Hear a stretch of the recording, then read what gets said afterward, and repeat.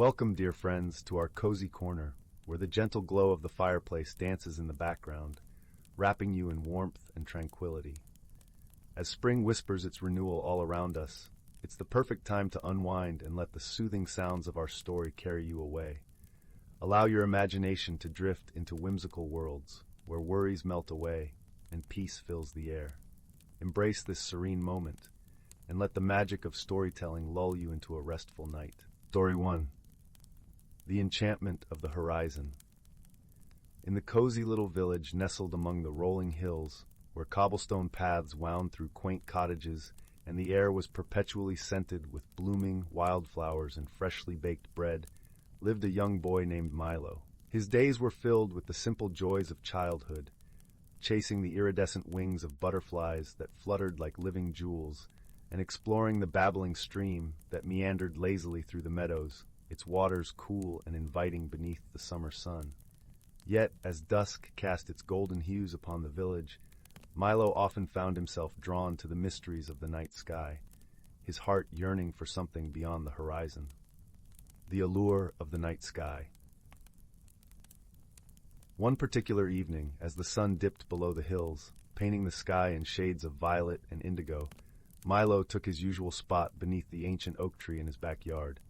Its gnarled branches stretched out like welcoming arms, and the rustle of its leaves whispered secrets of old. The air was thick with the scent of earth and greenery, a comforting embrace that grounded him even as his thoughts soared upwards. Just then, a shooting star streaked across the inky black canvas above. With eyes closed and heart open, Milo made a wish, his breath mingling with the cool evening air, the gentle whisper of the leaves urging him to dream new dawn. When morning light crept into his room, Milo awoke to an astonishing sight. A small, glowing orb hovered above his bed, exuding a warm, gentle light that filled the room with a golden glow akin to 1,000 sunrises. As he reached out, curiosity alight in his eyes, the orb floated just out of reach, its movements teasing and inviting him to follow. The sensation of adventure tingled in his fingertips, mingling with the morning chill as he slipped out of bed. Compelled by an inexplicable pull, Milo clambered out of his window, the chill of the dew-kissed grass underfoot, and followed the orb into the dense forest that bordered the village.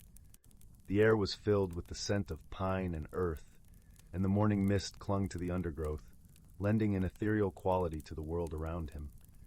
The orb led him deeper into the woods, past towering trees whose leaves whispered ancient tales, and over babbling brooks that sang of forgotten times, until they reached a hidden grotto. The grotto was a verdant paradise, an untouched sanctuary where vibrant flora and fauna thrived under a canopy of dappled sunlight. The air was alive with the hum of life, the scent of exotic blooms perfuming the air. At its center lay a crystal-clear pond, its surface a perfect mirror of the sky above. As Milo stepped closer, the orb darted into the pond, setting off ripples that danced with colors unseen. To his astonishment, a beautiful young woman emerged, her presence as radiant as the first light of dawn. Her long hair shimmered like spun gold, and her eyes sparkled with the light of 1,000 stars.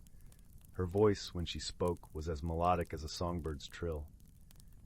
"Greetings, young one," she said. "I am Astra, the guardian of this enchanted realm. Your wish upon the shooting star has summoned me here." Milo blinked, trying to reconcile the wondrous sight before him with the ordinary world he had always known. "A wish? But I don't even remember what I wished for," he stammered, his voice a mix of awe and disbelief. Astra's smile was warm like the first rays of a spring sun. "You wished for a grand adventure, and that is precisely what you shall have. The Book of Wonders." With a graceful gesture, Astra conjured a glittering book that hovered in the air between them. Its cover shimmered with a kaleidoscope of colors, and its pages were blank, waiting to be filled with stories untold. "This is the Book of Wonders," she explained. "Within its pages, you will embark on a journey like no other, exploring realms beyond your wildest dreams." Milo's heart quickened with excitement as Astra opened the book, and the pages began to fill with vibrant illustrations that seemed to leap from the paper. "Each page will reveal a new challenge, a new wonder to behold," she said. "But beware, for not all that glitters is gold. You must rely on your courage, your wit, and the power of true friendship to overcome the obstacles that lie ahead. The realm of crystalline spires. The first page whisked him away to a realm of towering crystalline spires, where the air was crisp and cold, and every breath formed a cloud of mist. Here, he befriended a mischievous sprite named Zephyr, whose laughter echoed like the tinkling of bells. Together, they navigated treacherous ice caverns, their walls glistening like diamonds, and solved intricate puzzles etched in ancient runes, forging a bond of friendship that would prove invaluable in the challenges to come. The lessons of nature. As Milo turned each page of the Book of Wonders, he was transported to fantastical worlds beyond his imagination. In a realm of ancient forests, where trees towered like guardians of time, their barks etched with the stories of ages past, Milo learned to listen to the wisdom of nature. He met a wise old owl named Eldrin, who taught him the importance of patience and observation, urging him to look beyond the surface to understand the true essence of things. He soared through clouds of shimmering stardust, feeling the wind rush past him like a gentle caress. He befriended a wise old turtle who guided him through a labyrinth of riddles, each turn revealing new insights into the mysteries of the world. In a hidden city beneath the waves, he learned the value of respecting the natural world, the vibrant coral gardens and schools of fish, teaching him lessons of harmony and balance. The whispers of the past. Throughout his journey, Milo encountered all manner of magical beings, some friendly, others not so much. There were the playful nymphs who danced in the moonlight, their laughter like the tinkling of 1,000 tiny bells. There were the stoic guardians of the forest, whose silent, watchful eyes spoke of aeons past. But no matter the obstacle, Milo faced it with unwavering determination, relying on the lessons he learned and the friendships he forged along the way. In one particularly poignant encounter, Milo stumbled upon a grove of ancient trees, their branches intertwined like the hands of old friends. Here he met a solitary spirit, a guardian of the grove who had watched over it for centuries. Through silent communion, Milo came to understand the importance of preserving history, of cherishing the stories that shape our world. This newfound respect for the past would guide him in the challenges he faced, reminding him that every step forward was built upon the foundations of those who came before. The Trickster's Realm. As he neared the end of the Book of Wonders, Milo found himself in a realm of eternal twilight, where the line between dreams and reality blurred like a watercolor painting. Here, he faced his greatest challenge yet, a cunning trickster who sought to trap him in a never-ending slumber, a land of dreams that promised comfort but threatened to steal away his freedom. With Zephyr's help, Milo embarked on a perilous quest to retrieve a powerful talisman, the only thing that could break the trickster's spell. Their journey took them through haunted forests where shadows danced like living creatures and across treacherous chasms that yawned like the jaws of some great beast. Each step tested their resolve and their friendship to the very limits, but it was the bond they had forged, one of trust, loyalty, and unwavering support, that proved to be their greatest strength. Together, they triumphed over the trickster, shattering the spell and restoring the realm to its former glory. The skies cleared, and the stars shone once more, bright and unwavering. A new beginning. As the final page of the Book of Wonders closed, Milo found himself back in the enchanted grotto, his heart overflowing with gratitude, and his spirit forever changed by the wonders he had witnessed. The air was filled with the sweet scent of blooming flowers, and the pond reflected the azure sky above. Astra smiled warmly at him, her eyes shining with pride. "You have faced each challenge with courage and compassion, young Milo. The journey has transformed you in ways you cannot yet comprehend, but know that the lessons you have learned will guide you throughout your life." With a final embrace, Astra bid Milo farewell, and he found himself back in the familiar surroundings of his backyard, the ancient oak tree swaying gently in the breeze, its leaves whispering secrets only he could understand. The Keeper of Stories. As he gazed up at the twinkling stars, Milo realized that his adventure had not ended. It had only just begun.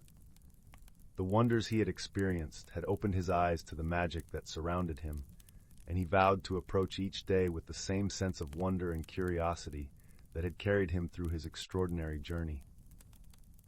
From that day forward, Milo viewed the world through a lens of enchantment, embracing every opportunity for growth and discovery. And though his adventures would take him down many paths, the bonds of friendship he had forged would forever shine as a guiding light, illuminating his way through even the darkest of times.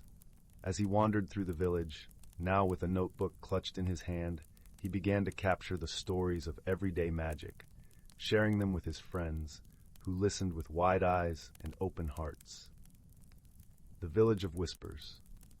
The village, once simply a backdrop to his young life, now seemed to pulse with hidden stories and untold legends.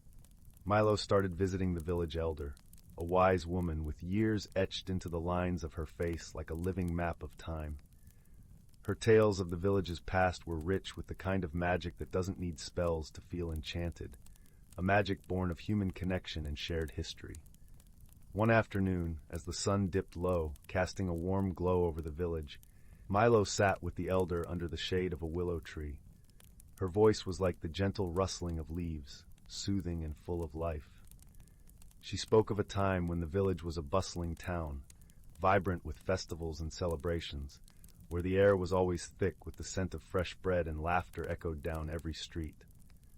Milo listened, enraptured, realizing that the magic he had long sought in the stars had always been present in the stories beneath his feet. Inspired, he decided to document these stories in his notebook, preserving them for future generations. He became the keeper of tales, weaving together the threads of past and present, ensuring that the village's history would never be forgotten. The Promise of Tomorrow. In the quiet hours of the evening, as the village settled into a peaceful slumber, Milo would often sit by the ancient oak, the whispers of the leaves a comforting lullaby. He found solace in the fact that the world was vast and full of wonders, waiting just beyond the horizon, ready to reveal themselves to those brave enough to seek them out. The journey's echo. What Milo had not anticipated was how his stories would ripple through the village. Children gathered in circles under the moonlit sky, retelling Milo's tales with hushed voices and wide eyes, weaving their own dreams into the fabric of his adventures. The village, in turn, began to change, rejuvenated by the power of imagination and the belief that magic was not just for the dreams of children. Elders who had long since stopped believing in the extraordinary found themselves drawn into the web of stories, drawn to the fire of youth rekindled by Milo's tales. The cobblestone paths of the village seemed to hum with a renewed energy, each stone a testament to the shared history and the dreams that now linked past and future. Milo, in his newfound role as a storyteller, felt the weight of his responsibility, but also the lightness of joy.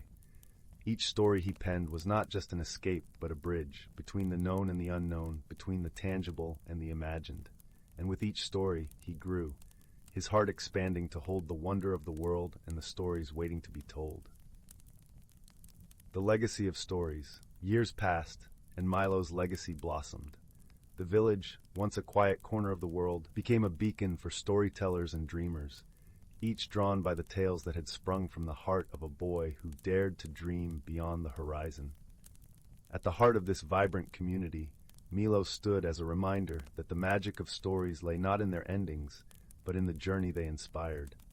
And so the village thrived, its paths echoing with laughter and the shared stories of those who came seeking magic, finding it not in the stars, but in the connections they forged and the tales they shared. For Milo, the realization that he had become a part of a greater story, a story of hope, wonder, and the enduring power of dreams, was the greatest adventure of all. In the end, Milo discovered that the true enchantment of the horizon was not just what lay beyond it, but what lay within it, within the hearts of those who dared to dream and share their light with the world. Story 2. In the gentle embrace of twilight, when the sky transitioned from a vibrant orange to a deep indigo, a young girl named Lila found herself drawn to the edge of the whispering woods. This was no ordinary forest, for it was said to be a place where the trees murmured secrets to the stars and the streams sang lullabies to the moon. The air was fragrant with the earthy scent of damp leaves and distant honeysuckle, a symphony of nature's perfumed notes that danced around her like an invisible orchestra. Lila had often heard tales of its wonders from her grandmother, who spoke of it with a twinkle in her eye and a hint of mischief in her voice. Her grandmother, a woman of mysterious wisdom and a past filled with adventures, had spun stories of this forest with such vividness that Lila could almost taste the magic in the air. As Lila stood at the threshold of the forest, she recalled her grandmother's stories, rich with tales of courageous explorers and enchanted creatures. Her grandmother's voice echoed in her mind, a comforting reminder of the deep connection they shared. The stories of brave adventurers and mystical beings were like hidden treasures in her heart, igniting a fire of curiosity that had been kindled by her grandmother's tales. This was the same yearning that had driven her grandmother to explore the world in her youth, a legacy now passed to Lila. Curiosity fluttered in Lila's chest, like the wings of the fireflies that danced in the dusky air. She had always been one to seek out the extraordinary, her heart a compass pointing toward adventure. Her grandmother often said that Lila's eyes were like windows to a world unseen by others, filled with dreams and desires yet unexplored.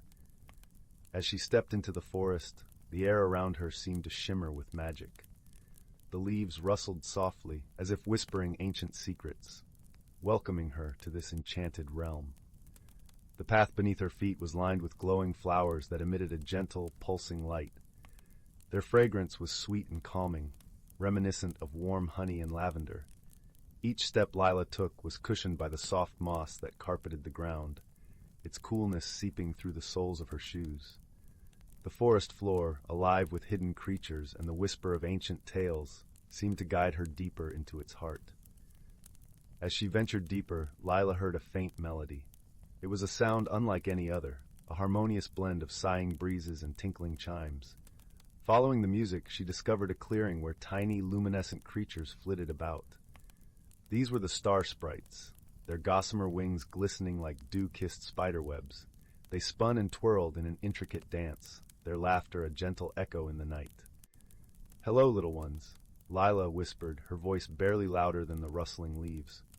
The sprites paused in their dance, hovering curiously around her. One bold sprite, with wings that sparkled like diamonds, landed on her hand. It was no larger than a thimble, yet its presence filled Lila with a warm, comforting glow. The sprite's eyes, bright as polished emeralds, met Lila's gaze. In that moment, Lila understood that they were inviting her to join their dance. With a heart full of wonder, she began to twirl and sway, her movements guided by the soft rhythm of the forest. The sprites circled around her, their laughter blending with hers, creating a symphony of joy. As the dance ended, the lead sprite perched on Lila's shoulder, its tiny voice whispering a secret in her ear. "The bravest hearts are those that listen to the whispers of wonder," it said, its words like a gentle breeze that stirred the leaves. Lila felt a newfound strength within her, a realization that curiosity was a path to courage. Emboldened by the sprite's words, Lila continued her journey through the forest. She soon came upon a shimmering stream that wound its way through the trees like a silver ribbon. Leaning over its crystal-clear surface, she saw tiny fish with scales of opal and sapphire darting playfully beneath the water. "Hello, brave traveler," a voice called from the water, gentle and melodious. It was a water nymph, her long hair flowing like liquid moonlight. "Would you care to join me for a swim?" she asked, her smile inviting and kind.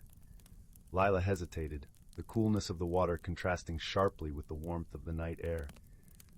But the sprite's words echoed in her mind, reminding her that courage often lay in embracing the unknown. She took a deep breath and stepped into the stream, the water enveloping her like a silken embrace. The nymph laughed softly, a sound like tinkling bells, as she guided Lila through the water. Together, they explored hidden grottos, where pearlescent shells lined the sandy floor and schools of fish swirled in vibrant kaleidoscopic patterns. Lila's heart soared with each new discovery, her fears washed away by the gentle current. After their swim, the nymph shared stories of the forest's ancient history, tales of guardians and forgotten realms. Lila listened intently, her mind painting images of the past as vivid as the present. The nymph's stories were like pieces of a grand tapestry, revealing a world far richer than Lila had imagined. In the midst of the storytelling, Lila noticed an old, gnarled tree standing at the edge of the clearing, its bark etched with symbols that seemed to glow in the moonlight. Intrigued, she approached it, running her fingers over the carvings. The tree vibrated with a gentle hum, resonating with the energy of the forest's ancient magic. "The Tree of Echoes," the nymph explained, floating beside her. "It holds the memories of those who came before us. Many seek its wisdom, but only a few can truly listen." Lila closed her eyes, pressing her palm against the tree's rough surface, and was suddenly filled with visions of the past. She saw her grandmother as a young woman, her eyes alight with the same adventurous spirit, dancing in the moonlit forest with the sprites. She saw other explorers, each leaving their mark upon the tree, their stories interwoven with the fabric of the woods. Tears welled in Lila's eyes as she opened them, feeling a deep connection to those who had come before her. The forest was not just a place of mystery. It was a living testament to the courage and curiosity of countless souls. As the night wore on, Lila knew it was time to return home. The nymph waved her farewell, her eyes twinkling like stars.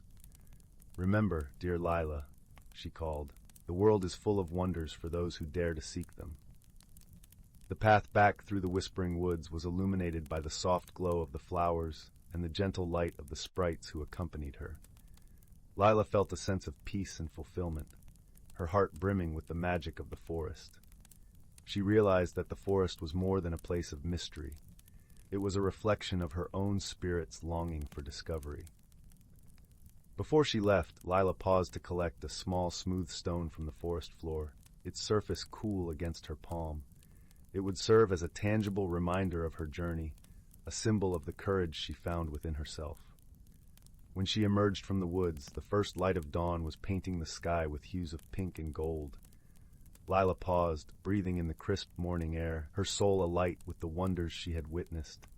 She knew that she would return to the whispering woods, for there were countless more secrets to uncover, and her heart was forever attuned to the whispers of adventure. As she neared the edge of the forest, a new figure emerged from the shadows, a young boy, not much older than Lila. His clothes were patched but clean, and his eyes sparkled with a curiosity that mirrored her own. "Did you see them too?" he asked, his voice a mixture of wonder and disbelief. Lila nodded, sharing a silent understanding. They exchanged tales of their own magical encounters, realizing that the forest had chosen them both to carry its secrets. In this chance meeting, Lila found not just a fellow adventurer, but a friendship forged in the mystic heart of the woods. Together, they sat on a fallen log, a remnant of the forest's ancient history, and shared stories of their lives beyond the woods. The boy's name was Aaron, and he spoke with a vigor that matched Lila's own. He told tales of his village, nestled in the valley beyond the hills, and how he too had heard whispers of the forest's magic from elders who once dared to venture into its depths. His dreams of exploration and discovery mirrored Lila's own, and in this shared vision, they formed a bond stronger than the roots of the oldest trees. The sun was rising higher, casting golden light through the canopy of leaves, creating a mosaic of shadows that danced at their feet. The forest, now awake with the sounds of day, seemed to hum with approval at their newfound friendship. It was as if the woods themselves had orchestrated this meeting, weaving their paths together in a tapestry of shared adventure and mutual curiosity. As they rose to leave, Aaron suggested they meet again to explore further and uncover more of the forest's secrets together. Lila agreed, her eyes sparkling with the promise of future adventures. She realized that while her journey had begun alone, it would continue with a companion who shared her wonder and excitement for the world.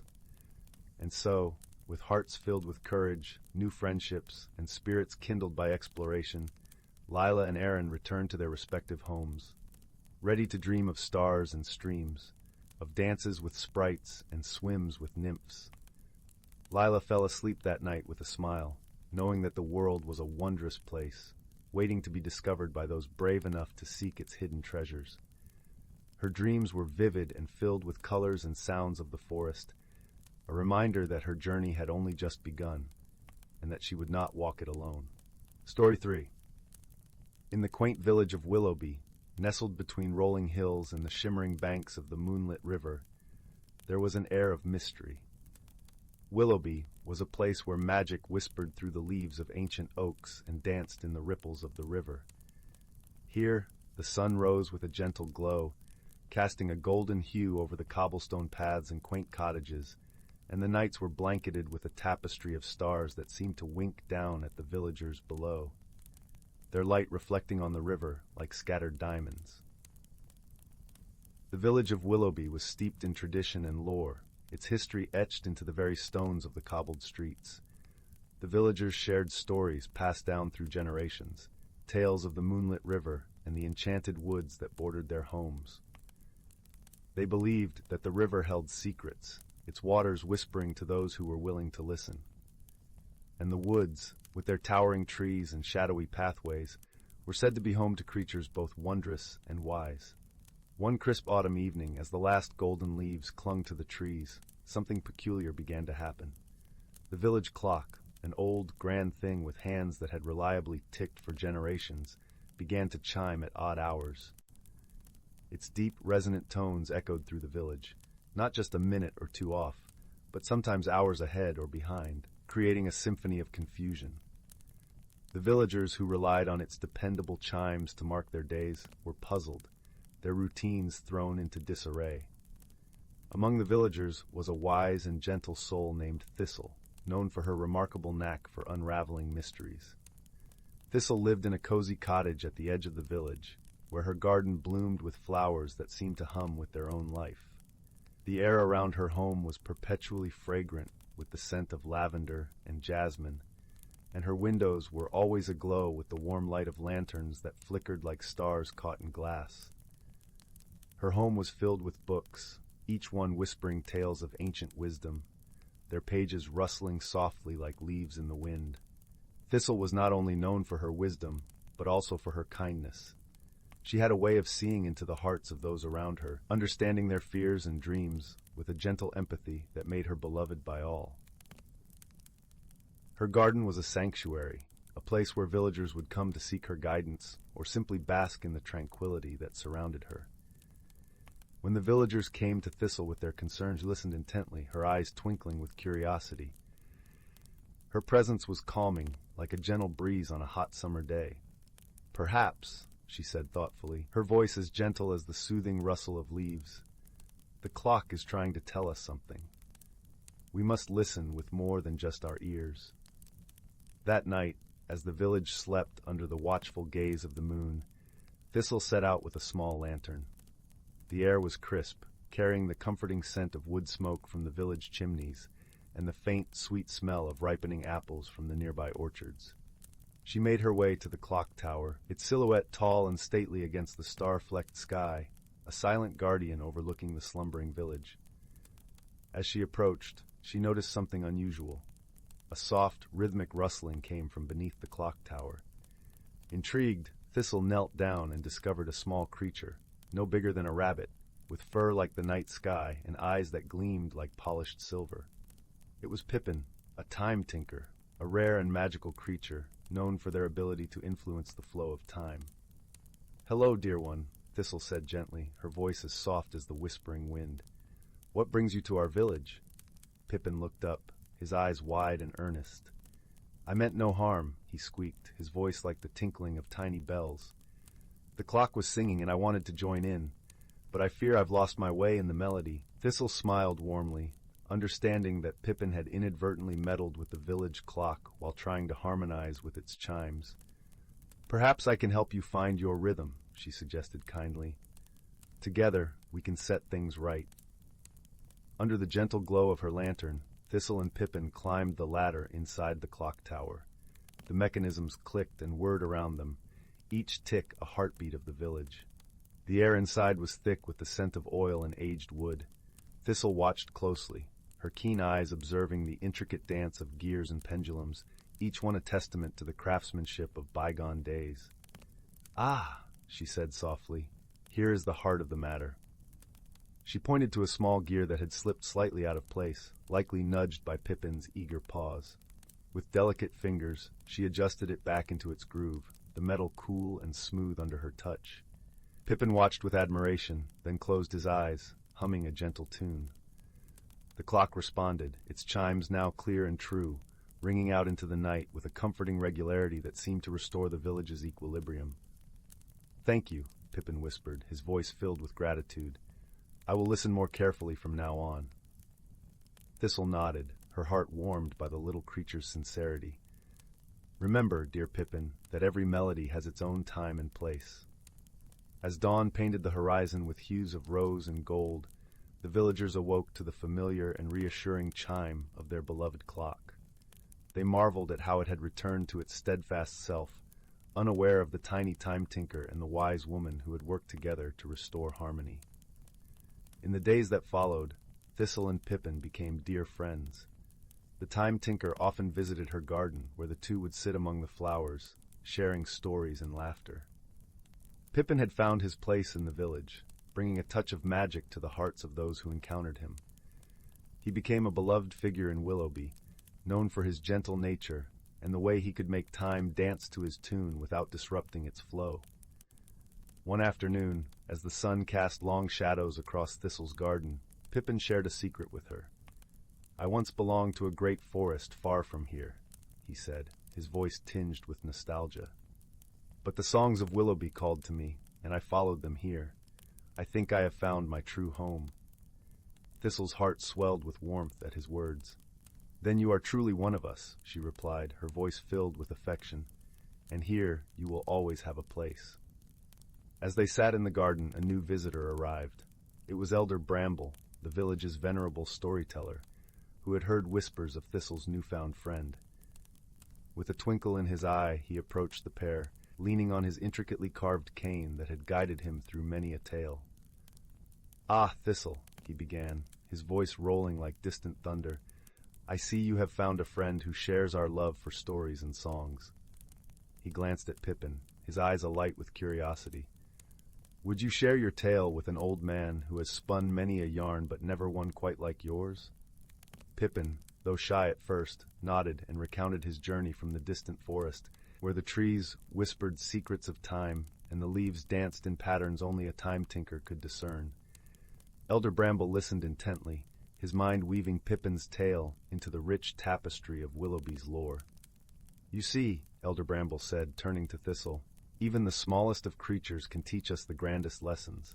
Pippin's story reminds us that every tick of the clock, every rustle of the leaves, holds a world of wonder if we only take the time to listen." Elder Bramble's visit became a regular occurrence, his presence adding a new layer of warmth to the evenings spent in Thistle's garden. He brought with him tales from the village's past, stories of courage and love, of challenges faced and overcome. These tales wove seamlessly into the fabric of the present, creating a bridge between the past and future, much like the ticking of the clock. One particularly clear night, Elder Bramble shared a tale of the moonlit river's origins. "Long ago," he began, his voice weaving the story like a spell over his listeners, "the river was nothing more than a trickle. But one day, a great moonbeam fell from the sky, splitting into countless streams of light. These streams filled the river, giving it its name and its eternal shimmer." His eyes twinkled as he spoke, the storyteller's gift breathing life into the legend. Thistle and Pippin listened, enraptured, feeling the pulse of Willoughby's history in the words. Thistle found herself reflecting on the interconnectedness of things, the way the river, the clock, and even the villagers themselves were all part of a greater tapestry, one that sang a song of unity and magic. As the stars began to twinkle once more in the velvet night, the village drifted into a peaceful slumber, cradled by the soothing rhythm of time itself and the enduring magic that whispered through their lives. And in the heart of Willoughby, the tales of Thistle, Pippin, and the wayward clock became cherished stories, passed down through generations, a testament to the magic found in friendship and the melodies that bind us all. Yet the story did not end there. As the seasons turned, bringing with them the vibrant hues of spring, Thistle found herself drawn to the outskirts of Willoughby more often. There, in the wild meadows where the village boundary blurred into untamed nature, she discovered signs of Pippin's kin. Tiny footprints marked the earth beneath the shade of swaying wildflowers, and the air was filled with the faint hum of time's gentle melody. One day, as the sun dipped low on the horizon, casting a golden glow over the meadow. Thistle and Pippin ventured to explore these signs. Among the tall grasses, they stumbled upon a gathering of time tinkers, their fur shimmering under the twilight sky, eyes reflecting the myriad colors of the setting sun. They were a lively ensemble, their voices creating a harmonious symphony that resonated with the very essence of time itself. Pippin approached them with a mix of excitement and trepidation, his heart beating in time with the rhythm of their song. The time tinkers paused in their melody, turning their gaze upon him. An elder among them, with fur the color of midnight and eyes like liquid silver, stepped forward. "Welcome, young one," he said, his voice carrying the weight of countless years. "We have felt your presence, your song entwined with this land." Thistle watched, a sense of wonder filling her heart as Pippin and the elder time tinker conversed in soft, melodic tones. She marveled at the grace of these creatures, their ability to weave the fabric of time with such effortless beauty. It was a reminder of the magic that flowed through Willoughby, a magic that was as ancient as the hills and as enduring as the river's flow. As the night deepened, the time tinkers invited Pippin to join them in their music, to become a part of their timeless dance. He hesitated, glancing back at Thistle, a question in his eyes. She smiled, nodding encouragement. "Your journey brought you here," she said softly, "and perhaps this is where you truly belong." Understanding dawned in Pippin's eyes, a realization that his path had led him to this moment. With a grateful heart, he turned back to the time tinkers, his song merging seamlessly with theirs. Together they created a melody that rose into the night, a celebration of connection and belonging. Thistle watched as Pippin found his place among his kin, her heart swelling with both joy and a tinge of sadness. She knew that their friendship would endure, transcending the boundaries of time and distance. As the time tinker's song filled the air, she felt a profound sense of peace, knowing that Pippin had found his true home, just as he had once found a place in her heart. And so, as the stars shone brightly above, casting their gentle light over the village of Willoughby, Thistle returned home, her heart brimming with the melodies of the night. She carried with her the lessons of friendship, of listening to the whispers of time, and of finding magic in the most unexpected places. In the heart of Willoughby, the tales of Thistle, Pippin, and the timeless dance of the time tinkers became woven into the very fabric of the village, a legacy of wonder and enchantment that would be cherished for generations to come. With the arrival of summer, Willoughby was alive with the vibrant energy of life and warmth.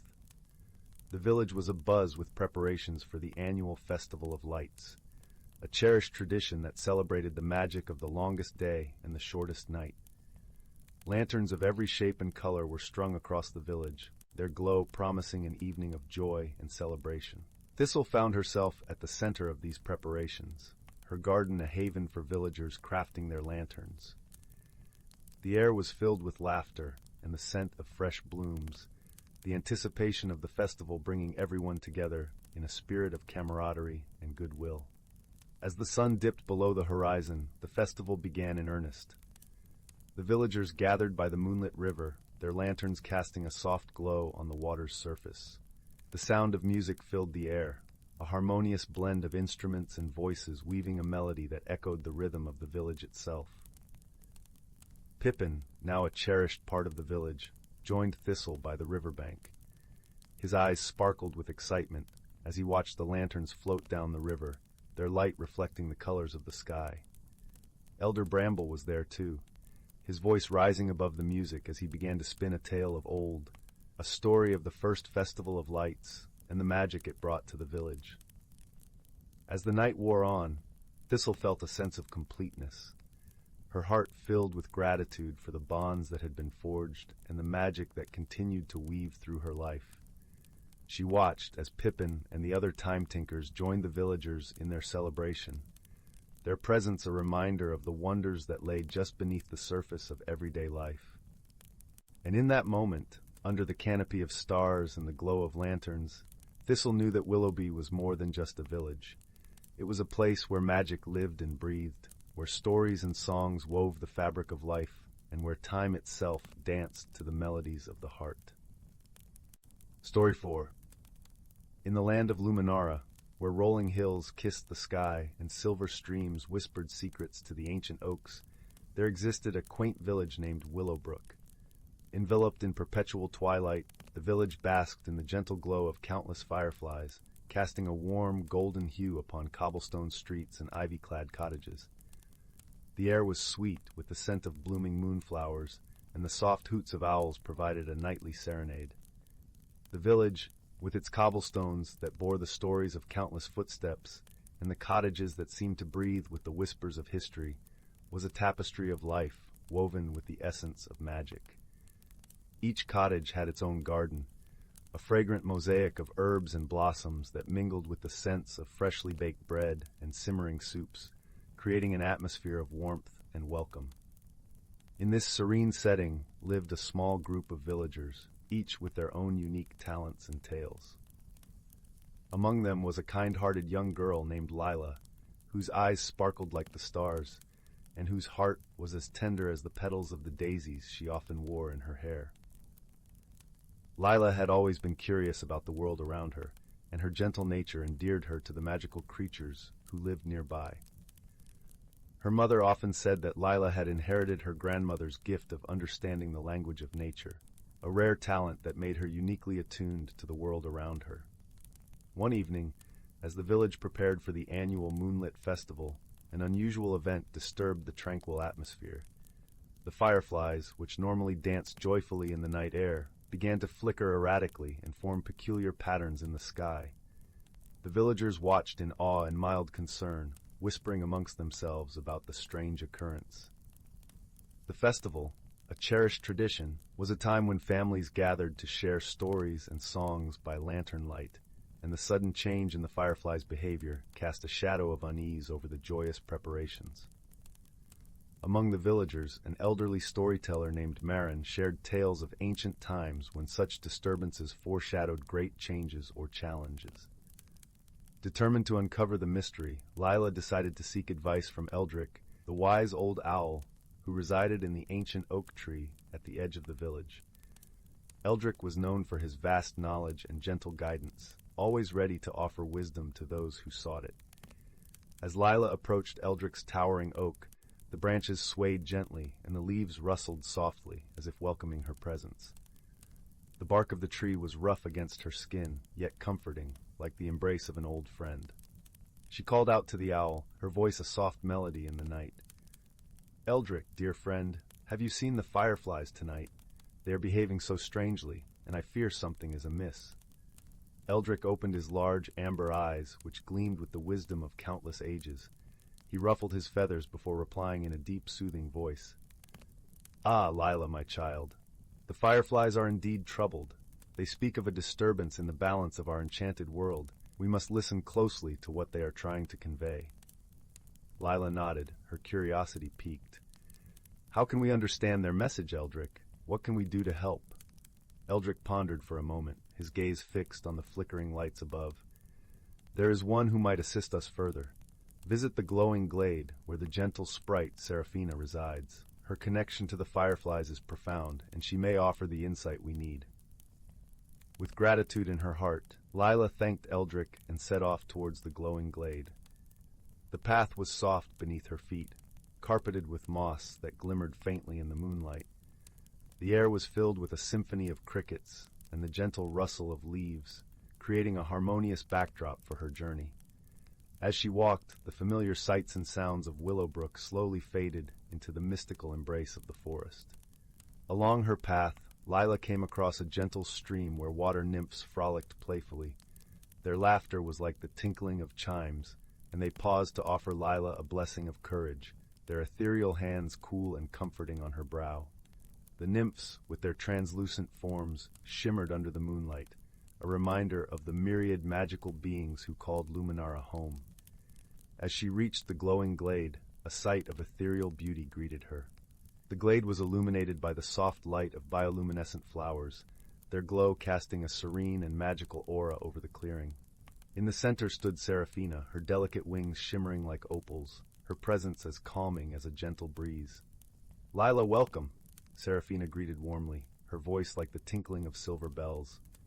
"I sensed you were coming and that you seek answers."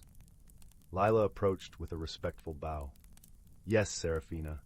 The fireflies are restless, and we do not understand their distress. Can you help us decipher their message? Seraphina nodded, her eyes sparkling with understanding. Indeed, the fireflies are communicating a disruption. They sense a misalignment in the harmony of nature, caused by an imbalance in the magic that sustains our world. How can we restore the balance? Lila asked, eager to help. Seraphina smiled gently.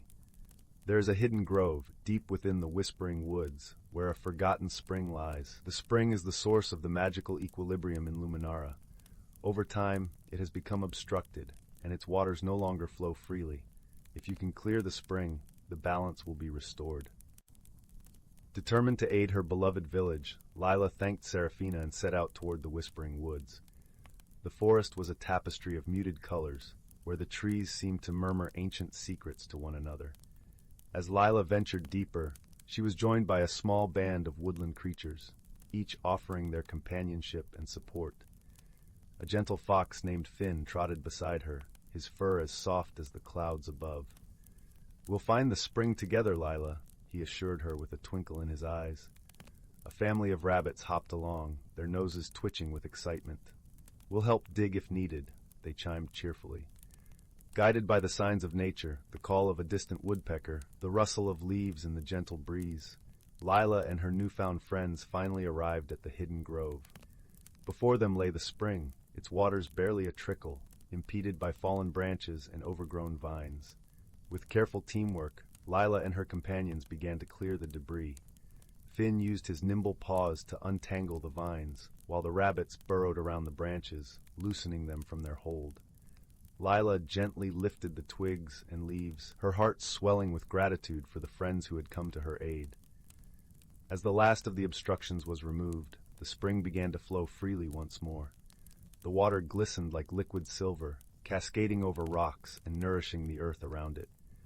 A soft hum filled the air, a melody of harmony and renewal that resonated through the forest and beyond. Lila watched in awe as the fireflies returned, their light brighter and more joyful than ever. They danced in jubilant patterns, forming shapes of hearts and stars, their message one of gratitude and peace.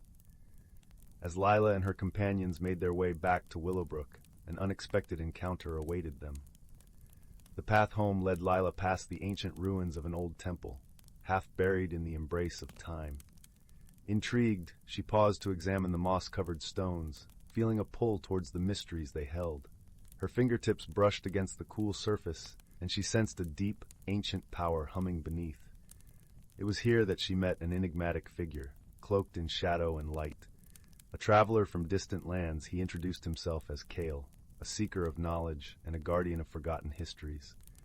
His eyes, sharp and penetrating, seemed to see beyond the veil of the present into the tapestry of the past. "You have awakened the spring, young one," Kale said, his voice a blend of admiration and curiosity. "But there are older stories here waiting to be told, and they may hold keys to future challenges." Lila, intrigued by his words, asked, "What stories do these stones hold, and how might they help us?" Kale gestured to the carvings on the temple walls, intricate depictions of Luminara's history, of ages when magic was raw and unshaped. "These tales speak of a cycle, a rhythm to the magic in our world, a balance that must be maintained. You, Lila, have become a part of this ancient cycle, a guardian of its harmony." As they spoke, Lila felt a deeper connection to her surroundings, a profound understanding of her place within this world. She realized that her journey was not just about restoring balance, but also about learning and growing, becoming a bridge between the past and the future.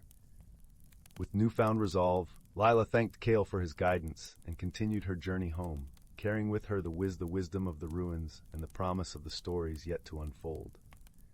Back in Willowbrook, the village was aglow with the vibrant energy of the festival. The villagers, witnessing the restored dance of the fireflies, felt a deep sense of contentment and unity. Eldrick, perched atop his oak, hooted in approval as Lila approached. "Well done, dear Lila. Your kindness and determination have restored the balance, reminding us all of the power of friendship and the wisdom found in nature." Lila smiled, her heart full of warmth and joy. She knew that she and her friends had forged a bond that would last beyond the night, a bond that would forever light their way. As the village celebrated beneath the starlit sky, Lila felt a gentle hand upon her shoulder. Serafina had come to join the festivities, her wings shimmering in the moonlight. "Thank you, Lila," Serafina whispered, her eyes filled with gratitude. "You have reminded us all of the beauty and strength that lies in harmony." And so, in the village of Willowbrook, where magic flowed as freely as the silver streams, the night ended with hearts full of love and a world once again in perfect balance. As the villagers drifted into slumber, they carried with them the gentle lesson that unity and kindness could overcome any challenge, leaving the land of Luminara a brighter, more enchanted place. The fireflies flickered softly outside the windows, their soothing glow a lullaby for all who dreamed beneath the watchful stars. And thus, in the embrace of night, peace reigned gently over the land, a promise of new adventures and the enduring power of friendship.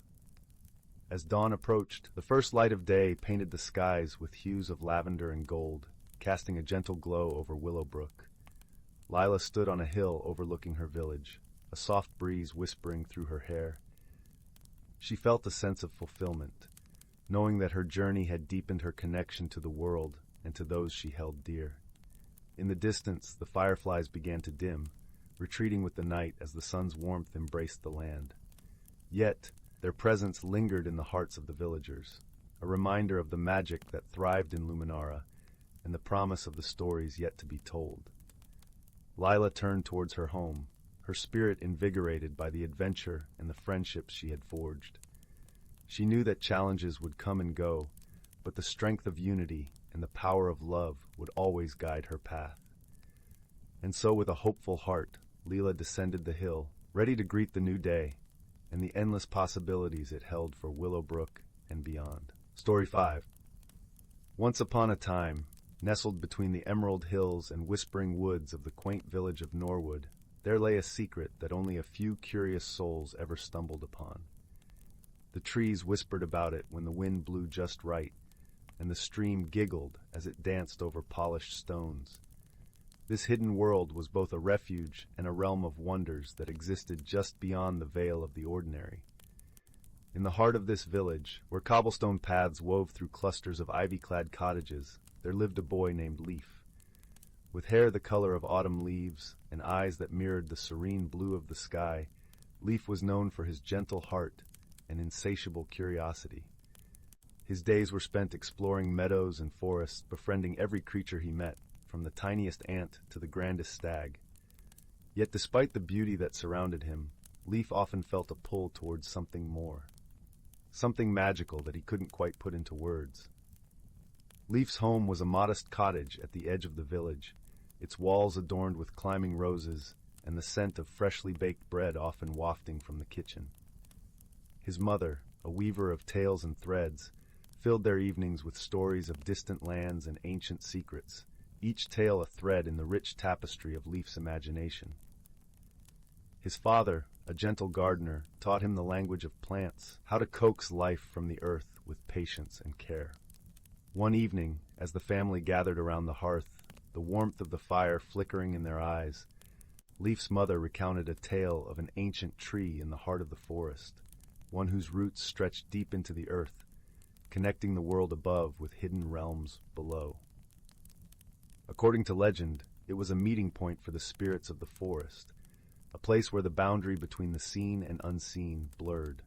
The story lingered in Leaf's mind, kindling a desire to discover the truth hidden within the fables.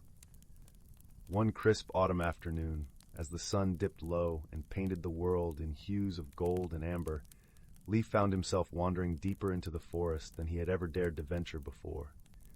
The air was alive with the scent of pine and earth, and the forest floor crunched delightfully under his feet.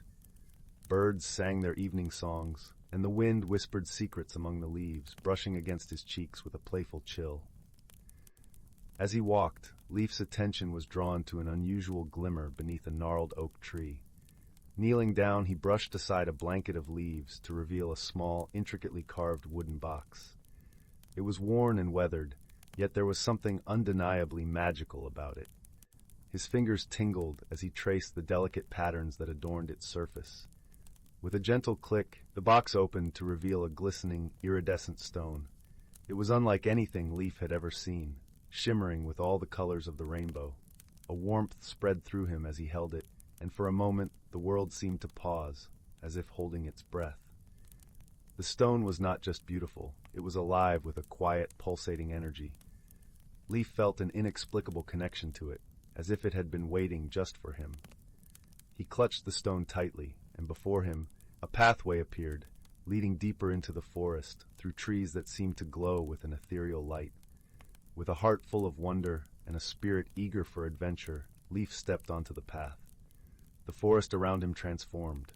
The familiar gave way to the fantastical. Trees stretched taller, their bark a tapestry of luminescent patterns. Flowers that had been mere whispers of color now burst into vivid life, their petals shimmering under the fading light. As Leif journeyed onward, he discovered he was not alone. Creatures of all shapes and sizes emerged from the foliage, their eyes twinkling with intelligence and curiosity. There were foxes with fur of silver and eyes of gold, rabbits with ears as long as their bodies, and birds with plumage that rivaled the most brilliant of sunsets. Each step he took seemed to unravel layers of enchantment, revealing the forest's myriad wonders. The air was thick with the sweet scent of blooming flora and the subtle spice of fallen leaves. One creature, a small and sprightly squirrel with a coat like spun copper, bounded over to him. "Welcome, traveler," it chirped, its voice as melodic as a babbling brook. "You hold the Heartstone, a gift of the forest. It reveals the hidden world to those who are pure of heart." Leaf smiled, his heart swelling with a sense of belonging. "What is this place?" he asked, his voice barely a whisper, filled with awe. "This is the Glade of Whispers," the squirrel replied, its eyes gleaming with mischief and wisdom. "A realm where the magic of nature is as real as the air you breathe. You've been chosen, dear Leaf, to embark on a journey that will change you forever." And so, with the Heartstone as his guide and the creatures as his companions, Leaf ventured deeper into the Glade of Whispers. Each step filled him with a sense of wonder and discovery, and he realized that the journey itself was as important as the destination. As the days turned to weeks, Leaf's world was filled with enchantment. He learned the songs of the birds, the language of the trees, and the stories carried by the winds. He watched as the seasons changed, each bringing its own magic and mysteries. The creatures taught him the wisdom of the forest, how everything was interconnected in a delicate balance. The very essence of life, they explained, was a tapestry woven with threads of harmony and respect. Yet within this paradise a shadow loomed. The forest, though vibrant and alive, was threatened by a creeping darkness. A blight had begun to spread, sapping the life from trees and silencing the songs of the birds. It was a mysterious force, one that seemed to feed on discord and despair. The creatures of the glade turned to Leaf, their eyes filled with a mix of hope and fear. "Only the Heartstone can heal the forest," they told him. "But it requires a heart that is true and a spirit that is brave. You must journey to the source of the blight and restore balance to our world." Leaf nodded, determination shining in his eyes. He had come to love this hidden world, and he could not bear to see it fade into darkness. With the Heartstone clutched tightly in his hand and his friends by his side, he set out to confront the blight. The journey to the heart of the forest was fraught with challenges. The path was tangled with thorny vines and shrouded in mist. Strange sounds echoed through the trees, unsettling in their unfamiliarity. At one point, they encountered a river that flowed with a strange, shimmering darkness, its waters threatening to swallow the light. But Leaf pressed on, his resolve unwavering, finding a hidden bridge woven by the roots of ancient trees. As he walked, the Heartstone pulsed with a gentle warmth, guiding him through the darkness. It whispered to him of courage and kindness, of the power of friendship and the strength found in unity. And at every turn his companions were there, offering their support and reminding him that he was never truly alone. At last, they reached the heart of the blight, a clearing where the air was thick with an oppressive silence. The trees here were twisted and withered, their leaves blackened and lifeless. In the center of the clearing stood a figure shrouded in shadow, a being born of despair and discord. Leaf took a deep breath, stepping forward with the Heartstone held high. Its light pierced the darkness, casting a radiant glow that seemed to push back the shadows. The creature recoiled, hissing in anger, but Leaf stood firm. "You have no place here," Leaf said, his voice steady and sure. "This forest belongs to the light, to the harmony of life. It is time for you to leave." The creature writhed, its form shifting and changing, but the Heartstone's light grew brighter, fueled by Leaf's unwavering spirit. The darkness began to dissolve, unraveling like smoke in the wind. As the last of the shadows faded, the clearing was bathed in a warm, golden light. The trees straightened, their leaves unfurling in vibrant greens. Birds sang once more, their songs a joyous symphony of renewal. The blight was gone, and balance was restored. Leaf's companions gathered around him, their faces alight with gratitude and joy. The squirrel scampered up to his shoulder, nuzzling his cheek. "You did it, Leaf. The Heartstone's magic flows through the forest once more, thanks to you." Leif smiled, a sense of peace and fulfillment settling over him. He realized that the journey had changed him, not just in ways visible, but in the depths of his heart. He had discovered the true magic of friendship and the strength that came from unity and love. As the sun set, painting the sky in shades of pink and gold, Leaf knew it was time to return to his own world. The creatures of the glade escorted him back to the edge of the forest, their eyes filled with fondness and farewell. "You will always be welcome here, Leaf," the squirrel said, its voice tinged with emotion. "Remember, the magic of the forest is always with you, as long as you hold it in your heart." Leaf nodded, his heart full and brimming with gratitude. As he stepped across the threshold, the familiar world of Norwood greeted him, unchanged yet somehow different. The village seemed to hum with a deeper melody, the air richer with possibility. Returning home, Leaf carried with him the lessons of the glade, the knowledge that true magic was not found in the extraordinary, but in the simple acts of kindness and the bonds of friendship. He knew that the hidden world was always there, just beyond the ordinary, waiting for those who dared to see with their hearts. One evening, as Leaf sat by the hearth, the flames casting a warm glow over the room, he mused over the stories he had heard from the creatures of the glade. Each tale was a thread in the tapestry of the forest, a reminder of the interconnectedness of all things. He began to write them down, his hands moving swiftly over the parchment as he captured the magic of the forest in words. And so, Leaf's days continued, each one filled with adventure and discovery, with laughter and love. Though he never forgot the wonders of the Glade of Whispers, he realized that the real magic was in the journey itself, in the connections we make and the love we share. One particularly stormy night, as rain lashed against the windows and thunder rumbled in the distance, Leaf felt the Heartstone pulse beneath his pillow. It was as if the stone was whispering to him, reminding him of the bravery and kindness he had shown. In that moment, he vowed to protect the magic of the forest, to ensure that the hidden world remained vibrant and alive for future generations. And as he lay down to sleep each night, the Heartstone safely tucked beneath his pillow, Leaf dreamed of the hidden world, of the creatures and their songs, and of the gentle light that would forever guide his way. For in his heart, he knew that the magic of the forest was always with him, a beacon of hope and harmony in a world that was both ordinary and extraordinary. One day, as the first snowflakes of winter began to fall, Leaf decided to venture to the village square, where a festival was underway. Children laughed and played, their breath visible in the crisp air, while stalls brimmed with handcrafted goods and warm spiced cider. As Leaf mingled with the villagers, he shared tales of the Glade of Whispers, his eyes alight with the memories of his journey. The villagers listened, their faces a mixture of skepticism and wonder. But as Leaf spoke, a quiet understanding seemed to settle over them, as if the magic of his words was weaving a spell of its own. And in that moment, Leaf realized that the stories of the glade were more than just tales. They were a bridge between worlds, a way to nurture the magic that lay dormant in every heart. As the festival continued, an elderly woman approached Leaf, her eyes twinkling with the wisdom of ages. "I believe in your stories, young one," she said, her voice as soft as the snowflakes falling around them. "When I was a girl, I too wandered the woods and found a world beyond our own. Keep sharing your tales. They are the seeds of magic in this world."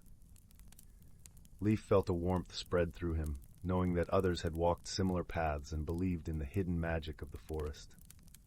The woman's words were a reassurance that his journey had a purpose beyond his own understanding.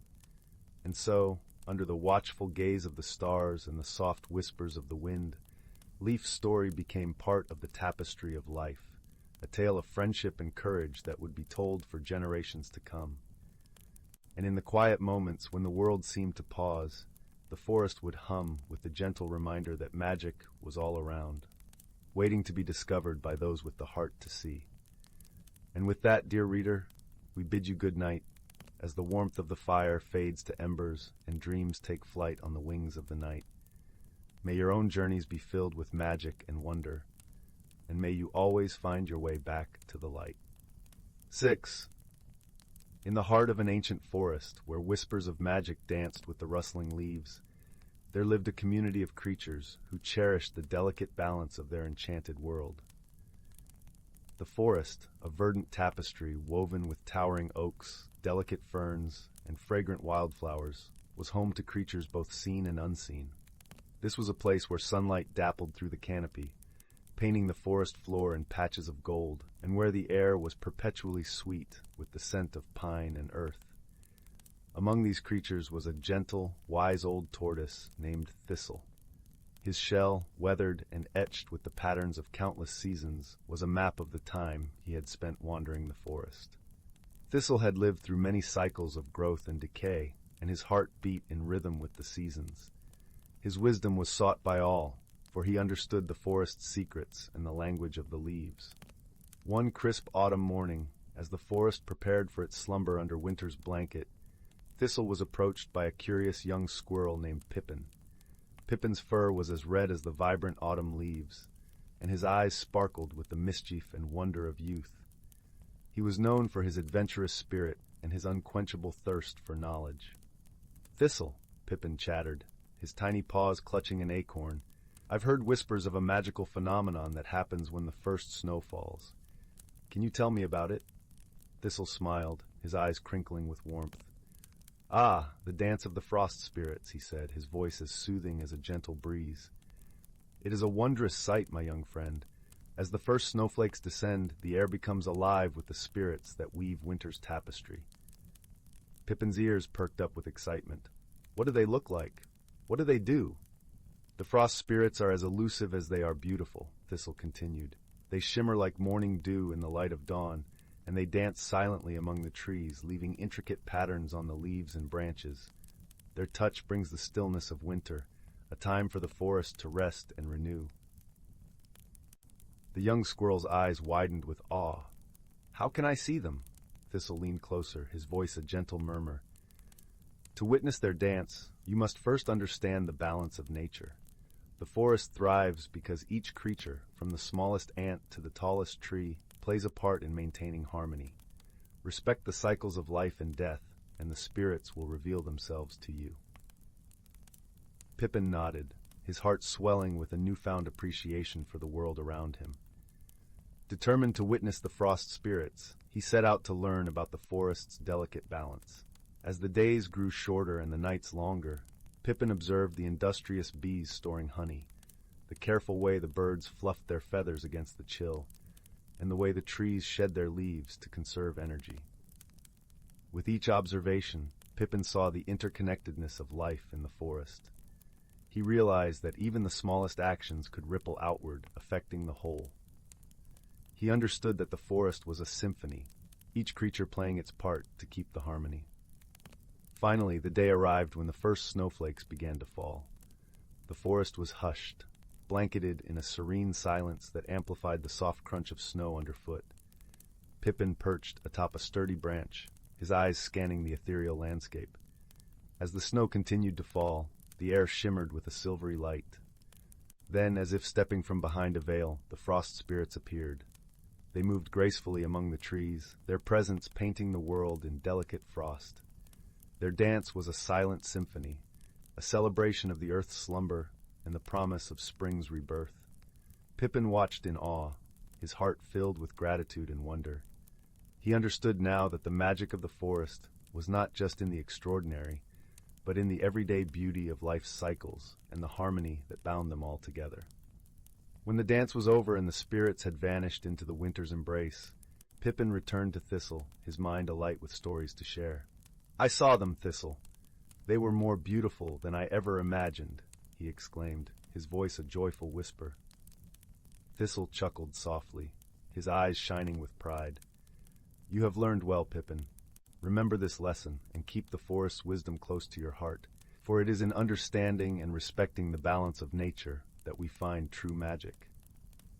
And so, in the heart of the ancient forest, under the watchful gaze of the wise old tortoise, Pippin grew into a guardian of the woodland, sharing the stories of the frost spirits and the harmony of nature with generations to come. As the seasons turned and the forest continued its eternal dance, the creatures of the wood lived in peace, bound by the wisdom of the past and the promise of tomorrow. And in the quiet moments, when the snow fell softly and the world was hushed, the dance of the frost spirits could still be seen, a testament to the enduring magic of nature's gentle touch. Story 7. Once upon a time, in a sleepy little village, nestled deep within an enchanted forest, there lived a young girl named Luna. Though her surroundings were quaint and unassuming, Luna harbored a secret. She possessed the extraordinary ability to communicate with the trees. From the moment she could toddle, Luna felt an inexplicable connection to the towering oaks, the whispering willows, and the ancient pines that populated the woods. Their branches seemed to beckon her, their leaves whispering secrets only she could decipher. It wasn't long before Luna discovered that the trees were more than mere silent sentinels. They were living, breathing beings with tales to tell and wisdom to impart.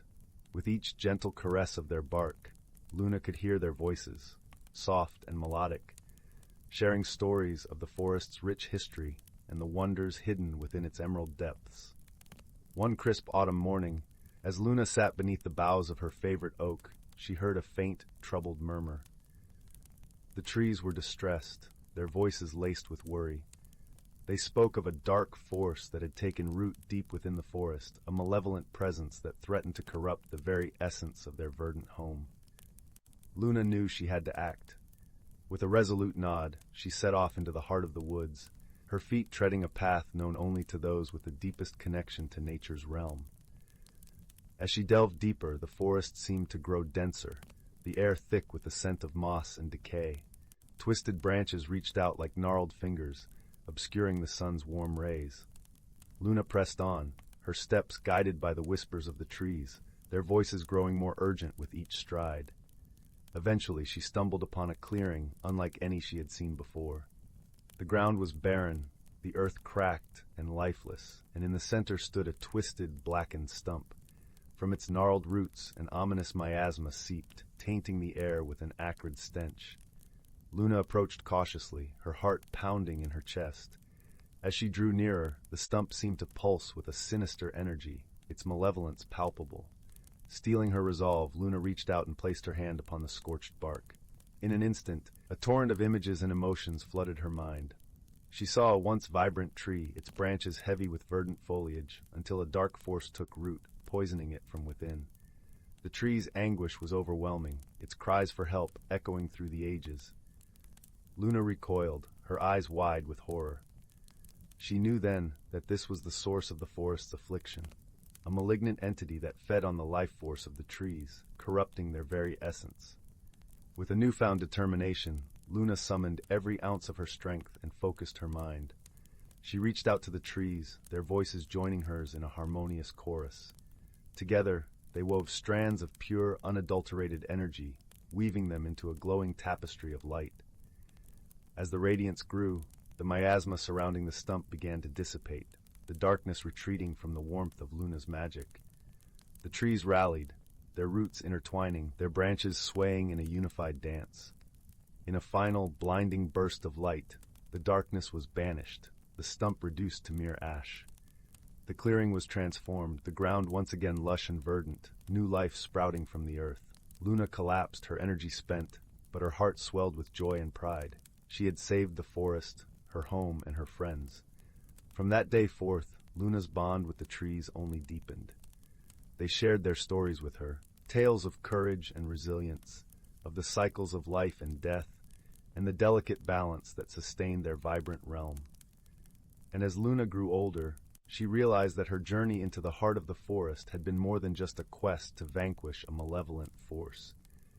It was a transformative experience that had taught her the true power of friendship, the importance of perseverance, and the profound interconnectedness of all living things.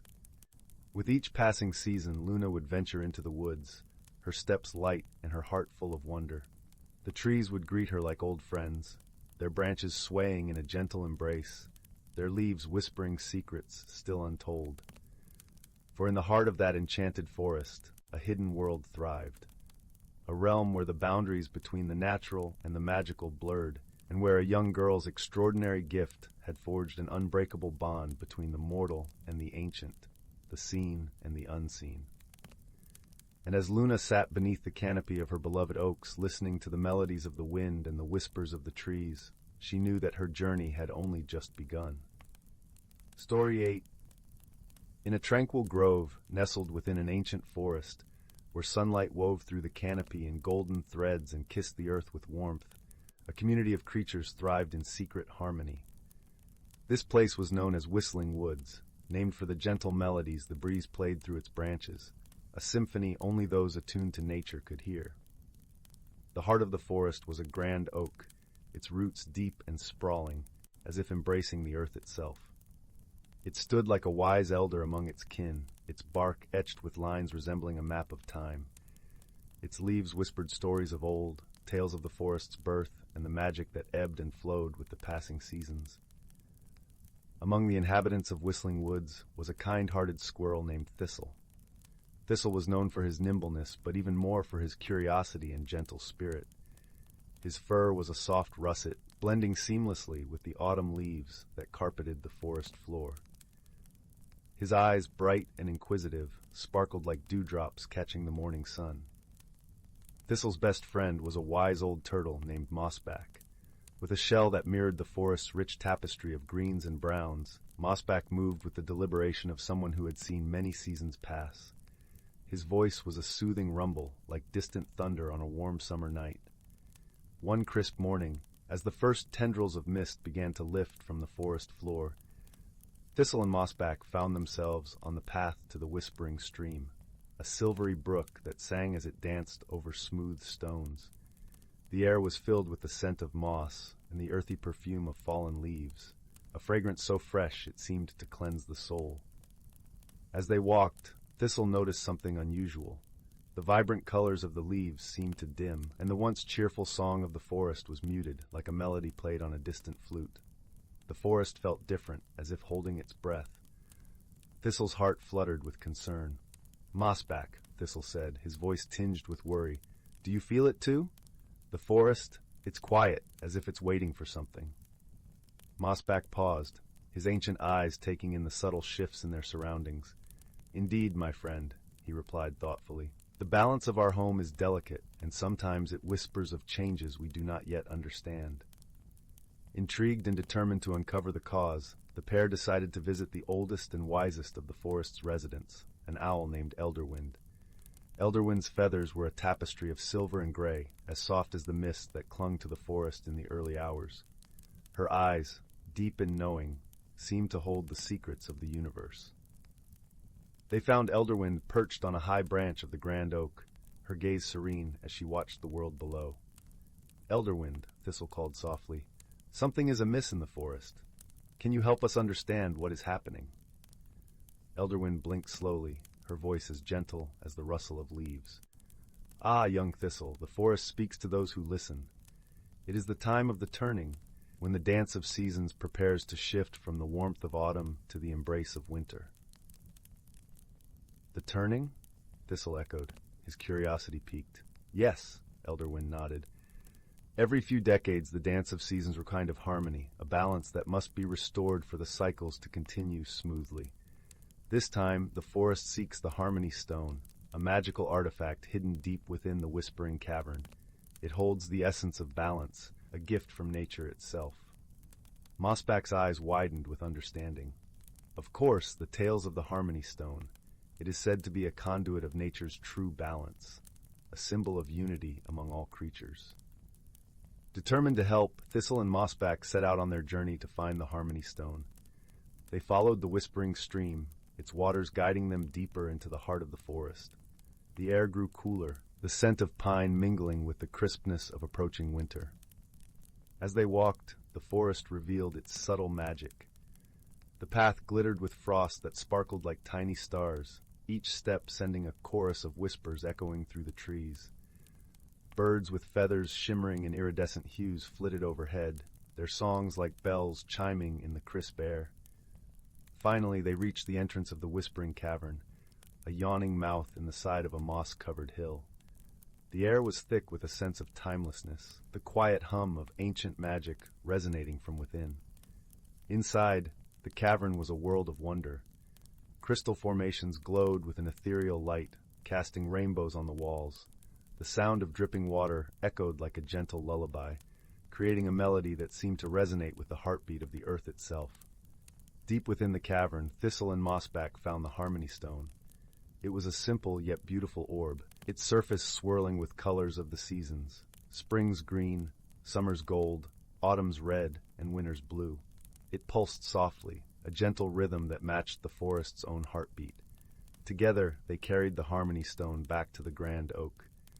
As they placed it at its roots, a warmth spread through the earth, and the air filled with the sweet scent of renewal. The forest sighed in relief, its colors brightening, its song returning with a joyful crescendo. Elderwind watched from her perch, her eyes twinkling with approval. "You have done well, Thistle and Mossback. The forest thanks you." Thistle beamed with pride, his heart swelling with the understanding that the smallest of creatures can make the greatest difference. Mossback nodded, his wise heart content in the knowledge that harmony was restored. As the sun set, casting the forest in a warm, golden glow, Thistle and Mossback sat by the grand oak, watching the stars twinkle into life. The forest was at peace, and so were they, knowing that the dance of seasons would continue, a testament to the enduring balance of nature. And so, in the heart of Whistling Woods, where magic and reality intertwined, the forest slept soundly, cradled in the gentle embrace of harmony, a lesson whispered through the leaves for generations to come. Story 9. Once upon a time, in the far reaches of the Andromeda Galaxy, there existed a small, vibrant planet known as Viridia. Viridia was renowned for its lush emerald forests and skies that danced with hues of azure and amethyst. It was here, amidst this verdant splendor, that the first of our companions resided, a gentle creature named Leora. Leora was a Viridian, a species known for their ability to communicate with flora and fauna. Her long, silvery tendrils, which cascaded down her back like a waterfall of moonlight, allowed her to tune into the whispers of the forest. Her eyes, a deep shade of jade, sparkled with an understanding beyond her years. She lived in harmony with the world around her, tending to the needs of the forest with a nurturing touch. One day, as Leora wandered through the sun-dappled glades, she stumbled upon something quite peculiar, an object unlike anything she had ever seen. It was smooth, metallic, and shaped like a small vessel. As she approached, a curious sound caught her attention, a soft hum, like a distant lullaby carried on the wind. From within the vessel emerged a being unlike any she had encountered. He was Zin, a traveler from the distant planet of Athura. The Etherians were a technologically advanced species, their bodies composed of shimmering, translucent energy. Zin's form glowed with a gentle iridescence, his eyes a kaleidoscope of colors that shifted with his emotions. At first, Leora and Zin regarded each other with cautious curiosity. Their worlds were so vastly different, their ways of life seemingly incompatible. Leora, with her connection to nature, found Zin's reliance on technology bewildering. Zin, on the other hand, marveled at Leora's ability to converse with the natural world, a skill that seemed as foreign to him as his technology did to her. Their initial encounters were riddled with misunderstandings. Leora's attempt to offer Zin a fruit from the forest was met with hesitation, as he was unsure if it was safe for him to consume. Zin's efforts to show Leora his holographic projections of the stars were met with confusion, as she struggled to comprehend the intricate devices he used. Yet, despite these initial challenges, a bond began to form between them. They found themselves drawn to each other's differences, intrigued by the chance to learn and grow. Leora was fascinated by the stories Zin shared of his travels across the galaxy, tales of far-off worlds and wondrous civilizations. In turn, Zin was captivated by Leora's gentle wisdom, her ability to listen and understand the world in ways he had never considered. One day, as they sat beneath the sprawling branches of an ancient Viridian tree, Leora and Zin faced a shared challenge that would bring them closer than ever before. A sudden storm, fierce and unyielding, swept across the landscape, its winds howling through the trees like a wild symphony. The forest, which had always been a place of peace, was now a tumult of swaying branches and swirling leaves. As the storm raged around them, Leora and Zin found themselves working together, their differences becoming strengths. Leora used her connection with the forest to calm the trees, whispering soothing words to still their frantic dance. Zin, with his technological prowess, projected a barrier of energy to shield them from the worst of the storm's fury. In that moment, as they stood side by side, they realized the true power of their friendship. Their differences had become their greatest asset, allowing them to overcome the storm's wrath through a blend of nature and technology, wisdom and innovation. When the storm finally subsided, the forest bathed in the soft glow of twilight. Leora and Zin sat together, their hearts filled with a newfound understanding. They had learned that friendship transcended the boundaries of species and worlds, that it was a bond forged through shared experiences and mutual respect. In the days that followed, Leora and Zin continued to explore the wonders of Viridia together, their friendship a beacon of warmth and light. They taught each other the songs of their worlds, shared the stories of their people, and discovered the beauty in their differences. And so, in the heart of the Andromeda Galaxy, beneath the sheltering canopy of Viridia's ancient trees, Leora and Zin found not only a friendship that defied the stars, but a home in each other's hearts. They learned that true friendship was like a garden, a place where differences could bloom into understanding, where challenges could be overcome through unity, and where the seeds of kindness and compassion could grow into something beautiful and enduring. As the nights grew longer and the stars shone brighter, their laughter echoed through the forest, a melody of joy and companionship that would forever be remembered as a testament to the power of unlikely companions discovering the true meaning of friendship. 10. In the tranquil village of Willow Grove, nestled between emerald hills and silver streams, there lived a young girl named Clara. Her heart was as open as the sky above, and her laughter tinkled like the chimes that hung outside her window. Clara had a gift, a magical ability that was as much a part of her as the whispering winds that played in the trees. She could speak to the animals. From a tender age, Clara found solace in the company of her forest friends. The creatures of the woods adored her, for she treated them with kindness and respect. Her best friend was a wise old owl named Hoot, whose eyes shone like twin moons and whose feathers were as soft as the clouds that floated lazily over the village. One crisp autumn morning, as the leaves danced in their golden gowns, Clara sat beneath her favorite oak tree at the edge of the forest. The air was filled with the scent of pine and damp earth, and the gentle hum of the forest surrounded her like a comforting blanket. Hoot perched on a low branch, his eyes twinkling with ancient wisdom. "Clara," he began in his deep, soothing voice, "there is something important I must tell you." Clara leaned forward, her eyes wide with curiosity. "What is it, Hoot? Is it a secret?" Hoot nodded solemnly. "Indeed, it is a secret of the forest. There is a hidden world, a realm of wonders, just beyond what the eyes can see. It is known as the Glimmering Grove, and it holds within it a magical object of great power." Clara's heart fluttered with excitement. "A magical object? What does it do?" Hoot fluffed his feathers thoughtfully. "It is said to be a mirror of truth that reveals the deepest desires and fears of those who gaze upon it. But beware, for it also reflects the purest essence of one's heart." Clara's mind whirled with possibilities. "Can anyone find it?" "Only those with a heart as pure as the morning dew can see the path," Hoot replied.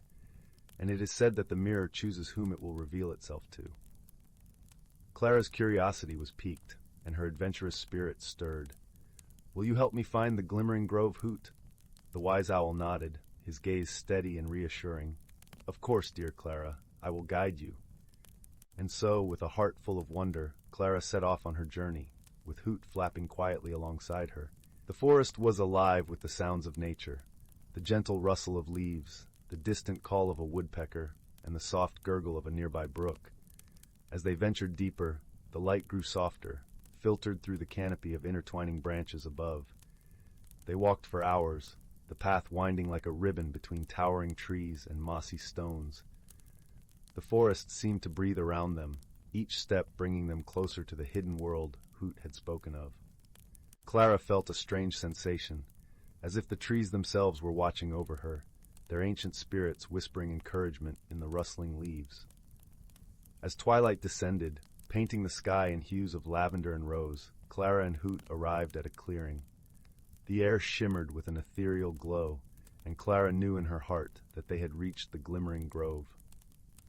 In the center of the clearing stood the mirror of truth, its surface smooth as liquid silver, reflecting the twilight sky.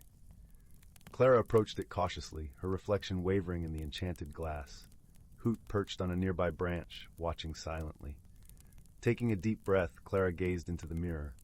At first, she saw only her own reflection, a young girl with wide eyes and wind-tousled hair. But gradually, the mirror's surface began to ripple, like water disturbed by a gentle breeze. Images unfolded before her, scenes from her past, moments of joy and sorrow, dreams and fears. She saw herself with her animal friends, their laughter and companionship filling her heart with warmth.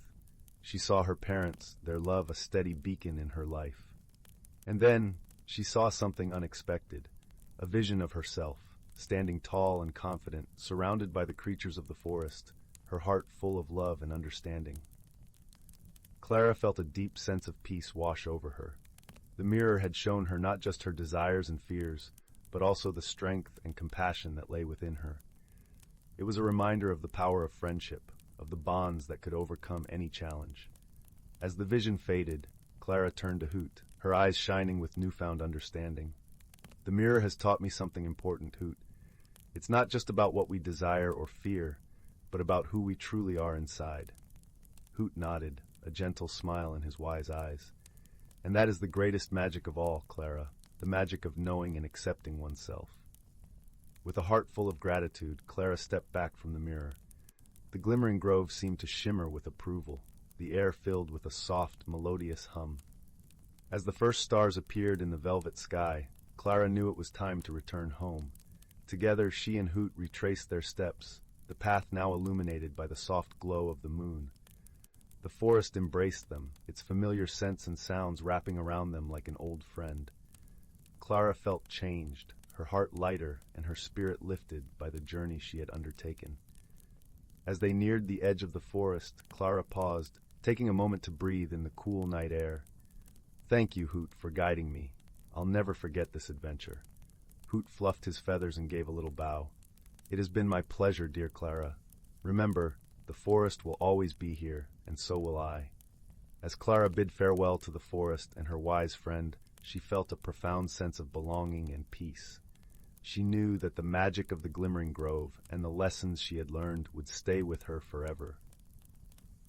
And with that comforting thought, Clara returned to her village, her heart as open and bright as the stars above, ready to face whatever adventures the future might hold. The village of Willow Grove lay quiet under the watchful eyes of the moon, bathed in its gentle light.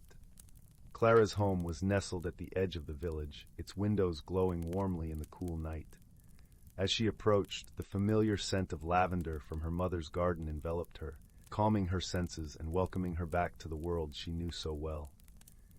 Inside, her parents were waiting. Her mother, with her gentle hands and kind smile, embraced Clara, while her father, with his deep, reassuring voice, asked about her day. Clara recounted her adventure with a twinkle in her eye, leaving out the magical details to keep the secret of the glimmering grove safe. That night, as she lay in bed, snuggled under a quilt her grandmother had made, Clara thought of the mirror of truth. The reflection she had seen was more than just an image. It was a promise of who she could be. She drifted into a peaceful sleep, her dreams filled with the laughter of her forest friends and the wisdom of Hoot. Days turned into weeks, and autumn gave way to winter. The village was blanketed in snow, the rooftops and trees glistening under the pale sun. Clara's life continued with its familiar rhythms, yet she felt a subtle change within her. Her connection to the forest and its creatures grew stronger, and her ability to understand their needs deepened. One day, while walking through the snow-laden woods, Clara came across a small fox, its fur a vibrant splash of red against the white landscape. The fox looked at her with curious, intelligent eyes, and Clara knelt down to speak with it. "Hello, little one," she said softly. "Are you lost?" The fox tilted its head and yipped in response, its voice clear in Clara's mind. "I've been looking for a safe place to stay until the snow melts. The forest is vast, and I am but a young fox."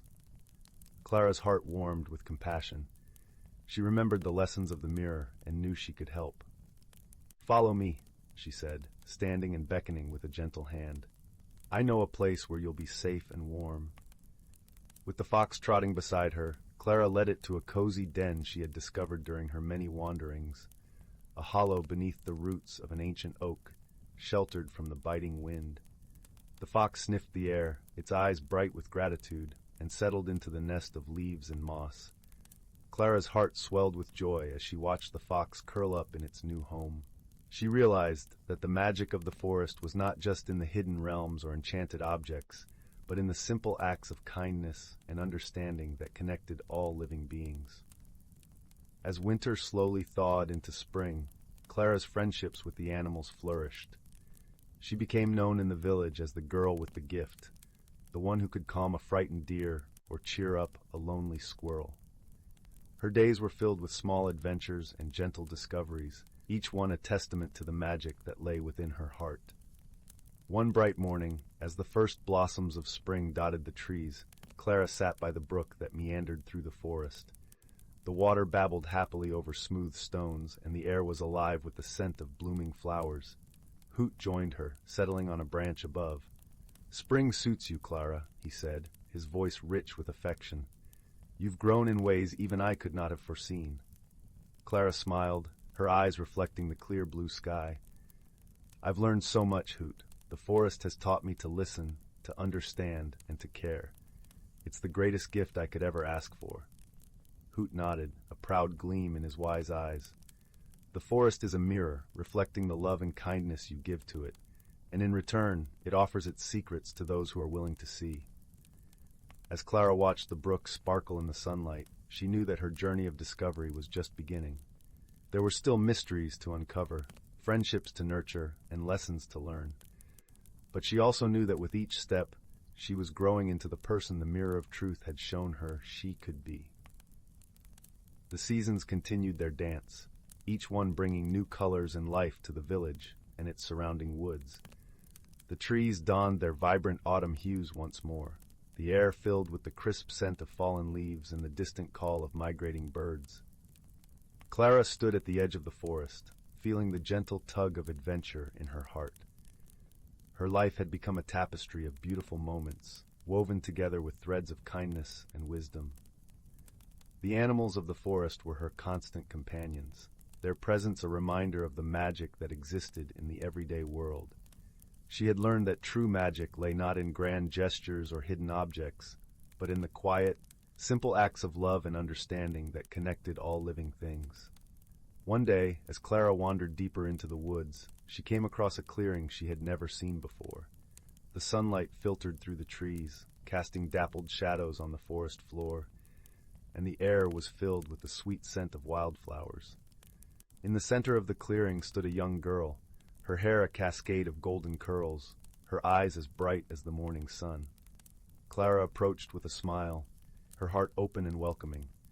"Hello," she called softly, not wanting to startle the girl. "I'm Clara. Are you lost?"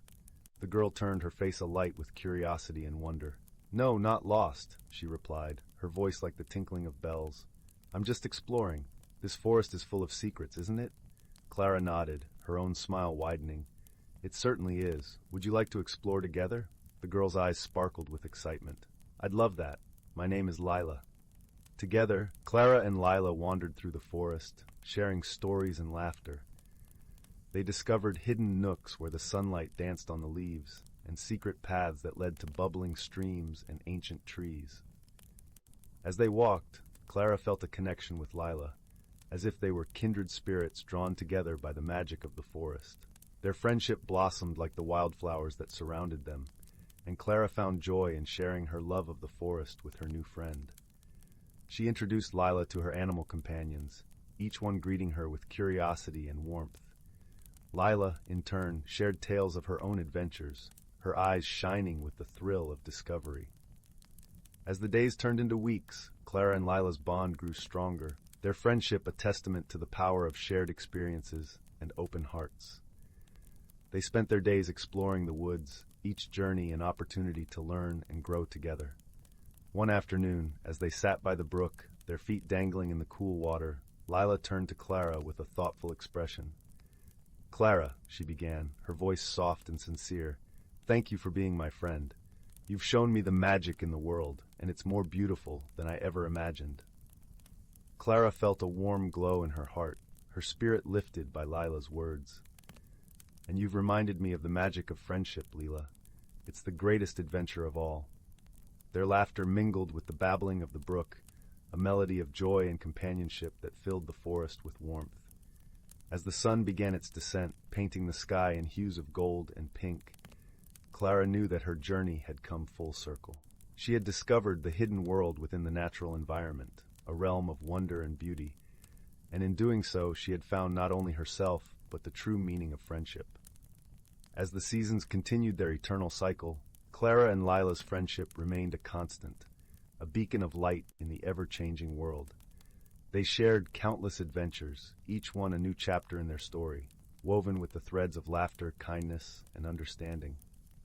And so, in the village of Willow Grove, nestled between emerald hills and silver streams, the tale of Clara and her magical journey became a cherished memory, a story passed down through generations as a reminder of the magic that exists in the world and in the hearts of those who dare to dream. And as the stars twinkled in the night sky, casting their gentle glow over the village and the whispering woods, Clara lay beneath the ancient oak, her heart full of gratitude for the magic of the forest and the gift of friendship. She closed her eyes, a smile on her lips, and drifted into a peaceful sleep, her dreams filled with the wonders of the world she had come to know and love. Story 11.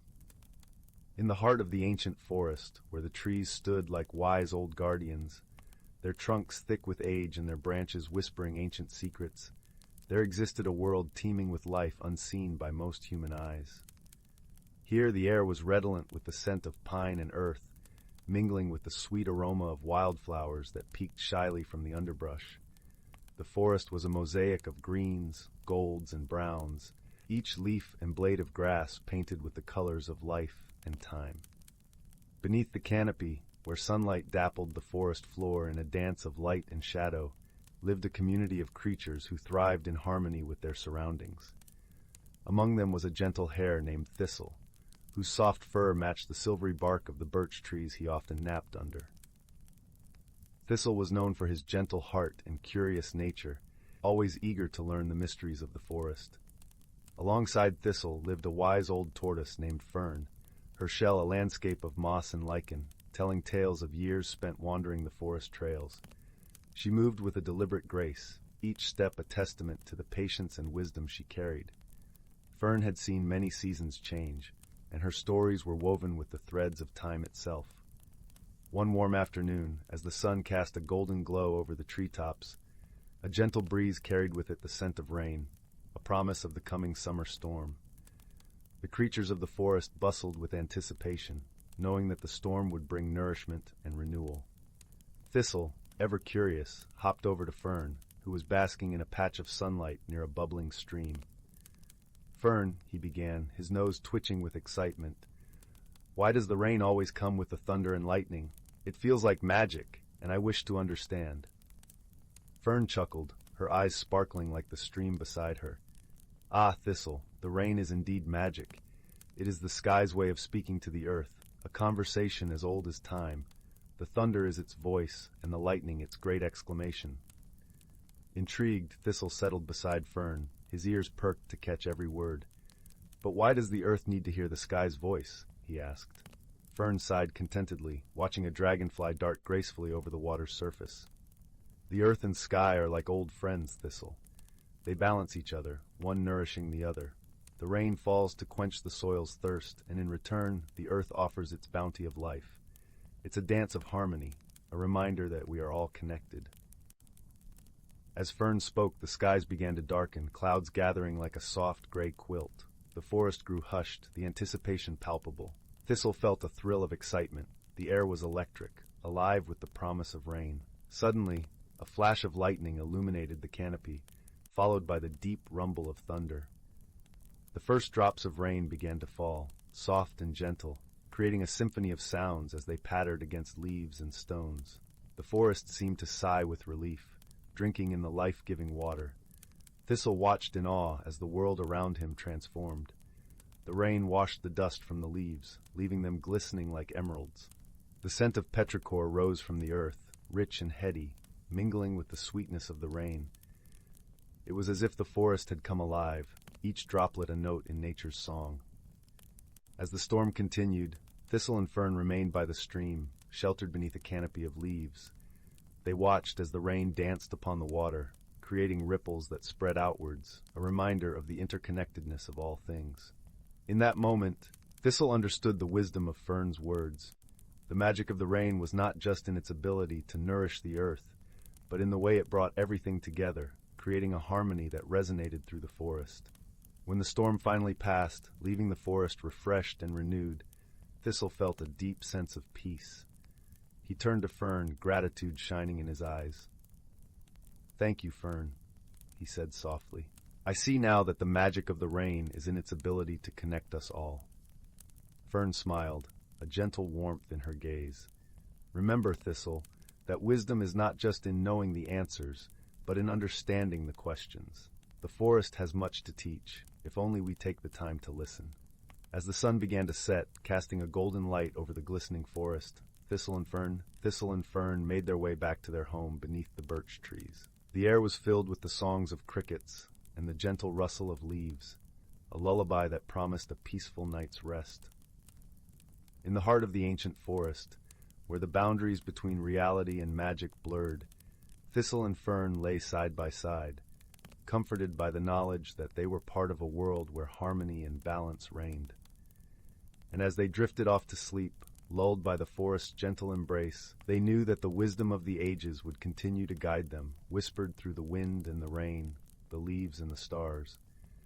And so, in the quiet stillness of the night, the forest breathed a sigh of contentment, cradling its inhabitants in a cocoon of warmth and peace, where dreams and reality intertwined in the gentle dance of life. Story 12. The Whispering Grove. In the heart of the tranquil village of Elderglen, where the cobblestone paths wove through cottages like a gentle stream, a tale of wonder and warmth awaited those who dared to listen. The village was cradled by the ancient forest of whispers, a place where sunlight danced through the leaves and the air was perfumed with the scent of pine and wildflowers. It was said that within this forest lay secrets and stories untold, guarded by the gentle rustle of leaves and the songs of the wind. At the edge of Elderglen, nestled in a cozy cottage with ivy-clad walls, lived a young girl named Leora. She was a gentle soul with a heart as vast as the sky, known for her curiosity that bloomed brighter than any flower in the meadow. Each morning as the sun painted the horizon with hues of rose and gold, Leora would set out into the forest, drawn by an invisible thread of adventure and wonder. One such morning, as dawn's light kissed the land, Leora embarked on her daily wander through the forest. The path was dappled with sunlight, and the air was alive with the chatter of birds. Her footsteps were soft against the mossy ground, and she reveled in the symphony of nature around her. The forest was her sanctuary, a place where her imagination soared on wings of its own. As she meandered deeper into the heart of the forest, Leora stumbled upon a peculiar sight, a glade she had never encountered before. The air was different here, charged with a mysterious energy that tingled on her skin. At the center of the glade stood an ancient oak, its branches stretching towards the heavens like a wise old guardian. Nestled in its roots was a small, intricately carved wooden box, half buried in the earth as if waiting to be discovered. Curiosity piqued, Leora knelt beside the box, brushing away the leaves that cradled it. As her fingers traced the delicate carvings, she felt a warmth emanate from the wood, soothing and familiar. With a gentle tug, she lifted the lid, revealing a shimmering crystal resting inside. It glowed with a soft, ethereal light, casting colorful reflections that danced across her face. As Leora gazed into the crystal, a whispering voice filled her mind, a gentle murmuring like the rustle of leaves in a summer breeze. It spoke of a hidden world within the forest, a realm where creatures of legend dwelled and magic bloomed in every corner. The crystal was a key, a bridge between her world and this enchanted realm. With a heart full of wonder, Leora took the crystal in her hands, feeling its warmth seep into her palms. As she did, the forest around her shimmered and shifted, the trees bending and swaying as if inviting her into their embrace. The glade transformed before her eyes, revealing a hidden path that wound deeper into the forest, beckoning her to follow. Compelled by the promise of discovery, Leora stepped onto the path, the world around her humming with life and magic. The air was alive with the scent of jasmine and lavender, and the soft glow of the crystal guided her steps. As she ventured further, she encountered creatures she had only ever read about in stories. Fairies with gossamer wings, gentle centaurs who nodded in greeting, and mischievous sprites that darted in and out of the shadows. Amidst this wonder, Leora found herself at the edge of a shimmering lake, its surface like liquid silver under the dappled sunlight. The crystal pulsed gently in her hand, and as she held it aloft, the waters began to ripple, forming a bridge of light that stretched across the lake. With a deep breath, Leora stepped onto the bridge, each step resonating with the melody of the forest. On the other side of the lake, the path led her to a clearing where a grand tree stood, a tree unlike any she had seen before. Its trunk was adorned with swirling patterns, and its branches bore fruits that glowed with an inner light. Beneath its boughs sat a creature of grace and wisdom, a unicorn with a coat of purest white and eyes that held the secrets of the ages. "Welcome, Leora," the unicorn spoke, its voice like the gentle rustle of leaves in the wind. "You have been chosen to guard the balance between our worlds, to learn and share the wisdom of the forest." Leora felt a warmth spread through her chest, a sense of belonging she had never known. The unicorn's words resonated deep within her, a call to something greater than herself. With a nod, she accepted the crystal's gift, vowing to cherish the magic and wisdom it bestowed. Days turned to weeks, and Leora became a bridge between the village and the hidden world of the forest. She shared tales of wonder and enchantment, her stories weaving a tapestry of friendship and understanding. The villagers came to see the forest not as a place of mystery and fear, but as a source of inspiration and magic. As the seasons turned, Leora found herself growing, her heart expanding with each new lesson and adventure. She learned the language of the forest, the songs of the wind, and the secrets of the earth. With each passing day, her connection to the hidden world deepened, a bond forged through kindness and understanding. One crisp autumn evening, as the sun dipped below the horizon, painting the sky in shades of amber and crimson, Leora sat beneath the ancient oak, the place where her journey had begun. The crystal lay warm in her hand, a reminder of the magic that dwelled within and around her. As she gazed at the stars that twinkled above, Leora whispered a silent promise to the forest and to herself.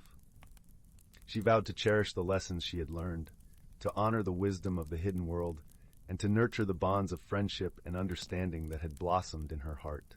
And so, with the gentle hum of the forest as her lullaby, Leora closed her eyes, embraced by the warmth of the earth and the magic of the night. She knew that as long as she held the crystal close, the wonders of the forest would forever be a part of her, guiding her steps and illuminating her path. In the heart of Elderglen, where the cobblestone paths wove through cottages like a gentle stream, the tale of Leora and the Whispering Grove became a story of hope and harmony. A reminder that magic lies not in the extraordinary, but in the everyday moments of kindness and connection. And as the villagers gathered by the crackling fire, sharing stories and laughter, they knew that the spirit of the forest lived on in their hearts, a guiding light in the tapestry of their lives. Story 13. Title: The Whispering Woods and the Lantern of Echoes. In the heart of the whispering woods, where the trees seemed to lean close and share secrets in hushed tones, there lived a young squirrel named Bram. Each morning, as the sun filtered through the thick canopy above, Bram would scurry along the winding branches, his fur brushing against the cool, dew-drenched leaves. The forest was his playground, a sprawling expanse of emerald where shadows and sunlight danced in a timeless waltz. Bram was not an ordinary squirrel. He possessed a curious mind and a heart filled with dreams of adventure. His most prized possession was a tiny, ornate lantern that hung from his neck by a silken thread, a gift from his grandmother, who had whispered to him that it was crafted from the shards of a fallen star. She called it the Lantern of Echoes, a magical object said to reveal hidden paths and forgotten voices when lit during the moonrise. Life in the whispering woods was idyllic, yet Bram often found himself looking beyond its borders, wondering what lay beyond the familiar rustle of leaves and the gentle burble of the brooks. He dreamed of discovering new lands and making friends who were as curious and kind-hearted as he was.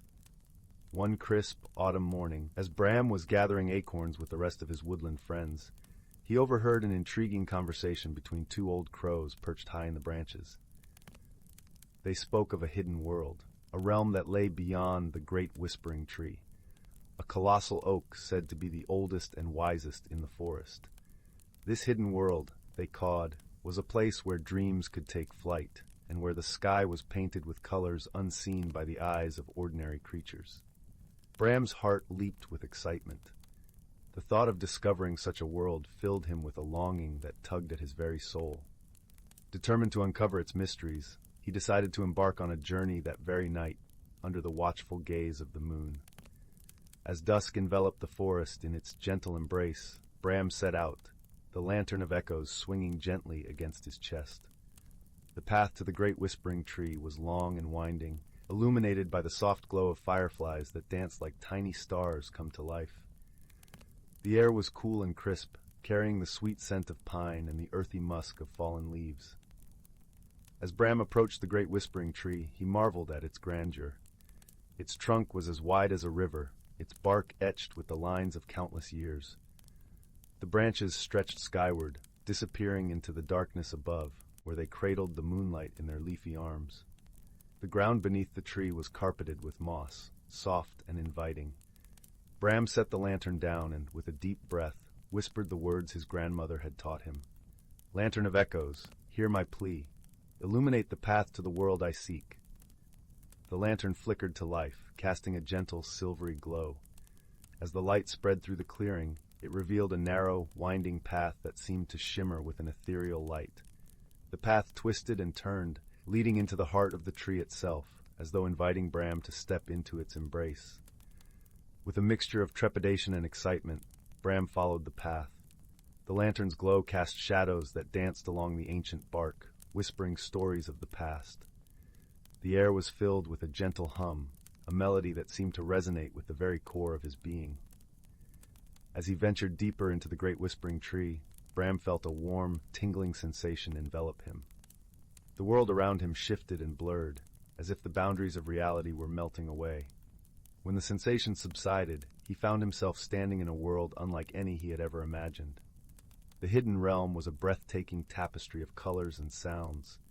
The sky was a brilliant mosaic of purples, pinks, and golds, as if dawn and dusk had woven themselves into a single eternal moment. The trees were adorned with leaves of silver and emerald, their trunks shimmering like polished stone. A gentle breeze carried the scent of wildflowers, sweet and intoxicating. Bram's eyes widened in awe as he took in the beauty of this hidden world. He marveled at the creatures that flitted about, winged rabbits with coats of sapphire and emerald, and birds that sang in harmonies that filled the air with symphonic wonder. As Bram wandered through this enchanted realm, he felt a profound sense of peace and belonging. Yet, he knew that his journey was not merely one of discovery, but of transformation, a chance to grow and learn from the world around him. It wasn't long before Bram encountered another traveler, a wise old turtle named Thistle, whose shell was a canvas of vibrant colors and intricate patterns. Thistle had seen many travelers come and go, and he greeted Bram with a knowing smile.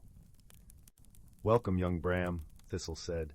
his voice as gentle as the rustle of leaves. I have waited long for a kindred spirit to share this journey with. Together, we shall explore the mysteries of this world and learn the lessons it holds. Bram felt an immediate kinship with Thistle, a bond that transcended the differences in their forms. With Thistle as his guide, Bram's days were filled with wonder and discovery. They traveled through fields of golden grass that whispered secrets of the past and across crystalline streams that mirrored the skies above. Each day brought new challenges and revelations. In the heart of a misty glen, they encountered a riddle-spouting fox who challenged them to solve his puzzles. The fox's riddles were as intricate as the patterns on Thistle's shell, and it was only through their combined wisdom that they were able to unravel the mysteries posed. Sometimes, Thistle mused after they had solved the fox's final riddle, the answers we seek are not found in the obvious, but in the spaces between. Bram nodded, understanding that wisdom often lay in the subtleties of the world, in the quiet moments where reflection and insight blossomed like the wild flowers that carpeted the forest floor. Their journey also brought them to the edge of the world, where the land met the sea in a breathtaking dance of colors and light. Here, they encountered a gentle giant, a whale whose song resonated with the very soul of the earth. The whale spoke of the interconnectedness of all things, of how each creature, each leaf and stone was a part of a greater whole. As Bram listened to the whale's song, he felt a deep sense of unity and harmony. He realized that his journey was not just about discovering new places, but about understanding his place in the tapestry of life. In the company of Thistle and the creatures of this hidden world, Bram's heart grew fuller, his spirit more attuned to the wonders around him. He learned that true friendship and understanding transcended appearances, and that the greatest adventures were those shared with others. Yet, as the days turned into weeks, Bram began to feel a gentle tug at his heart, a reminder of the world he had left behind, the whispering woods, and the friends who awaited his return. With a bittersweet longing, he knew that it was time to return home, to share the lessons he had learned and the stories of his journey. On the eve of his departure, Bram stood beneath the great whispering tree, the lantern of echoes glowing softly in his paws. Thistle stood by his side, his eyes filled with warmth and understanding. "Remember, Bram," Thistle said, his voice a soothing melody, "the world is vast and full of wonders, but the greatest treasures are those we carry within us, the friendships we forge, the wisdom we gather, and the love we share." With those words echoing in his heart, Bram stepped back into the whispering woods. The forest welcomed him with open arms, its familiar sights and sounds wrapping around him like a comforting embrace. As Bram shared his tales with his woodland friends, he realized that the magic of the hidden world had not left him. It lived on in his heart, a guiding light that illuminated the path of his life. And so, under the gentle glow of the moon, Bram drifted into a peaceful slumber, the lantern of echoes casting its soft light over him, a reminder that the world was full of endless possibilities, waiting to be discovered by those who dared to dream. The end. Story 14.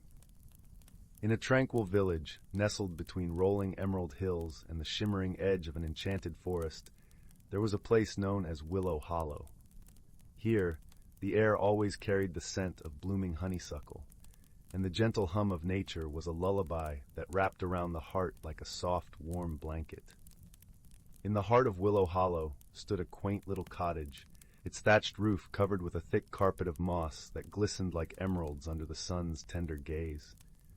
This was home to a wise old woman named Matilda, known affectionately by the villagers as Granny Tilda. Her eyes sparkled with the wisdom of countless stories, and her gentle voice was as soothing as the softest whispering breeze. Each night, the villagers would gather around the hearth in Granny Tilda's cozy living room, where the fire crackled merrily, casting shadows that danced like playful sprites on the walls. One such evening, as the crimson sun dipped behind the hills and the sky blushed into twilight, a curious event stirred the village. For several nights, the stars had been behaving peculiarly. They twinkled not with their usual gentle rhythm, but flickered in a strange, erratic dance. The villagers, puzzled and a little worried, turned to Granny Tilda for answers. "Well now," Granny Tilda said, her voice as smooth as honeyed tea. "It seems our night sky is trying to tell us something.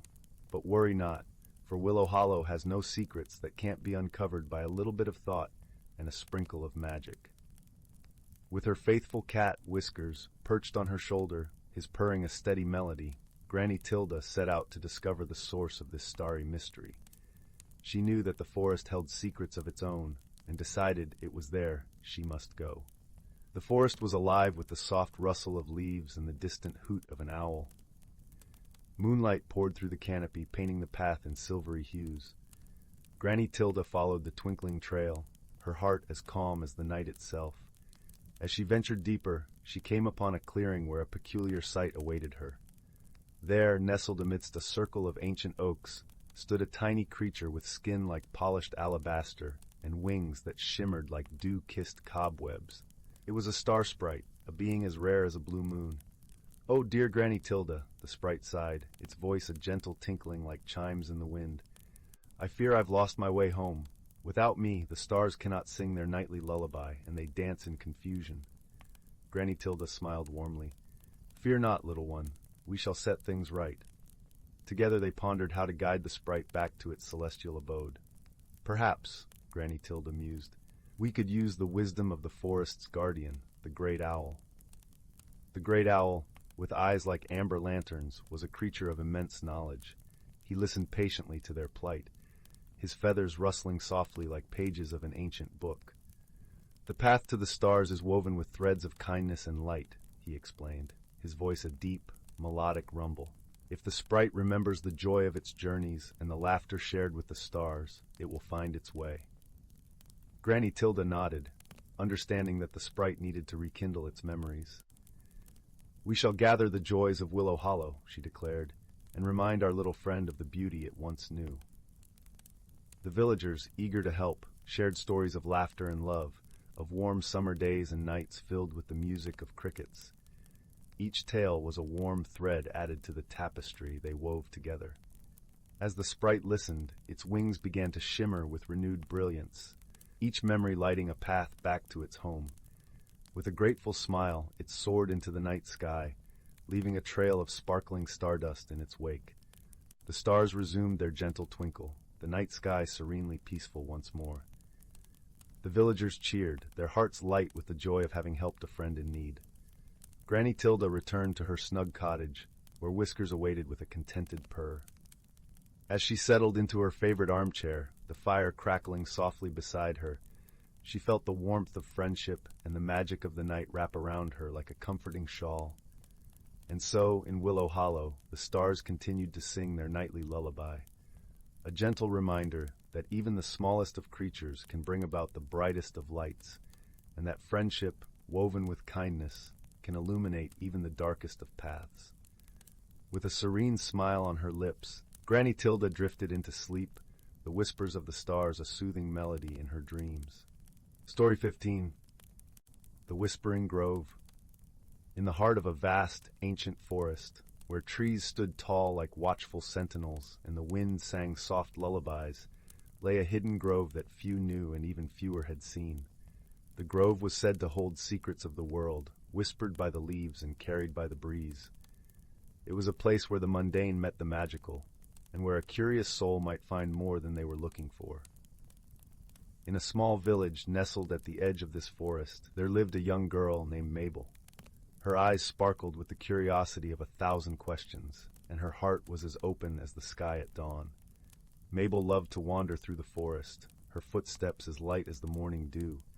She was drawn to its mysteries, and every rustle of leaves promised a new adventure. One crisp autumn day, as the sun cast golden rays that danced through the canopy, Mabel set out on one of her explorations. Her feet carried her deeper into the forest than ever before, where the air was thick with the scent of pine and earth. The path she followed was winding and narrow, flanked by ferns that brushed against her legs like gentle whispers. As she walked, Mabel noticed something peculiar, a soft humming sound, almost like a distant melody, guiding her forward. Intrigued, she followed the sound until she stumbled upon a clearing shrouded in mist. In its center stood an ancient oak tree, its bark gnarled and twisted with age. Beneath its sprawling branches lay a shimmering pool, its surface reflecting the colors of the autumn leaves above. Mabel approached the pool, her heart pounding with excitement. As she peered into the water, she saw not just her own reflection, but a vision of another world, a world vibrant with colors and filled with creatures she had never seen. It was a hidden world, nestled within the folds of the natural environment, and it beckoned to her with its mysteries. Suddenly, from the branches of the oak tree, a small, delicate voice spoke. "Welcome, young traveler," it said. Mabel looked up to see a tiny creature perched among the leaves, a creature that looked like a cross between a bird and a fairy, with iridescent wings that shimmered in the dappled sunlight. "I am Sylvan," the creature introduced itself, "guardian of the Whispering Grove. You have found your way here, which means you are meant to hear our story." Mabel's eyes widened with wonder. "A story?" she asked, her voice barely above a whisper. Sylvan nodded, its wings fluttering softly. "Yes, a story of friendship, magic, and transformation. But first, you must understand the power of the grove." With a graceful swoop, Sylvan descended to the ground beside Mabel. "This grove connects our world with the hidden one you see in the pool. It is a place of balance, where the seen and unseen coexist, and it is in danger." The leaves of the oak rustled as if agreeing with Sylvan's words. Mabel felt a pang of concern. "What danger?" she asked. Sylvan's expression grew somber. "A shadow has fallen over the hidden world. An enchantment that was meant to protect has been twisted by greed and fear. The creatures of the hidden world are losing their light, and soon the balance will be broken." Mabel felt a determination stir within her. "What can I do to help?" she asked. Sylvan's eyes glimmered with hope. "Your heart is pure, and your spirit is strong. You can help us restore the balance. But be warned, the journey will not be easy. It will test your courage and your kindness." Mabel nodded, her resolve unwavering. "I'm ready." With a soft chirrup, Sylvan led Mabel to the edge of the pool. "To enter the hidden world, you must believe in its magic," it instructed. "Close your eyes and let your heart guide you." Mabel closed her eyes, feeling the cool breeze caress her skin. She focused on the melody she had heard earlier, letting it envelop her like a warm embrace. Slowly she felt herself being drawn into the pool, as if the water were lifting her into a gentle dance. When she opened her eyes, Mabel found herself standing in a world unlike any she had ever imagined. The air was alive with the scent of wildflowers and honey, and the sky was a tapestry of swirling colors. The trees here were unlike those in the forest. They shimmered with an inner light, their leaves whispering secrets in a language Mabel could almost understand. Sylvan flitted beside her, its wings a blur of movement. "Welcome to the hidden world," it said with a smile. "Come, there is someone you must meet." They traveled through the vibrant landscape, where creatures of all shapes and sizes watched them with curious eyes. Mabel marveled at their beauty. A fox with fur that glowed like embers, a rabbit with ears as delicate as silk, and birds that sang in harmonious trills.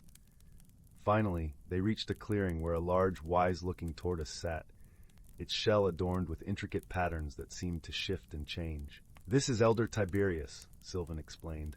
"He is the keeper of the ancient wisdom."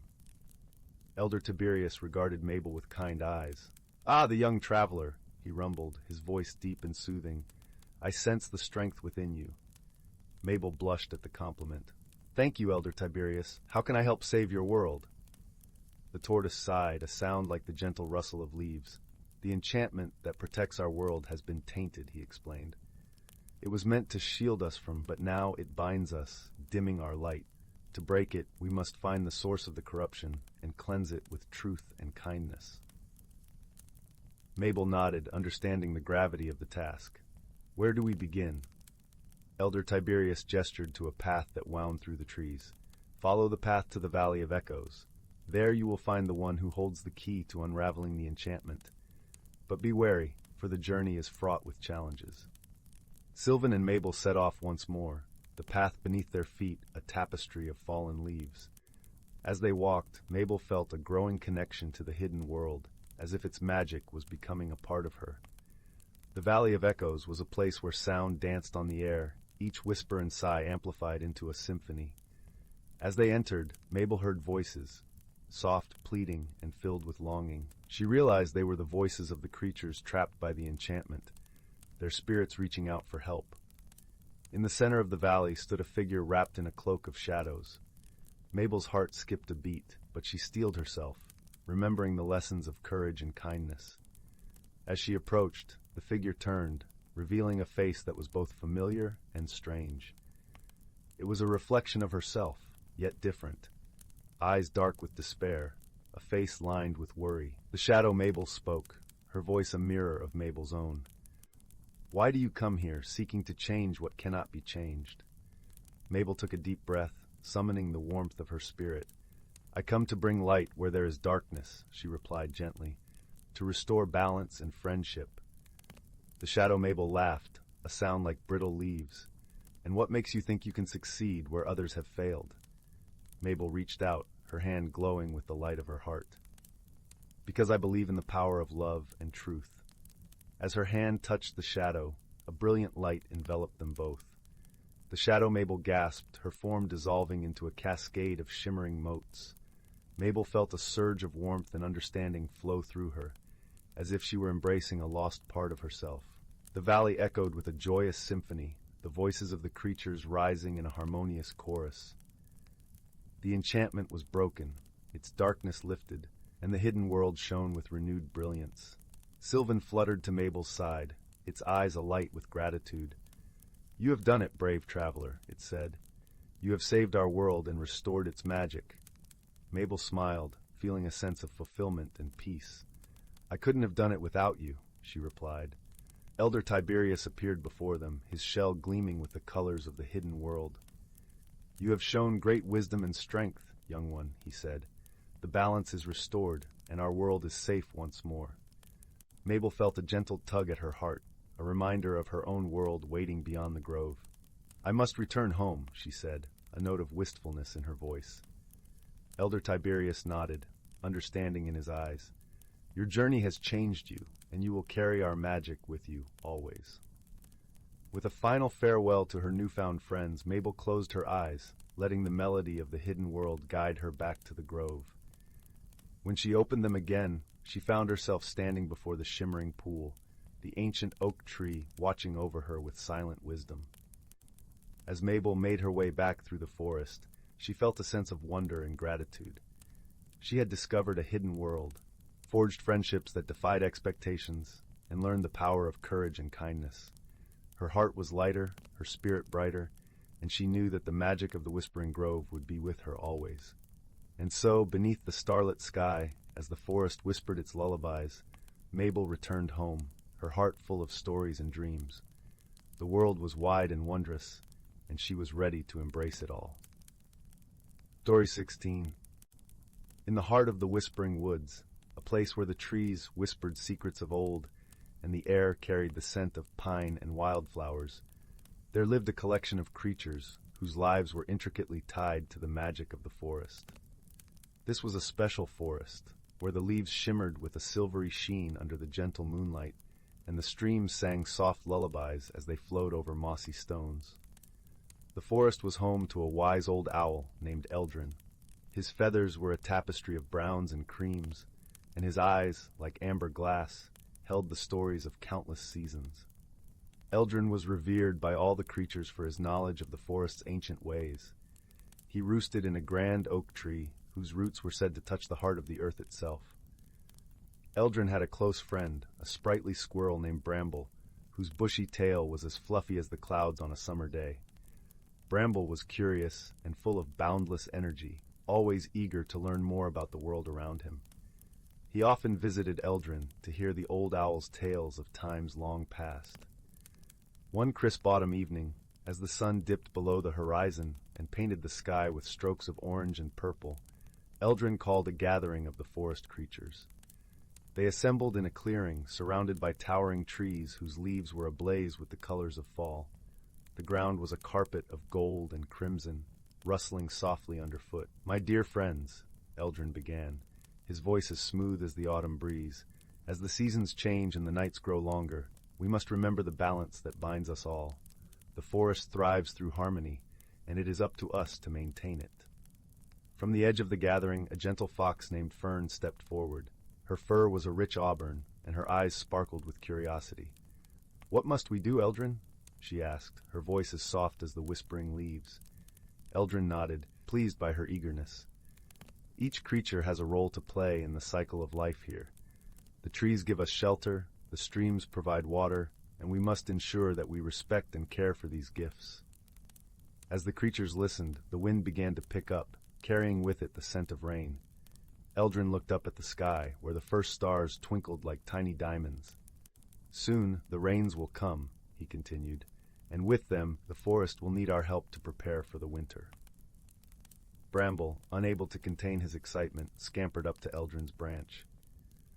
"What can we do, Eldrin?" he chirped, his tail twitching eagerly. The wise owl smiled down at his young friend. "You, Bramble, and your fellow squirrels can gather acorns and seeds, storing them not only for yourselves but also spreading them throughout the forest. This will ensure new growth come spring." Fern flicked her tail thoughtfully. "And what of us, Eldrin?" she asked, glancing at a group of other woodland creatures, rabbits, deer, and birds who watched with attentive eyes. "You, Fern, and your companions can help by spreading the seeds that Bramble and his friends gather. You can also use your keen senses to alert us to any dangers that might threaten our home." The forest creatures nodded in understanding, their hearts warmed by the sense of unity and purpose that Eldrin's words brought them. As the meeting drew to a close, a gentle rain began to fall, each drop like a tiny crystal kiss upon the earth. The creatures dispersed, eager to fulfill their roles in the grand tapestry of the forest. Over the following days, the forest buzzed with quiet activity. Bramble and his fellow squirrels scurried through the branches, collecting and burying acorns with joyful diligence. Fern and her companions moved gracefully through the underbrush, keeping watch and lending a paw wherever needed. The forest seemed to hum with life, a symphony of rustling leaves, pattering rain, and the soft calls of birds. The air was crisp and clean, infused with the earthy scent of damp soil and the sweet perfume of fallen leaves. As winter approached, the forest began to transform. Snow fell gently, blanketing the ground in a soft white quilt. The trees stood bare, their branches etched against the pale sky like delicate lacework. Even in the stillness of winter, the forest was alive with magic. The streams continued to sing beneath their icy covers, and the creatures found warmth in their cozy dens, sharing stories and laughter around the glow of a crackling fire. Throughout the cold months, Eldrin watched over the forest from his perch in the grand oak tree.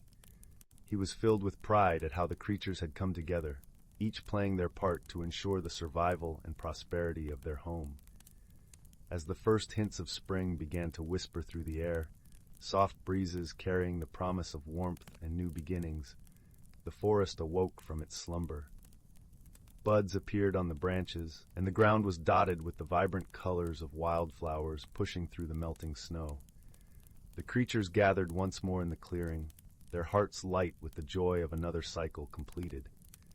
Eldrin, his feathers ruffled gently by the spring breeze, looked out over his friends. "Through your efforts, we have maintained the balance of our home," he said, his voice filled with warmth and gratitude. "The forest thanks you, and so do I." As the sun began to rise, bathing the forest in golden light, the creatures celebrated their success. They danced and sang, their voices blending with the songs of the streams and the rustle of the leaves. In the whispering woods, where the boundaries between reality and magic blurred, the creatures knew that they were part of something greater than themselves. They had learned the importance of balance, of working together to protect the beauty and harmony of their home. And so, with hearts full of hope and friendship, they embraced the new season, ready to face whatever challenges and wonders it might bring. The forest, ever watchful and wise, held them close, a sanctuary of magic and life for all who called it home. Story 17. In a quaint village nestled between rolling hills and lush, whispering forests, there was a tale often told by firelight, a story of enduring friendship, hidden worlds, and the gentle magic that binds them all. The village, with its cobblestone paths and ivy-clad cottages, was home to people who cherished simplicity and the timeless rhythm of nature. Among them lived a gentle soul named Finn, whose curiosity and kindness were as boundless as the sky above. Finn was known for his love of the woods, where he spent his days exploring the dappled sunlight and the symphony of bird songs. The villagers often saw him returning with pockets full of acorns, stories of talking squirrels, and sketches of mythical creatures he claimed to have seen. But there was one tale he kept close to his heart, a tale of a magical object he discovered one autumn afternoon that changed his life in ways he never imagined. It was a crisp day, with the air painted in hues of amber and gold. Finn wandered deeper into the forest than ever before, his feet crunching through fallen leaves. The forest was alive with the scent of pine and the gentle rustle of creatures preparing for winter.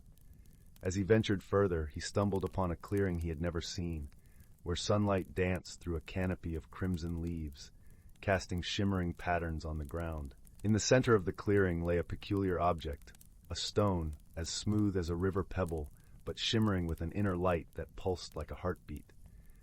Intrigued, Finn knelt beside it, his fingers brushing its cool surface. As he touched the stone, a warmth spread through him, as though it were whispering secrets of the earth, tales of old forests and forgotten realms. The stone, it seemed, was a doorway to something wondrous. Finn felt a gentle tug at his heart, urging him to hold it close. As he did, the world around him began to shift. The trees whispered in a language he could almost understand, and the air hummed with magic. It was then he realized that this stone was no ordinary object. It was a key to a hidden world, a place where the boundaries between reality and dreams blurred. Finn returned to the village, the stone tucked safely in his satchel, his mind swirling with possibilities. He shared his discovery with his best friend Lily, a spirited girl with a heart as wild as the ocean. Lily, with her auburn curls and eyes alight with curiosity, listened intently, her imagination soaring alongside his words. Together they decided to unravel the mystery of the stone, to explore the hidden world it promised. Their journey began with small steps, guided by the whispers of the forest and the warmth of the stone. Each day, they ventured into the woods, learning its secrets and befriending the creatures that dwelled there. They met owls that spoke in riddles, foxes that danced in moonlight, and a wise old turtle who told tales of ancient magic. With each encounter, their bond deepened, their friendship a beacon of light in the shadowy woods. One evening, as the sun dipped below the horizon, casting the sky in shades of lavender and rose, Finn and Lily found themselves standing before an ancient oak, its branches sprawling like arms wide open to embrace the world. Beneath its roots, a hidden passage beckoned, illuminated by the stone's gentle glow. Hand in hand, they stepped into the unknown, their hearts steady with the courage born of friendship. The passage led them to a realm beyond imagination, a place where the stars hung low and the moon bathed the land in silver light. It was a world alive with wonder, where streams sang lullabies and flowers bloomed in colors unearthly and bright. Here they discovered that the stone was more than a mere key. It was a bridge between worlds, a symbol of harmony and balance. In this realm, they met Aisling, a guardian spirit with eyes that sparkled like starlight. Aisling, with her ethereal grace and wisdom, welcomed them with open arms. She spoke of the ancient pact between the two worlds, a bond that ensured peace and prosperity. But the balance was in jeopardy, threatened by forces that sought to shroud the world in darkness. Finn and Lily, with hearts full of resolve, pledged to restore the balance. They embarked on quests that tested their courage and forged alliances with creatures of legend. Through trials and triumphs, they learned the true power of friendship and the strength that lies in unity. Their journey was not without peril. They faced shadowy beings that whispered fears and doubts, creatures that thrived on discord and despair. But with each challenge, they grew stronger, their hearts a shield against the encroaching darkness. They discovered that the stone's magic was not just in its glow, but in the love and trust they shared. As seasons turned and time wove its tapestry, Finn and Lily's bond became unbreakable, a testament to the power of friendship. They realized that the true magic lay not in the stone, but in the hearts of those who dared to dream and believe. The day came when they stood before the ancient oak once more, the stone a gentle weight in Finn's hand. Aisling appeared, her presence a serene light in the gathering dusk. With gratitude and reverence, they returned the stone, its purpose fulfilled. The balance was restored, the worlds woven together in harmony once more. As they emerged from the passage, the forest welcomed them with open arms, its whispers a song of gratitude and peace. Finn and Lily knew their adventure was but a chapter in a greater tale, a story of love, courage, and the enduring power of friendship. They returned to the village, their hearts forever changed, their spirits alight with the magic of the world they had discovered. The stone, now a memory, had given them a gift far greater than they imagined, a journey of the soul, a bond that transcended worlds. And so, in the heart of the village, beside the crackling warmth of the fire, their story is told, a tale of wonder and wisdom, whispered to those with ears to hear and hearts to believe. A story that reminds us all of the magic within and the power of friendship to light the darkest paths. As the stars twinkle above and the night wraps the world in its gentle embrace, Finn and Lily's tale lulls the village to sleep, a dream woven in the fabric of time, a promise that the magic of friendship will always find a way. And so, beneath the watchful gaze of the moon, the village rests, its heart aglow with the warmth of stories and the promise of another day. Story 18. Title: The Whispering Woods. In the gentle embrace of twilight, when the world was painted in hues of gold and indigo, a small village nestled on the edge of the Whispering Woods began to settle into the calm of evening. The air was crisp, with the scent of pine and moss, and the soft glow of lanterns flickered in windows, casting warm pools of light onto cobblestone paths. At the heart of this village lived a young boy named Finn. With tousled hair, the color of autumn leaves, and eyes that sparkled like morning dew, Finn was known for his curiosity and kind heart. He was the sort of child who found wonder in the rustle of leaves or the dance of fireflies at dusk.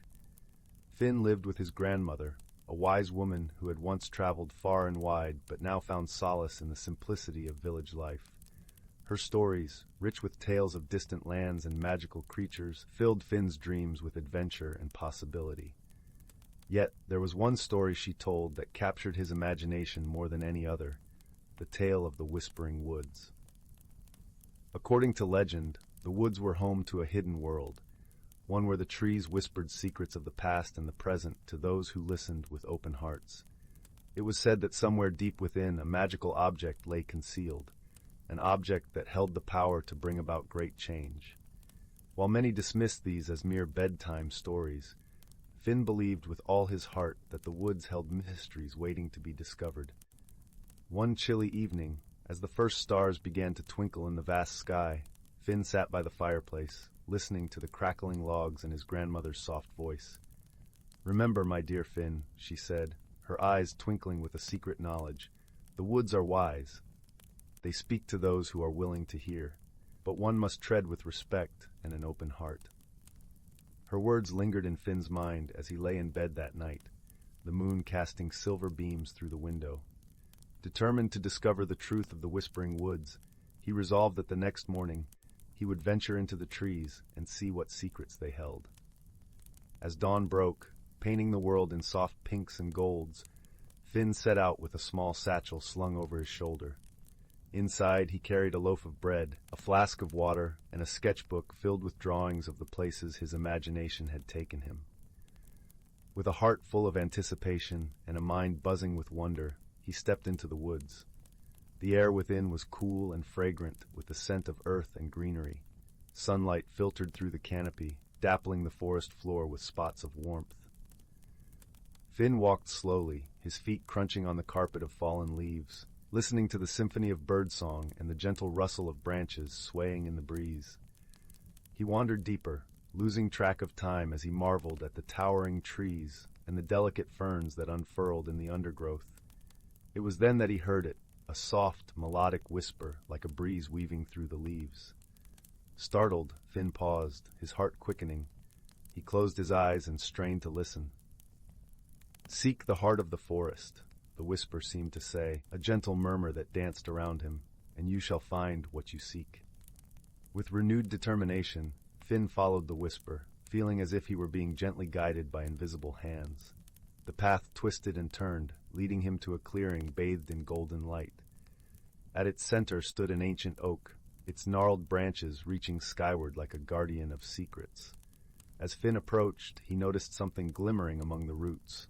A small, ornate box, covered in intricate designs that seemed to shift and change as the light played upon them. With trembling hands, he picked it up, feeling a warmth emanating from its surface. The box seemed to hum with life, a soft vibration that resonated with his very being. "Open it with an open heart," the whisper encouraged, and Finn, filled with a sense of awe, obliged. Inside, nestled in a bed of soft moss, lay a beautifully carved wooden key, its surface smooth and polished. Finn's fingers tingled as he lifted it, a sensation of connection and understanding washing over him. As he held the key, the forest around him seemed to come alive. The trees rustled with a language of their own, the leaves shimmering like emeralds in the sunlight. Finn felt the weight of his grandmother's stories, the truth they held, and the power of belief that had brought him here. Suddenly, the whisper changed, its tone one of gentle urgency. "The key opens the door to wisdom and friendship. Use it with care." Finn nodded, his heart swelling with gratitude. He knew now that the true magic of the Whispering Woods was not in the object he held, but in the journey he had taken to find it, the journey that had opened his heart to the wonders of the world and the wisdom of nature. With the key safely tucked in his pocket, Finn made his way back through the woods, the path now familiar and welcoming. As he emerged into the village, the sun setting in a blaze of color, he felt a deep sense of peace and fulfillment. His grandmother was waiting for him by the fire, her eyes bright with understanding. Finn sat beside her, sharing his adventure, the warmth of the fire wrapping around them like a comforting embrace.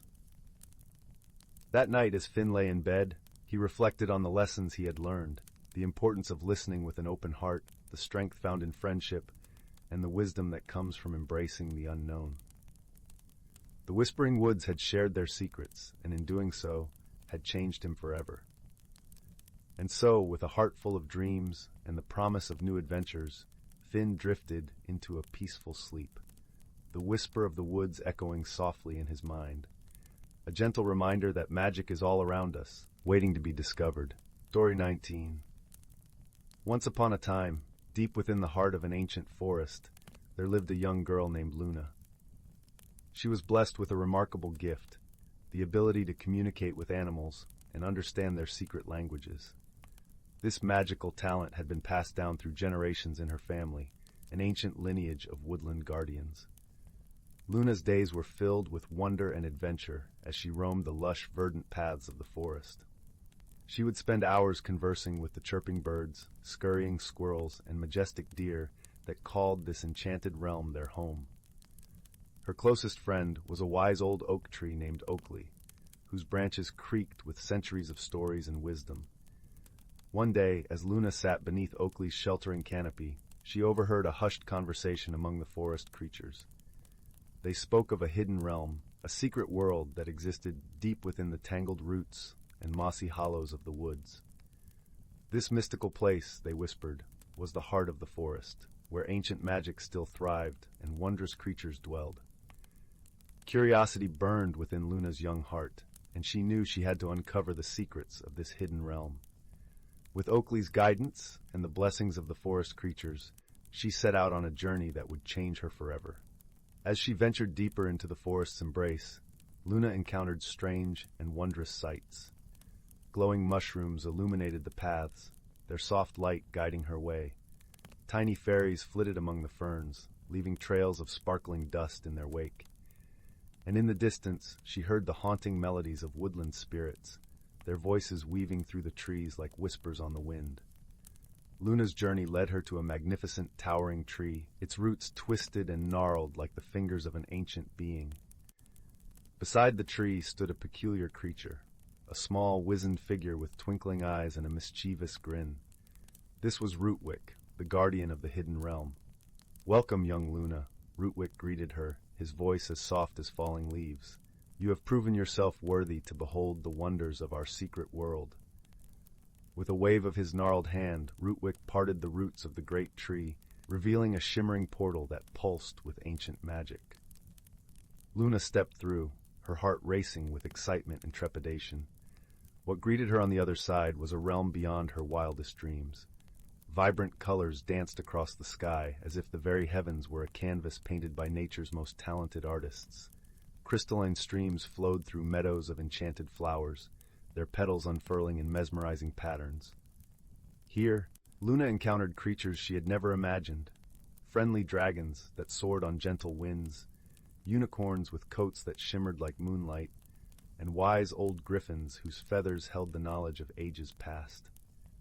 As she explored this wondrous world, Luna learned invaluable lessons from its inhabitants. The dragons taught her the value of courage and strength, while the unicorns instilled in her the importance of purity of heart. The griffins shared their ancient wisdom, revealing the secrets of the natural world and the delicate balance that sustained it. But Luna's journey was not without its challenges. A dark force threatened to disrupt the harmony of the hidden realm, a sinister presence that sought to corrupt the magic and spread discord among the creatures. It was then that Luna discovered the true nature of her gift, the ability to not only communicate with animals, but to unite them in a common cause. With her newfound wisdom and the aid of her woodland friends, she rallied the creatures of the hidden realm to stand against the darkness. In a climactic battle that shook the very foundations of the secret world, Luna and her allies triumphed, banishing the evil force and restoring peace and harmony to the realm. It was a hard-won victory, but one that taught Luna the true power of friendship, unity, and perseverance in the face of adversity. As Luna emerged from the hidden realm, she was forever changed. Her eyes had been opened to the wonders that lay beyond the veil of the ordinary world, and her heart had been filled with the magic of friendship and self-discovery. From that day forward, Luna became a true guardian of the forest, using her gift to bridge the gap between the human and natural worlds. She shared the lessons she had learned with all who would listen, inspiring others to appreciate the beauty and magic that surrounded them. And whenever she felt the weight of her responsibilities growing heavy, Luna would return to the hidden realm, where her woodland friends awaited with open arms and reminders of the transformative power of friendship, courage, and the boundless wonders of the natural world. Story 20. In a quaint little village nestled between rolling hills and whispering woods, there was a small shop known as the Curiosity Corner. It was a place where townsfolk and travelers alike would find odd trinkets and peculiar knickknacks, each with a story of its own.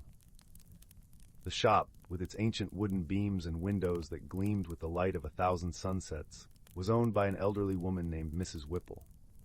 Mrs. Whipple was a kind-hearted soul with a twinkle in her eye and stories that could dance through the air like dappled sunlight. Her shop was a tapestry of colors and textures, with shelves lined with everything from dusty tomes to shimmering stones. But amidst all the treasures, there was one item that remained a mystery, a small, unassuming teapot, nestled on a shelf in the farthest corner of the shop. This teapot was no ordinary vessel. Though its porcelain was chipped and its glaze faded, it held a secret known only to Mrs. Whipple. It was said to be a teapot of wishes, capable of granting one heartfelt desire to whoever could unlock its magic. Yet it had been years since anyone had tried, for the key to its enchantment was not one of gold or silver, but of wisdom and kindness. One chilly autumn afternoon, a young boy named Oliver wandered into the Curiosity Corner. Oliver was a curious lad with tousled hair the color of honey and eyes as bright as the morning sky. He was known in the village for his gentle nature and his insatiable curiosity about the world.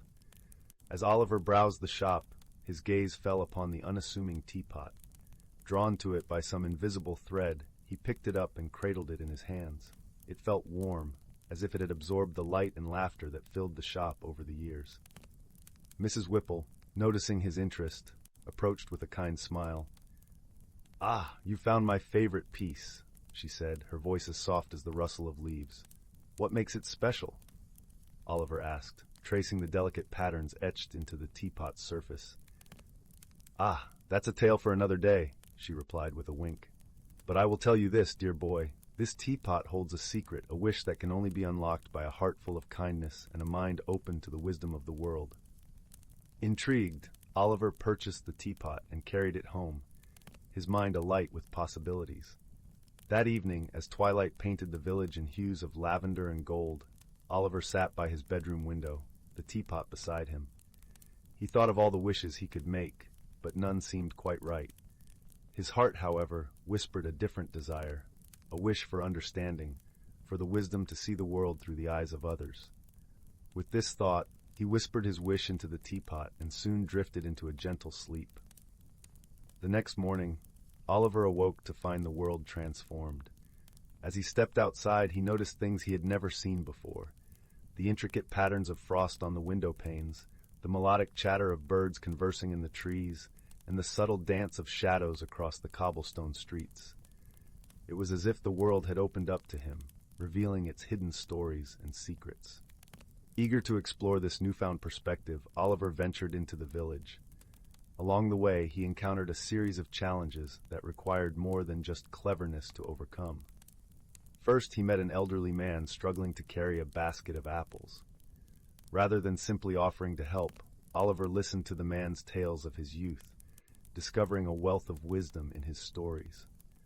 The man, grateful for the company and understanding, shared a rare apple with Oliver, a token of friendship and gratitude. Next, Oliver found a young girl sitting by the riverbank, tears in her eyes. She had lost her favorite toy in the rushing waters.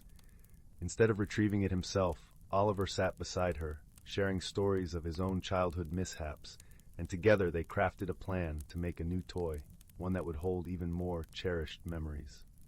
As the day unfolded, Oliver continued to meet villagers, each with their own unique challenges and stories. With every encounter, he learned to see the world through their eyes, gaining wisdom and insight that no book could teach. By the time he returned home, the sun was setting, casting a warm glow over the village. Oliver placed the teapot back on his windowsill, feeling a sense of peace and fulfillment.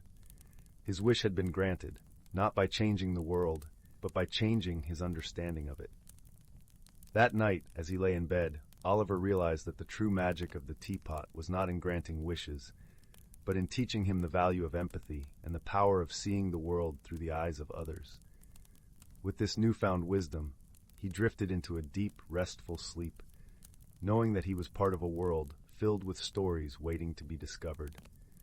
And so, in the gentle embrace of the night, the village slept, wrapped in dreams woven from the threads of friendship, kindness, and understanding, with the teapot's quiet magic whispering softly in the corners of the Curiosity Corner.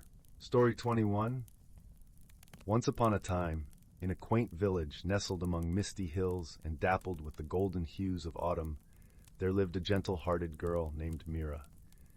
Her days were filled with melodies of rustling leaves and the soft murmur of the brook that wound its way through the valley. Mira loved nothing more than to wander through the wooded paths, feeling the ancient trees whisper stories she could almost understand. One crisp morning, as the first light of dawn painted the sky with shades of rose and amber, Mira's grandmother beckoned her to sit by the hearth. The fire crackled with a comforting warmth, casting flickering shadows on the walls lined with tapestries and heirlooms. "Mira, dear," her grandmother began, her voice like a soft breeze, "our family holds a legacy as old as these hills. It's time you learn of it." Curiosity sparkled in Mira's eyes as her grandmother retrieved a small wooden box, intricately carved with symbols of their clan.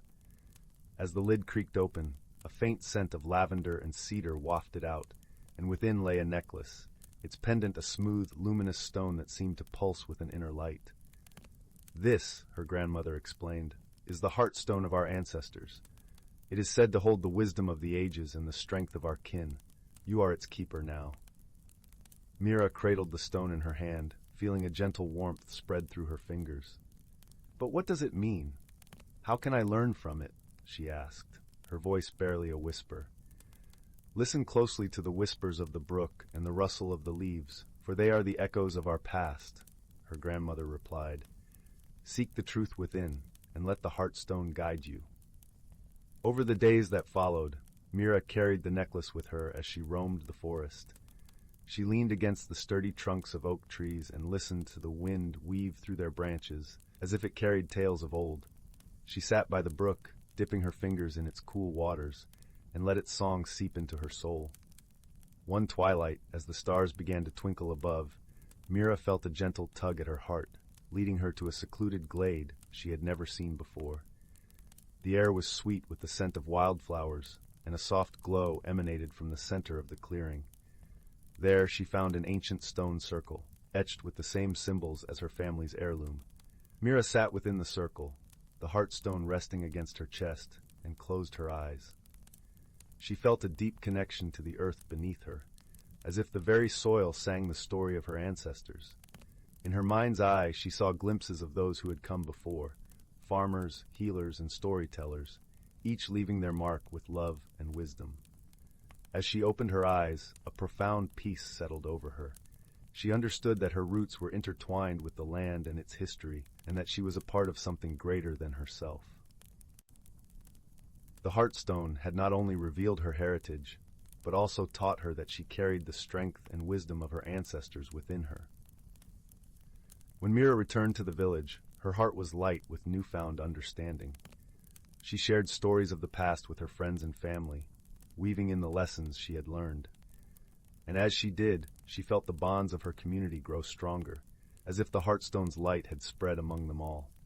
With each passing season, Mira continued to nurture the legacy of her ancestors, her heart as steadfast as the ancient hills. And every night, as she lay beneath the starlit sky, she felt a comforting sense of belonging, knowing that she was part of an unending story. In the gentle embrace of the village, Mira's life unfolded like a tapestry, rich with the colors of heritage and hope.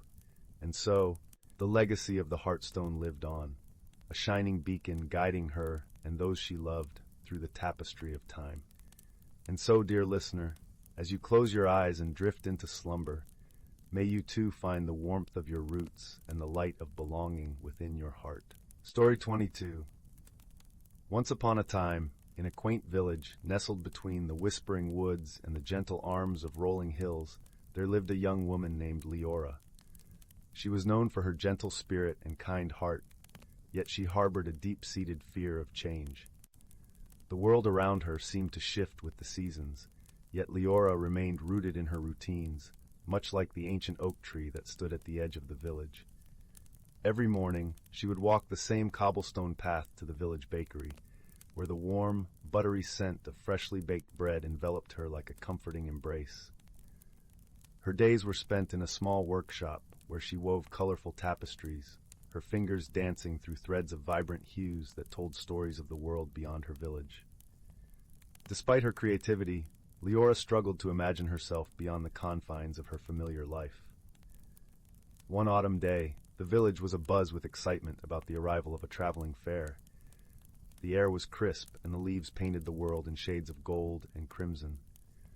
Leora's friends, the lively twins Aaron and Meave, urged her to join them in exploring the fair's wonders. "You must come, Leora," Aaron insisted, his eyes sparkling with mischief. "Who knows what magic awaits?" Reluctantly, Leora agreed, her heart a fluttering bird caught between the safety of its nest and the vastness of the open sky. The fairground was a tapestry of sights and sounds, filled with the laughter of children and the sweet melodies of a distant violin. As dusk descended, painting the sky in hues of lavender and rose, twinkling lanterns flickered to life, casting a warm glow over the bustling scene. It was there, amidst the vibrant energy of the fair, that Leora's eyes were drawn to a curious tent, adorned with shimmering silks that danced in the breeze. The sign above the entrance read, "The Enchanted Mirror of True Reflection." Maeve grasped Leora's hand gently, her voice full of encouragement. "Let's see what it holds, shall we?" Inside the tent, the air was still and fragrant with the scent of jasmine. A large, ornate mirror stood at its center, its surface rippling like a pond after a gentle rain. An elderly woman with eyes like twinkling stars greeted them. "Welcome, dear ones," she said softly. "This mirror shows not what is, but what could be, if you have the courage to change." Intrigued yet hesitant, Leora stepped forward, her reflection wavering in the mirror's depths. As she gazed into its silvery surface, the image began to shift. She saw herself standing atop a hill, the village far below, and in her eyes shone a light of confidence and joy she had never known. Around her, the world blossomed with possibilities, each one a thread in the tapestry of her journey. The vision filled Leora with a warmth that spread through her like the first rays of dawn. Yet, just as quickly, the image faded, leaving only her reflection staring back. The elderly woman spoke again, her voice a gentle breeze. Change is like the seasons, my dear. It can be daunting, but it brings growth and beauty. Trust in yourself and let the world unfold. As they left the tent, Leora was silent, her mind a whirl of emotions. Aaron and Maeve walked beside her, their presence a steady anchor. What did you see?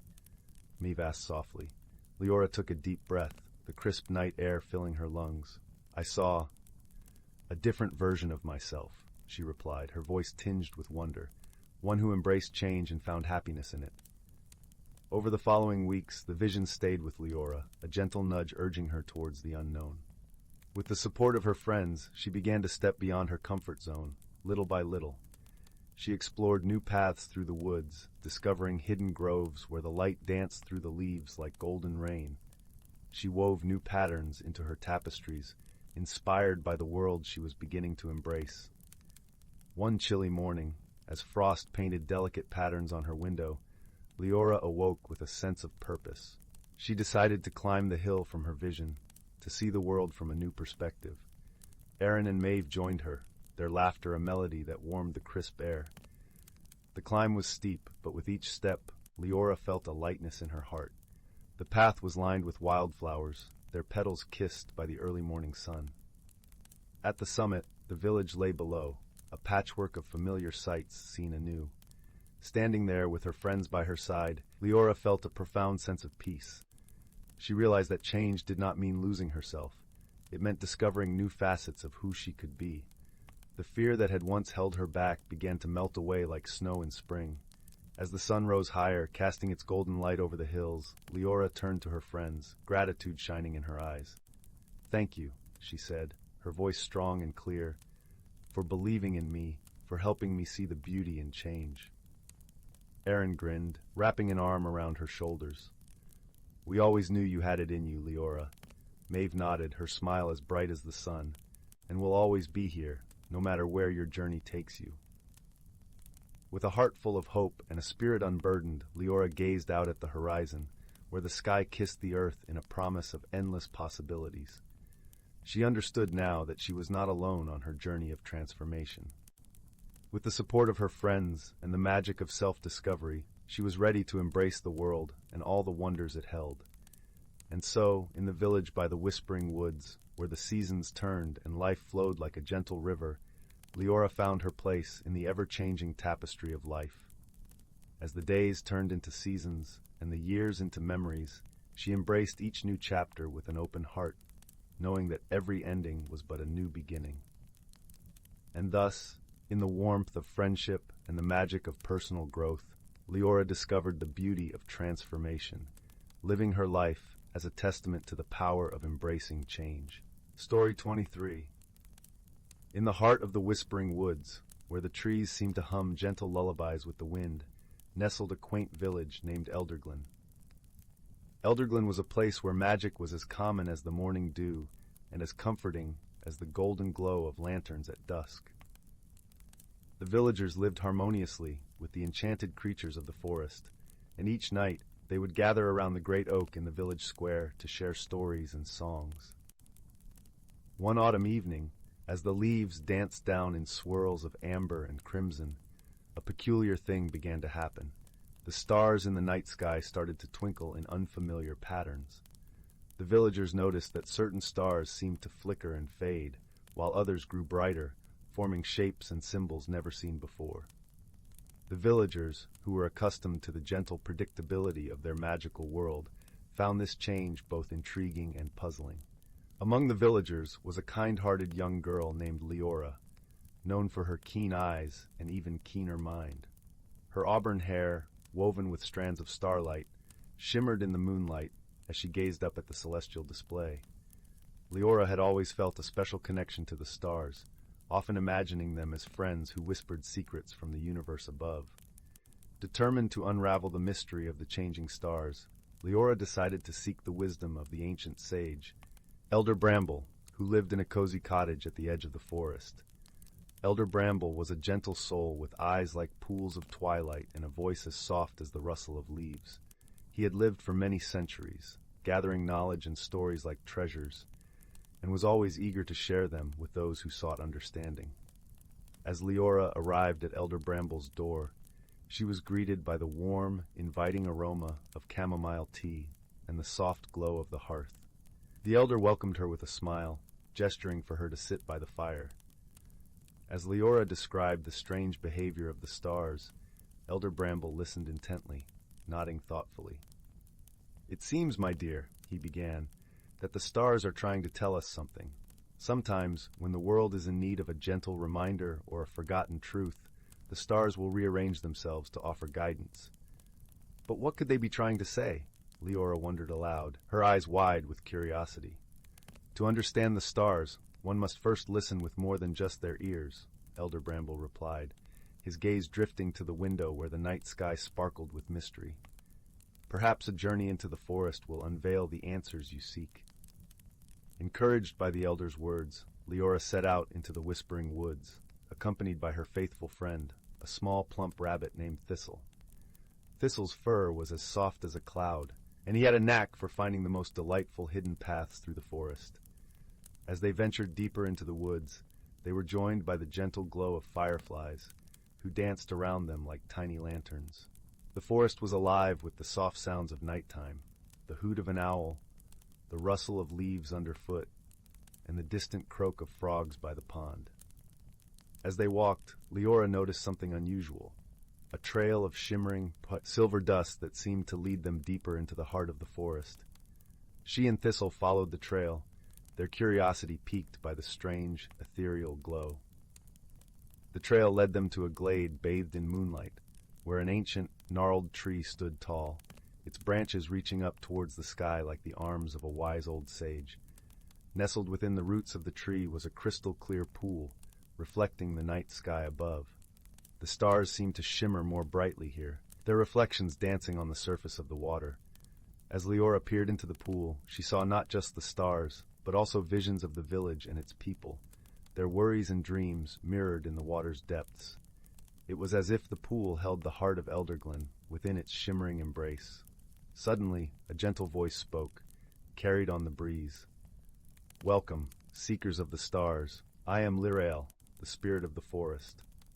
From the tree emerged a graceful figure, her form woven from moonbeams and the soft glow of the night. Lirael's eyes sparkled with kindness, and her presence filled the glade with an aura of peace. "Why have the stars changed, Lirael?" Leora asked, feeling a sense of calm as she addressed the spirit. "The stars reflect the harmony of the world," Lirael explained, her voice as soothing as a lullaby. "When there is discord, they shift to guide those who can see and understand. Elderglen has forgotten a tale of friendship and unity, a story that binds the village and the forest together." Curious, Leora listened as Lirael told the tale of a time long ago, when the villagers and the enchanted creatures of the forest forged a bond of friendship through a shared celebration under the stars.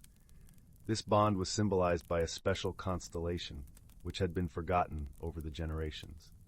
"To restore harmony," Lirael continued, "the tale must be remembered and the celebration renewed. Only then will the stars return to their rightful place." Understanding the task before her, Leora thanked Lirael and promised to share the story with her village. With Thistle by her side, she returned to Elderglen, her heart filled with hope and determination. The following evening, beneath the twinkling sky, the villagers gathered around the great oak once more. Leora recounted the tale of friendship and unity, her words weaving a tapestry of memories that stirred the hearts of all who listened. Inspired by the story, the villagers decided to revive the ancient celebration, inviting the creatures of the forest to join them in a night of joy and camaraderie. As the festivities began, the stars above seemed to sparkle with newfound brilliance, forming the forgotten constellation once more. The villagers and the forest creatures danced and sang beneath the celestial canopy, their laughter echoing through the woods like a gentle melody. From that night on, the bond between Elderglen and the Whispering Woods was stronger than ever, a testament to the power of friendship and the wisdom of the stars. And as Leora gazed up at the sky, she knew that, whatever mysteries the world might hold, they could always be solved with kindness, unity, and a little bit of stardust magic. Story 24. In the heart of the whispering woods, where the leaves rustled secrets and the air was sweet with the scent of blooming moonflowers, lay the quaint village of Wisteria Hollow.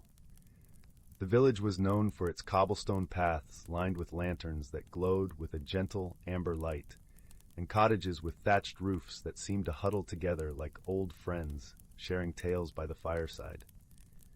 One crisp autumn evening, as the sun dipped below the horizon, painting the sky in hues of lavender and gold, a soft, peculiar glow began to dance across the village. It was not from the usual lamps or the twinkling stars above, but a silvery shimmer that seemed to flit from rooftop to rooftop. In a cozy little nook at the edge of the village, nestled beneath the boughs of an ancient willow tree, lived a young girl named Lila. Her curious nature and kind heart were known to all, and her days were filled with adventure and companionship with her best friend, a small fox named Finn. His fur was a vibrant orange, as bright as the late afternoon sun, and his eyes sparkled with mischief and wisdom beyond his years. That evening, as Lila lay tucked in her bed beneath a patchwork quilt, she noticed the silvery light dancing on her ceiling. "Finn, do you see that?" she whispered, nudging the little fox curled up at her feet. Finn opened one eye lazily, then both, as the light caught his attention. With a gentle nudge from Lila, the two set out, wrapped in the warmth of their cloaks and the promise of a new mystery. The village was quiet, save for the soft hoot of an owl and the occasional rustle of leaves in the gentle breeze. They followed the trail of light, which seemed to beckon them with its soft, shimmering invitation. Their journey led them to the village square, where the grand old clock tower stood, its face a map of time's gentle passage. At the base of the tower, beneath the stone bench where villagers often gathered to share stories, sat an unusual sight, a gathering of tiny, luminescent creatures, their wings aglow like the petals of the moonflowers that twined along the village fences. "These are the glow sprites," whispered a familiar voice. It was Elder Rowan, the wise old guardian of the Whispering Woods, known for his long, silver beard and eyes that twinkled like stars. They are the keepers of forgotten dreams, returning to remind us of the magic that lies in the simple wonders of life. Lila and Finn listened intently as Elder Rowan explained that the glow sprites had come to Wisteria Hollow because something precious had been lost, a sound, gentle and soothing, that had once filled the village with peace. It was the song of the nightingale, a bird whose melodies could calm even the most restless of hearts. The problem, Elder Rowan revealed, was that the nightingale had stopped singing, and no one knew why. Lila, with her heart set on resolving this gentle mystery, promised to help find the missing song. The next morning, with the sun casting its warm golden light over the village, Lila and Finn set off towards the deeper parts of the Whispering Woods, where the nightingale was known to dwell. The forest was alive with the scent of pine and earth, a symphony of rustling leaves and the soft patter of their footsteps. As they ventured deeper, they encountered a wise old owl named Sage, perched upon a mossy branch. Sage, with feathers as soft as cloud and eyes that seemed to hold the wisdom of the ages, offered his counsel. "Listen with your heart," he advised, "for sometimes what is unheard is as important as what is." Taking Sage's words to heart, Lila sat quietly, closing her eyes to the symphony of the forest. It was then she noticed it, a tiny, almost imperceptible discord, a note of sadness carried by the wind. It seemed to be coming from a nearby grove. Following the trail of this melancholic note, Lila and Finn discovered the nightingale, perched silently in the branches of an old oak, its feathers dull and eyes downcast. "Oh, dear nightingale," Lila spoke softly, "what troubles you so?" The nightingale, understanding the kindness in Lila's voice, explained in a series of soft chirps and trills that the source of its sorrow was a lost friend. A gentle breeze had carried away the nightingale's companion, a small, delicate breeze sprite who danced through the air, weaving melodies into the night. Determined to reunite the friends, Lila and Finn devised a plan. They would gather the villagers, each carrying lanterns and bells, to create a path of light and sound in the woods, guiding the breeze sprite back to the nightingale. That evening, the village came alive with a procession of glowing lanterns and the soft chime of bells echoing through the trees. The glow sprites, sensing the harmony, joined in, their luminescence adding to the magical tapestry of light.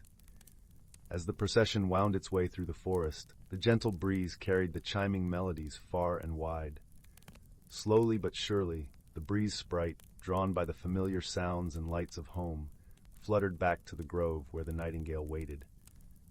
With a joyful trill, the nightingale took to the air, its song once again filling the night with a melody so pure and enchanting that even the stars seemed to twinkle in time. The village of Wisteria Hollow was at peace, their hearts warmed by the reunion and the magic of friendship. Elder Rowan, watching the scene from the shadows, smiled knowingly. Sometimes, he murmured to himself, what is lost can be found through the simplest acts of kindness and the gentle guidance of friendship. As Lila and Finn made their way back to their cozy nook beneath the willow, they felt the warmth of the village's gratitude and the glow of the glow sprites lighting their path. Wrapped in the comfort of their shared adventure, they slipped into dreams filled with the soothing song of the nightingale and the gentle flutter of breeze sprites. And so, in the heart of the whispering woods, where mysteries unfolded like petals in the moonlight, the village of Wisteria Hollow slept soundly, cradled in the embrace of a world where magic was as much a part of life as the love and kindness shared among friends. Story 25. Once upon a time, in a quaint little village nestled between the emerald folds of the whispering woods and the gentle flow of the silver stream, there lived a young girl named Lily. The village, with its cobblestone paths and thatched rooftops, was a place where time seemed to linger like the sweet scent of honeysuckle that draped the wooden fence posts. Lily was a curious soul, her heart brimming with wonder for the world around her. She spent her days exploring the meadows and forests, her auburn hair catching the sunlight as she wandered through fields of wildflowers that nodded gently in the breeze. Her constant companion was a small, wise old cat named Oliver, whose whiskers twitched with the secrets of many years. One crisp autumn morning, while the village was wrapped in a golden mist, Lily set out on her usual adventure into the woods. As she walked, the leaves crunched underfoot, and the crisp air kissed her cheeks with a rosy blush. Oliver followed close behind, his emerald eyes scanning the forest floor. As they wandered deeper into the woods, Lily noticed something peculiar. There, nestled between the roots of an ancient oak tree, was an old brass key. It glimmered with a mysterious allure, its surface adorned with intricate engravings that seemed to dance in the dappled sunlight. Lily picked up the key, feeling its weight warm in her palm. "What do you think this opens, Oliver?" she asked, holding it up for the cat to inspect. Oliver meowed softly, as if encouraging her to find out. Determined to uncover the key's secret, Lily and Oliver embarked on a journey through the whispering woods. The forest was alive with the soft rustle of leaves and the gentle song of a distant brook, creating a symphony that accompanied their steps. As they ventured further, they encountered a series of delightful characters. First, they met Benjamin the squirrel, who was busily gathering acorns. His bushy tail flicked with excitement as he chattered. "Ah, the key to the heart's door. A rare find indeed. It opens the way to your deepest desires." Next, they met a pair of twin foxes, Flora and Fauna, their coats a brilliant red against the earthy tones of the forest. "The key will guide you to the place where dreams are woven," Flora whispered. "But beware," added Fauna with a playful sparkle in her eye. "The path is not as it seems." With each encounter, Lily's curiosity grew, and the anticipation of discovering the key's purpose filled her with a warm sense of adventure. Their journey led them to the edge of the woods, where they found a hidden glen bathed in the soft glow of twilight. In the center stood an ancient door, covered in vines and flowers that seemed to shimmer in hues of lavender and gold. Lily approached the door, her heart fluttering with a mix of excitement and trepidation. She inserted the key into the lock, and with a gentle turn, the door creaked open to reveal a breathtaking scene. Beyond the door lay a meadow unlike any Lily had ever seen. The air was filled with the sweet scent of blooming jasmine, and the sky was painted in the soft pastels of a setting sun. In the center of the meadow stood a magnificent tree, its branches reaching out like welcoming arms. As Lily stepped into this magical realm, she felt a profound sense of peace wash over her. This was a place where dreams took flight, where the whispers of hope and wonder mingled in the air like a gentle lullaby. Oliver, with a knowing look in his eyes, nudged Lily towards the tree. As she approached, she noticed a small carved wooden box nestled among the roots. Opening it, she found a collection of tiny, delicate feathers, each one glistening with a soft, iridescent glow.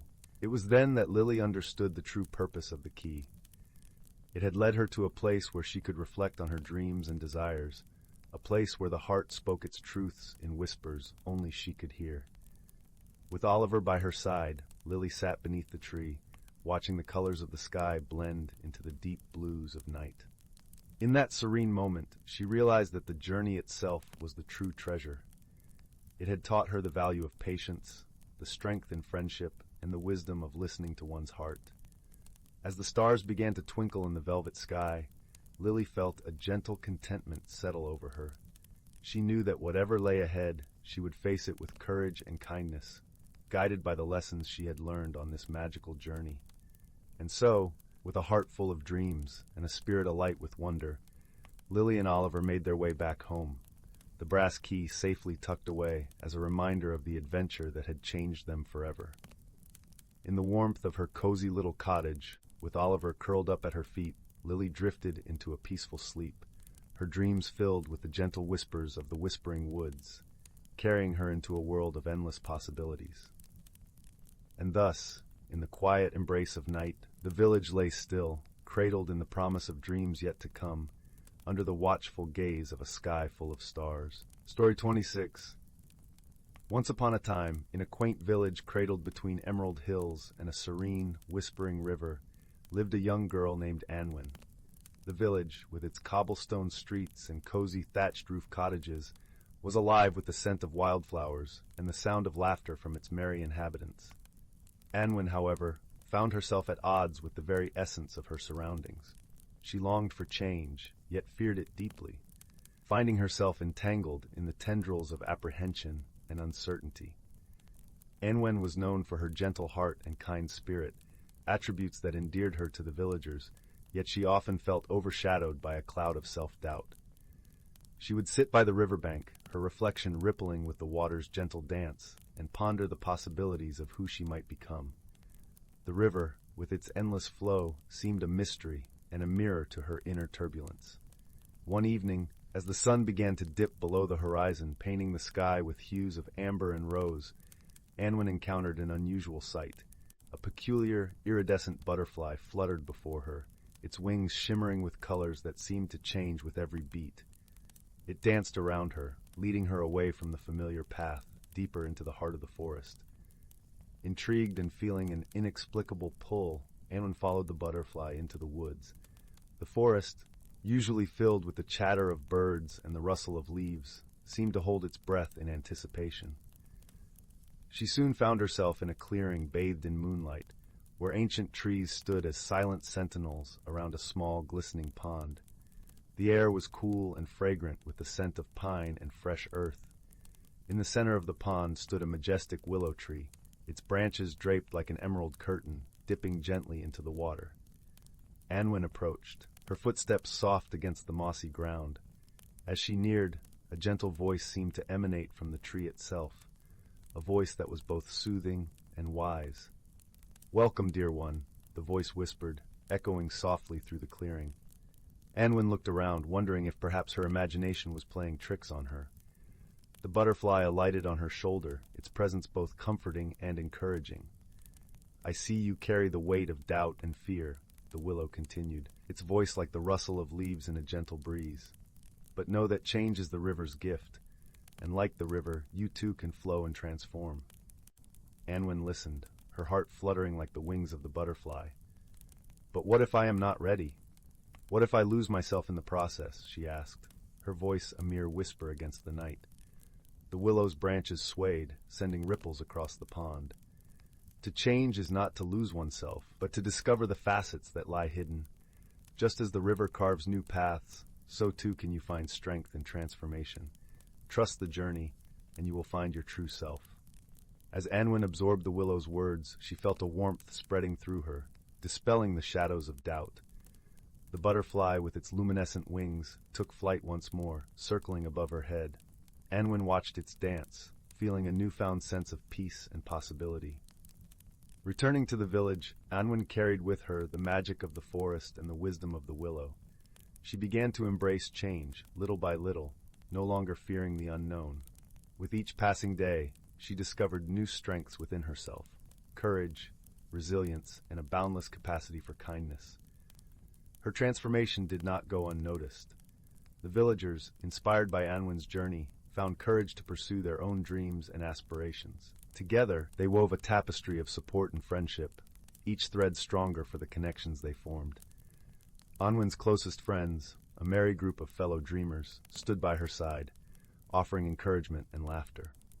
There was Gwendolyn, who had always dreamed of painting the vibrant landscapes of their home; Rowan, whose melodies on the flute could calm the wildest storms; and little Finn, who saw the world through eyes filled with wonder and hope.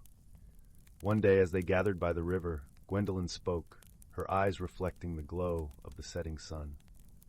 "Anwen, your journey has shown us that change, though daunting, is the key to our own stories.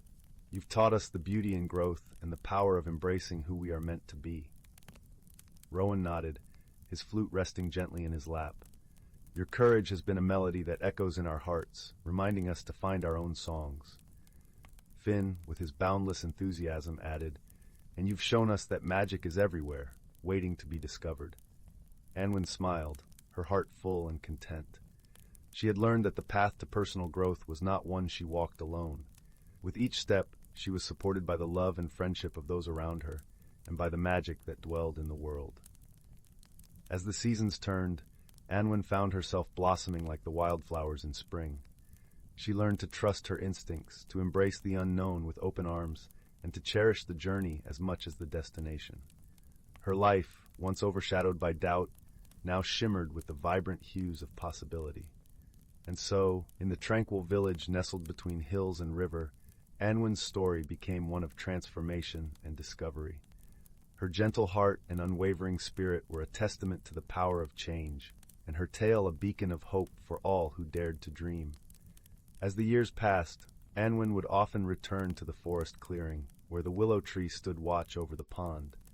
There, she would reflect on her journey, grateful for the lessons and the magic that had guided her. And at the heart of it all, she found peace in the knowledge that she had become exactly who she was meant to be.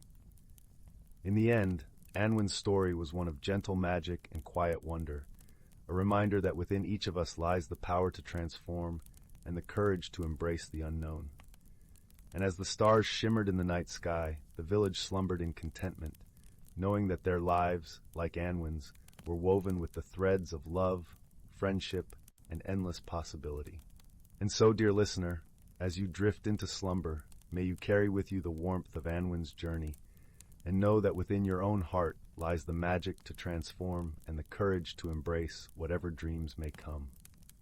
Story 27. Once upon a time, nestled in the rolling hills of a quaint village called Larkspur Vale, there lived a gentle-hearted young woman named Anya. Her days were spent tending to her grandmother's cozy flower shop, where the air was always fragrant with the scent of lavender and roses. Anya had grown up listening to her grandmother's stories about their ancestors, tales woven with mystery and magic that danced in the flickering light of the fireplace each evening. The village of Larkspur Vale was embraced by fields of wildflowers and bordered by an ancient forest, where whispers of the past seemed to rustle through the leaves. Anya had always felt a deep connection to this land, though she knew little of the true legacy that her family held. It wasn't until one particularly golden autumn afternoon that a discovery would set her on a journey to uncover her heritage. As Anya was arranging a bouquet of sunflowers, a customer entered the shop, a kindly old man with eyes that twinkled like stars. He introduced himself as Mr. Harland, an antiquarian from the neighboring town who had come to learn more about the legendary blooms of Larkspur Vale. As they talked, Mr. Harland mentioned a forgotten legend about an ancient family known to have once dwelled in these lands, guardians of a magical artifact said to hold the wisdom of the ages. Intrigued, Anya asked if there was any way to learn more about this family. Mr. Harlan's eyes gleamed with mystery as he handed her a faded map, marked with a path that led deep into the forest. "Follow this trail," he said softly, "and you may find what you seek." That evening, as the sun dipped below the horizon, painting the sky with hues of pink and gold, Anya set out to explore the forest. The path was carpeted with crunchy leaves that whispered secrets underfoot, and the air was cool and sweet, tinged with the scent of pine and earth. The forest seemed alive, guiding her steps with the soft rustle of branches and the distant hoot of an owl. As twilight deepened, Anya arrived at a clearing bathed in the silvery glow of the moon. At its center stood a towering oak, its gnarled roots cradling a stone pedestal. Upon the pedestal sat an ornate wooden box, intricately carved with symbols of the sun, the moon, and a great tree, symbols Anya recognized from her grandmother's tales. With reverence, Anya opened the box and found nestled within a delicate silver locket, its surface etched with the same symbols. As she held it in her hands, warmth spread through her fingers, and a gentle hum resonated in the air. She felt a connection to something greater than herself, a tapestry of history and love woven by those who had come before her. The locket was more than a mere trinket. It was a key to understanding her roots. Inside, she discovered a tiny scroll with words penned by her ancestors. They spoke of the importance of harmony with nature, the wisdom of listening to the land, and the strength found in unity and compassion.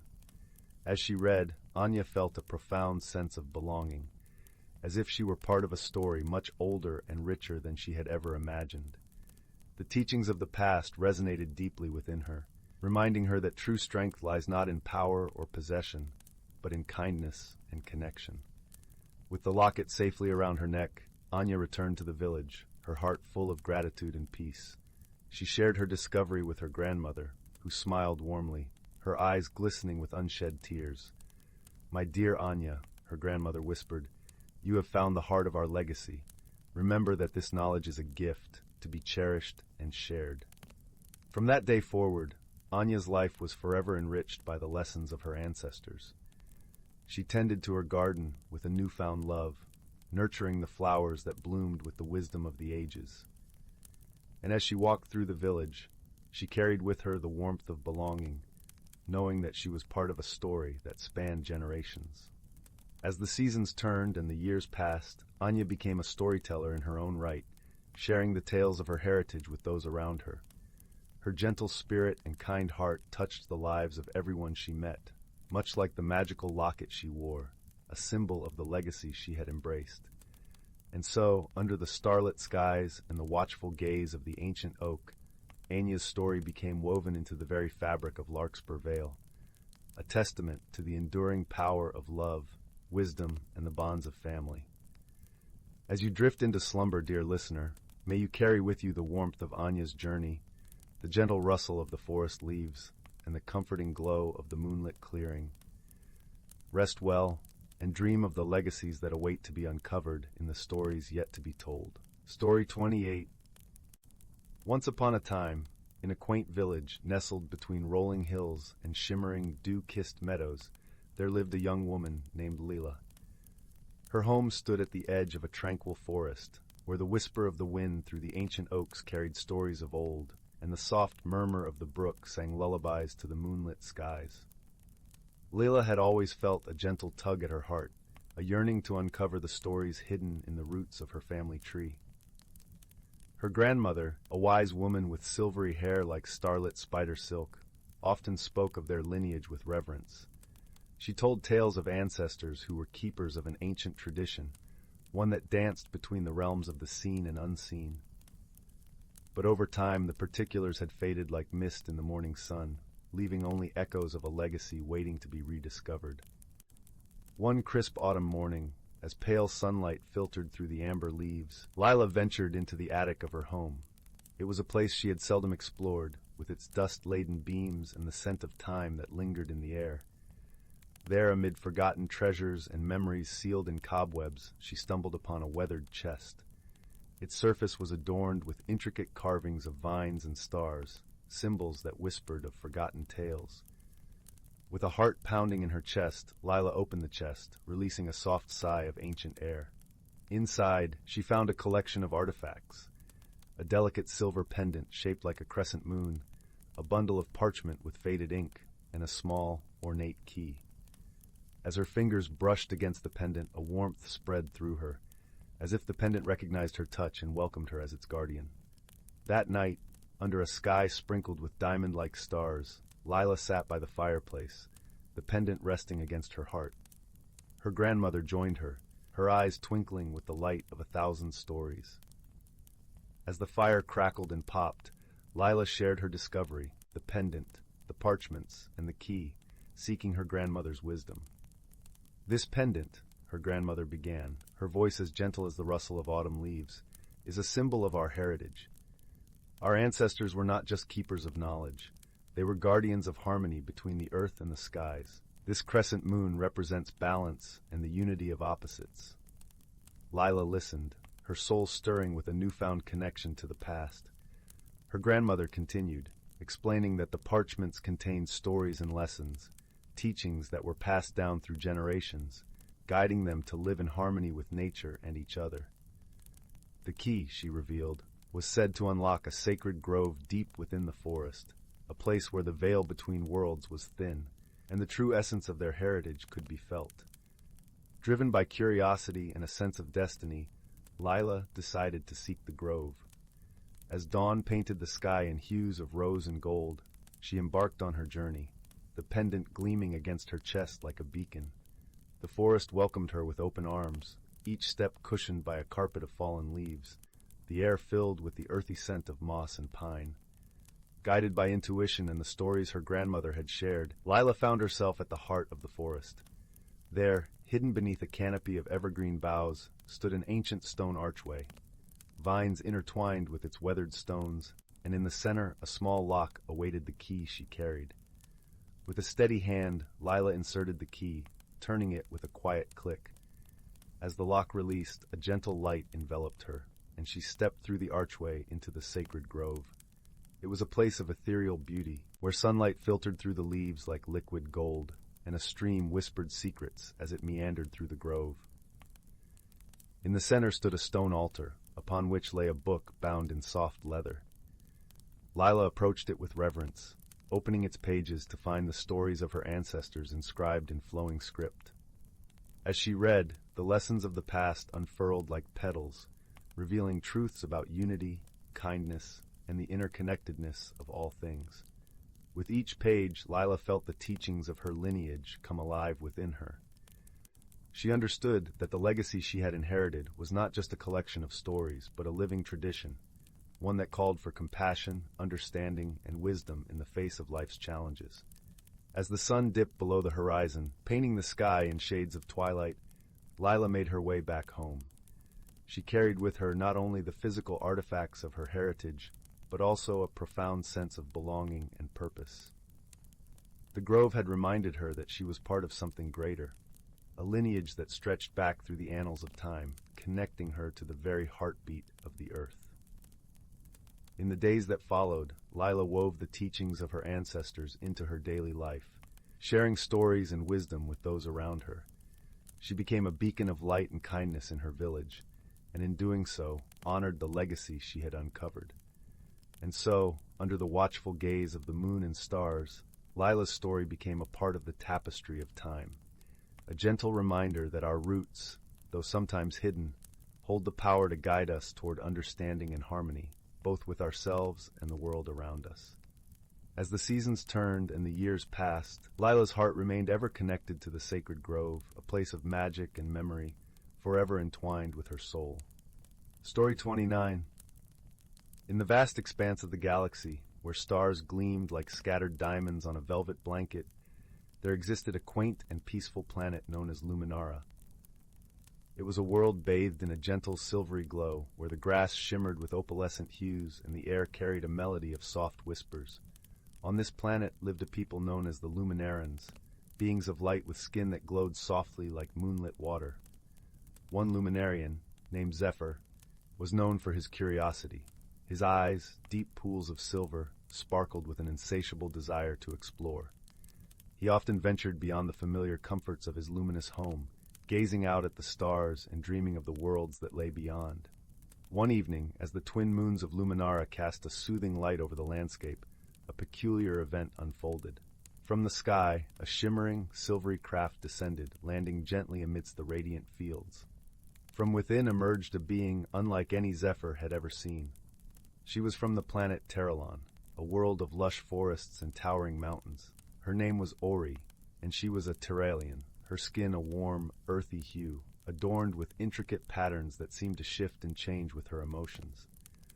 Ori stepped forward cautiously, her eyes wide with wonder and a hint of apprehension. She had come to Luminara on a mission of peace and exploration, hoping to learn about the Luminarans and share her own knowledge in return.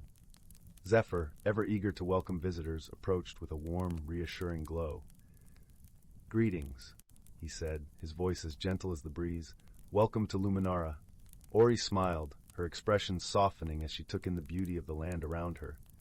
"Thank you," she replied, her voice carrying the rich melodic accent of her people. "My name is Ori, and I come from the planet Terralon." Their initial meeting was friendly, but not without its misunderstandings. The Luminarans communicated primarily through light and emotion, while the Terralians relied on words and gestures. At first, this difference led to a few awkward encounters, such as when Zephyr attempted to convey warmth and welcome through a radiant glow, only for Ori to interpret it as an overwhelming intensity. But as they spent more time together, exploring the shimmering fields and luminescent forests of Luminara, they began to understand one another. Ori learned to read the subtle nuances of Zephyr's light, while Zephyr grew more attuned to the rhythm and melody in Ori's voice. One afternoon, as the sun dipped low and painted the sky in shades of lavender and rose, they encountered a challenge that would test their budding friendship. A sudden storm swept across the land, the winds howling with an unexpected ferocity. The shimmering grasses of Luminara bent and swayed, and the air crackled with energy. In the midst of the storm, Ori and Zephyr sought shelter beneath the wide canopy of a crystal-leafed tree. As they huddled together, the storm raging around them, they discovered a shared strength. Zephyr's glow provided warmth and comfort, while Ori's soothing voice offered reassurance and calm. As the storm subsided, leaving behind a fresh, clean scent and a sky filled with twinkling stars, Ori and Zephyr found themselves laughing, their previous misunderstandings forgotten. They realized that despite their differences, they complemented each other perfectly, like two halves of a whole. From that day forward, they became inseparable companions, exploring not only Luminara but the vast galaxy beyond. Together, they visited Ori's home on Terralon, where Zephyr marveled at the towering trees and vibrant wildlife. They journeyed to distant worlds, each more wondrous and different than the last, learning from every new experience and growing ever closer. Through their adventures, they discovered the true meaning of friendship, the ability to embrace differences, to offer support and understanding, and to find joy in shared experiences. Their bond became a beacon of light in the galaxy, inspiring others to seek out connection and understanding beyond the boundaries of their own worlds. And so, under the endless canopy of stars, Ori and Zephyr continued their journey, side by side, their hearts aglow with the warmth of true friendship. As they ventured into the unknown, they knew that as long as they had each other, they would always find their way home. Story 30. In the heart of a gentle valley, where the sun kissed the rolling hills each morning, and the river sang a lullaby as it wound its way through wildflower meadows, there lay the small village of Windwhisper. Tucked between towering oaks and whispering pines, the village was a haven of tranquility, where time seemed to slow, and the worries of the world melted away like morning mist. In this idyllic village lived a young woman named Marin. With eyes the color of the twilight sky and hair that tumbled down her back like a cascade of autumn leaves, Marin was known for her boundless curiosity and her gentle heart. Yet, despite her kind nature, Marin carried a quiet struggle within her, a reluctance to embrace change. Life in Windwhisper was predictable, and Marin found comfort in its routines. She loved the familiar cadence of her days, the morning walks along the river, the afternoons spent in the garden, and the evenings shared with her neighbors under the starry skies. But a restlessness had begun to stir within her, a yearning that she couldn't quite name.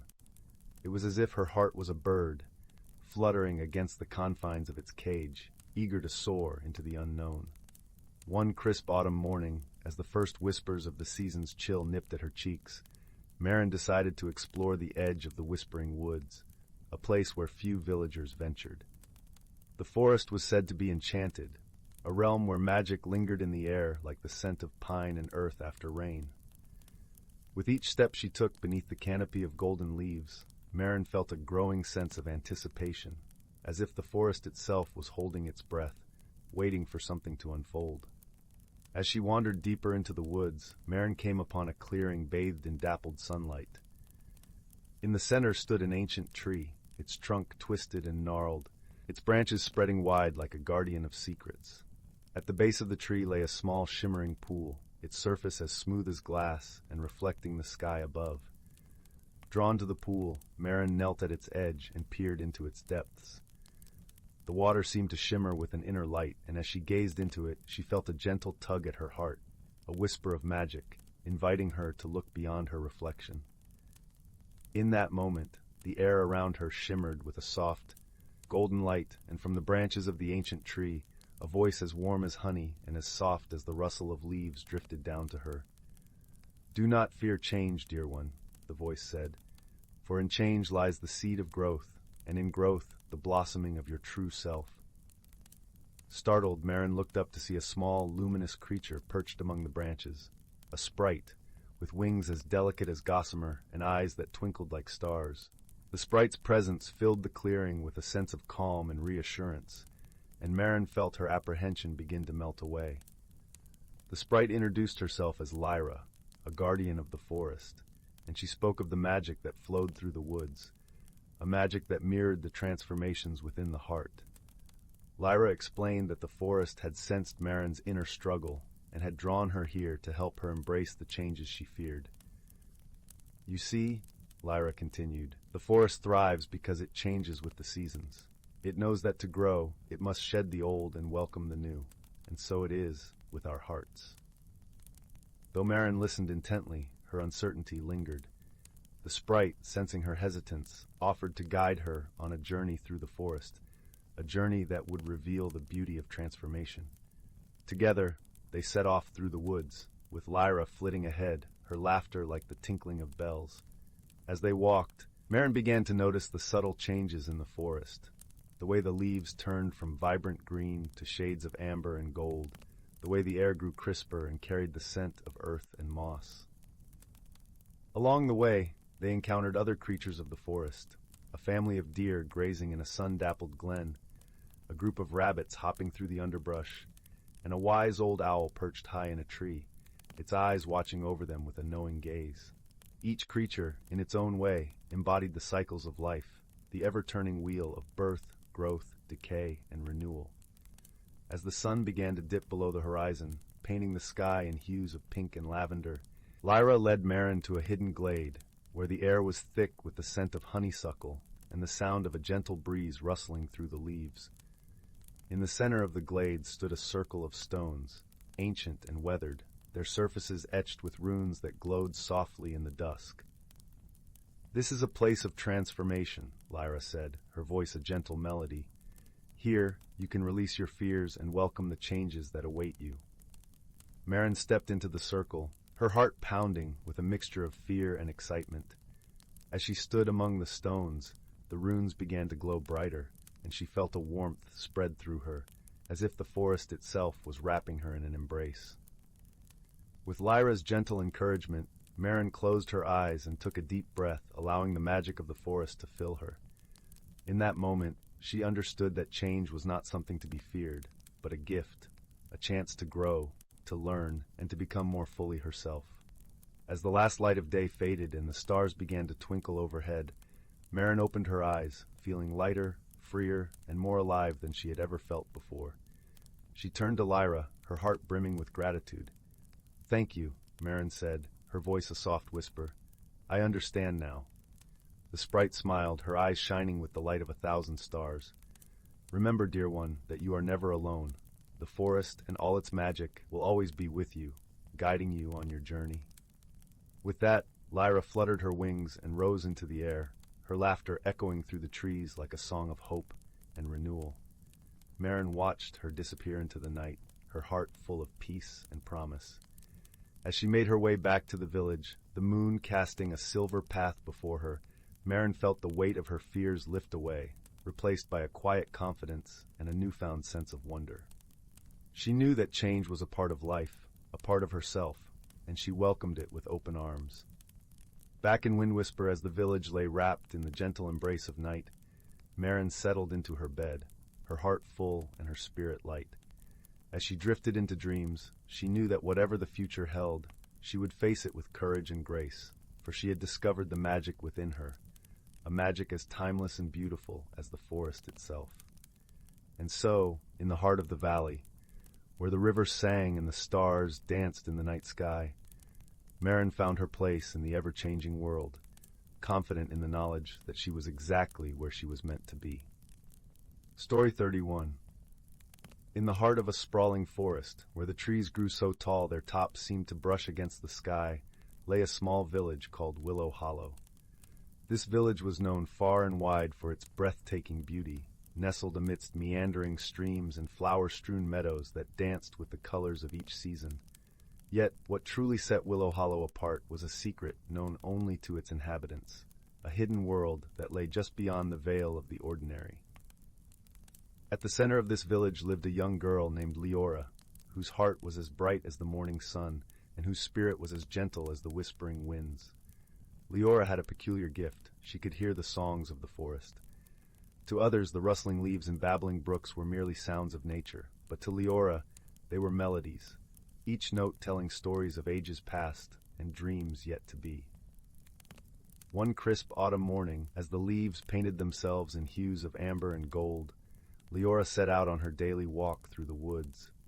The air was cool and carried with it the scent of earth and pine, invigorating her senses as she stepped along the well-trodden path. Her boots crunched against fallen leaves, echoing the rhythm of her heart. As she walked, Leora hummed along with the forest songs, her voice blending seamlessly with the natural symphony. She had always felt a deep connection to the forest, as though it were an extension of her very soul. On this particular day, however, the melody was different, more urgent, as if the forest was calling out to her. Guided by an invisible thread, Leora ventured deeper into the woods than ever before. The familiar path soon gave way to untrodden terrain, where the trees grew denser and the light dimmed to a soft, dappled glow. It was in this secluded part of the forest that Leora stumbled upon something extraordinary. A shimmering curtain of light cascading from the branches of an ancient oak. Curiosity piqued, she reached out tentatively, her fingers brushing against the ethereal veil. In an instant, the world around her shifted, and she found herself standing in a realm unlike any she had ever imagined.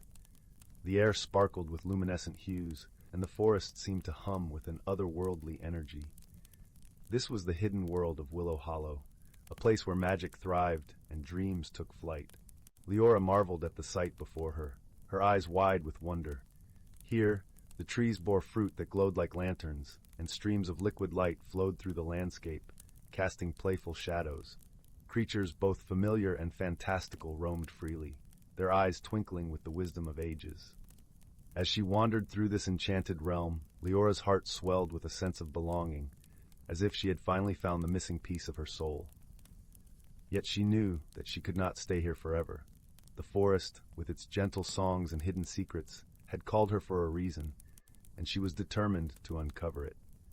Her exploration soon led her to a clearing where a magnificent tree stood, its branches stretching out like welcoming arms. This was the heartwood tree, known in legends to be the guardian of the hidden world. Beneath its shade sat an elderly man, his beard as white as snow and his eyes twinkling with the light of 1,000 stars. "Welcome, child of the forest," he greeted, his voice as warm and inviting as a crackling fire. "I am Eldrin, the keeper of the heartwood. You have heard our call, and for that we are grateful." Leora approached with reverence, her heart fluttering with awe and anticipation. "Why have you called me here?" she asked, her voice barely above a whisper. Eldrin smiled, gesturing to the world around them. "The balance of this realm and yours is maintained by the harmony between nature and those who walk upon it. But there is a shadow creeping upon the edges of our world, threatening to unravel the ties that bind us. You, Leora, possess the gift of understanding our songs. It is through you that harmony can be restored." Though the weight of Eldrin's words settled upon her shoulders, Leora felt a surge of determination. She had always believed in the power of the forest's melodies, and now she had a chance to prove it. "Tell me what I must do," she vowed, her eyes shining with resolve. With a nod, Eldrin handed her a small, intricately carved wooden flute. "This is the Songweaver's flute," he explained. "Its music holds the power to heal and restore. You must journey to the edges of this realm where the shadow dwells and play the song of unity. But beware, for the path is fraught with challenges, and only through wisdom and friendship will you succeed." Leora accepted the flute, its wood warm against her fingers, and thanked Eldrin for his guidance.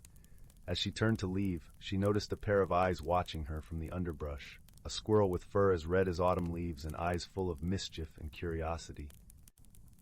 "Hello there," Leora greeted, crouching down to the creature's level. "Would you like to join me on my journey?" The squirrel chattered in response, scampering to her side, as if to say he wouldn't miss it for the world. And so, with her new companion, whom she affectionately named Nutkin, Leora set off on her quest to save the hidden world. The path was long and winding, leading them through lush meadows and over sparkling streams. Each step was a note in the song of their journey, creating a melody of its own. As they traveled, Leora and Nutkin encountered various inhabitants of the enchanted realm, each offering their own wisdom and assistance. From a wise old owl, they learned the value of patience and observation. A family of playful otters taught them the importance of joy and laughter, even in the face of adversity. And a gentle deer, with eyes as deep as the forest itself, reminded them of the strength found in kindness and compassion. Through these encounters, Leora's heart grew fuller and her spirit stronger. She realized that the journey was not just about reaching their destination, but about the bonds they formed along the way.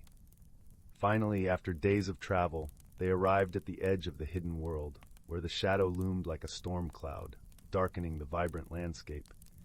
The air was heavy with tension, and the forest's song had quieted to a mournful whisper. Leora took a deep breath, holding the Songweaver's flute to her lips. Closing her eyes, she let the music flow through her, each note a beacon of light piercing the darkness. The melody spoke of unity, of the beauty in diversity, and the strength in coming together as one. As the final notes faded into the air, a transformation began to unfold. The shadow receded, its edges dissolving into the light. The forest awoke with renewed vigor, its songs rising in a triumphant chorus. Creatures emerged from their hiding places, their eyes filled with gratitude and joy. Leora and Nutkin watched in awe as the hidden world returned to its former glory, vibrant and alive. It was a moment of pure magic, a testament to the power of harmony and friendship. With their mission complete, Leora and Nutkin made their way back to the Heartwood tree, where Eldrin awaited them with a knowing smile. "You have done well, child of the forest," he praised, his voice filled with warmth. "The balance has been restored, thanks to your courage and the bonds you have forged." Leora felt a sense of fulfillment, unlike any she had known before. She had not only saved the hidden world, but had also discovered a deeper understanding of herself and her connection to the forest. As the sun dipped below the horizon, painting the sky in shades of pink and gold, Leora bid farewell to Eldrin and the enchanted realm. She knew that while she might leave the hidden world behind, its songs would always echo in her heart. Together with Nutkin, she stepped through the shimmering veil, back into the familiar embrace of Willow Hollow. The village welcomed them home, its gentle lullabies carrying them into the night. And so, beneath a canopy of stars, Leora drifted into a peaceful slumber, her heart filled with the warmth of friendship and the promise of new adventures yet to come. Story 32. Once upon a starlit eve, deep within an enchanted forest, there lived a young fox named Ember. Though blessed with a vibrant russet coat and a bushy tail that danced like a flame, Ember felt lost within the whispers of the woodland. Change was afoot, and the trees seemed to be whispering secrets that Ember could not comprehend. As winter melted into spring, buds unfurled and birdsong filled the air, but Ember's heart remained heavy, bound by uncertainty. One crisp morning, as Ember padded through the dewy ferns, she heard a gentle humming. Following the melodic sound, she came upon a clearing where a kindly old owl perched upon a gnarled oak branch. "Why do you seem so troubled, little one?" the owl inquired, her wise eyes twinkling. Ember poured out her fears, confessing her struggle to embrace the constant shifts of the forest. The owl listened patiently, her feathers ruffling in the breeze. "My dear Ember," she said softly, "change is the heartbeat of life itself. Just as the seasons cycle, so too must we grow and transform." With a flick of her wing, the owl conjured a glittering mist that swirled around Ember. The fox gasped as the mist coalesced into a shimmering butterfly, its gossamer wings a kaleidoscope of colors. "Observe closely," the owl instructed. Ember watched, entranced, as the butterfly took flight, its delicate form shifting and changing with each beat of its wings. Slowly, it metamorphosed into a dragonfly, its iridescent body gliding effortlessly through the air. "You see," the owl smiled, "true beauty lies in the journey, in the ability to adapt and embrace change with grace." As the dragonfly danced among the wildflowers, Ember felt a warmth bloom within her chest. She understood at last that growth was not something to fear but to celebrate. From that day forward, Ember welcomed each new season with open arms, her spirit buoyed by the owl's wisdom. And whenever doubt crept in, she would seek solace in the company of her newfound friends, a gentle badger named Sage and a playful otter called Ripple. Together they explored the ever-shifting wonders of the forest, their hearts filled with gratitude for the transformative magic that surrounded them. Ember had learned that true strength lay not in resisting change, but in embracing it with courage and wonder. As the seasons cycled and the years drifted by, Ember's russet coat grew sleek and radiant, a testament to the beauty of her personal growth. And on moonlit nights, she would gaze up at the twinkling stars, her soul at peace, knowing that change was the greatest gift of all. Story 33. Once upon a time, nestled in a quaint village surrounded by lush, whispering woods, there lay a secret world known only to the creatures who dwelled beneath the towering oaks and beside the babbling brooks. The village itself was a tapestry of cobblestone paths and cozy thatched roof cottages, where the air was perpetually scented with the comforting aroma of freshly baked bread and wildflowers that danced in the breeze. It was a place where time seemed to slow, allowing the inhabitants to savor each moment of the day and the gentle lull of the night. In this village lived a kind-hearted young girl named Leora. She had hair the color of autumn leaves and eyes that sparkled with the curiosity of 1,000 questions. Leora was known for her gentle spirit and an insatiable thirst for adventure. Her days were spent exploring the nooks and crannies of the village, befriending every creature she encountered, from the shyest rabbit to the most boisterous squirrel. One day, as the golden sun dipped below the horizon, painting the sky in hues of lavender and rose, Leora stumbled upon something extraordinary. Deep within the heart of the woods, she discovered a peculiar object partially buried in the loamy earth. It was a small, intricately carved wooden box, adorned with delicate etchings of swirling vines and blooming flowers. The box seemed to hum with a quiet energy, as if it held secrets waiting to be unveiled. With a gentle touch, Leora brushed away the soil and lifted the box into her hands. As she opened it, a soft, shimmering light spilled forth, enveloping her in a warm, comforting glow. Inside lay a feather, unlike any she had ever seen. It was iridescent, shifting colors like a prism in the sunlight, and it hummed with a gentle, melodic tune.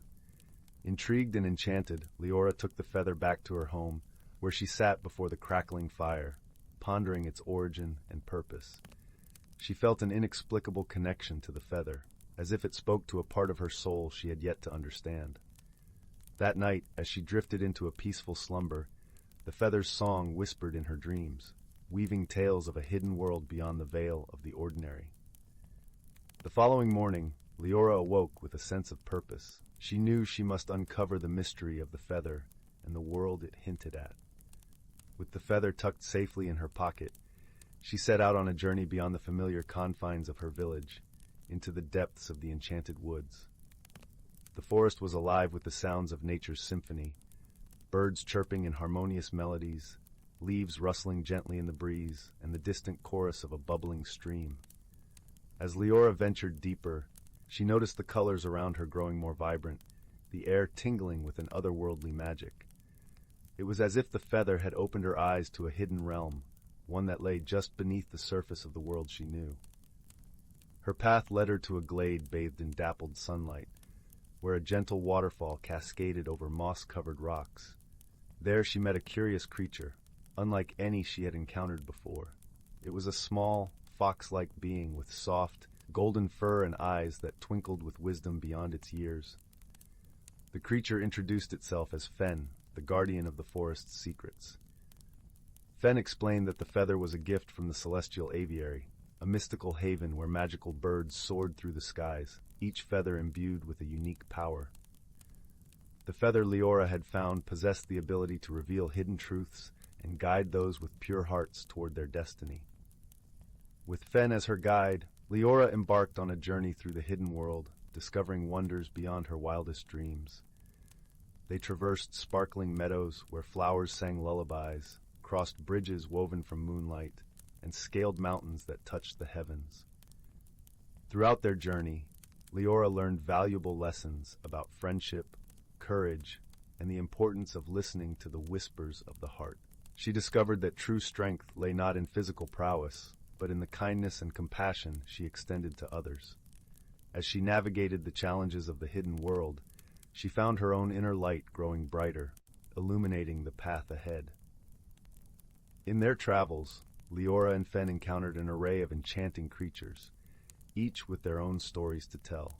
They met a wise old turtle who shared tales of ancient times, a family of fireflies who lit up the night with their joyous dances, and a gentle giant who had once been feared but was now beloved for his gentle nature. As they journeyed together, Leora and Fen formed a bond that transcended words, a friendship built on trust and understanding. Through Fen's guidance, Leora learned to see the world through new eyes, recognizing the beauty in even the smallest of things. Their adventures eventually led them to the heart of the celestial aviary, a breathtaking sanctuary where the skies were filled with the vibrant plumage of magical birds. There, Leora was welcomed by the majestic creatures, who bestowed upon her a gift of their own, a delicate necklace woven from the finest feathers, a symbol of her bravery and the purity of her heart. With her journey drawing to a close, Leora returned to her village with a newfound sense of wonder and a heart full of gratitude. She carried with her not only the memories of her adventures, but also the wisdom she had gained and the friendships she had forged. As she settled back into her cozy home, the feather's gentle song continued to play in her dreams, a reminder of the hidden world she had discovered and the magic that lay within. The village, too, seemed to glow with a newfound light, as if touched by the magic of the celestial aviary. And so, with her heart full and her spirit at peace, Leora drifted off to sleep each night by the warmth of the crackling fire, knowing that the world was full of wonders waiting to be discovered by those with eyes to see and hearts to understand. The end. Story 34. In the heart of the whispering woods, where the trees swayed like graceful dancers and the air was filled with the sweet scent of blooming moonflowers, there lay the quaint village of Luminara. The village was known for its glowing lanterns that floated gently above cobblestone paths, casting a soft, golden light that warmed the soul. Each evening, the villagers gathered to share stories beneath the starlit sky, their laughter mingling with the gentle rustle of leaves. It was in this serene setting that strange occurrences began to unfold. One crisp autumn evening, as the villagers sipped on spiced cider by the hearth, they noticed something peculiar. The lanterns, which usually glowed with a steady, comforting light, had started flickering mysteriously. This unexpected phenomenon puzzled the villagers, for the lanterns were enchanted with the magic of the forest and had never faltered before. A curious young girl named Maya, known for her bright eyes and inquisitive nature, was particularly intrigued by the flickering lanterns. She spent her days exploring the woods, often accompanied by her loyal friend, a sprightly squirrel named Pip. Together, they had discovered many hidden wonders of the whispering woods, from secret glades to bubbling brooks that sang their own melodies. Determined to uncover the mystery of the flickering lanterns, Maya and Pip set out on an adventure at dawn. The path through the forest was blanketed in a carpet of fallen leaves, crunching softly underfoot. Sunlight filtered through the canopy, creating patterns of light and shadow that danced around them. As they ventured deeper into the woods, they came across an ancient oak tree, its gnarled branches stretching skyward like wise old arms. Perched on one of the branches was a wise old owl named Sage, known as the guardian of the forest's secrets. "Good morning, Sage," Maya greeted, her voice gentle as the breeze. "We've come to seek your wisdom. The lanterns in our village have begun to flicker, and we wish to understand why." Sage blinked slowly, his golden eyes thoughtful. "Ah, the lanterns," he hooted softly. "They are connected to the heartbeat of the forest. When they flicker, it means something is amiss within the woods." Maya and Pip exchanged a glance, their curiosity piqued. "Can you help us find out what's causing it?" Maya asked. Sage nodded, his feathers ruffling slightly. "You must visit the Glade of Whispers, where the oldest trees stand.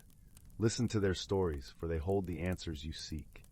Thanking Sage, Maya and Pip set off once more, guided by the soft whispers of the wind. The Glade of Whispers was a place of deep tranquility, where ancient trees stood like silent sentinels, their bark etched with the passage of time. As Maya and Pip entered the glade, they paused, listening intently to the gentle murmur of leaves. The trees spoke in hushed tones, their voices weaving a tapestry of history and knowledge.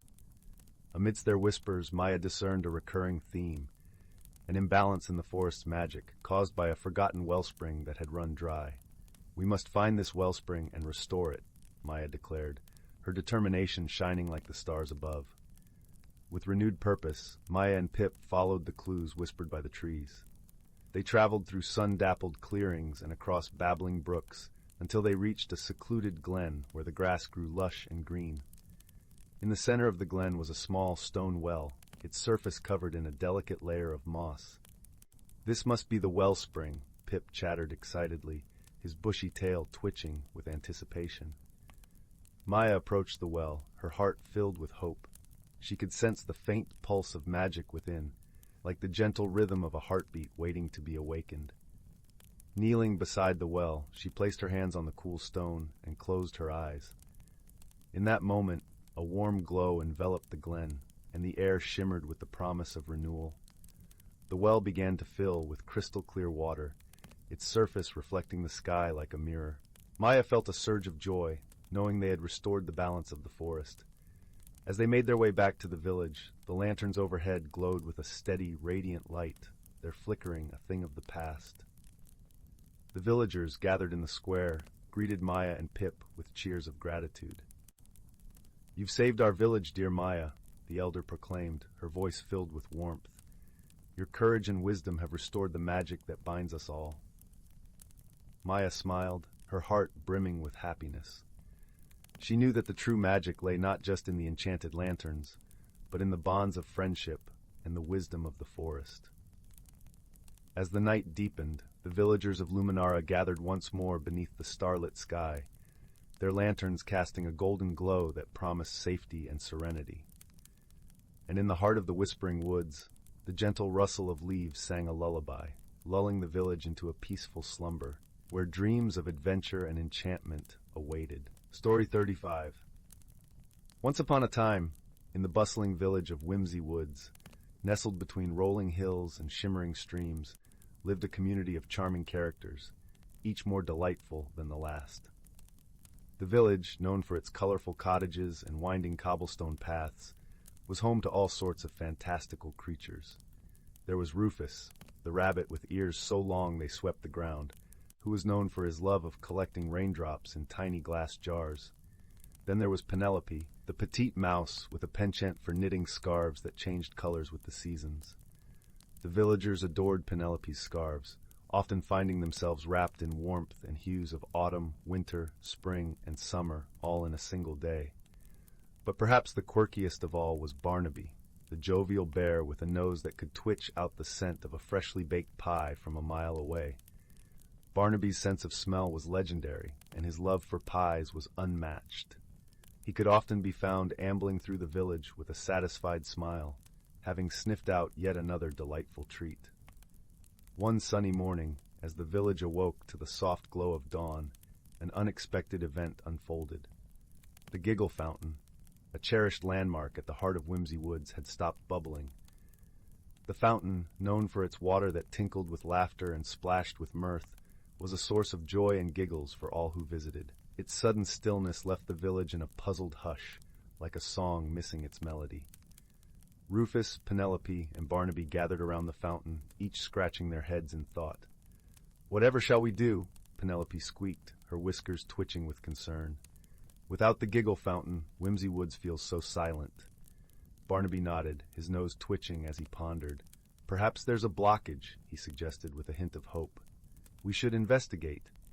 The trio decided to embark on a quest to restore the fountain's laughter, and so they set off into the enchanted glade, where magic was known to swirl like the autumn leaves. As they meandered through the glade, they encountered a peculiar sight, a circle of dandelions that shimmered with a golden light. In the center stood Tilly, the tiniest of fairies, her wings a kaleidoscope of colors that flickered like a butterfly's dance. "Hello, dear friends," Tilly chimed, her voice as sweet as honey. "What brings you to the enchanted glade?" Rufus explained the plight of the giggle fountain, and Tilly listened with wide, sparkling eyes. "Ah, I see," she mused, fluttering her wings thoughtfully. "The giggle fountain draws its magic from the joyful jelly beans, hidden in the rainbow cavern. Without them, the fountain cannot laugh." "Joyful jelly beans?" Barnaby echoed, intrigued by the thought of something so delicious sounding. "Indeed," Tilly confirmed with a giggle. "But be warned, the path to the rainbow cavern is filled with surprises." Undeterred by the challenge, the trio thanked Tilly and continued their journey, guided by her directions. They traversed fields of whispering windflowers and crossed bridges woven from spider silk, each step a delightful discovery. At last, they reached the entrance of the rainbow cavern, its mouth aglow with a prism of colors. Inside, the walls sparkled with gemstones, casting a soft, radiant light that danced across their faces. The air was sweet, filled with the scent of candy floss and vanilla. The cavern, however, was not without its quirks. As they ventured deeper, they encountered a series of playful riddles etched into the walls, each one a key to the next chamber.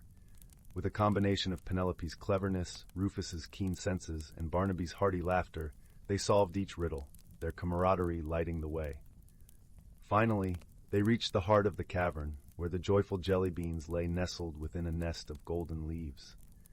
The jelly beans pulsed with light, each one a different shade of the rainbow, and as they picked them, a soft melody filled the air. Triumphant, the friends returned to Whimsy Woods, their hearts full of joy and anticipation.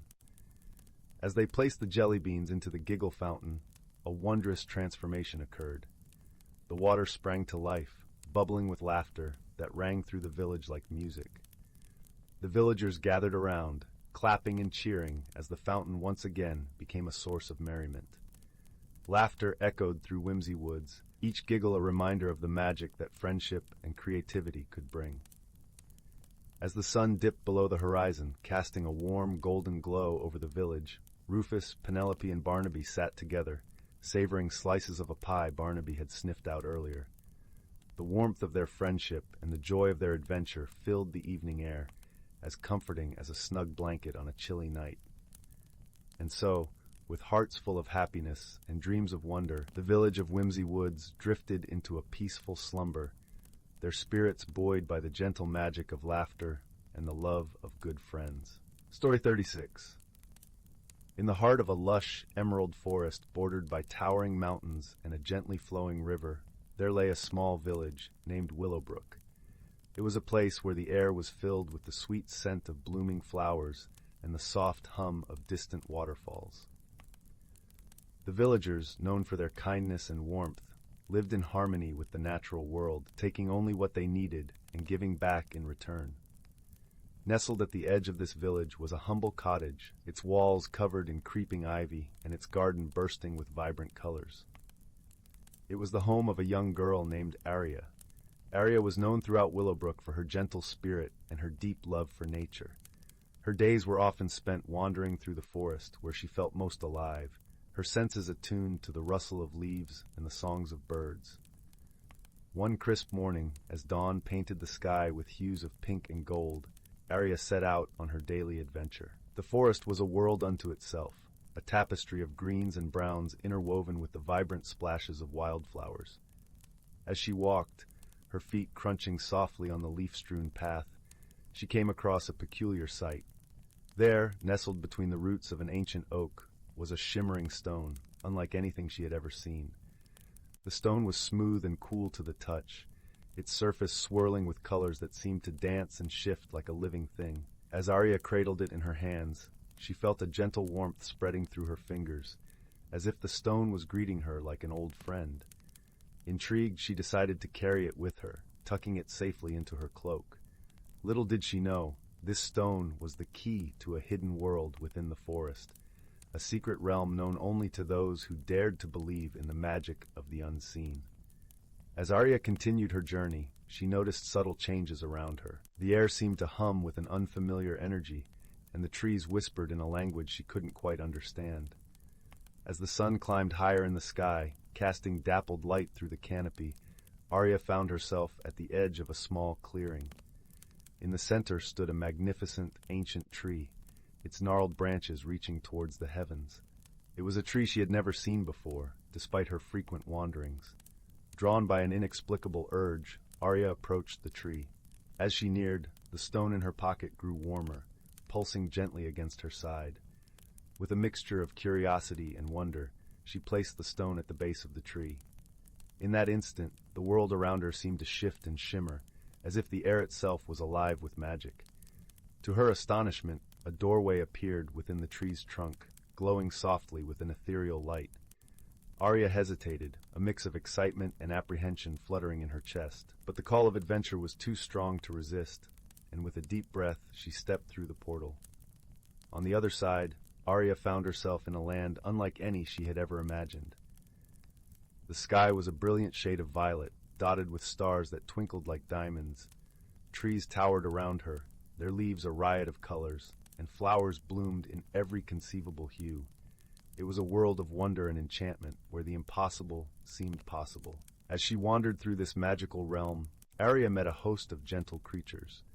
There were luminescent butterflies that flitted about in playful dances, and graceful deer with antlers that glowed with a soft, golden light. Most remarkable of all was a small, fox-like creature with fur as white as snow and eyes that sparkled with intelligence. The creature, whom Arya named Lumi, quickly became her guide and companion. Lumi communicated not with words, but with gestures and expressions that Arya found surprisingly easy to understand. Together, they explored the wonders of this hidden world, discovering hidden groves and sparkling streams, each more breathtaking than the last. Days turned into weeks, and Arya found herself growing more and more enchanted by the realm. Yet she knew she couldn't stay forever. The village of Willowbrook was her home, and she missed the familiar faces of her friends and family. But as her time in the magical world drew to a close, she realized she had changed. The journey had opened her eyes to the beauty and magic that existed all around her, even in the most ordinary of places. With a heavy heart but a newfound sense of wonder, Arya retraced her steps to the ancient tree.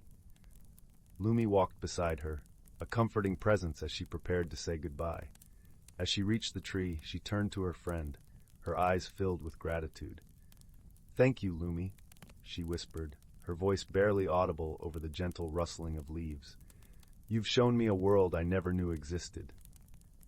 Lumi nuzzled her hand in response, his eyes warm and understanding. With one last look at the enchanting world she was leaving behind, Arya stepped back through the portal, the stone once again nestled in her pocket. Back in her own world, Arya returned to Willowbrook, her heart full of stories and memories. The village seemed unchanged, yet everything felt different to her. The colors were brighter, the air sweeter, and the sounds of nature more melodious than ever before. She realized that the magic she had experienced wasn't confined to the hidden realm. It was all around her, waiting to be discovered in the everyday moments of life. Arya's adventures in the enchanted world taught her the value of seeing with new eyes and the importance of cherishing the wonders of nature. She shared her tales with the villagers, inspiring them to look beyond what they could see and to believe in the magic of the world around them. And so Willowbrook thrived, its people living in harmony with nature, each day infused with a sense of wonder and possibility. As for Arya, she continued to explore the forest, her heart forever open to the mysteries and marvels of the world. The stone remained with her, a reminder of the hidden realm and the journey that had changed her life. A journey that had taught her that true magic lies not in the extraordinary, but in the extraordinary moments of everyday life. And so, with the stars twinkling above and the gentle breeze whispering through the trees, Arya drifted off to sleep each night, her dreams filled with the wonders she had seen and the friends she had made. And in the quiet of the forest, the ancient tree stood sentinel, a gateway to a realm of magic and wonder, waiting for the next dreamer to discover its secrets. Story 37. Once upon a time, in a quaint little village nestled between rolling green hills and a placid, shimmering lake, there was a small cobblestone cottage that stood at the edge of an ancient forest. The cottage, with ivy clinging to its stone walls and a wooden door that creaked with age, belonged to a kindly old woman named Clara. Clara was known throughout the village not just for her herbal remedies and wisdom, but also for her stories about the world beyond the hills. One crisp autumn morning, as the leaves danced down from the trees in hues of gold and crimson, Clara discovered a peculiar item in her garden. It was a simple-looking, well-worn wooden spoon. But as she held it, she felt a gentle warmth spreading through her fingers, as if the spoon was alive with a soft, pulsing heartbeat. Intrigued, Clara brought the spoon inside her cozy kitchen, where the scent of fresh-baked bread mingled with the earthy aroma of drying herbs. She placed the spoon on her wooden table, and as she did, an astonishing thing happened. The spoon shimmered with a faint, luminescent glow, casting a gentle light that filled the room with a comforting warmth. Curious about the spoon's secret, Clara decided to take it to her dear friend Henry, the village's wise blacksmith. Henry, with his thick beard and twinkling eyes, was known for his knowledge of all things mysterious. As Clara entered his workshop, the clang of hammer on anvil rang out, mingling with the smell of hot metal and burning coal. Henry examined the spoon with a thoughtful gaze. "This," he said, "is no ordinary spoon. It is a spoon of stories, an ancient relic said to hold the tales of the world. It is said that when stirred in a pot, it can reveal the truths hidden in the depths of hearts and minds." Clara was fascinated. "But what should I do with it?" she asked, her voice barely above a whisper. Henry smiled, his eyes crinkling at the corners. "Perhaps it is time for a journey, Clara. A journey to discover what stories this spoon has to tell." Encouraged by Henry's words, Clara decided to embark on a journey into the heart of the ancient forest, where she had never ventured before. She packed a small satchel with her herbal remedies, the spoon, and a loaf of her crusty bread. As she stepped onto the forest path, the air was filled with the scent of pine needles and the distant chatter of birds. As Clara walked deeper into the forest, the trees seemed to whisper secrets, their branches swaying gently in the breeze. She followed a winding stream, its water sparkling under the dappled sunlight, until she arrived at a clearing where a gentle waterfall cascaded into a crystal-clear pool. In the clearing, Clara met a curious creature named Finn. Finn was a small, fluffy creature with a coat as soft as a cloud and eyes as bright as the morning sun. Finn was known in the forest for his playful nature and boundless curiosity. "What brings you here, Clara?" Finn asked, his voice like a soft melody. Clara smiled and showed Finn the wooden spoon, explaining its mystical properties. Finn's eyes widened with excitement. "Oh, we must discover its story. Let's stir the spoon in the pool's water and see what it reveals." With Finn's encouragement, Clara knelt by the pool and gently stirred the spoon in the water. As she did, the surface of the pool shimmered and began to swirl with colors, forming shapes and images that danced in the water's depths. To Clara's amazement, a story unfolded before them. It was a tale of a forgotten village, hidden deep within the forest, where a great oak tree stood as the heart of the community. The tree, however, had fallen into a deep slumber, its branches drooping with sorrow, causing the village to fade from memory. "The tree needs to awaken," Finn said, his voice filled with determination. "But how can we help?" Clara pondered, her mind racing through the stories and wisdom she'd gathered over the years. Then it struck her, a memory of a tale told by her grandmother about the power of laughter and joy and how it could awaken even the deepest slumber. "Laughter!" Clara exclaimed. "We must bring laughter back to the tree." With renewed purpose, Clara and Finn set off to gather the creatures of the forest. They met with the chatty squirrels, the wise old owl, and the mischievous foxes, each eager to help. Together they devised a plan to hold a grand festival beneath the oak tree, filled with music, stories, and joy. As the sun began to set, casting a golden hue over the forest, the festival began. Clara, with her spoon of stories, told tales that made everyone laugh until their sides ached. Finn led games that had the squirrels and foxes dancing and the owl hooting with delight. As the laughter echoed through the forest, a magical thing happened. The great oak tree began to stir, its branches lifting towards the sky, leaves shimmering with vibrant life. The village, hidden in the tree's shadow, slowly reappeared, its people awakening with smiles and gratitude.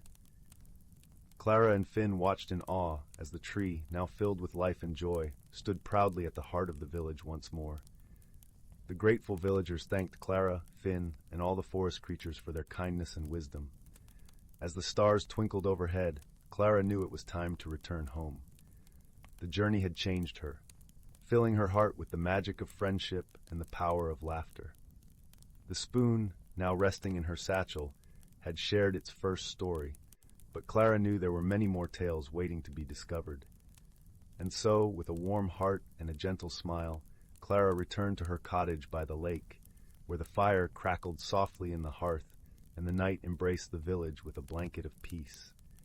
And from that day on, Clara continued to share the stories of the spoon, spreading joy and wonder wherever she went, knowing that the simplest of objects could hold the most extraordinary secrets.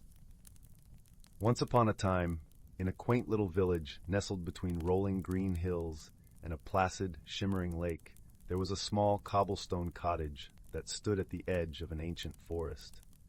The cottage, with ivy clinging to its stone walls and a wooden door that creaked with age, belonged to a kindly old woman named Clara. Clara was known throughout the village not just for her herbal remedies and wisdom, but also for her stories about the world beyond the hills. One crisp autumn morning, as the leaves danced down from the trees in hues of gold and crimson, Clara discovered a peculiar item in her garden. It was a simple-looking, well-worn wooden spoon. But as she held it, she felt a gentle warmth spreading through her fingers, as if the spoon was alive with a soft, pulsing heartbeat. Intrigued, Clara brought the spoon inside her cozy kitchen, where the scent of fresh-baked bread mingled with the earthy aroma of drying herbs. She placed the spoon on her wooden table, and as she did, an astonishing thing happened. The spoon shimmered with a faint, luminescent glow, casting a gentle light that filled the room with a comforting warmth. Curious about the spoon's secret, Clara decided to take it to her dear friend Henry, the village's wise blacksmith. Henry, with his thick beard and twinkling eyes, was known for his knowledge of all things mysterious. As Clara entered his workshop, the clang of hammer on anvil rang out, mingling with the smell of hot metal and burning coal. Henry examined the spoon with a thoughtful gaze. "This," he said, "is no ordinary spoon. It is a spoon of stories, an ancient relic said to hold the tales of the world. It is said that when stirred in a pot, it can reveal the truths hidden in the depths of hearts and minds." Clara was fascinated. "But what should I do with it?" she asked, her voice barely above a whisper. Henry smiled, his eyes crinkling at the corners. "Perhaps it is time for a journey, Clara. A journey to discover what stories this spoon has to tell." Encouraged by Henry's words, Clara decided to embark on a journey into the heart of the ancient forest, where she had never ventured before. She packed a small satchel with her herbal remedies, the spoon, and a loaf of her crusty bread. As she stepped onto the forest path, the air was filled with the scent of pine needles and the distant chatter of birds. As Clara walked deeper into the forest, the trees seemed to whisper secrets, their branches swaying gently in the breeze. She followed a winding stream, its water sparkling under the dappled sunlight, until she arrived at a clearing where a gentle waterfall cascaded into a crystal-clear pool. In the clearing, Clara met a curious creature named Finn. Finn was a small, fluffy creature with a coat as soft as a cloud and eyes as bright as the morning sun. Finn was known in the forest for his playful nature and boundless curiosity. "What brings you here, Clara?" Finn asked, his voice like a soft melody. Clara smiled and showed Finn the wooden spoon, explaining its mystical properties. Finn's eyes widened with excitement. "Oh, we must discover its story. Let's stir the spoon in the pool's water and see what it reveals." With Finn's encouragement, Clara knelt by the pool and gently stirred the spoon in the water. As she did, the surface of the pool shimmered and began to swirl with colors, forming shapes and images that danced in the water's depths. To Clara's amazement, a story unfolded before them. It was a tale of a forgotten village, hidden deep within the forest, where a great oak tree stood as the heart of the community. The tree, however, had fallen into a deep slumber, its branches drooping with sorrow, causing the village to fade from memory. "The tree needs to awaken," Finn said, his voice filled with determination. "But how can we help?" Clara pondered, her mind racing through the stories and wisdom she'd gathered over the years. Then it struck her, a memory of a tale told by her grandmother about the power of laughter and joy, and how it could awaken even the deepest slumber. "Laughter!" Clara exclaimed. "We must bring laughter back to the tree." With renewed purpose, Clara and Finn set off to gather the creatures of the forest. They met with the chatty squirrels, the wise old owl, and the mischievous foxes, each eager to help. Together they devised a plan to hold a grand festival beneath the oak tree, filled with music, stories, and joy. As the sun began to set, casting a golden hue over the forest, the festival began. Clara, with her spoon of stories, told tales that made everyone laugh until their sides ached. Finn led games that had the squirrels and foxes dancing and the owl hooting with delight. As the laughter echoed through the forest, a magical thing happened. The great oak tree began to stir, its branches lifting towards the sky, leaves shimmering with vibrant life. The village, hidden in the tree's shadow, slowly reappeared, its people awakening with smiles and gratitude. Clara and Finn watched in awe as the tree, now filled with life and joy, stood proudly at the heart of the village once more. The grateful villagers thanked Clara, Finn, and all the forest creatures for their kindness and wisdom. As the stars twinkled overhead, Clara knew it was time to return home.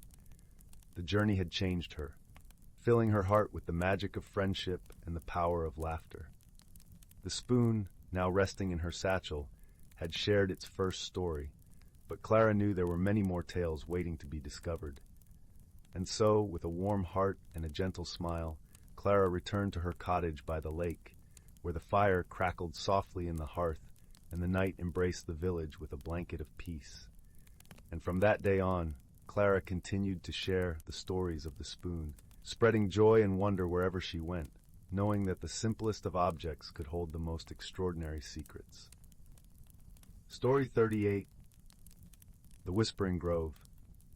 Once upon a time, in the heart of a verdant kingdom, nestled amidst rolling emerald hills and shimmering streams, there lay a village named Willowbrook.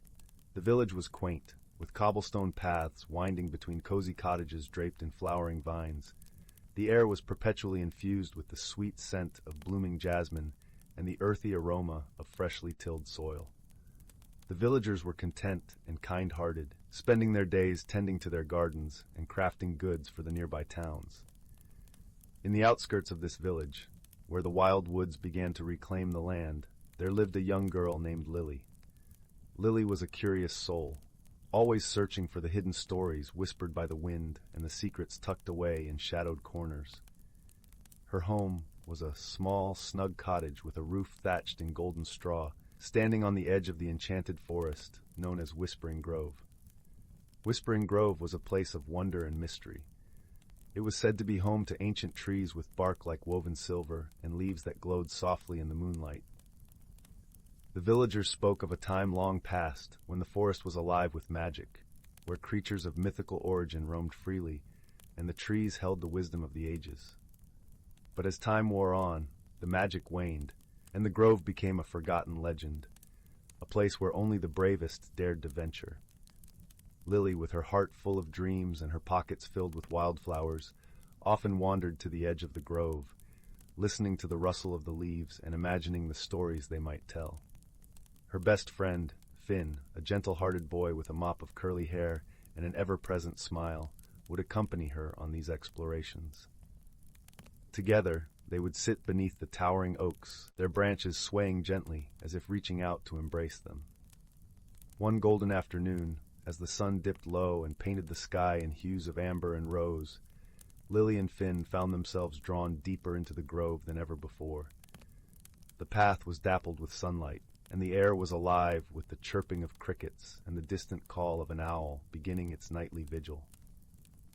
As they walked, the trees seemed to close in around them, the air growing cooler and the light dimmer.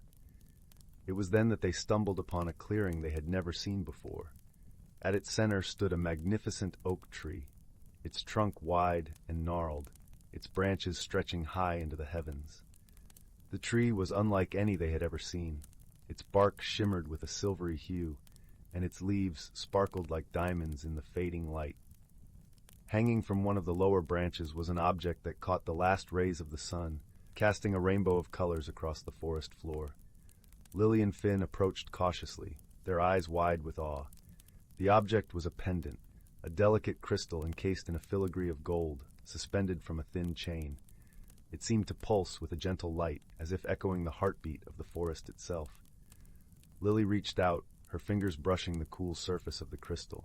As she touched it, a soft, melodious hum filled the air, and the grove seemed to come alive around them. "Do you feel that?" Lily asked, her voice barely a whisper, as if speaking too loudly might break the enchantment. Finn nodded, his eyes alight with wonder. "It's like the forest is singing," he replied, his hand resting on the trunk of the ancient oak. As they stood there, the pendant began to glow brighter, and the hum transformed into a voice, gentle and wise, echoing through the clearing.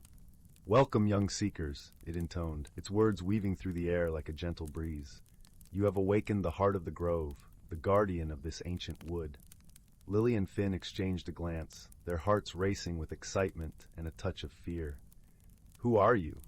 Lily asked, her voice steady despite the thrill coursing through her veins. "I am the spirit of this grove," the voice replied, its tones serene and timeless. "Long ago, this forest was alive with magic, a sanctuary for creatures of myth and legend. But as the world changed, the magic began to fade, and I have slumbered, waiting for those who would restore it." "Restore it?" Finn echoed, his curiosity piqued. "How can we do that?" "The pendant you hold is the heart of the grove," the voice explained. "It holds the essence of the forest's magic, but it has grown weak over the years. To restore its power, you must undertake a journey, a quest to gather the elements of magic that have been scattered across the land." Lily's eyes sparkled with determination. "What must we do?" "Follow the path of the ancients," the voice instructed. "Seek out the 4 elements, the flame of courage, the tear of compassion, the stone of strength, and the breath of wisdom. Only then can the heart of the grove be restored, and the magic of this land be rekindled." The children nodded, their resolve firm. They knew that this journey would be unlike any they had ever undertaken, filled with challenges and discoveries. But with friendship as their guide, and the whispering grove as their ally, they felt ready for the adventure that lay ahead.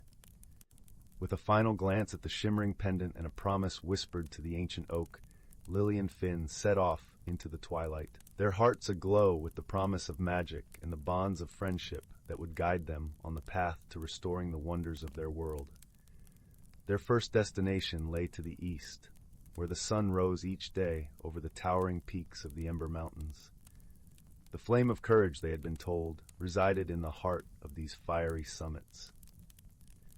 The journey was long and arduous, the path winding through valleys and over ridges, each step taking them further from the comforts of home and deeper into the wilderness. The air grew crisp and cool as they ascended, the scent of pine mingling with the smoke that drifted from distant volcanic vents. The sky above was a brilliant azure, flecked with wisps of cloud that raced across the horizon. As they climbed higher, the landscape transformed, the trees thinning to reveal jagged rocks and fields of wildflowers that clung to the mountainside with tenacious beauty.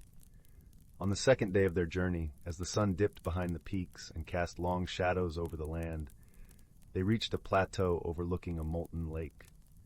The surface shimmered like liquid gold, and at its center burned a flame as bright as the morning star.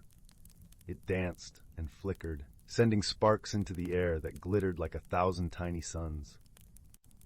Lily and Finn approached cautiously, the heat of the flame warming their faces even from a distance. As they drew nearer, they felt a surge of courage welling within them, a fire that burned with the strength of 1,000 hearts. The flame of courage was within reach, its presence a beacon of hope and determination.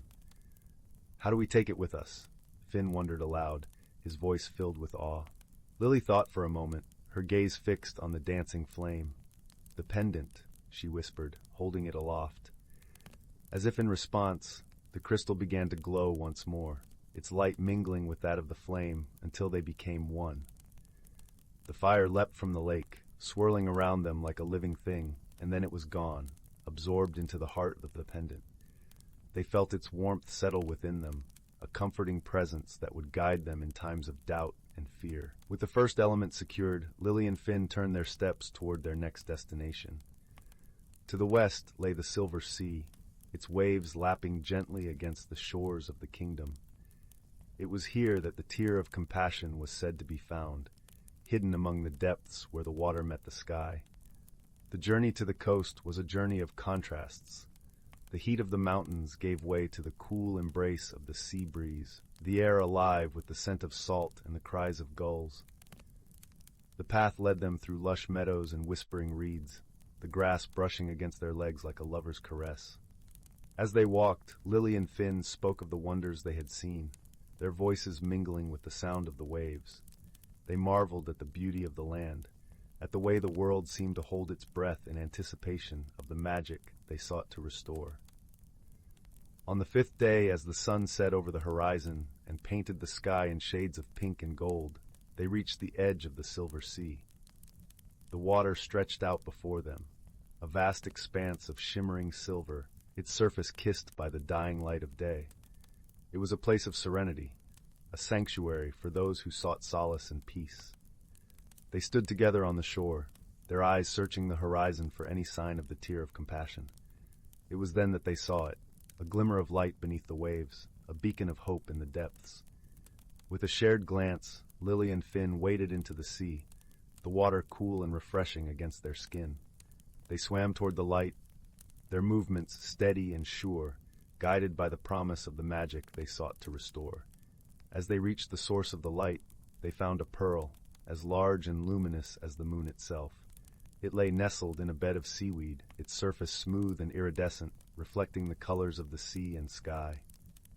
The Tear of Compassion was a gift from the ocean, a reminder of the kindness and empathy that bound all living things together. Lily reached out, her fingers brushing the pearl's surface, and felt a wave of compassion wash over her, filling her heart with warmth and understanding. The pendant glowed softly, absorbing the light of the pearl, and they knew the second element had been secured. With the Tear of Compassion safely in their possession, Lily and Finn turned their steps homeward, their journey taking them inland once more. Their path led them to the north, where the great forests of the kingdom gave way to the rolling hills and fertile plains that stretched as far as the eye could see. It was in these lands that the Stone of Strength was said to be found, hidden among the ruins of an ancient city that had long since been reclaimed by the earth. The path was long and winding, taking them through fields of golden wheat and pastures dotted with wildflowers. The air was alive with the hum of bees and the song of birds, a symphony of life that accompanied them on their journey. As they walked, Lily and Finn spoke of the wonders they had seen, their voices mingling with the sound of the wind. They marveled at the beauty of the land, at the way the world seemed to hold its breath in anticipation of the magic they sought to restore. On the 8th day, as the sun set over the horizon and painted the sky in shades of pink and gold, they reached the edge of the ancient city. The ruins lay before them, a testament to the passage of time, their stones worn smooth by the wind and rain. They wandered among the crumbling walls and fallen columns, their steps echoing in the silence.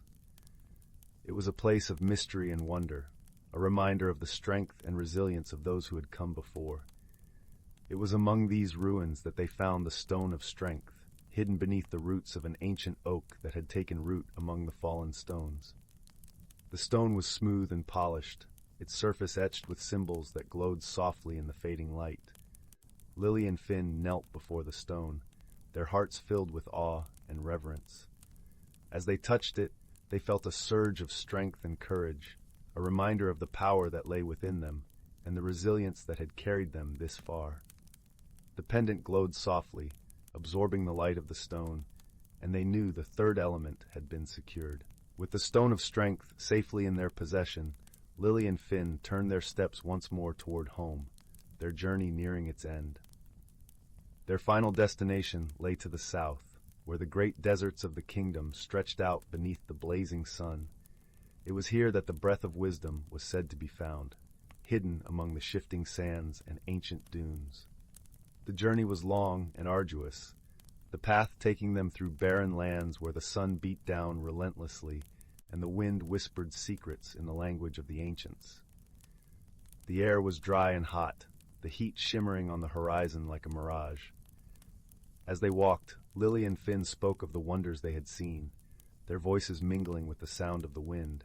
They marveled at the beauty of the land, at the way the world seemed to hold its breath in anticipation of the magic they sought to restore. On the 11th day, as the sun set over the horizon and painted the sky in shades of pink and gold, they reached the edge of the great desert. The sands stretched out before them, a vast expanse of shifting dunes and hidden valleys. They wandered among the dunes, their steps soft and silent on the sand. It was a place of mystery and wonder, a reminder of the wisdom and knowledge that lay hidden in the world. It was among these dunes that they found the breath of wisdom, hidden in a cave carved into the side of a great sandstone cliff. The cave was cool and dark, a sanctuary from the heat of the sun. Inside they found a pool of water, its surface calm and still, reflecting the light of 1,000 stars. At its center lay a shell, as delicate and intricate as the finest lace, its surface shimmering with a soft, ethereal glow. Lily and Finn knelt before the pool, their hearts filled with awe and reverence. As they touched the shell, they felt a surge of wisdom and understanding, a reminder of the knowledge that lay within them and the truths that had guided them this far. The pendant glowed softly, absorbing the light of the shell, and they knew the final element had been secured. With the breath of wisdom safely in their possession, Lily and Finn turned their steps once more toward home, their journey complete. As they approached the edge of Whispering Grove, the sun dipped below the horizon, casting the world in a gentle twilight. The trees seemed to welcome them back, their leaves whispering softly in the breeze, as if singing a song of welcome and celebration. The clearing with the great oak tree awaited them, its branches reaching out as if to embrace them. The pendant, now alive with the light of the 4 elements, glowed brightly, casting rainbows across the grove. Lily and Finn stood before the ancient tree, their hearts full of gratitude and wonder. They had journeyed far and wide, overcoming challenges and discovering the magic that lay within them and the world around them. "Welcome home, young seekers," the voice of the grove intoned, its words echoing through the clearing like a gentle breeze. "You have done well. The heart of the grove is restored, and with it, the magic of this land."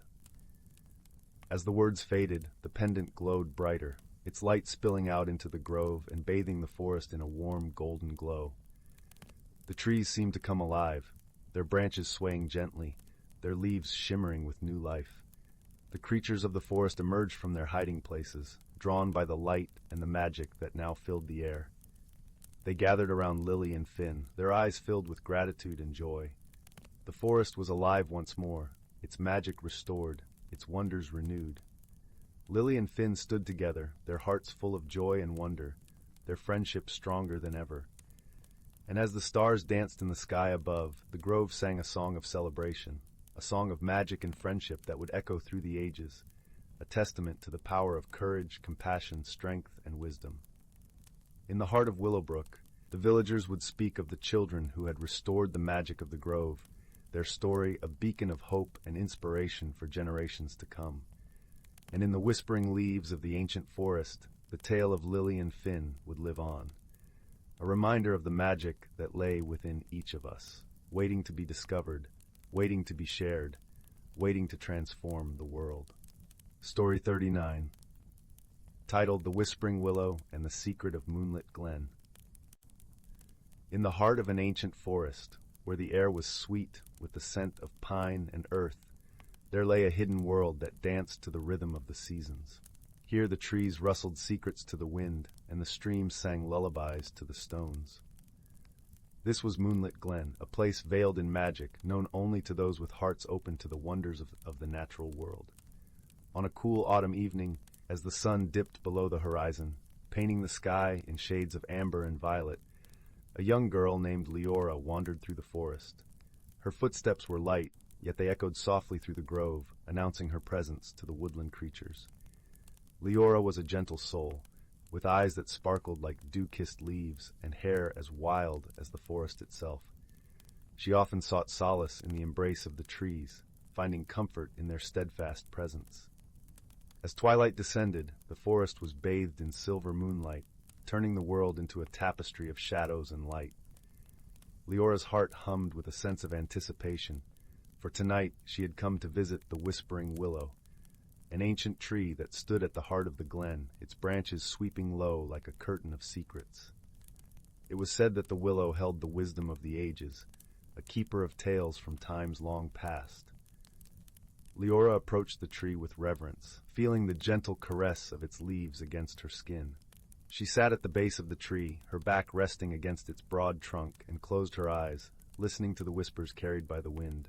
The willow's voice was soft, like the rustle of silk, and it spoke in a language that transcended words, reaching directly into the soul.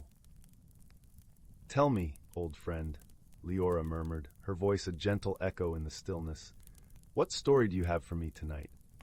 The willow's branches swayed in response, and the air shimmered with a subtle magic as a tale unfolded, carried on the sigh of the evening breeze. Once, in a time when the world was still young, there lived a boy named Finn, whose heart was woven with dreams as boundless as the sky. Finn had always been drawn to the forest, where he spent his days exploring the hidden nooks and crannies of the woodland realm. His dearest companion was a fox named Riona, whose fiery coat gleamed like embers in the sunlight. Together they roamed the forest, their laughter ringing like bells through the trees. One day, as they were wandering along a path dappled with sunlight, they stumbled upon something extraordinary. A small, shimmering object nestled among the roots of an old oak. It was a stone, smooth and round, pulsing with a gentle, otherworldly light. Finn picked it up, feeling a warmth spread through his fingers, and he knew at once that this was no ordinary stone. "What do you think it is?" Riona asked, her eyes wide with wonder. Finn turned the stone over in his hands, feeling its weight and the strange hum of energy within it. "I'm not sure," he admitted, "but I can feel its magic." As they pondered the stone's purpose, a voice, soft and musical, drifted through the air. "Welcome, travelers," it said. Finn and Riona looked around, startled, until they noticed a small figure emerging from the shadows of the trees. It was a fairy, her wings shimmering like drops of dew in the sunlight. "I am Lyra," the fairy introduced herself with a smile. "You have found the Heartstone, a relic of old magic, and it has chosen you." Finn and Riona exchanged a glance, excitement bubbling within them. "Chosen us for what?" Finn asked, curiosity sparkling in his eyes. Lyra's wings fluttered, casting a rainbow of colors across the forest floor. "The Heartstone is a key to the hidden world of Moonlit Glen, a place where magic thrives and dreams take flight. But it is also a world in need of help. Shadows have crept into the glen, threatening the balance of magic." Riona's ears perked up. "What can we do?" Lyra gestured towards the Heartstone. "With its power, you can enter Moonlit Glen and restore the light. But you must be guided by friendship and wisdom, for the journey is fraught with challenges." Finn nodded, determination settling in his heart. "We'll do it. We'll help." With a flick of her wings, Lyra sprinkled a dusting of golden light over them, and the world around Finn and Riona began to shimmer and shift. The trees stretched taller, their leaves whispering secrets, and the air was filled with a melody of magic. They had crossed the threshold into Moonlit Glen. The glen unfolded before them, a realm painted with hues of blue and silver, where the moon hung low in the sky like a watchful guardian. The creatures of the forest, both familiar and fantastical, watched with wide eyes as Finn and Riona ventured deeper into the heart of the glen. The heartstone glowed gently in Finn's hand, guiding their path with a soft, pulsing light. As they journeyed, they encountered a myriad of wonders. A brook that danced over stones in a melody of laughter, trees that sang with the voices of the wind, and flowers that bloomed with colors unseen by the human eye. Each step they took was a step deeper into the world of enchantment, where magic was as tangible as the earth beneath their feet. But shadows lurked at the edges of the glen, dark and foreboding, whispering doubts and fears into the night. Finn and Riona could feel their presence, like a chill creeping into their bones, threatening to dim the light of their resolve. "We mustn't let the shadows frighten us," Riona said, her voice steady with courage. "We have each other, and together we're stronger than any darkness." Finn nodded, drawing strength from his friend's words. "And we have the Heartstone. Its light will guide us." Their journey led them to the heart of the glen, where the whispering willow stood sentinel, its branches weaving a tapestry of light and shadow. Beneath its boughs, the shadows gathered, swirling like a storm, their whispers growing louder, more insistent. Finn held the Heartstone aloft, its light cutting through the darkness like a beacon. "We're here to restore the balance," he declared, his voice strong and unwavering. "We will banish the shadows with the light of friendship and hope." The shadows recoiled, hissing like steam, but they did not retreat. Instead, they coalesced, taking shape before Finn and Riona's eyes. It was then that they realized the shadows were not mere darkness. They were beings, lost and forlorn, seeking their place in the world. Riona stepped forward, her eyes softening with compassion. "You're lost," she said gently. "But you don't have to be alone. Let us help you find your way." The shadows paused, as if caught off guard by the kindness in her voice. They hovered uncertainly, torn between the pull of darkness and the promise of light. "Let the Heartstone guide you," Finn urged, holding the stone out to them. "Its light is for all who seek it." In that moment, the shadows hesitated, their forms flickering like candle flames. Then, slowly, they moved towards the Heartstone, drawn by its warmth and the promise of belonging. As they touched the stone, their darkness began to dissolve, revealing creatures of light hidden within. The transformation was breathtaking. The shadows, once feared and misunderstood, became beings of beauty and grace, their laughter ringing like chimes in the wind. They joined the creatures of the glen, their joy a song that resonated through the night. Finn and Riona watched, their hearts swelling with happiness. They had done it. They had restored the light to Moonlit Glen, not through force, but through understanding and friendship. Lyra appeared beside them, her wings shimmering with approval. "You have done well," she said, her voice like a melody. "The Heartstone chose wisely." Finn looked at Riona, his heart full of gratitude. "We couldn't have done it without each other. Friendship was our greatest magic." The fairy nodded, her eyes twinkling with the wisdom of the ages. "Remember that, always. The greatest magic lies not in power, but in the bonds we share."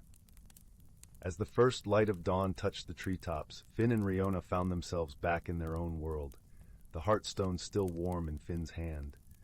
The forest around them was alive with the songs of birds and the gentle rustle of leaves, a reminder that magic lingered in every corner of the world, waiting to be discovered.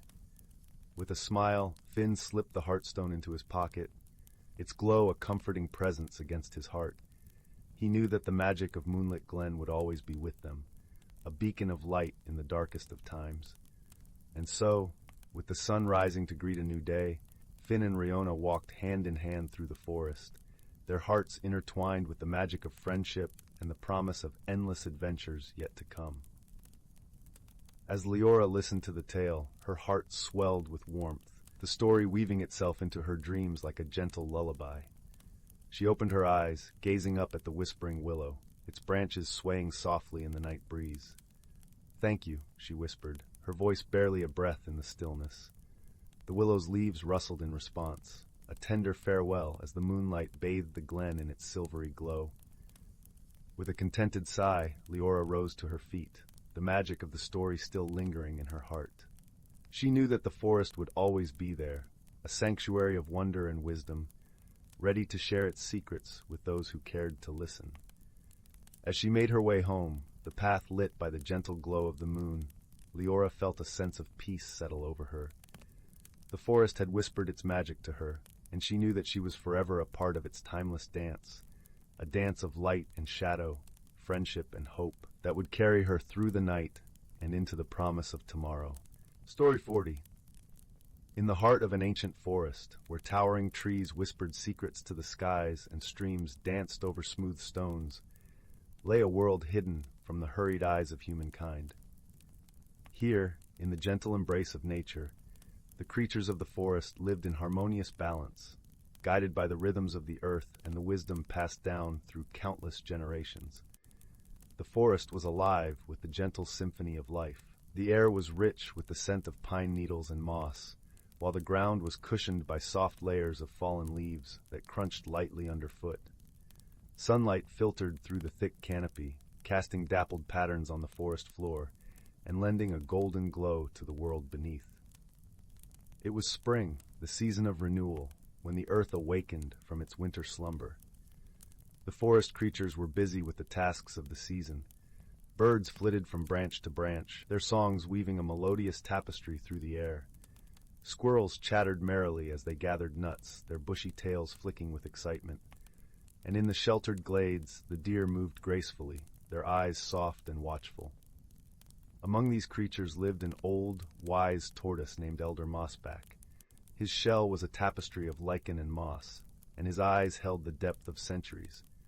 Elder Mossback was known far and wide for his stories, which he shared beneath the ancient oak that stood at the heart of the forest. Creatures of all kinds would gather there, drawn by his gentle voice and the warmth of his tales. One particular spring morning, as the mist lifted from the forest floor and the first rays of sun kissed the dew-laden leaves, Elder Mossback began to speak. The animals gathered around, their eyes wide with anticipation. Once, in a time long forgotten, the forest was threatened by a great imbalance. He began, his voice a soothing rumble that seemed to resonate with the very earth itself. The seasons had forgotten their dance, and winter lingered too long, casting a chill over the land.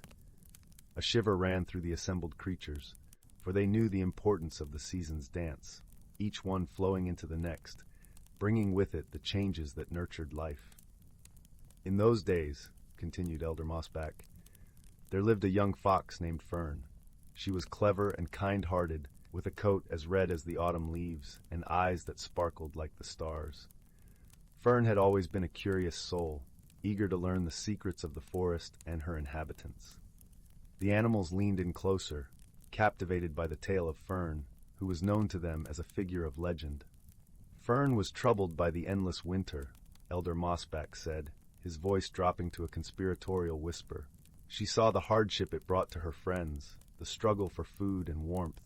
Determined to help, she sought the wisdom of the ancient beings who dwelled in the forest's hidden places. The forest seemed to hold its breath as Elder Mossback spoke of Fern's journey. She traveled to the heart of the forest, where the trees grew so tall and thick that they whispered only to the sky. There, in a grove untouched by time, lived the season's circle, ancient spirits who watched over the world. As Fern approached, the spirits appeared before her, he said, describing their forms, spirits of mist and shadow, of light and wind, each one embodying the essence of a season. Fern bowed her head respectfully, her heart full of hope and courage. The spirits listened as Fern spoke of the forest's plight, her voice steady and sincere. Winter, represented by a figure draped in frost and snow, stepped forward. We did not realize our dance had faltered, Winter said, his voice like the soft crunch of snow underfoot. We have become lost in our own rhythms. Fern, with her gentle wisdom, proposed a solution. Perhaps, she suggested, if you each share your gifts with us, the forest can remind you of your dance. The spirits considered her words, and slowly they nodded in agreement. Thus, a pact was made. Spring brought forth a rain of blossoms, new life unfurling in vibrant hues. Summer followed with warm breezes and sunlight that kissed the earth. Autumn painted the world in gold and crimson, while winter, now mindful of his place, brought the gentle hush of snow. Through Fern's courage and kindness, Elder Mossback concluded, The seasons found their balance once more, and the forest thrived in harmony. The creatures around Elder Mossback nodded, their hearts warmed by the tale. They understood the lesson woven into the story, the importance of balance, of listening and understanding, and the power of a single kind heart to make a difference. As the sun dipped below the horizon, casting a soft twilight over the forest, the animals slowly dispersed, each carrying a piece of the story with them. Elder Mossback watched them go, a gentle smile on his ancient face.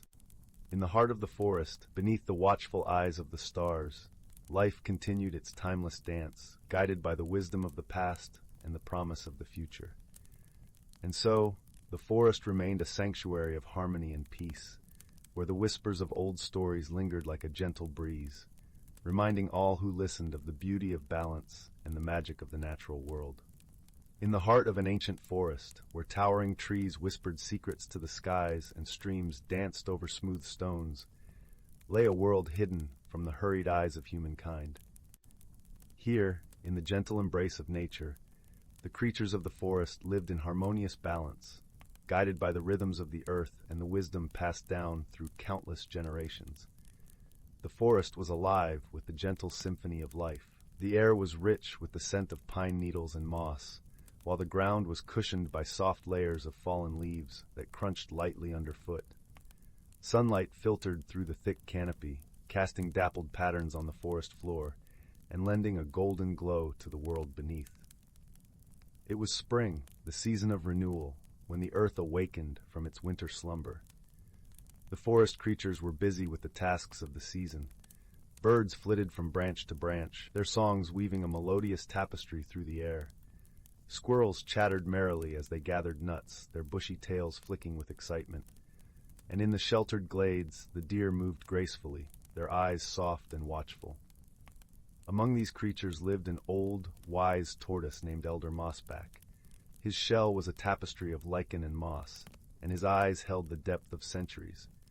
Elder Mossback was known far and wide for his stories, which he shared beneath the ancient oak that stood at the heart of the forest. Creatures of all kinds would gather there, drawn by his gentle voice and the warmth of his tales. One particular spring morning, as the mist lifted from the forest floor and the first rays of sun kissed the dew-laden leaves, Elder Mossback began to speak. The animals gathered around, their eyes wide with anticipation. Once, in a time long forgotten, the forest was threatened by a great imbalance. He began, his voice a soothing rumble that seemed to resonate with the very earth itself. The seasons had forgotten their dance, and winter lingered too long, casting a chill over the land.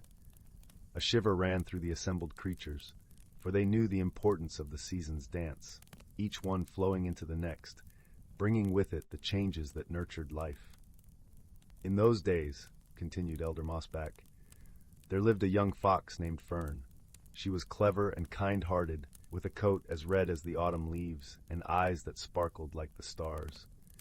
Fern had always been a curious soul, eager to learn the secrets of the forest and her inhabitants. The animals leaned in closer, captivated by the tale of Fern, who was known to them as a figure of legend.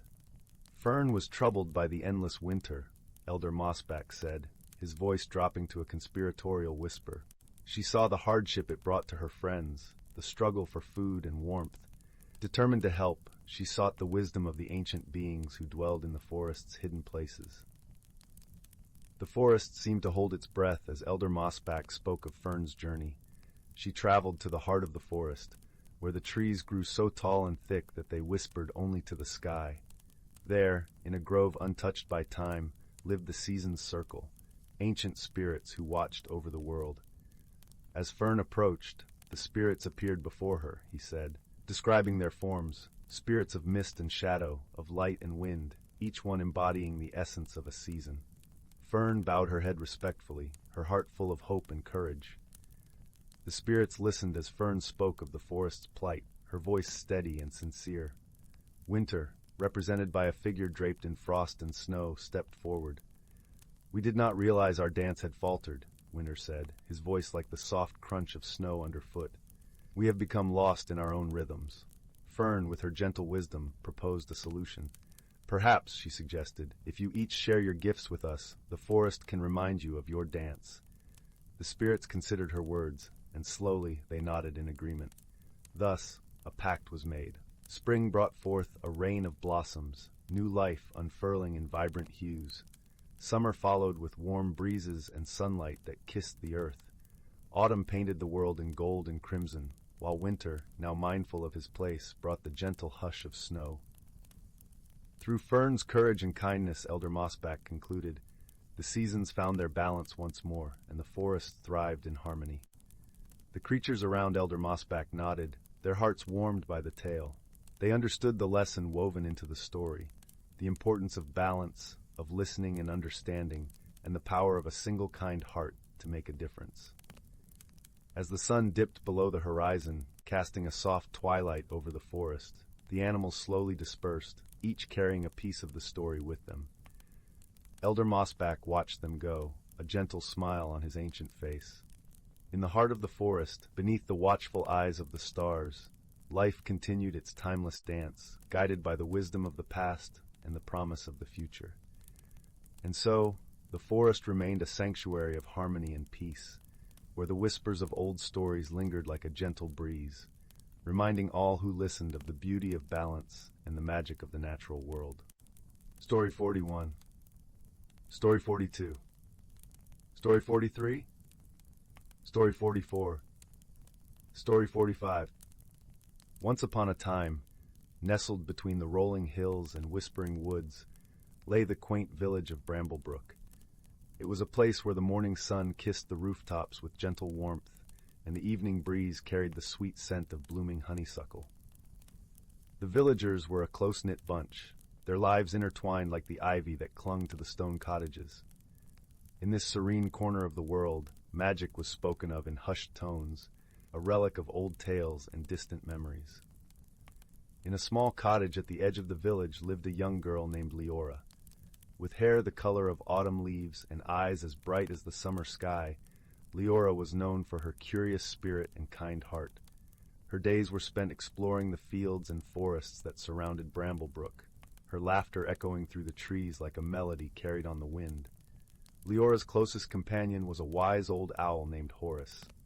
His feathers were a patchwork of browns and whites, and his eyes held the depth of ancient knowledge. Horace had been Leora's friend for as long as she could remember, guiding her with gentle wisdom and watching over her adventures with a protective gaze. One crisp autumn morning, as the leaves danced in shades of gold and crimson, Leora set out on a new adventure. She had heard whispers from the villagers about a hidden world within the heart of the forest, a place where the ordinary and extraordinary intertwined. The stories spoke of a magical glade, a sanctuary for creatures unseen and wonders untold. With Horace perched on her shoulder, Leora followed the winding path into the woods.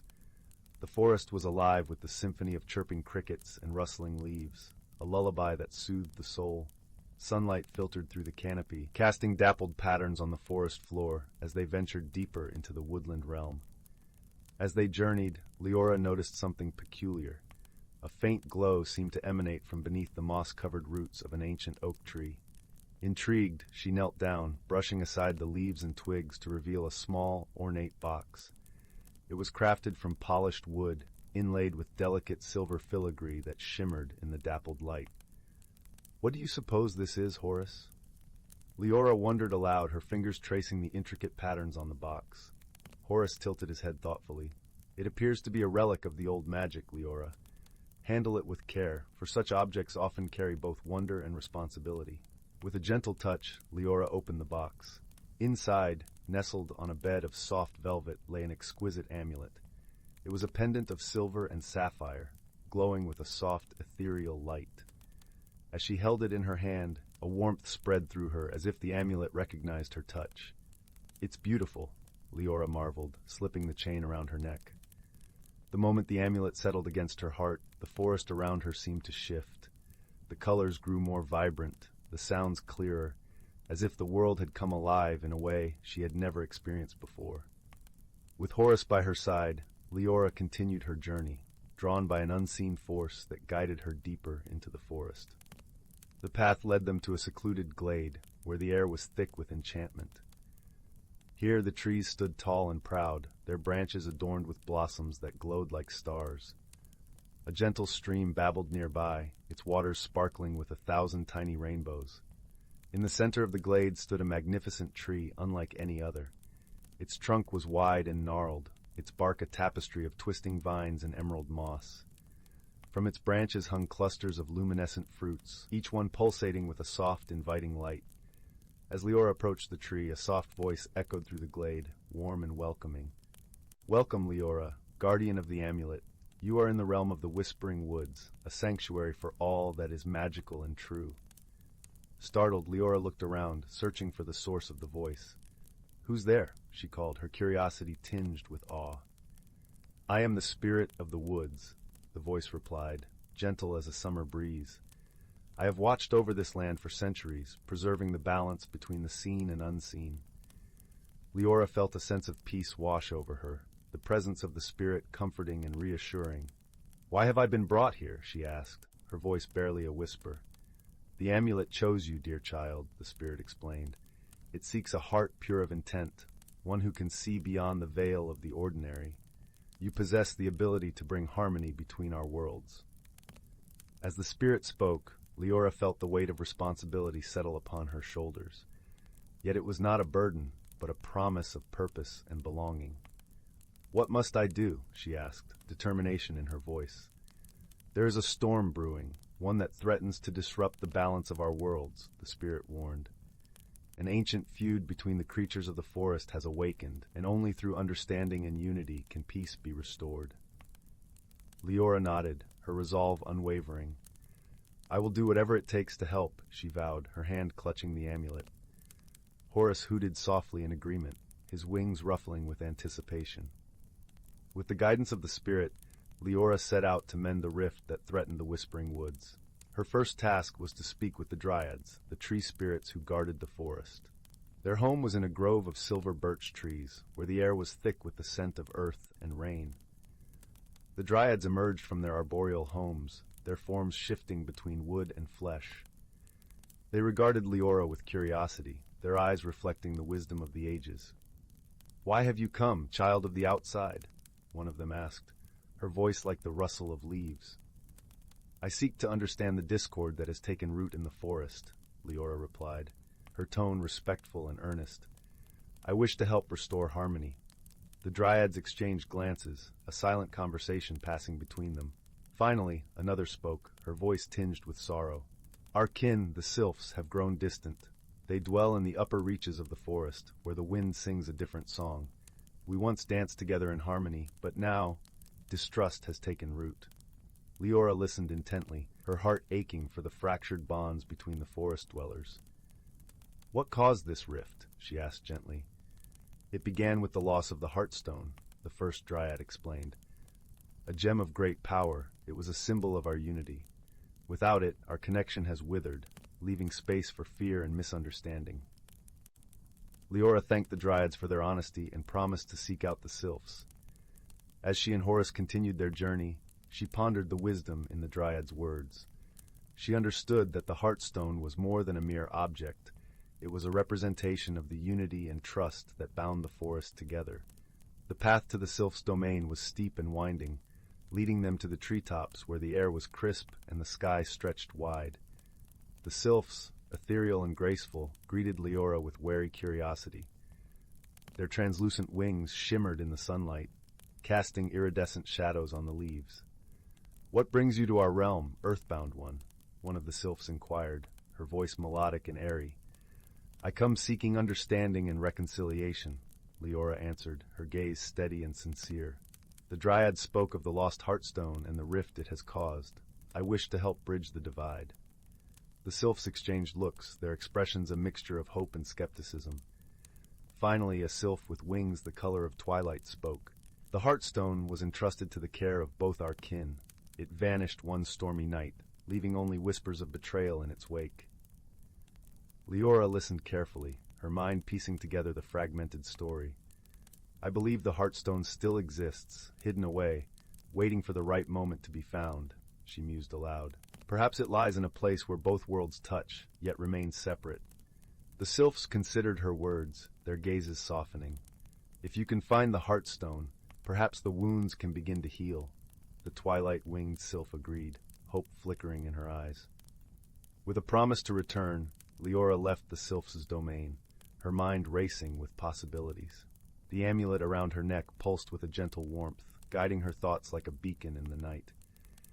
She realized that the Heartstone's hiding place must be at the confluence of the two realms, where the magic of the forest and the world beyond intertwined. Determined to find the Heartstone, Leora retraced her steps to the enchanted glade. As she approached the magnificent tree at its center, she felt the amulet's warmth intensify, the sapphire glow resonating with the energy of the glade. Leora knelt before the ancient tree, her fingers brushing the soft earth. "Spirit of the woods," she called softly, her voice a gentle plea. "Guide me to the Heartstone, so that I may help restore the harmony that has been lost." The spirit's voice answered, a soothing presence that enveloped her like a warm embrace. "The Heartstone lies within, child. It is a part of the forest, yet hidden from sight. Trust in your heart and the amulet's guidance." Closing her eyes, Leora let the amulet's warmth flow through her, connecting her to the pulse of the forest. Images danced in her mind's eye, visions of roots intertwining, branches reaching skyward, and the gentle rhythm of life that flowed through the whispering woods. With newfound clarity, Leora rose and approached the tree once more. Her hands moved with a purpose not entirely her own, guided by the amulet's magic. She reached into a hollow within the tree's trunk, her fingers brushing against something cool and smooth.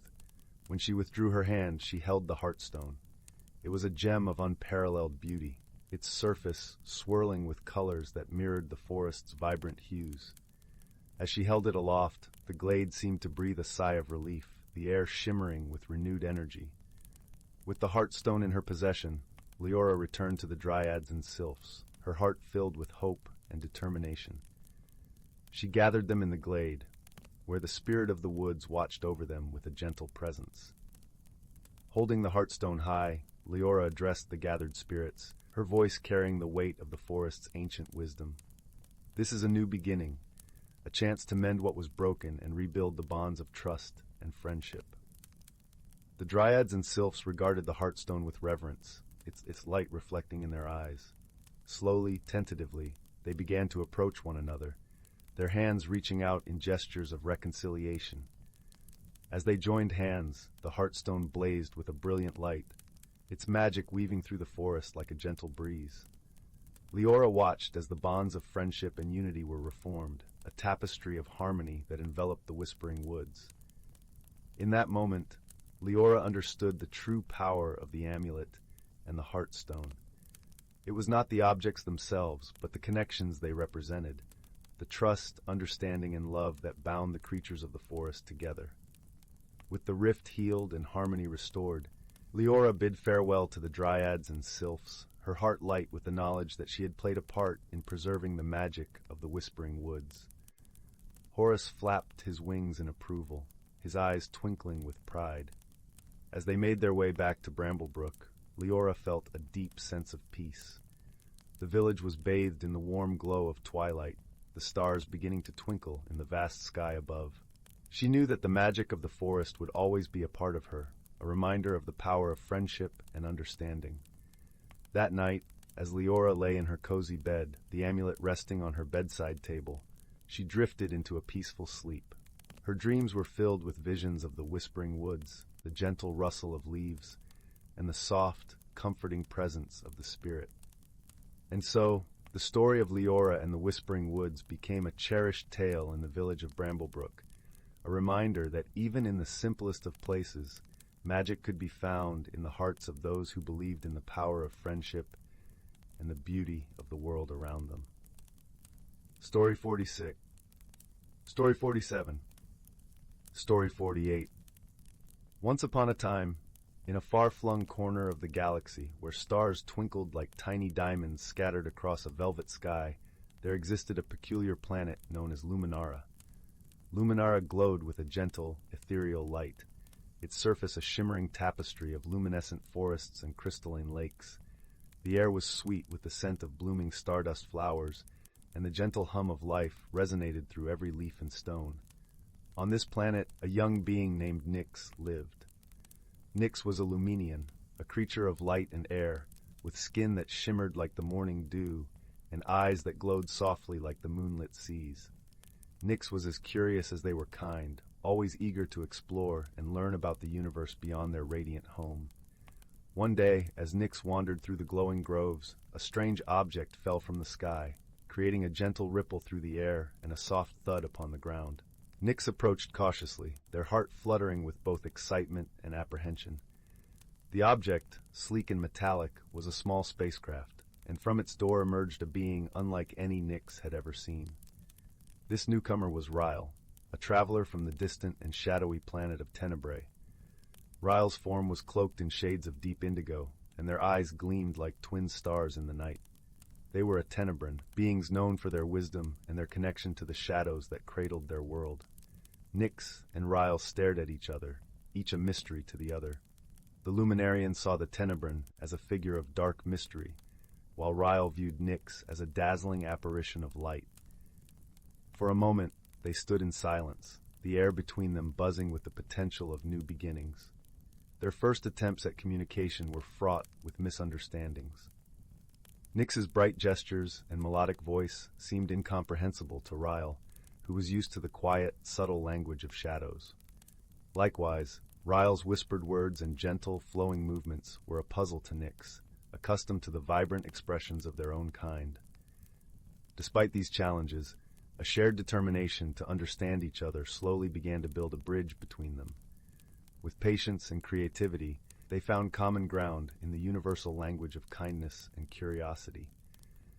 Nyx showed Ryle the wonders of Luminara, the way the stardust flowers opened to the moonlight, the soft glow of the firefly-like creatures that danced through the night. Ryle, in turn, shared stories of Tenebrae, tales of shadowed valleys and skies filled with swirling nebulae. As they explored the planet together, they encountered many challenges. In the deep woods, where the light was dim and the path uncertain, they relied on each other. Nyx's glowing presence illuminated the way, while Ryle's keen senses guided them through the hidden dangers of the forest floor. One evening, as they sat by a gentle stream that sparkled under the twin moons, Nyx asked Ryle about their journey. Ryle explained that they had been seeking a place where light and shadow could coexist, a world where differences were celebrated rather than feared. Nyx listened intently, their heart warmed by the Tenebran's dream. It was then that Ryle shared a secret, a device they carried that could harness light and shadow, a tool meant to bring balance and harmony. However, it had been damaged during their landing. Without hesitation, Nyx offered to help repair it, using the luminescent energy that flowed through everything on Luminara. Together, they worked through the night, their efforts illuminated by the gentle glow of stardust. As dawn broke, the device flickered to life, casting a harmonious blend of light and shadow across the clearing. In that moment, they realized the true strength of their friendship, the ability to embrace their differences and create something beautiful together. As the sun rose, painting the sky in hues of pink and gold, Nyx and Ryle stood side by side, their bonds stronger than ever. They had discovered that friendship was not about being the same, but about appreciating and supporting each other despite their differences. With a renewed sense of purpose, Ryle prepared to continue their journey, but not without a promise to return. Nyx watched as the Tenebran spacecraft lifted into the sky, a trail of light and shadow intertwined in its wake. And so, under the vast, starlit expanse of the universe, two unlikely companions discovered the true meaning of friendship, proving that even in the most unexpected of places, light and shadow could dance together in perfect harmony. Story 49. Story 50. Story 51. Story 52. Story 53. Once upon a time, in a secluded glade nestled deep within an ancient forest, the first rays of dawn peeked through the canopy, casting a warm glow upon the dewy foliage. A gentle mist clung to the air, veiling the world in an ethereal haze. It was in this enchanted realm that the hidden lives of nature's creatures unfolded, intertwined with the rhythms of the seasons and the whispers of ancient wisdom. As the rising sun bathed the clearing in golden light, a family of deer emerged from the undergrowth, their graceful steps leaving delicate imprints on the mossy ground. The majestic stag, his antlers adorned with intricate carvings etched by time, led his herd to a crystalline stream where they quenched their thirst. Nearby, a pair of rabbits frolicked amid the wildflowers, their fluffy tails twitching in delight. Overhead, a kaleidoscope of butterflies danced among the branches, their gossamer wings catching the sunbeams like stained glass. A family of squirrels scampered along the boughs, gathering acorns and chattering merrily, their bushy tails swaying in rhythm with the gentle breeze. In a secluded hollow, a wise old owl perched atop a gnarled oak, her amber eyes the embodiment of ancient knowledge. She watched over the forest's denizens, her feathers ruffling as she imparted the timeless wisdom passed down through countless generations. "Listen to the whispers of the wind, my friends," she hooted, "for they carry the secrets of harmony and balance." As the seasons danced their eternal waltz, the forest transformed, cloaked in the vibrant hues of autumn or blanketed in the pristine white of winter. Yet, through it all, the creatures adapted, their lives intertwined with the ever-changing tapestry of nature. When the first buds of spring unfurled, a chorus of birdsong filled the air, heralding the arrival of new life. The forest floor erupted in a riot of color as wildflowers bloomed, their petals unfurling like tiny beacons of hope.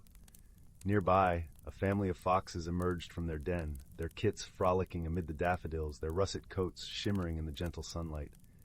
As summer's warmth enveloped the forest, the air hummed with the buzz of busy bees, their golden bodies darting from blossom to blossom, gathering nectar to sustain their hives.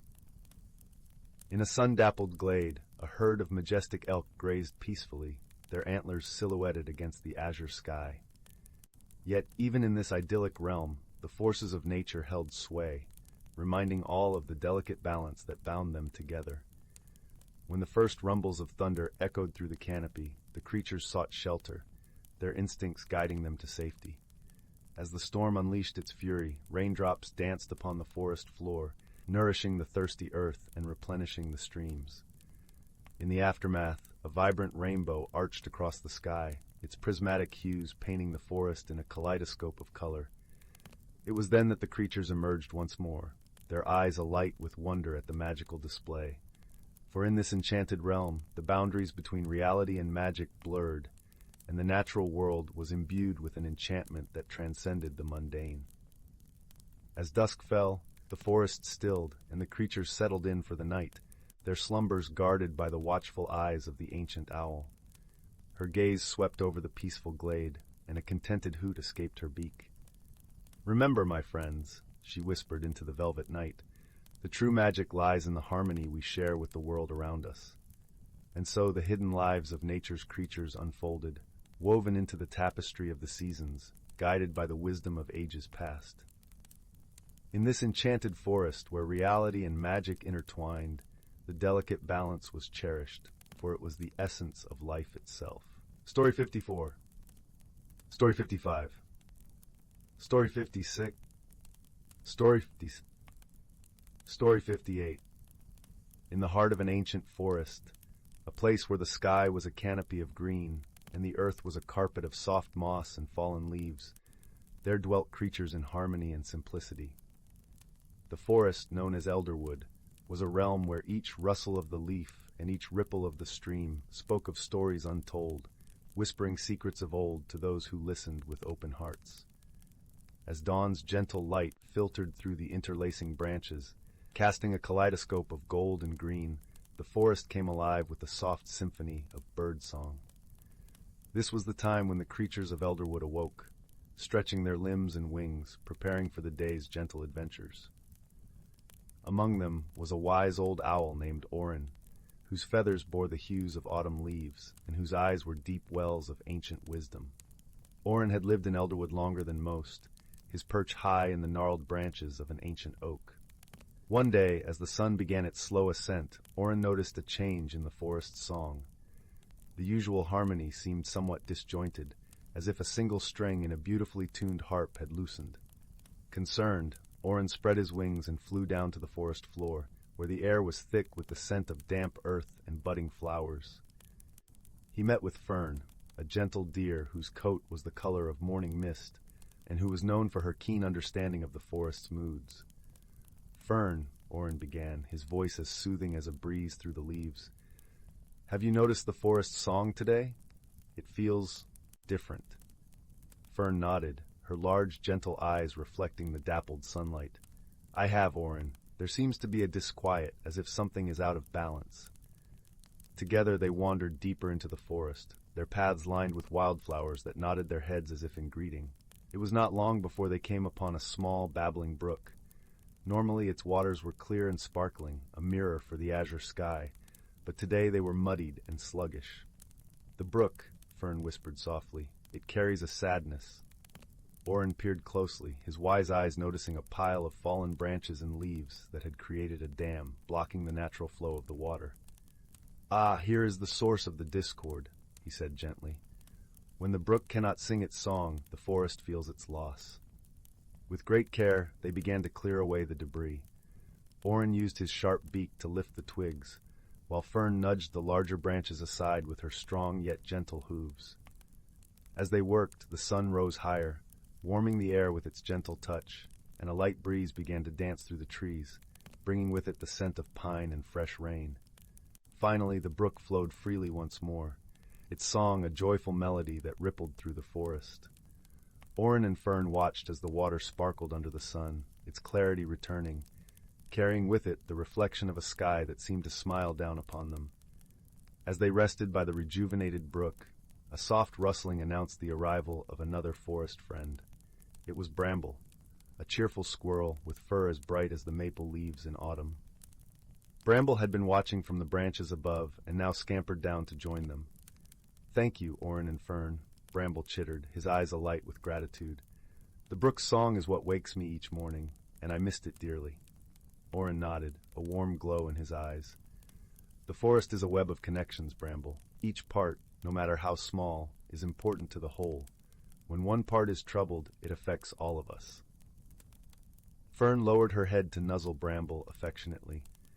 "And when we work together, we can restore balance and harmony. It is the way of Elderwood." As the sun dipped towards the horizon, painting the sky in shades of lavender and rose, the three friends lingered by the brook, savoring the peace they had helped restore.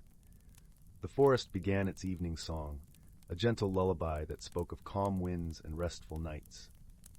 In the days that followed, the creatures of Elderwood continued their lives with renewed joy, their bonds of friendship strengthened by the shared experience.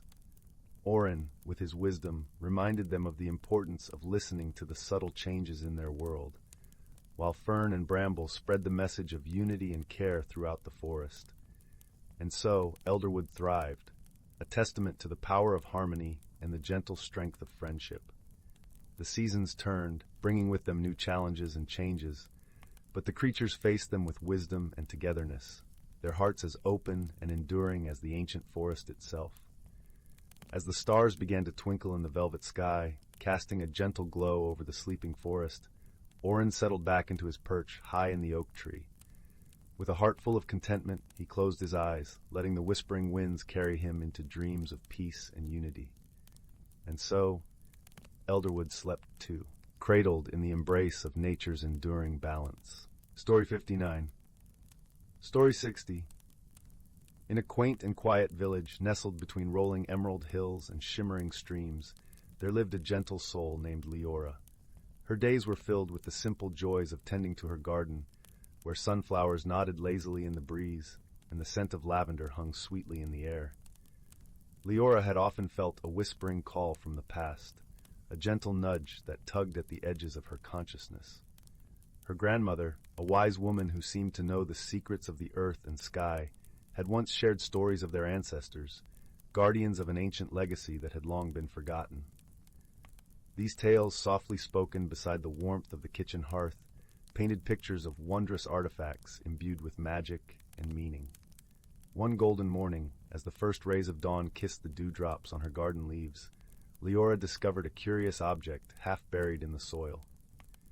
It was a small, intricately carved box of warm mahogany, its surface etched with symbols that seemed to dance in the light. Her heart skipped with a sense of familiarity, as if the box had been waiting for her all along. With gentle care, she brushed away the earth and opened the box. Inside lay a delicate necklace, its pendant a translucent stone that shimmered like captured starlight. As her fingers traced the cool surface, a warm glow enveloped her, and she felt a connection to something far greater than herself. It was as if the voices of her ancestors whispered through the ages, guiding her toward an understanding that had eluded her until now.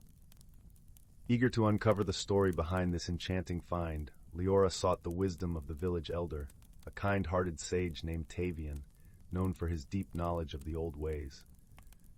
His cottage was a haven of serenity, filled with the comforting aroma of herbs and the soft, flickering light of candles. Tavian listened intently as Leora recounted her discovery, nodding with a knowing smile. "Ah, my dear," he said, his voice as soothing as a lullaby. "You have found the Heartstone, a symbol of unity and strength passed down through generations. It holds the essence of our heritage and the wisdom of those who came before us."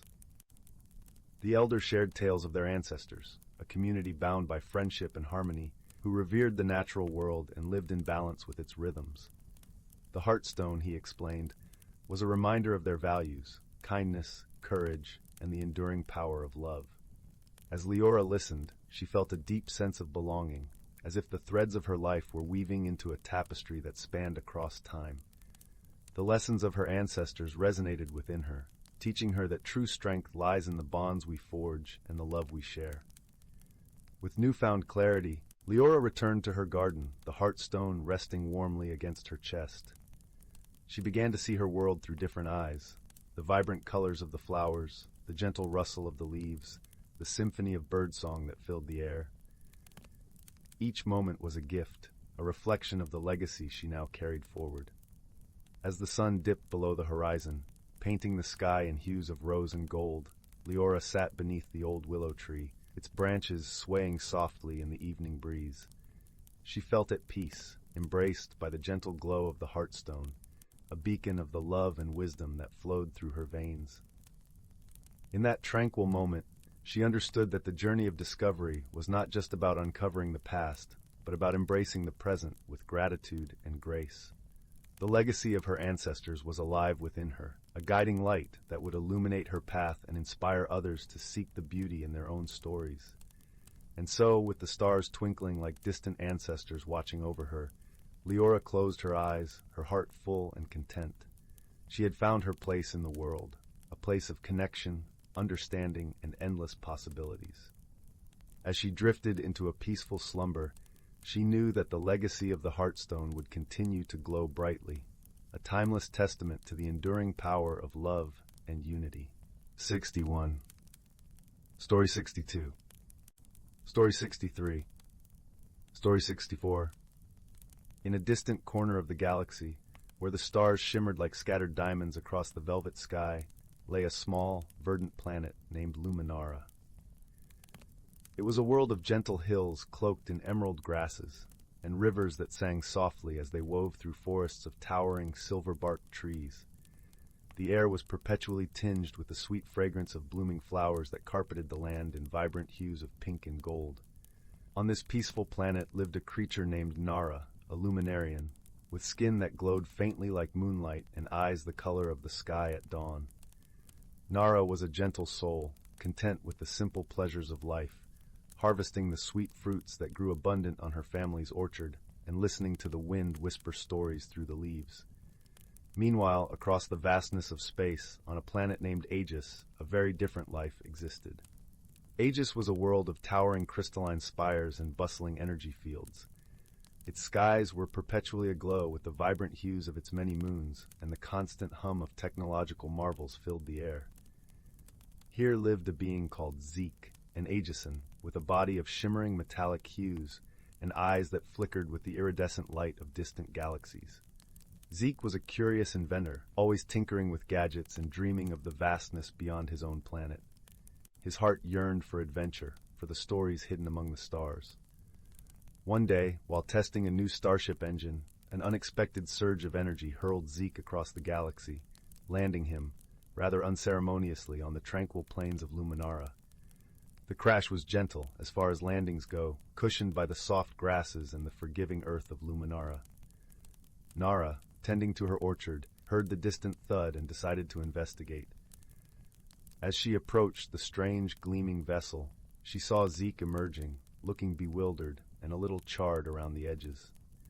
Nara's heart was filled with curiosity and a touch of fear. She had never seen anyone like Zeke before, but her natural kindness prevailed as she offered a hand in greeting, her soft glow a beacon of warmth and welcome. Zeke, grateful and a little embarrassed, accepted the gesture, his metallic skin cooling in the gentle breeze. Communication was their first challenge. The languages of their respective planets were as different as the worlds themselves. At first, they resorted to gestures and expressions. Nara pointed to the sky, then to Zeke's ship, raising her eyebrows in question. Zeke nodded, illustrating with his hands the trajectory of his unplanned journey. Despite the initial misunderstandings, a friendship began to blossom. Nara took Zeke to her home, where her family received him with open arms, offering food and a place to rest. Zeke, touched by their hospitality, marveled at the simplicity and beauty of their life. He began to share stories of his world, using holographic images from a pocket device, painting pictures of crystalline cities and technological wonders. As days turned into weeks, Zeke worked on repairing his ship, often with Nara by his side, her gentle presence a balm to the frustration that sometimes accompanied his efforts. Nara, in turn, showed Zeke the beauty of Luminara, from the hidden groves where crystal butterflies danced, to the serene lakes that reflected the skies like mirrors. One evening, as they sat by the fire, the stars twinkling overhead, Zeke shared a hologram of his family, the soft light casting a glow over their faces. Nara, with her empathetic heart, saw the longing in Zeke's eyes. She placed a comforting hand on his shoulder, understanding without words the ache of distance and the pull of home. Their friendship deepened through shared challenges. A sudden storm, fierce and unexpected, threatened to damage the ship further. Together, they worked tirelessly, Nara using her knowledge of the land to gather materials that Zeke fashioned into makeshift repairs. In those moments of urgency, their differences melted away, leaving only the shared goal and the bond of friendship. Through these trials, they discovered the true meaning of companionship, a connection that transcended words and worlds. They learned to appreciate each other's unique qualities. Nara admired Zeke's ingenuity and his courage to explore the unknown, while Zeke cherished Nara's wisdom and her ability to find beauty in simplicity. Finally, the day came when Zeke's ship was ready to return to Aegis. As he prepared to leave, a bittersweet feeling settled over them both. Zeke promised to return, to share more stories, and to learn more about the gentle world of Luminara. Nara gifted him a small vial of Luminara's fragrant blossoms, a reminder of the peace and friendship he had found. As Zeke's ship ascended, cutting a bright path across the sky, Nara watched, her heart full. She knew that their friendship, forged through understanding and shared trials, would remain a shining star in her heart, guiding her always. And so, across the vast expanse of the galaxy, two unlikely companions discovered not only the stars, but the true meaning of friendship, a bond that, like the stars themselves, would endure across time and distance, lighting the way for their hearts. Story 65. Story 66. Story 67. Story 68. Story 69. Once upon a time, in a quaint village nestled among rolling hills, there lived a young girl named Willow. She was a curious and imaginative child, but struggled with the changes that seemed to swirl all around her. As Willow grew older, she found herself feeling more and more out of place. The world seemed to be moving at a dizzying pace, leaving her feeling lost and unsure. Her friends were embracing new interests and making new connections, while Willow clung tightly to the familiar comforts of her childhood. One crisp autumn evening, as Willow sat alone in her favorite spot by the old willow tree, she noticed a peculiar sight. A tiny glowing orb, no bigger than a firefly, danced before her eyes. Willow watched in wonder as the orb pulsed and flickered, its light seeming to beckon her closer. Overcome by curiosity, Willow reached out her hand, and the orb landed gently in her palm. In an instant, a warm, tingling sensation spread through her body, and she felt a sudden rush of energy and clarity. From that moment on, Willow's world began to transform in the most extraordinary way. Whenever she felt uncertain or afraid, the orb would appear, its gentle light guiding her forward. She soon realized that the orb was a manifestation of her own inner strength and resilience, helping her navigate the challenges of growth and change. As time passed, Willow met two extraordinary friends who would become her constant companions on this journey of self-discovery. First, there was Luna, a wise old owl with eyes that shone like the moon itself. Luna's soothing hoots and gentle wisdom helped Willow understand that change was not something to fear, but rather an opportunity for growth and renewal. Then there was Zephyr, a playful and mischievous wind sprite who delighted in whisking Willow away on unexpected adventures. Zephyr taught her to embrace the unpredictable and to find joy in the present moment, no matter how turbulent the winds of change might be. Together, Willow, Luna, and Zephyr embarked on countless magical escapades, each one revealing a new lesson about the beauty and necessity of personal growth. They soared over breathtaking landscapes, explored enchanted forests, and even danced among the stars, all the while strengthening the bonds of their friendship. Through her adventures, Willow learned to let go of her fears and embrace the unknown.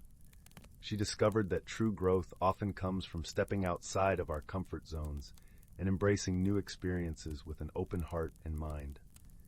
As she blossomed into a confident and resilient young woman, the orb's light grew brighter and more vibrant, reflecting the radiance of her newfound inner strength.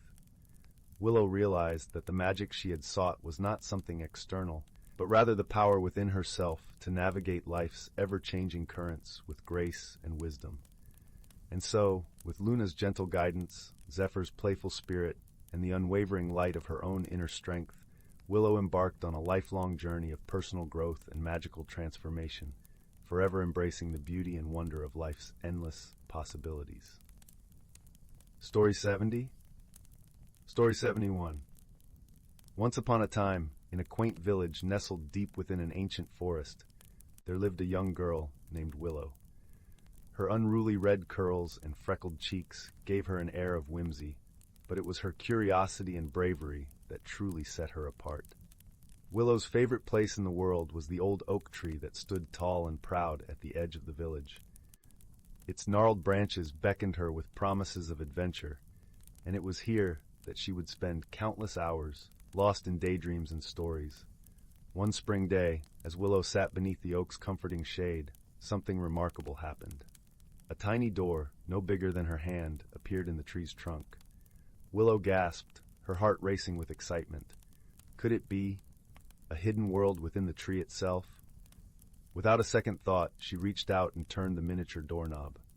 The little door creaked open, revealing a dimly lit passage that seemed to stretch on endlessly. Willow's eyes widened in disbelief, but her sense of wonder quickly overtook her apprehension. Taking a deep breath, she crouched down and stepped through the doorway, emerging into a magical realm unlike anything she had ever imagined. The world within the oak tree was alive with vibrant colors and the sweet fragrance of wildflowers. Tiny mushrooms dotted the mossy ground, and streams of crystalline water trickled over smooth pebbles. As Willow wandered deeper into this enchanting place, she encountered creatures she had only heard of in stories. Fairies with gossamer wings, pixies with mischievous grins, and talking animals who greeted her with kindness.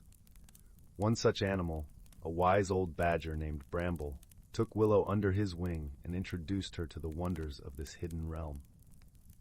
He explained that the oak tree was a magical gateway, and only those with pure hearts and open minds could enter.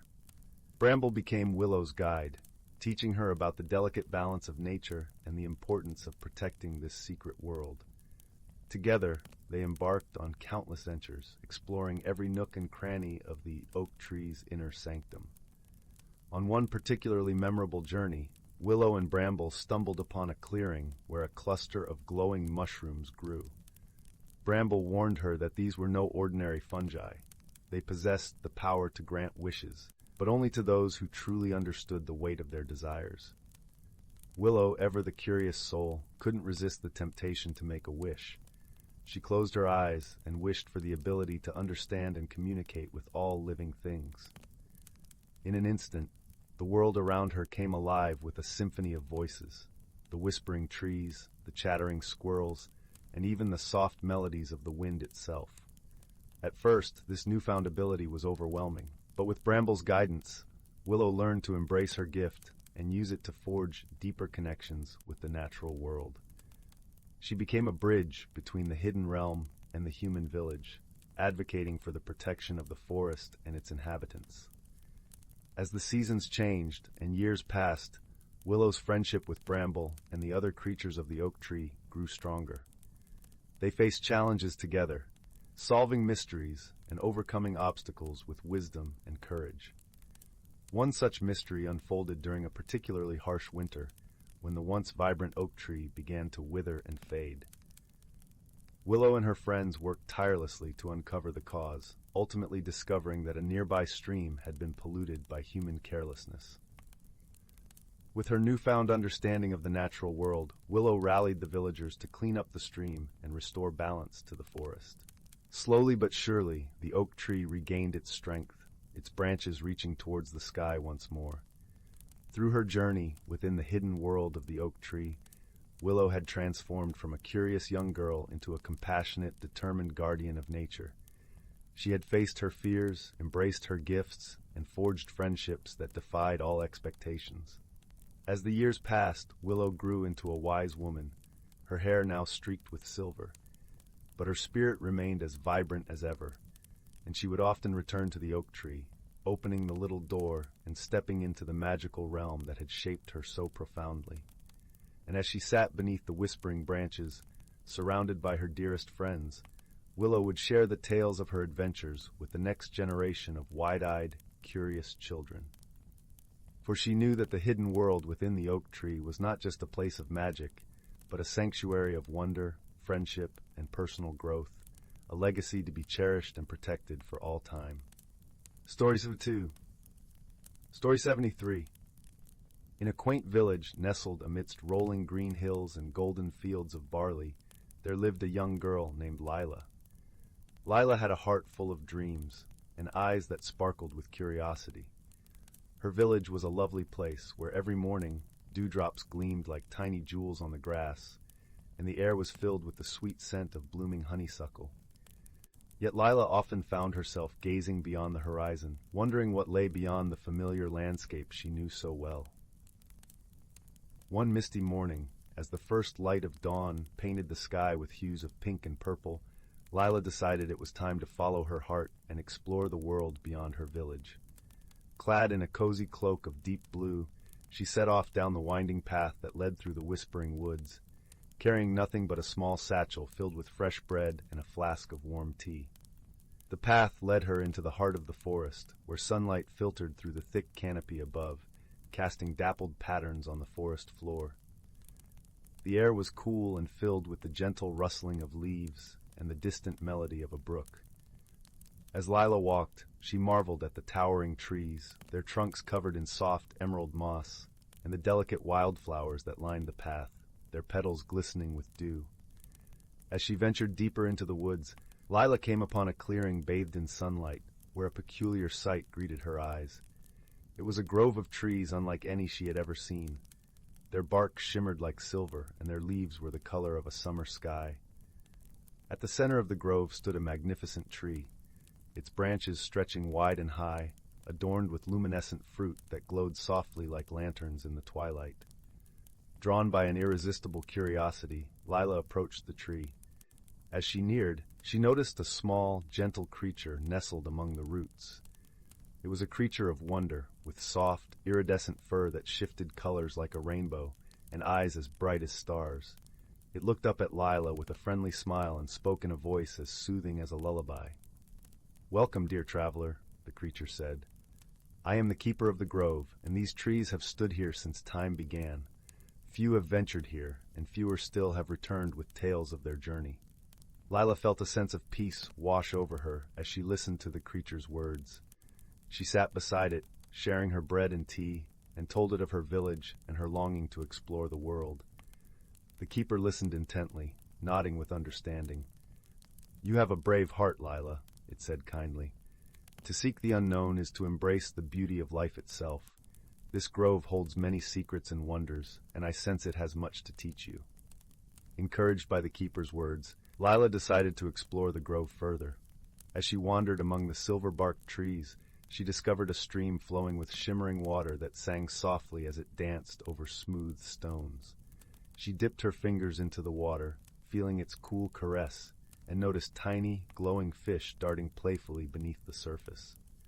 Continuing her exploration, Lila came upon a small hill crowned with wildflowers. As she climbed to the top, she was greeted by a breathtaking view.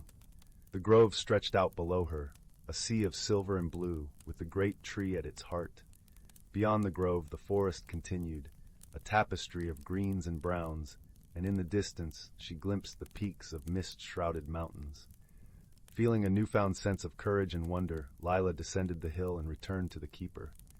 She found it waiting with a gentle smile, its eyes filled with warmth and wisdom. "You have discovered much today, Lila," the keeper said. "But remember, the true journey is not in what you see, but in what you learn and how you grow." Lila nodded, understanding the truth in the keeper's words. She realized that her adventure had not only shown her the beauty of the world, but had also revealed her own strength and courage. She thanked the keeper for its guidance and friendship, promising to cherish the lessons she had learned. As the sun began to set, casting a golden glow over the grove, Lila knew it was time to return home. She walked back through the whispering woods, her heart light and her spirit filled with joy. She carried with her the memory of the enchanting grove and the kindness of its gentle keeper, knowing that she would forever be a part of its magic. When Lila finally returned to her village, the stars were twinkling in the night sky. She was greeted by the familiar sight of warm lights glowing in the windows of her home and the comforting sounds of her family's laughter. As she settled into her cozy bed, she felt a deep sense of peace and contentment, knowing that her world was now a little bit larger and her heart a little bit braver. And so, Lila drifted into a gentle, restful sleep, dreaming of silver trees and glowing fruit, of shimmering streams and starry-eyed creatures, and of all the adventures yet to come. For she knew that the world was full of wonders, and she was ready to explore them all, one step at a time. Story 74. The Whispering Grove. In the quaint village of Willowbrook, nestled amidst rolling hills and dense whispering forests, there was a legend that had been whispered from generation to generation, the tale of the Whispering Grove. It was said that hidden deep within the heart of the ancient woods lay a grove where the trees had the ability to speak, their voices carrying the wisdom of ages. The villagers believed that whoever could find this grove would be granted insight and wisdom beyond their years. It was a crisp autumn evening when a gentle breeze carried the scent of pine needles and damp earth through the village. The sky was a canvas of fading golds and purples, and as the sun dipped below the horizon, a fiery-haired girl named Leora sat by the fireplace in her cozy cottage. The flames danced merrily, casting a warm glow that flickered off the walls and painted shadows that seemed to breathe with life. Leora was known throughout Willowbrook for her insatiable curiosity and her heart that yearned for adventure. Her eyes sparkled like the stars on a clear night, and her laughter was a melody that brought joy to all who heard it. But beneath her cheerful exterior, Leora felt a longing for something more, something beyond the gentle life of the village. Her grandmother, wise and kind-hearted, sat across from her in a rocking chair, knitting with nimble fingers. The soft click-clack of needles was a soothing rhythm that punctuated the cozy silence. "Grandmother," Leora began, her voice barely above a whisper, "do you believe the stories about the Whispering Grove are true?" The old woman paused, her eyes twinkling with a knowing light as she looked up from her knitting. "Ah, the Whispering Grove," she mused, her voice rich with the cadence of 1,000 stories. "Many have sought it, my dear, but few have found it. The grove reveals itself only to those who seek wisdom, not for themselves, but for the world." Leora pondered her grandmother's words, feeling a spark of determination ignite within her chest. "I want to find it," she declared softly, her voice tinged with a mix of excitement and resolve. Her grandmother chuckled, a sound like the gentle rustle of leaves in the wind. "Then you must listen to the whispers of the forest, Leora. Follow them with an open heart." The next morning, Leora set off at dawn, the air crisp and invigorating against her face. She dressed warmly in a cloak the color of autumn leaves and carried a small satchel filled with provisions. As she stepped into the forest, the world seemed to hold its breath. The only sound, the gentle crunch of leaves beneath her boots. The forest was a tapestry of vibrant colors, leaves painted in shades of amber, crimson, and gold. The air was thick with the scent of pine and earth, and shafts of sunlight pierced through the canopy, casting dappled patterns on the forest floor. Leora walked deeper into the woods, her heart guiding her as much as her feet. As the hours passed, the forest seemed to come alive around her. Birds flitted from branch to branch, their songs weaving melodies that danced through the air. Squirrels scampered along the ground, their bushy tails flicking as they collected acorns for the coming winter. Leora paused to rest by a babbling brook, the water clear and cold as it meandered over smooth stones. She sipped from her flask, the water refreshing her spirit as much as her body. As she sat, she closed her eyes, letting the sounds of the forest envelop her. It was then she heard it, a soft, gentle whisper, like the rustling of leaves in the breeze. At first, the sound was indistinct, but gradually it grew clearer, forming words that seemed to weave through her mind. "Seek the light that guides, the heart that listens," the whisper said, a voice both ancient and familiar. Leora's heart quickened, a thrill of excitement coursing through her veins. She rose to her feet, her senses attuned to the whispers that seemed to guide her deeper into the forest. She followed the sound, her footsteps light and sure. The day turned to dusk, the forest bathed in the soft glow of twilight. Leora's path led her to a clearing, and there, standing tall and majestic, was the entrance to the Whispering Grove. The trees here were ancient, their trunks wide and gnarled, their branches reaching skyward like outstretched arms. As she stepped into the grove, a feeling of peace and wonder enveloped her. The air was alive with the soft murmur of voices, a chorus of whispers that seemed to sing in harmony with the rustling leaves. Leora closed her eyes, letting the grove's magic wash over her. "Welcome, seeker of wisdom," the grove seemed to say, its voice a gentle caress. "You have come with an open heart, and for that you shall be given a gift." Leora felt a warmth spread through her chest, a sense of understanding and clarity that was both comforting and profound. The grove's whispers spoke of the interconnectedness of all things, the importance of kindness and compassion, and the beauty of the world that lay beyond the surface. As the last light of day faded, Leora knew it was time to return home. She left the grove, her heart filled with gratitude and a newfound sense of purpose. The journey back through the forest was a journey of reflection, the whispers of the grove echoing in her mind. When she returned to Willowbrook, Leora found that the world seemed both familiar and new. The village was the same, yet her perception had changed. She noticed the small acts of kindness that wove through daily life, the strength in the bonds of friendship and the beauty in simplicity. Her grandmother greeted her with a knowing smile, her eyes filled with pride. "You have found the grove," she said, her voice a gentle embrace. Leora nodded, her heart full of gratitude. "Yes, and I understand now that wisdom is not just knowledge, but the love and compassion we share with others." The days in Willowbrook passed gently, each one filled with the warmth of community and the joy of simple pleasures. Leora's journey had transformed her, and in turn, she shared the wisdom of the grove with those around her, weaving a tapestry of kindness and understanding that enriched the lives of all who heard it.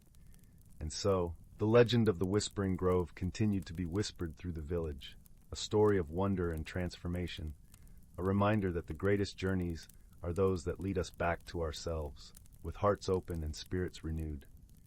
As the years passed, Leora grew older, her hair silvered with wisdom, her spirit as vibrant as ever. The village of Willowbrook thrived, a place where the whispers of the grove lived on in the actions and hearts of its people. On quiet evenings, as the sun set and the stars began to twinkle in the night sky, Leora would sit by the fire with the village children gathered around her. With a voice as soothing as the forest breeze, she would tell them the story of the Whispering Grove, her eyes sparkling with the light of countless adventures. The children listened with rapt attention, their imaginations painting vivid pictures of the magical grove and the ancient trees that whispered secrets of the universe. Leora's tales kindled a spark of curiosity and wonder in their young hearts, a spark that would guide them on their own journeys of discovery and growth. One day, as Leora wandered through the village, she noticed a young girl standing at the edge of the forest, her eyes filled with the same longing for adventure that Leora herself had once felt. The girl's name was Arya, and she was known for her gentle spirit and her love of stories. Leora approached her with a warm smile, her heart full of understanding. "Are you thinking of seeking the Whispering Grove?" she asked softly. Arya nodded, her eyes wide with excitement and a hint of trepidation. "I want to hear the whispers for myself," she admitted.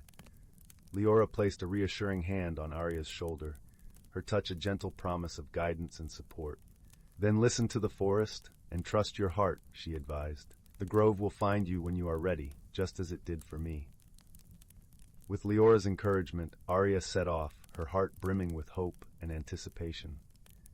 As she disappeared into the forest, Leora watched her go with a sense of peace, knowing that the cycle of discovery and transformation would continue with each new generation. The seasons turned, painting the world with the vibrant hues of spring, the golden warmth of summer, the rich tapestry of autumn, and the quiet beauty of winter. The village of Willowbrook remained a haven of harmony and kindness, its people bound together by the wisdom of the grove.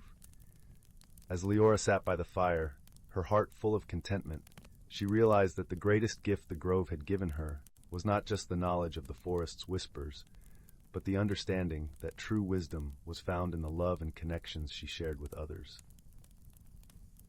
With a heart as light as the gentle breeze that rustled through the trees, Leora closed her eyes, the whispers of the grove a soothing lullaby that carried her into a peaceful slumber. And so the story of the Whispering Grove lived on, a tale of wonder and wisdom that continued to inspire and enchant all who heard it, a reminder that the magic of life lay not in the destination, but in the journey and the love that guided us along the way.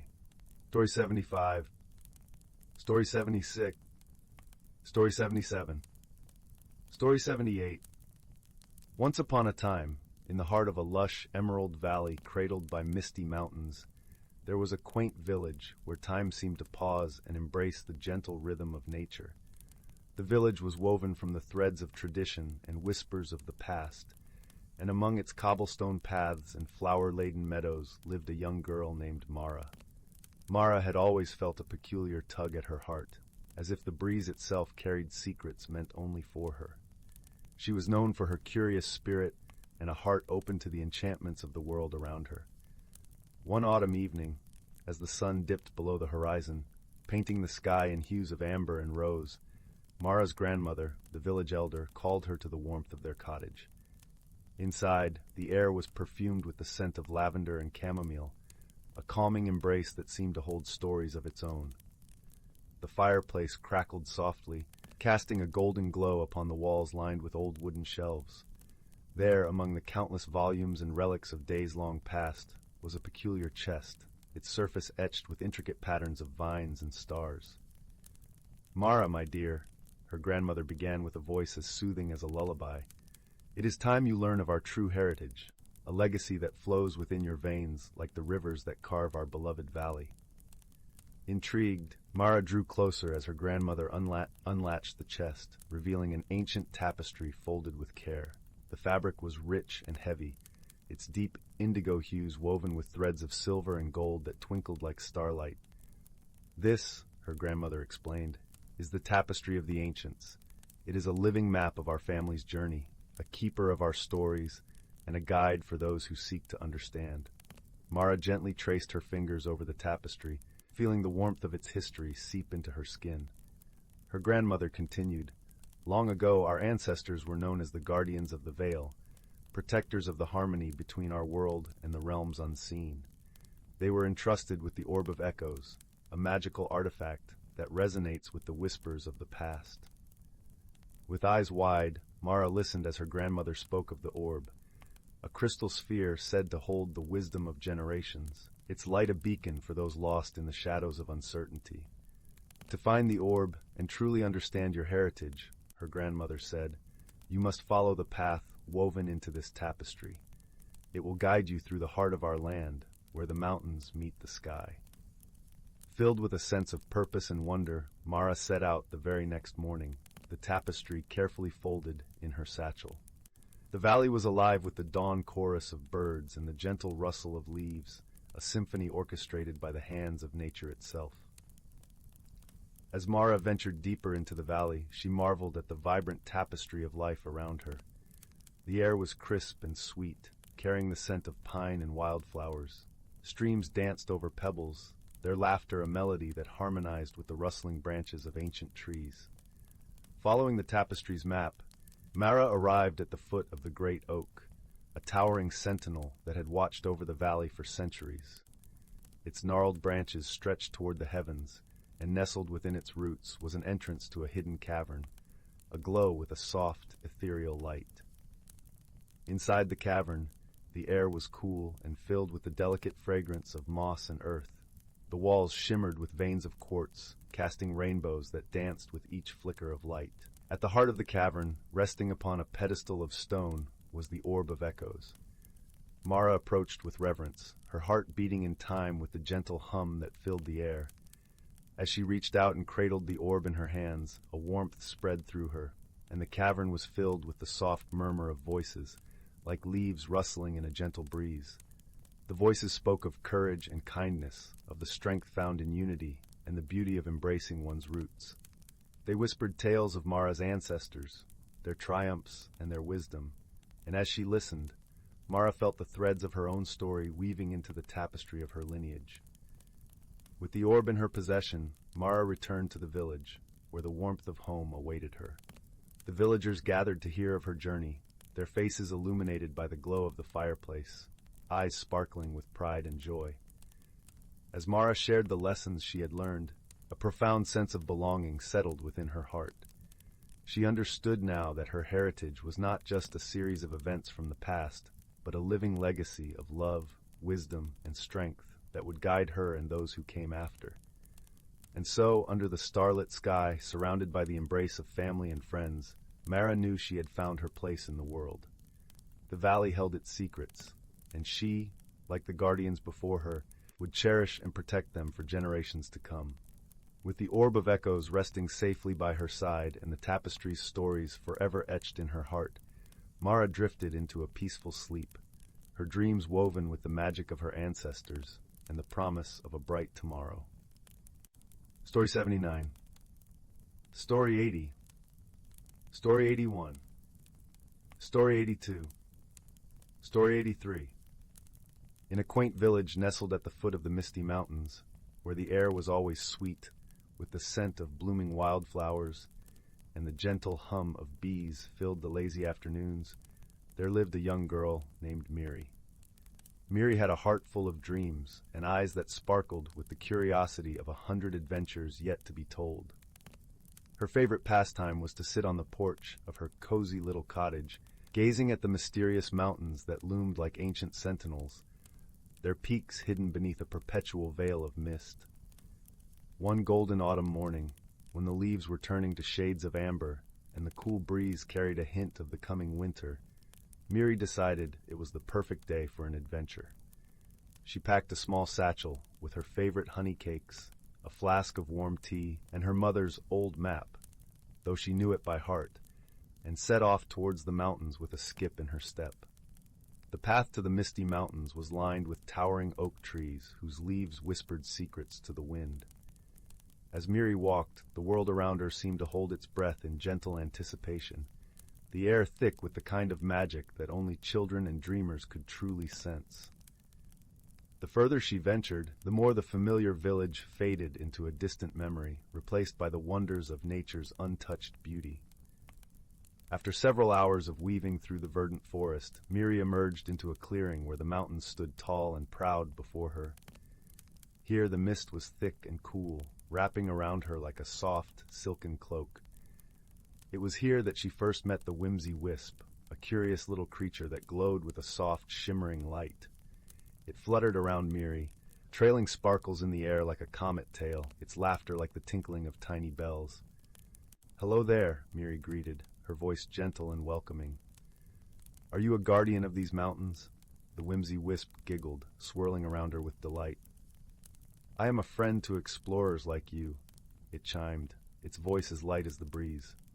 "Follow me if you dare, for there are wonders to behold and secrets to uncover." With her heart beating with excitement and wonder, Miri followed the wisp deeper into the mountains. The path was winding and sometimes steep, but the whimsy wisp was always there, its light guiding her through the mist. Along the way, they encountered a stream that sang as it danced over stones, its melody as soothing as the lullaby of a mother to her child. Miri paused to drink from the stream, its water crisp and refreshing, invigorating her spirit. As they climbed higher, the mist began to part, revealing a hidden valley bathed in golden sunlight. The valley was unlike anything Miri had ever seen, a place where colors seemed brighter and sounds more melodious. Here, trees bore fruits of every hue imaginable, and flowers bloomed in cascading waterfalls of color and scent. In the heart of this enchanted valley stood the grand oak, a tree so old and wise that it seemed to have witnessed the birth of time itself. Beneath the grand oak's sprawling branches, Miri found a gathering of creatures, none of which she had ever seen before. There was a fuzzle, a round, fluffy creature with fur that changed colors with its mood, a trillfin, a bird with iridescent feathers that sang in harmonies that echoed through the valley, and a gentle glimmerfox whose eyes sparkled like the first stars of evening. "Welcome, brave traveler," the grand oak's deep voice resonated through the air, warm and inviting. "You have come far and shown courage in the face of the unknown. What is it that you seek in this land of wonders?" Miri thought for a moment, her heart full of the beauty and magic surrounding her. "I seek to understand the world beyond my village," she replied softly. "To learn and grow, to see with my own eyes the miracles that lie beyond the familiar." The grand oak's leaves rustled approvingly, and the creatures gathered around her with smiles and nods. "You have shown courage, young one," the oak spoke, "for it takes a brave heart to step into the unknown. Know this, the world is full of wonders, and each step you take opens a new door to discovery." As the day wore on, Miri spent her time learning from the creatures, listening to their stories, and playing in the sun-dappled meadow. The fuzzle taught her how to weave crowns from the flowers that grew abundantly, while the trillfin sang songs that told tales of ancient times and distant lands. The glimmerfox, with its gentle gaze, showed her the beauty of stillness and reflection. As the sun began to dip below the horizon, painting the sky in shades of pink and purple, Miri knew it was time to return home. She bid farewell to her newfound friends, her heart full of gratitude and joy. The whimsy wisp once again became her guide, leading her safely back through the mountains, its light a comforting presence in the growing twilight. When Miri finally emerged from the mist and saw the warm glow of her village lights in the distance, she felt a peace settle within her. She had ventured into the unknown and returned with stories and wisdom that would forever be a part of her. As she curled up in her bed that night, the soft quilt pulled up to her chin, Miri closed her eyes with a smile. She knew that the world was vast and full of wonders waiting to be discovered, and she would face them all with courage and an open heart. And so, with dreams of shimmering valleys and starry-eyed creatures, Miri drifted into a restful sleep, her spirit as light and free as the whimsy wisp that had led her to her adventure. Story 84. Title: The Whispering Wood's Secret. In the tranquil village of Elderglow, nestled within the embrace of a lush, ancient forest, there lived a young girl named Mabel. Elderglow was a place where the air was always sweet with the scent of blooming lilacs, and the gentle rustle of leaves in the whispering woods seemed to carry secrets from times long past. The village was small, with stone cottages dotting the landscape like scattered pebbles, each one warmed by the glow of hearth fires that never seemed to fade. Mabel, with her curious hazel eyes and a heart full of wonder, was no ordinary child. She had a penchant for exploring, often venturing to the edges of the village where the whispering wood began. The villagers spoke of the wood with a mixture of reverence and caution, for it was said to be alive with magic, a place where the boundary between the ordinary and the extraordinary was as thin as the morning mist. One crisp autumn afternoon, as the sun dipped low and painted the sky in hues of amber and rose, Mabel set out towards the forest. Her mother had tucked a warm woolen scarf around her neck and placed a gentle kiss on her forehead, saying, "Stay on the path, my little adventurer, and listen to the whispers of the trees. They speak if you know how to listen." Mabel nodded, her eyes gleaming with excitement. She knew the woods well, having spent countless afternoons beneath its towering oaks and whispering pines. Today, however, felt different. There was a tingling in the air, a sense of anticipation that danced along her skin like the first touch of winter's breath. As she wandered deeper into the forest, the world around her shifted subtly. The light filtering through the canopy was dappled and golden, casting playful shadows on the forest floor. The leaves crunched softly under her boots, and the air was filled with the earthy scent of fallen leaves and damp moss. It wasn't long before Mabel came across something unusual, a glimmering stone, half buried in the soft earth. It was the size of a robin's egg, and shimmered with an iridescent glow that seemed to pulse with its own gentle light. Mabel knelt down, her heart pounding with the thrill of discovery.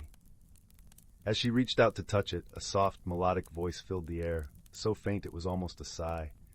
"Seek the heart of the wood, little one, and the truth shall be revealed." Startled, Mabel glanced around, her eyes wide. The voice seemed to come from nowhere and everywhere at once, as if the forest itself had spoken to her. She picked up the stone, feeling its warmth seep into her palm, and slipped it into her pocket, determined to follow its silent call. The deeper she ventured, the more the forest seemed to change. The trees grew taller and more ancient, their bark etched with patterns that looked like mystic runes. The air grew cooler, and a gentle breeze whispered through the branches, carrying with it a soft, tinkling sound like distant chimes. As she walked, Mabel noticed something extraordinary. The forest floor was dotted with clusters of tiny, luminescent mushrooms that glowed with a soft blue light, illuminating her path. She followed the trail of light deeper into the heart of the wood, her breath visible in the cool air. At last, Mabel arrived at a clearing bathed in moonlight.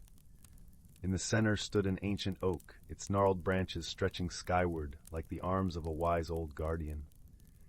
At the base of the tree, nestled among its roots, was a small door carved into the trunk. It was adorned with intricate carvings of woodland creatures and swirling vines. With a mixture of awe and trepidation, Mabel approached the door. She felt the stone in her pocket grow warm, and the carvings on the door seemed to shimmer in response. Taking a deep breath, she gently pushed it open and stepped inside. The interior was a wonderland of light and color. The walls glowed with a soft golden hue, and the air was filled with the scent of honeysuckle and wild roses. At the center of the room stood a table carved from a single piece of crystal, its surface reflecting the light in a myriad of colors. Seated at the table was a figure cloaked in shadows, yet Mabel felt no fear. There was a kindness in the air, a sense of welcome that put her at ease. The figure gestured to a chair opposite, and Mabel sat, her eyes wide with curiosity. "Welcome, Mabel," the figure said, their voice as soothing as the murmur of a gentle stream. "I am the keeper of the Whispering Wood, and you have been chosen to receive a gift." Mabel listened intently, her heart filled with wonder. "A gift?" she asked, her voice barely above a whisper. The keeper nodded, and with a wave of their hand, the room filled with images, scenes of the forest through the ages, its beauty and magic captured in a tapestry of light. "This stone you carry," the keeper said, "is a shard of the forest's heart, a fragment of its ancient magic. With it, you hold the power to listen to the whispers of the world, to understand the language of nature." Mabel gasped, her fingers brushing the stone in her pocket. "But why me?" she asked, her voice filled with awe. The keeper smiled, their eyes twinkling like stars. "Because, dear child, you have the heart of a true listener, one who sees the beauty in the world and cherishes it. Use this gift wisely, and you will bring joy and harmony wherever you go." Mabel nodded, her heart swelling with gratitude. "I will," she promised, her voice strong and clear. As the keeper faded into the shadows, the room began to dissolve into a swirl of light and color. Mabel felt herself being gently lifted, the world spinning around her until she found herself back in the clearing, the ancient oak standing silent sentinel under the moonlit sky. The journey back through the forest was a blur of wonder and joy. The stone in her pocket pulsed with warmth, and the forest seemed to hum with life around her. As she emerged from the woods, the village of Elderglow lay ahead, its lights twinkling like stars in the gathering dusk. Mabel returned home, her heart filled with the magic of the Whispering Wood. She knew that her life would never be the same, that she had been forever changed by the gift she had received. And as she lay in bed that night, the stone glowing softly on her bedside table, she listened to the whispers of the world, her heart open to its secrets. In the days that followed, Mabel discovered that her new gift allowed her to communicate with the natural world in ways she had never imagined. She could hear the songs of the birds, the gentle murmur of the brook, and even the soft sighs of the wind as it danced through the trees. The village of Elderglow seemed to come alive with magic, its beauty magnified by Mabel's newfound ability to listen and understand. Word of Mabel's gift spread quickly through the village, and soon people began to seek her out, eager to hear the stories she could tell and the wisdom she had gained. Mabel, ever kind and generous, shared what she had learned, helping those around her see the world with new eyes. One day, a young boy named Oliver approached Mabel with a look of worry etched on his face. Oliver was known for his mischievous spirit, often getting into trouble with his playful antics. He was well liked, but his restlessness sometimes got the better of him. "Mabel," Oliver said hesitantly, "there's something strange happening in the meadow near my house. The flowers have stopped blooming, and the bees are nowhere to be found. Can you help?" Mabel nodded, her heart filled with determination. "Of course, Oliver. Let's go see what we can do." Together, they made their way to the meadow, the soft grass whispering beneath their feet. As they arrived, Mabel noticed the silence that hung heavy in the air, the absence of the usual buzz of life that filled the summer days. Closing her eyes, Mabel reached out with her senses, listening to the whispers of the earth beneath her feet. She felt the pulse of the meadow, its energy dampened and subdued. Slowly the truth revealed itself. A patch of tangled brambles had grown unchecked, their thorny vines choking the life from the flowers and blocking the bees' path. "We need to clear the brambles," Mabel said, her voice filled with certainty. "Once the flowers can breathe again, the bees will return." With Oliver's help, they carefully cleared away the brambles, their fingers working gently to free the delicate blooms hidden beneath. As they worked, Mabel could feel the meadow's energy shift, the life returning to the soil and the air.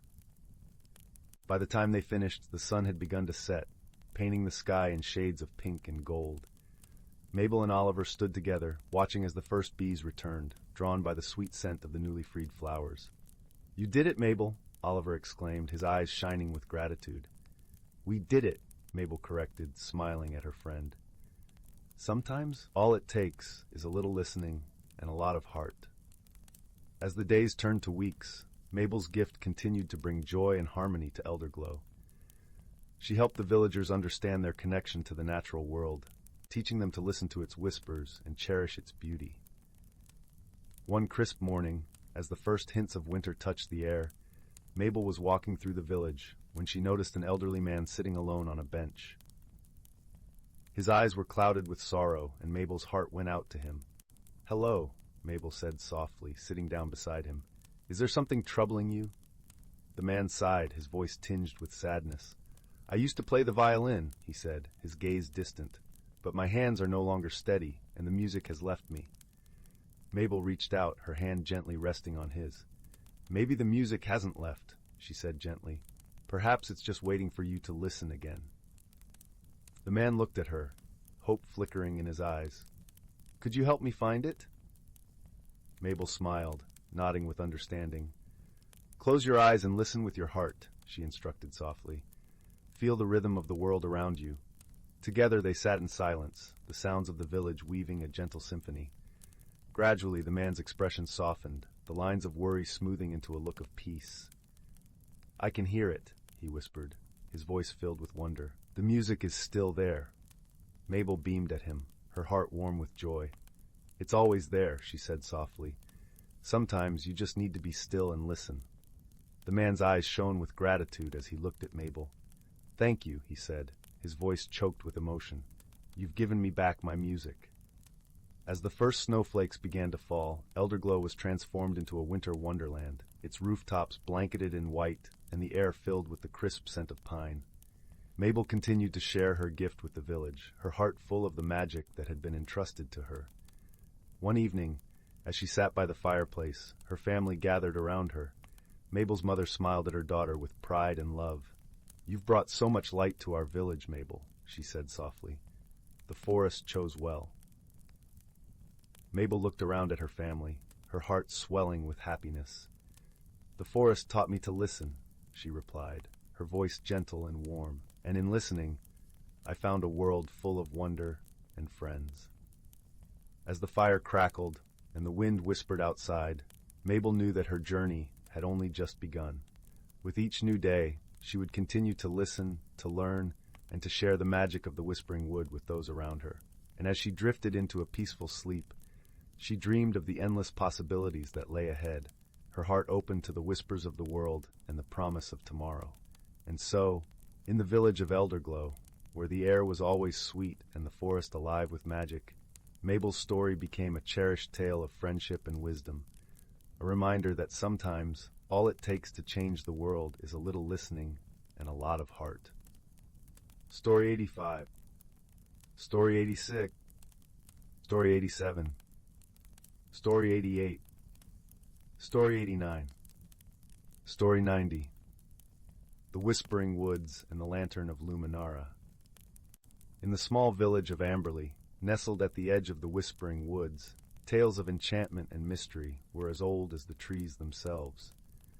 The woods were a place of wonder, where the air was thick with secrets and magic lingered in the rustling leaves. Yet it was also a place avoided by many, for deep within its heart lay a hidden world, known only to those with the courage to seek it. The village was a cozy cluster of thatched roof cottages, surrounded by fields of lavender that swayed gently in the breeze, filling the air with a soothing fragrance. The villagers were kind and simple folk, their days marked by the rhythm of the seasons and the quiet pleasures of rural life. In one such cottage lived a young girl named Leora. She had hair the color of autumn leaves and eyes that sparkled with curiosity. Leora was known for her gentle nature and the way she seemed to understand the whispers of the wind and the songs of the birds. She often spent her afternoons wandering the edges of the Whispering Woods, listening to the stories the forest had to tell. One cool autumn evening, as the setting sun painted the sky in hues of orange and pink, Leora sat at her window, gazing out at the woods. Her heart longed for adventure, and she felt a pull towards the trees, as though they were calling her name. "Leora," her mother called from the kitchen, "come help me with supper." Leora reluctantly tore her gaze from the window and joined her mother. As they prepared the meal, her mother spoke of the coming winter and the preparations they must make. But Leora's mind drifted back to the woods, to the stories of hidden worlds and magical beings that her grandmother used to tell. That night, as the village lay quiet under a blanket of stars, Leora lay awake in her bed, listening to the gentle rustle of the leaves outside. Unable to resist the call of adventure any longer, she quietly slipped out of bed, wrapped a warm cloak around her shoulders, and tiptoed out of the cottage. The moon cast a silvery glow over the landscape as Leora made her way towards the Whispering Woods. The air was crisp and carried the scent of pine and earth. As she entered the woods, the trees seemed to lean in, welcoming her into their embrace. The deeper she ventured, the more the forest came alive. The leaves whispered secrets, and the branches formed intricate patterns against the sky. Leora felt a sense of wonder and awe, as though she were stepping into a dream. After walking for what felt like hours, Leora came upon a clearing bathed in moonlight. In the center stood an ancient oak tree, its twisted branches reaching towards the heavens. Beneath the tree lay a small, flickering light, like a star fallen to earth. Curious, Leora approached the light and discovered it was a lantern, crafted from delicate glass and metal, its surface etched with intricate patterns. The lantern glowed with a soft, warm light that seemed to pulse with life. As she reached out to touch it, a voice, gentle and melodic, echoed through the clearing. "The Lantern of Luminara," it said, "a beacon for those who seek the hidden world." Leora looked around, but saw no one. "Who are you?" she asked, her voice barely a whisper. The voice replied, "I am the spirit of the forest, and I have watched over these woods for centuries. The lantern is a gift for those with pure hearts and the courage to seek the truth." Leora felt a thrill of excitement mixed with apprehension. She had heard of the Lantern of Luminara in her grandmother's tales, a magical object that could reveal the hidden world within the Whispering Woods. "Will you accept the lantern and embark on a journey of discovery?" the voice asked. Leora nodded, her heart pounding with anticipation. "Yes, I will." As she lifted the lantern, its light grew brighter, illuminating the clearing with a warm, golden glow. The air shimmered, and the world around her seemed to shift and change. The trees swayed gently, their leaves whispering secrets in a language she couldn't quite understand. With the lantern in hand, Leora began her journey deeper into the woods. The path before her was bathed in light, and she felt a sense of peace and purpose guiding her steps. As she walked, Leora encountered creatures she had only heard of in stories. A family of fireflies danced around her, their tiny lights twinkling like stars. A wise old owl perched on a branch, its eyes gleaming with wisdom.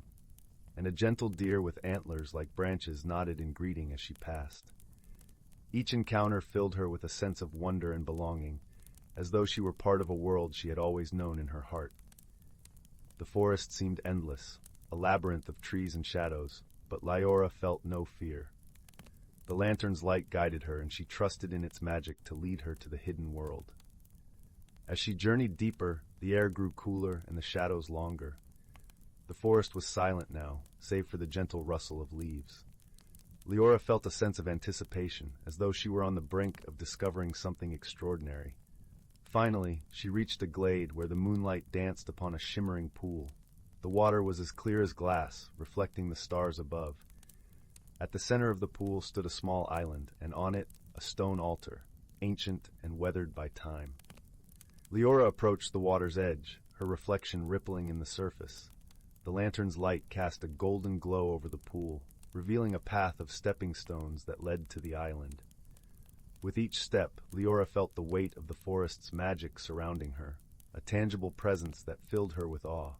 When she reached the altar, she placed the lantern upon it, the light casting intricate patterns over the stone.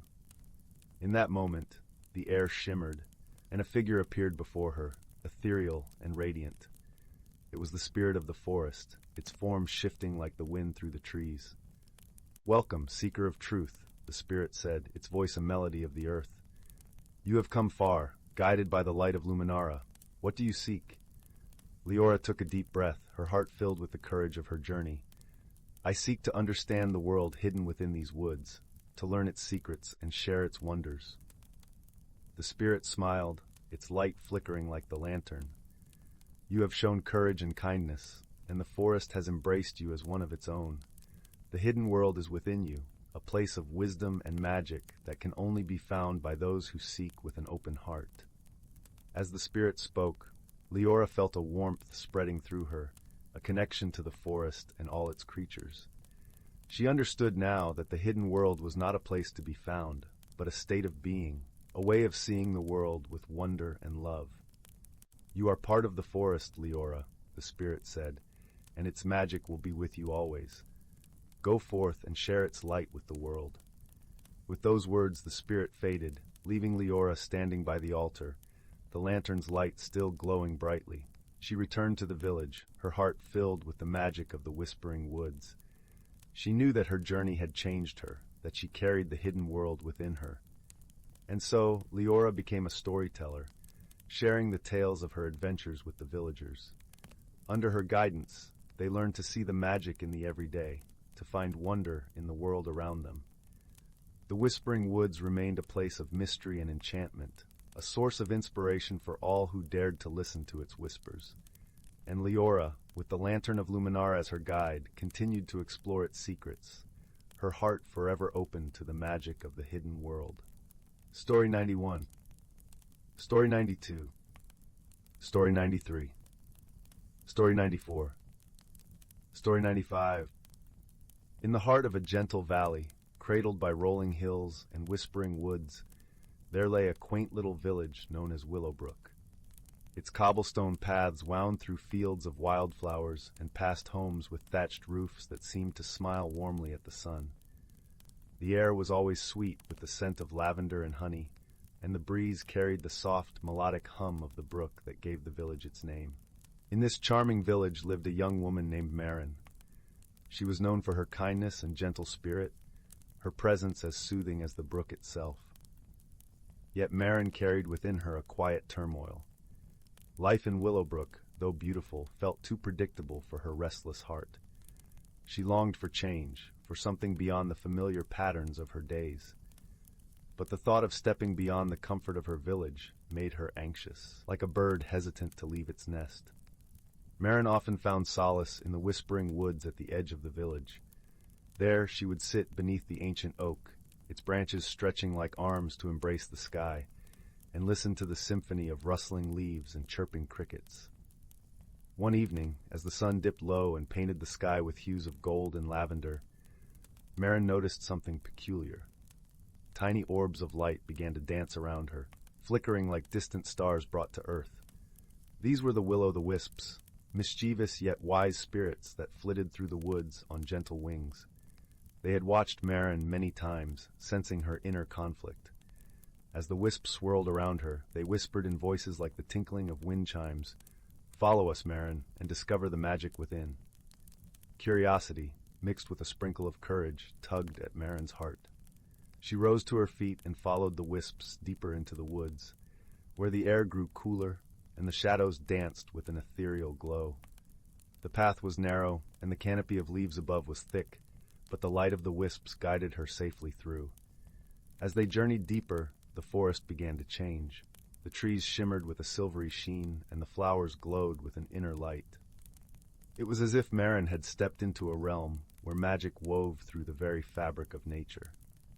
Finally, they arrived at a clearing where a crystal-clear lake lay cradled in the arms of the forest, its surface reflecting the twinkling stars above. The wisps circled over the lake, creating gentle ripples that danced across the water. Marin approached the edge and gazed into the depths, her reflection mingling with the starlit sky. As she watched, her reflection began to shift, revealing not only her outward form, but the vibrant essence of who she truly was, a tapestry of dreams, fears, and untapped strength. "Change is not to be feared, dear Marin," the wisps chimed softly. "It is the very essence of growth. Just as the seasons transform the world around us, so too must we evolve to discover our true selves." Marin listened, the words sinking into her heart like seeds into fertile soil. In that moment, she understood that change, though daunting, was a part of life's natural rhythm. It was the key to unlocking her potential and embracing the wonders beyond the horizon of her familiarity. With newfound clarity, Marin thanked the wisps, her voice a gentle breeze through the trees. "I see now that change is not my enemy, but my guide. I will embrace it with an open heart." The wisps twinkled with joy, their light brighter than ever. "Remember, Marin, you are never alone. We, and all of Willowbrook, are here to support you." With that, the wisps began to drift away, their light fading softly into the night. Marin lingered by the lake, breathing in the cool, fragrant air, her heart beating with the rhythm of the world around her. She felt a sense of peace, as if the forest itself had enveloped her in a loving embrace. When she returned to Willowbrook, the village seemed to glow with a new light, as if seen through eyes that had awakened to its hidden beauty. The cobblestones beneath her feet felt familiar yet inviting, like an old friend encouraging her onward. In the days that followed, Marin began to explore new paths within her life. She took up painting, capturing the vibrant colors of the valley and the magic of the woods on her canvas. She joined the village's evening gatherings more often, sharing stories and laughter beneath the stars. And with each new experience, she felt herself blossoming, like a flower opening to the morning sun. The villagers noticed the change in Marin, and they welcomed it with open arms. Her journey of self-discovery inspired others to embrace their own transformations, creating a ripple of growth throughout Willowbrook. Together, they learned that while change could be uncertain, it was also a gateway to the extraordinary. As the seasons turned and the valley transformed with the passage of time, Marin's heart remained steadfast and open. She knew that life's journey was a tapestry of moments, each thread woven with love, courage, and the magic of embracing one's true self. And so, with the woods whispering their timeless song and the brook humming its gentle lullaby, Marin found her place in the world, a place of wonder, growth, and endless possibility. In the heart of Willowbrook, she learned to dance with change, her spirit alight with the magic of a life fully lived. Story 96. Story 97.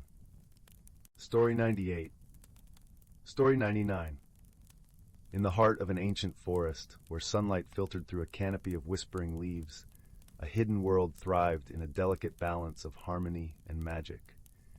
This was a realm where the whispers of the wind carried secrets older than time, and where the creatures, both seen and unseen, lived lives intertwined with the very soul of nature. One such creature was Neem, a gentle doe with eyes as deep and knowing as the forest itself. Her coat was the color of autumn leaves, a rich tapestry of amber and gold, blending seamlessly with the dappled sunlight that danced across the forest floor. Neem was a guardian of the forest's secrets, entrusted with the ancient wisdom passed down through generations of her kind. As the forest hummed with the vibrant energy of early autumn, the air tinged with the scent of earth and pine, Neem sensed a change. The whispers of the trees spoke of a disturbance, a ripple in the harmony that held their world together. The leaves rustled with urgency, and the brook that babbled over moss-covered stones did so with a note of concern. Curious and concerned, Neem set out to uncover the source of this disturbance. Her hooves were silent upon the soft earth, her presence a quiet whisper in the symphony of the forest. Along her path, she encountered Finbar, a wise old owl perched high in the branches of a towering oak. His feathers were the color of storm clouds, and his eyes gleamed with the light of countless moonlit nights. Neem, he called in a voice like the rustle of ancient parchment. The forest speaks of an imbalance. The clouds gather their strength, yet the rains do not fall. The rivers run low, and the creatures grow anxious. We must find the cause and restore the harmony. Neem nodded, her heart heavy with the responsibility she felt for her forest home. Together, she and Finbar set off deeper into the woods, following the subtle signs that nature left for those who knew how to read them. As they ventured further, the forest grew denser, the canopy above a quilt of green and gold. The sunlight flickered like 1,000 tiny flames, casting playful shadows on the ground. They were joined by Aisling, a rabbit with fur as soft as the morning mist, and eyes that sparkled with curiosity. She hopped alongside Neem, her nose twitching with determination. "I heard your call, Finbar," Aisling said, her voice as light as a breeze. "The forest is my family, too. I will help in any way I can." Together, the trio journeyed on, their path winding through groves of ancient trees and fields of wildflowers that swayed gently in the breeze. They listened to the songs of the birds and the rustle of the leaves, seeking clues in the patterns of nature. Finally, they reached a clearing where the earth seemed to hold its breath. Here, the magic of the forest was palpable, a shimmering presence that danced in the air. In the center of the clearing stood a great stone, worn smooth by time and weather, its surface etched with symbols that told the story of the forest. As they approached, the stone began to glow with a soft, ethereal light, and a gentle voice spoke, seeming to rise from the very heart of the earth. "Welcome, guardians of the forest," the voice intoned, resonating with the strength of the mountains and the softness of the falling rain.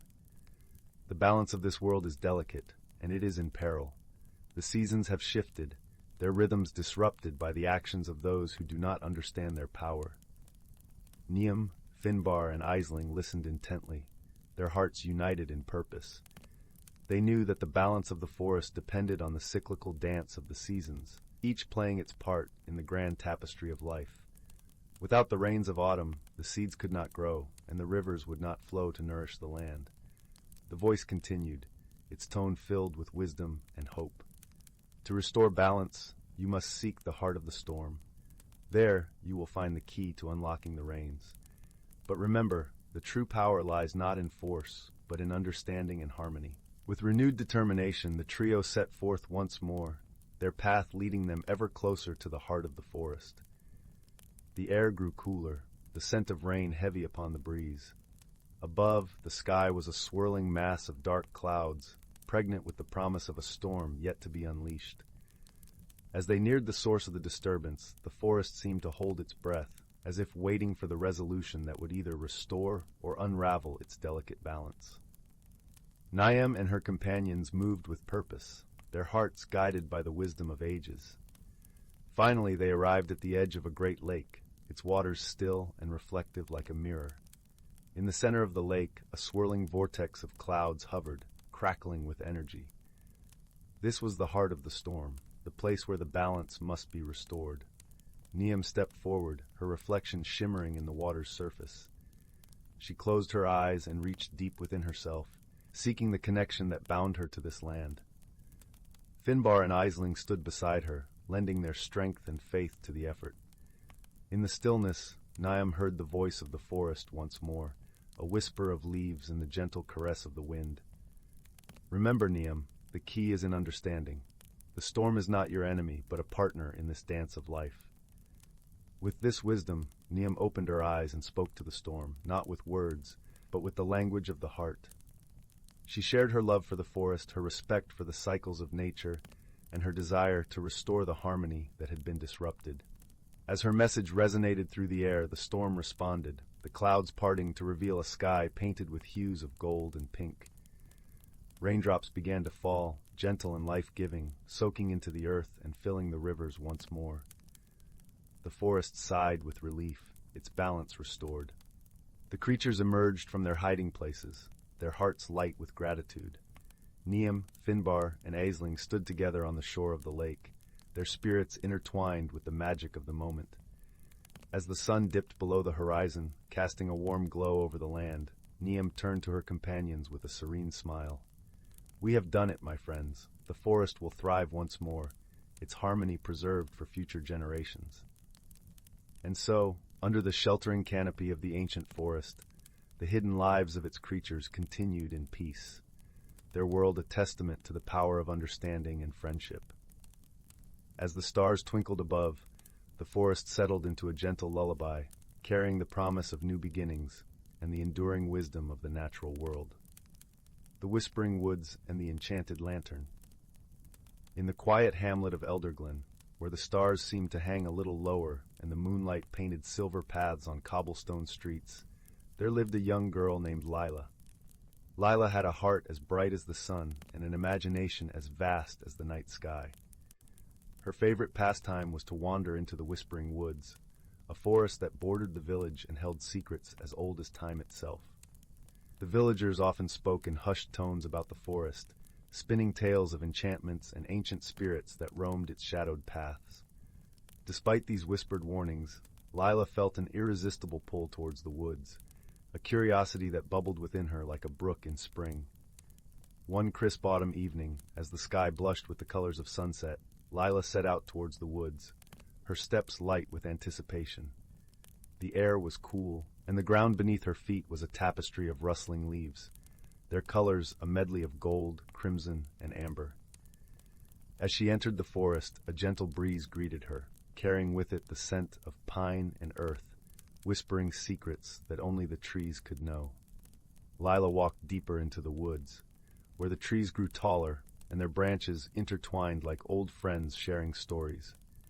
She marveled at the way the sunlight danced through the canopy, casting playful shadows on the forest floor. Every rustle of leaves seemed to be a greeting, every chirp of a bird a song just for her. It was here, in the heart of the Whispering Woods, that Lila stumbled upon something extraordinary.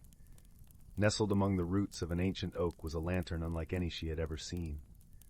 It was crafted from silver and adorned with delicate filigree, its glass panels shimmering with an iridescent glow. As Lila approached, the lantern flickered to life, casting a warm, golden light that filled the clearing. Curious and unafraid, Lila reached out and touched the lantern. To her astonishment, it felt warm and pulsed gently beneath her fingertips, as if it were alive with some kind of magic. Her heart skipped a beat, and a shiver of excitement ran through her. She lifted the lantern from its resting place, feeling its weight settle comfortably in her hands.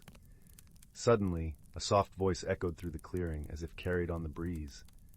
"Welcome, keeper of the light," it said, its tone gentle and ancient. Lila looked around, wide-eyed but strangely calm. She saw no one, yet the voice seemed to come from everywhere and nowhere all at once. "Who are you?" Lila asked, her voice barely a whisper. "I am the spirit of the whispering woods," the voice replied. "And you, dear child, have found the lantern of kindling. It holds the power to reveal the unseen and to guide the lost." Lila's eyes widened with wonder. "What must I do with it?" she inquired, her heart alight with curiosity. "Follow the lantern's glow, and it will lead you on a journey beyond your wildest dreams," the voice answered. "But remember, true magic lies not in the lantern itself, but in the heart of its bearer." With that, the voice faded away, leaving Lila alone in the clearing, the lantern's glow casting a circle of warmth around her. She took a deep breath, feeling a sense of purpose settle within her. The whispering woods beckoned her onward, and she knew instinctively that her adventure was just beginning. As she walked, the lantern lit her path, its glow illuminating the hidden wonders of the forest. She saw flowers that bloomed with an ethereal light, their petals whispering ancient songs. She marveled at the way the trees seemed to lean closer, their branches forming arches that guided her like silent guardians. The forest was alive with magic, and Lila felt a profound sense of connection to it all. She realized that the whispering woods were not a place of fear, but of wonder and discovery. And as she ventured deeper, she knew that the lantern was more than just a guide. It was a key to unlocking the mysteries that lay hidden within her own heart. As twilight deepened into night, Lila found herself standing before a great oak, its trunk wide enough to house a family of foxes. The lantern's light flickered, casting long shadows that danced across the forest floor. She paused, feeling a sense of anticipation in the air. It was then that she noticed a small door set into the base of the oak, almost hidden among the gnarled roots. The door was intricately carved with symbols that seemed to shift and change under the lantern's glow. With a steadying breath, Lila reached out and turned the handle, the door creaking open to reveal a staircase spiraling downward into darkness. Without hesitation, Lila stepped inside, the lantern's light guiding her descent. The air was cool and carried the faint scent of moss and earth. Her footsteps echoed softly as she made her way down the stairs, each step taking her deeper into the heart of the hidden world. At last, she reached the bottom, emerging into a cavern bathed in the soft glow of luminescent crystals. The walls shimmered with hues of blue and green, casting a serene light that filled the space. In the center of the cavern stood a pool of water, its surface as smooth as glass and reflecting the light like 1,000 tiny stars. Lila approached the pool, her reflection gazing back at her with eyes wide with wonder. She knelt beside the water, feeling a sense of peace settle over her. The lantern rested beside her, its light mingling with the glow of the crystals. It was then that she noticed something remarkable. Floating just beneath the surface of the pool was a small, shimmering orb of light. It pulsed gently, its glow resonating with the lantern's own. Lila reached out, her fingers brushing the water's surface as she touched the orb. In that moment, a vision unfolded before her eyes. She saw the whispering woods as they once were, vibrant and alive with magic. She saw creatures of all kinds, their forms shifting and changing, living in harmony with the land. She saw the lantern, a beacon of hope and guidance, passed down through generations of guardians. And then she saw herself, standing at the center of it all, the lantern in her hands, her heart filled with the light of understanding. She realized that the lantern was not just a tool, but a symbol of her connection to the world around her, to the magic that flowed through the woods, and to the spirit that watched over it all. As the vision faded, Lila felt a profound sense of clarity and purpose. She understood now that her journey was not just about discovering the secrets of the whispering woods, but about discovering her own strength and wisdom. The lantern had shown her the way, but it was her heart that would guide her. With renewed resolve, Lila stood, the orb of light rising from the pool to rest in the palm of her hand. It felt warm and alive, a piece of the forest's magic that she carried within her. She knew that her journey was far from over, but she was ready to face whatever challenges lay ahead. As she made her way back up the staircase, the lantern's glow lighting her path, She felt a sense of gratitude for the adventure that had brought her to this moment. The Whispering Woods were a place of wonder and magic, but they were also a place of growth and transformation, a place where hearts could be kindled and spirits could soar. When she emerged once more into the forest, the first light of dawn was beginning to paint the sky in shades of pink and gold. The woods were waking, their voices a gentle chorus that welcomed the new day. Lila stood for a moment, the lantern in one hand and the orb of light in the other, feeling a sense of peace and belonging. With a smile, she began her journey home, the path ahead bright with possibility. The Whispering Woods had taught her that magic was not just something to be found in the world around her, but something that lived within her heart. And as she walked, the lantern's light guiding her steps, she knew that she would always be a keeper of that light, a guardian of the magic that connected them all. And so Lila's adventure in the Whispering Woods came to an end, but her story was just beginning. For in her heart, she carried a light that would never fade, a light that would guide her through the darkest of nights and the brightest of days. And with each step she took, the world seemed a little brighter, a little more magical, because of the light she carried within. In the heart of the Whispering Woods, where the trees sang softly to the rhythm of the wind and the ground was carpeted with a thick, velvety layer of moss, lay the tranquil village of Willowbrook. The village was known for its charming cottages, each with unique, colorful shutters and gardens spilling over with vibrant flowers. Smoke curled lazily from chimneys, filling the air with the comforting aroma of burning wood and freshly baked bread. The villagers of Willowbrook were accustomed to a serene life, surrounded by the gentle magic that infused the forest. It was a place where the birds could be heard chatting with the squirrels, and the streams giggled as they danced over smooth stones. However, lately, a series of strange occurrences had set the villagers at widder with curiosity and mild concern. Every morning, just as the sun kissed the horizon, small objects would mysteriously move from their places. Teacups would relocate from kitchen tables to garden walls, and watering cans would be found hanging from tree branches, as if the trees themselves had decided to tend to the gardens. Though these happenings were harmless, they had puzzled the villagers, who were keen on understanding the playful mischief. Among the villagers was a young girl named Lila, known for her inquisitive nature and gentle heart. Lila had a particular fondness for the magical creatures that dwelled in the Whispering Woods, and often spent her afternoons exploring the forest paths, befriending the creatures she met along the way. Her best friend was a wise old owl named Oliver, who had feathers the color of moonlight and eyes that gleamed with ancient wisdom. One crisp autumn morning, as the leaves crunched underfoot and the air was filled with the scent of cinnamon and cloves, Lila set out to unravel the mystery of the moving objects. She donned her favorite woolen cloak, the one her grandmother had knitted, and tucked a notebook under her arm to record her observations. Her first stop was the quaint cottage of Mrs. Poppy, the village baker, who greeted Lila with a warm smile and a plate of freshly baked scones.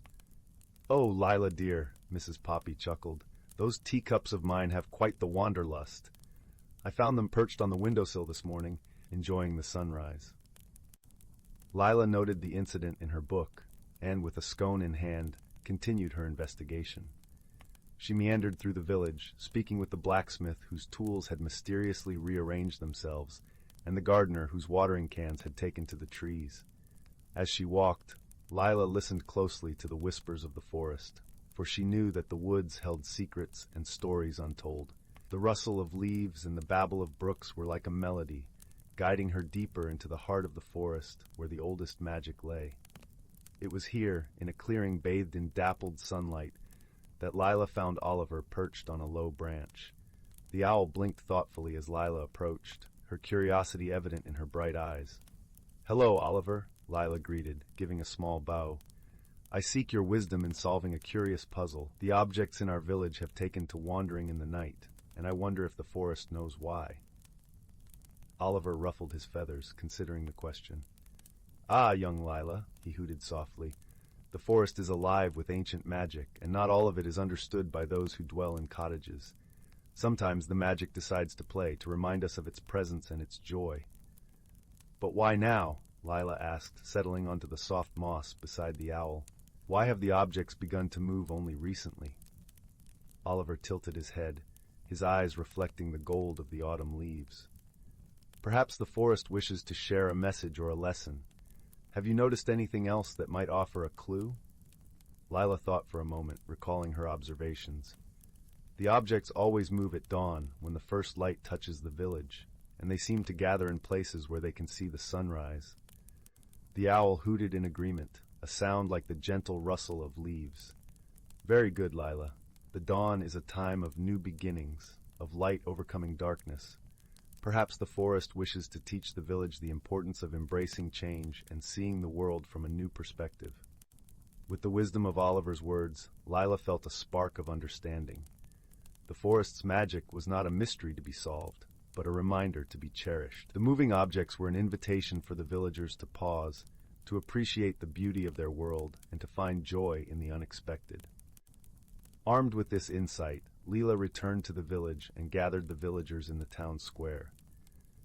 As the sun dipped behind the trees, casting a warm glow over Willowbrook, she shared Oliver's message. "The forest is inviting us to see our world anew," Leela explained, her voice clear and steady, "to find joy in the little changes and to embrace the magic of each sunrise." The villagers listened, nodding as the truth of her words resonated in their hearts. From that day forward, they welcomed the playful magic of the forest, delighting in the whimsical surprises that greeted them each morning. And so, the village of Willowbrook continued to thrive, nestled in the heart of the Whispering Woods, where the air was always filled with the scent of fresh bread and the gentle hum of ancient magic. The villagers learned to cherish the dawn, to seek out the beauty in each day, and to find comfort in the knowledge that they were part of a world filled with wonder and possibility. As for Lila, she continued her explorations, guided by the wisdom of her friend Oliver, and the understanding that sometimes the greatest mysteries are those that invite us to open our hearts and see the world through eyes of wonder. And each night, as the stars twinkled overhead and the forest whispered its lullabies, Willowbrook slumbered in peace, comforted by the magic that cradled them all. In a tranquil grove nestled within an ancient forest, where sunlight wove through the canopy in golden threads and kissed the earth with warmth, a community of creatures thrived in secret harmony. This place was known as Whistling Woods, named for the gentle melodies the breeze played through its branches, a symphony only those attuned to nature could hear. The heart of the forest was a grand oak, its roots deep and sprawling, as if embracing the earth itself. It stood like a wise elder among its kin, its bark etched with lines resembling a map of time. Its leaves whispered stories of old, tales of the forest's birth and the magic that ebbed and flowed with the passing seasons. Among the inhabitants of Whistling Woods was a kind-hearted squirrel named Thistle. Thistle was known for his nimbleness, but even more for his curiosity and gentle spirit. His fur was a soft russet, blending seamlessly with the autumn leaves that carpeted the forest floor. His eyes, bright and inquisitive, sparkled like dewdrops catching the morning sun. Thistle's best friend was a wise old turtle named Mossback. With a shell that mirrored the forest's rich tapestry of greens and browns, Mossback moved with the deliberation of someone who had seen many seasons pass. His voice was a soothing rumble, like distant thunder on a warm summer night.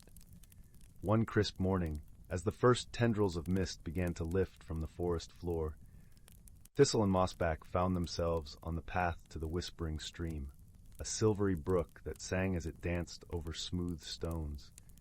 The air was filled with the scent of moss and the earthy perfume of fallen leaves, a fragrance so fresh it seemed to cleanse the soul.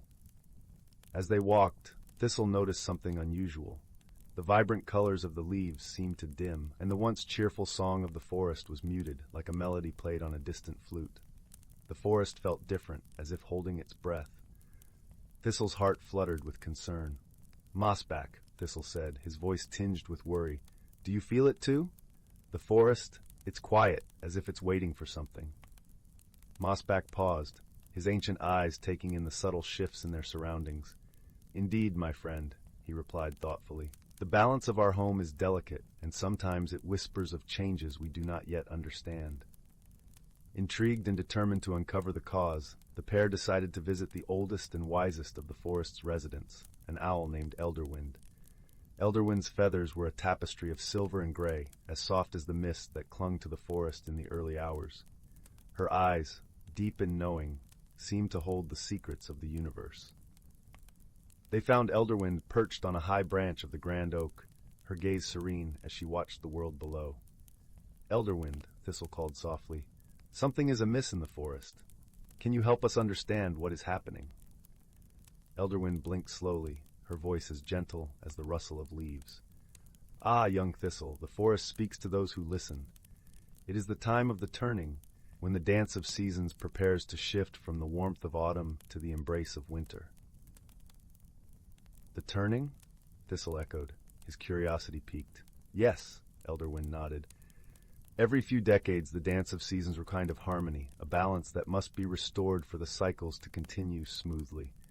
This time, the forest seeks the Harmony Stone, a magical artifact hidden deep within the Whispering Cavern. It holds the essence of balance, a gift from nature itself." Mossback's eyes widened with understanding. "Of course, the tales of the Harmony Stone. It is said to be a conduit of nature's true balance, a symbol of unity among all creatures." Determined to help, Thistle and Mossback set out on their journey to find the Harmony Stone. They followed the whispering stream, its waters guiding them deeper into the heart of the forest. The air grew cooler, the scent of pine mingling with the crispness of approaching winter. As they walked, the forest revealed its subtle magic. The path glittered with frost that sparkled like tiny stars, each step sending a chorus of whispers echoing through the trees. Birds with feathers shimmering in iridescent hues flitted overhead, their songs like bells chiming in the crisp air. Finally, they reached the entrance of the Whispering Cavern, a yawning mouth in the side of a moss-covered hill. The air was thick with a sense of timelessness, the quiet hum of ancient magic resonating from within. Inside, the cavern was a world of wonder. Crystal formations glowed with an ethereal light, casting rainbows on the walls. The sound of dripping water echoed like a gentle lullaby, creating a melody that seemed to resonate with the heartbeat of the earth itself. Deep within the cavern, Thistle and Mossback found the Harmony Stone. It was a simple yet beautiful orb, its surface swirling with colors of the seasons: spring's green, summer's gold, autumn's red, and winter's blue. It pulsed softly, a gentle rhythm that matched the forest's own heartbeat. Together, they carried the Harmony Stone back to the grand oak. As they placed it at its roots, a warmth spread through the earth, and the air filled with the sweet scent of renewal. The forest sighed in relief, its colors brightening, its song returning with a joyful crescendo. Elderwind watched from her perch, her eyes twinkling with approval. "You have done well, Thistle and Mossback. The forest thanks you." Thistle beamed with pride, his heart swelling with the understanding that the smallest of creatures can make the greatest difference. Mossback nodded, his wise heart content in the knowledge that harmony was restored. As the sun set, casting the forest in a warm, golden glow, Thistle and Mossback sat by the grand oak, watching the stars twinkle into life. The forest was at peace, and so were they, knowing that the dance of seasons would continue, a testament to the enduring balance of nature. And so, in the heart of Whistling Woods, where magic and reality intertwined, the forest slept soundly, cradled in the gentle embrace of harmony, a lesson whispered through the leaves for generations to come. Here is a bedtime story about personal growth and magical transformation. Once upon a time, deep in an enchanted forest, there lived a young deer named Willow. Willow was a gentle and kind creature, but she struggled with fears that held her back from embracing her true self. Every spring when the flowers bloomed, Willow felt a stirring inside, a yearning for something more. But the familiar paths and shady glades felt so safe and comfortable. Even though her spirit longed to explore the mysteries beyond the forest's edge, her hooves felt rooted to the ground. Willow's best friend, a wise old oak tree named Oakley, could sense her inner turmoil. "Dear Willow," he said one sunny morning as she grazed near his sturdy trunk, "I see the questions shining in your eyes. Why do you resist the call to journey forth and discover what wonders await?"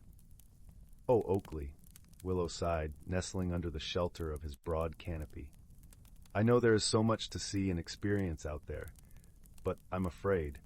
Afraid of what lies beyond the safety of our forest home. What if I get lost or hurt? What if I'm not ready? Oakley's leaves rustled with a gentle, reassuring laugh. My sweet friend, you were born ready. The metamorphosis you seek is already unfolding within you, just as my buds unfurl into leaves each spring. All you need is courage to spread your wings. Willow blinked in surprise as she looked down at her slender legs. Where there had once been spindly fawn limbs, now emerged graceful shafts of pure light, tipped with dainty golden hooves. Her body began to emanate a soft, warm radiance, like sunbeams filtering through the trees. "What's happening to me?" she gasped with a mixture of wonder and trepidation. "You're becoming your truest self, Willow," Oakley explained. "A beautiful forest spirit who shines her inner light to illuminate the world." Over the next few days and weeks, Willow's transformation blossomed at an unhurried pace, much like the wildflowers carpeting the sun-dappled meadows in their vibrant colors. Her friend Oakley, ever a steady and patient presence, offered boundless wisdom and encouragement. Soon Willow felt an unmistakable sense of confidence and freedom welling up inside her luminous being. One misty dawn, she turned to Oakley with a smile. "I'm ready to explore what lies beyond our forest home," she announced. "Then you must follow your heart, my glowing friend," Oakley replied. "But remember, you can always return here to be revitalized by the strength and serenity of these timeless woods." And so Willow's magical journey of discovery began. Along the way, she encountered many new faces and fascinating lands. There were gorgeous sunlit meadows, rolling hills that brushed the bellies of billowy clouds, and craggy snow-capped peaks that took her breath away. In each new realm, Willow met allies who became treasured friends, like Zephyr, the playful wind sprite whose tickling breezes raised laughter from the deepest wellsprings of joy, or Ruby, the dragon pup, still mastering her fire breath but overflowing with fierce warmth and loyalty. There were challenges, too, from rushing rivers to cross and winding caves to navigate. Whenever Willow felt her inner light wavering, she remembered Oakley's wisdom and drew strength from the radiant truth of who she was. Though her outer journey eventually looped back to the enchanted forest of her birth, Willow remained ever changed. Her fearful roots loosened, replaced by an expansive sense of wonder. She glowed with a serene confidence born from listening to her heart's call. Most importantly, Willow shared her hard-won gifts with all she encountered, leaving a trail of illumination and uplifting hope. For she realized that, like her, every being in existence had an essential light to uncover and shine forth through embracing their personal metamorphosis. To this day, you can find Willow still journeying and exploring the vast mystical lands and skies, her path ever forward as a luminous forest spirit. She delights in using her light to reveal unseen beauty and warm the souls of any who feel lost or afraid to blossom into their fullest, most magical selves. In the quaint village of Willowbrook, nestled amidst rolling hills and flourishing meadows, there was a peculiar legend whispered among its inhabitants. It spoke of the enchanted lantern, a magical object that had the power to illuminate hidden paths and reveal truths unseen. It was said to be tucked away in the heart of the mystic woods, a lush and verdant forest that bordered the village, where old oaks and whispering pines guarded secrets untold. The villagers often spoke of the lantern with both awe and caution, for it was believed that only those pure of heart could unveil its mysteries. Among the listeners was a young boy named Finn, whose eyes sparkled with an insatiable curiosity.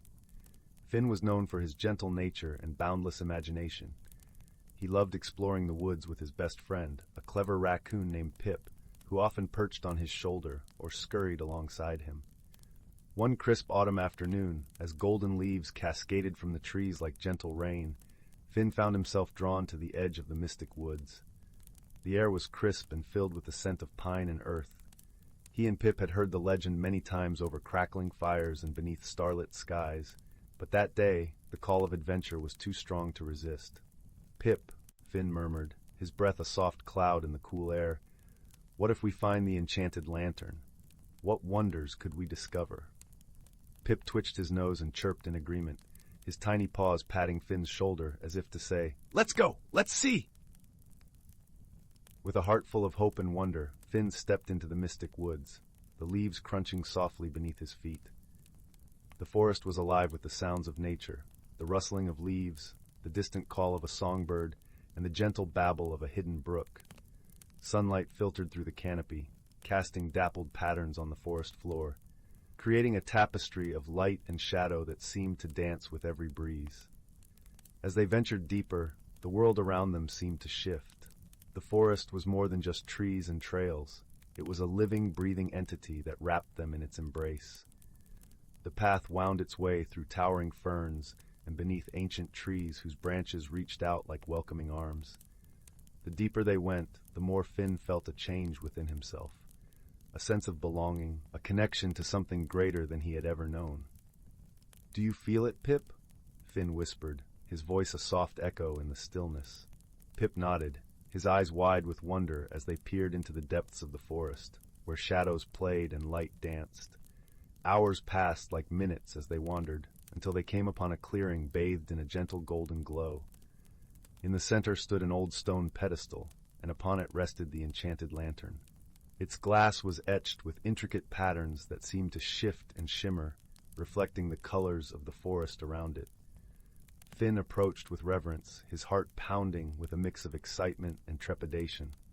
He reached out a tentative hand, and as his fingers brushed the cool metal, a warm light blossomed from within the lantern, casting a soft radiance that filled the clearing.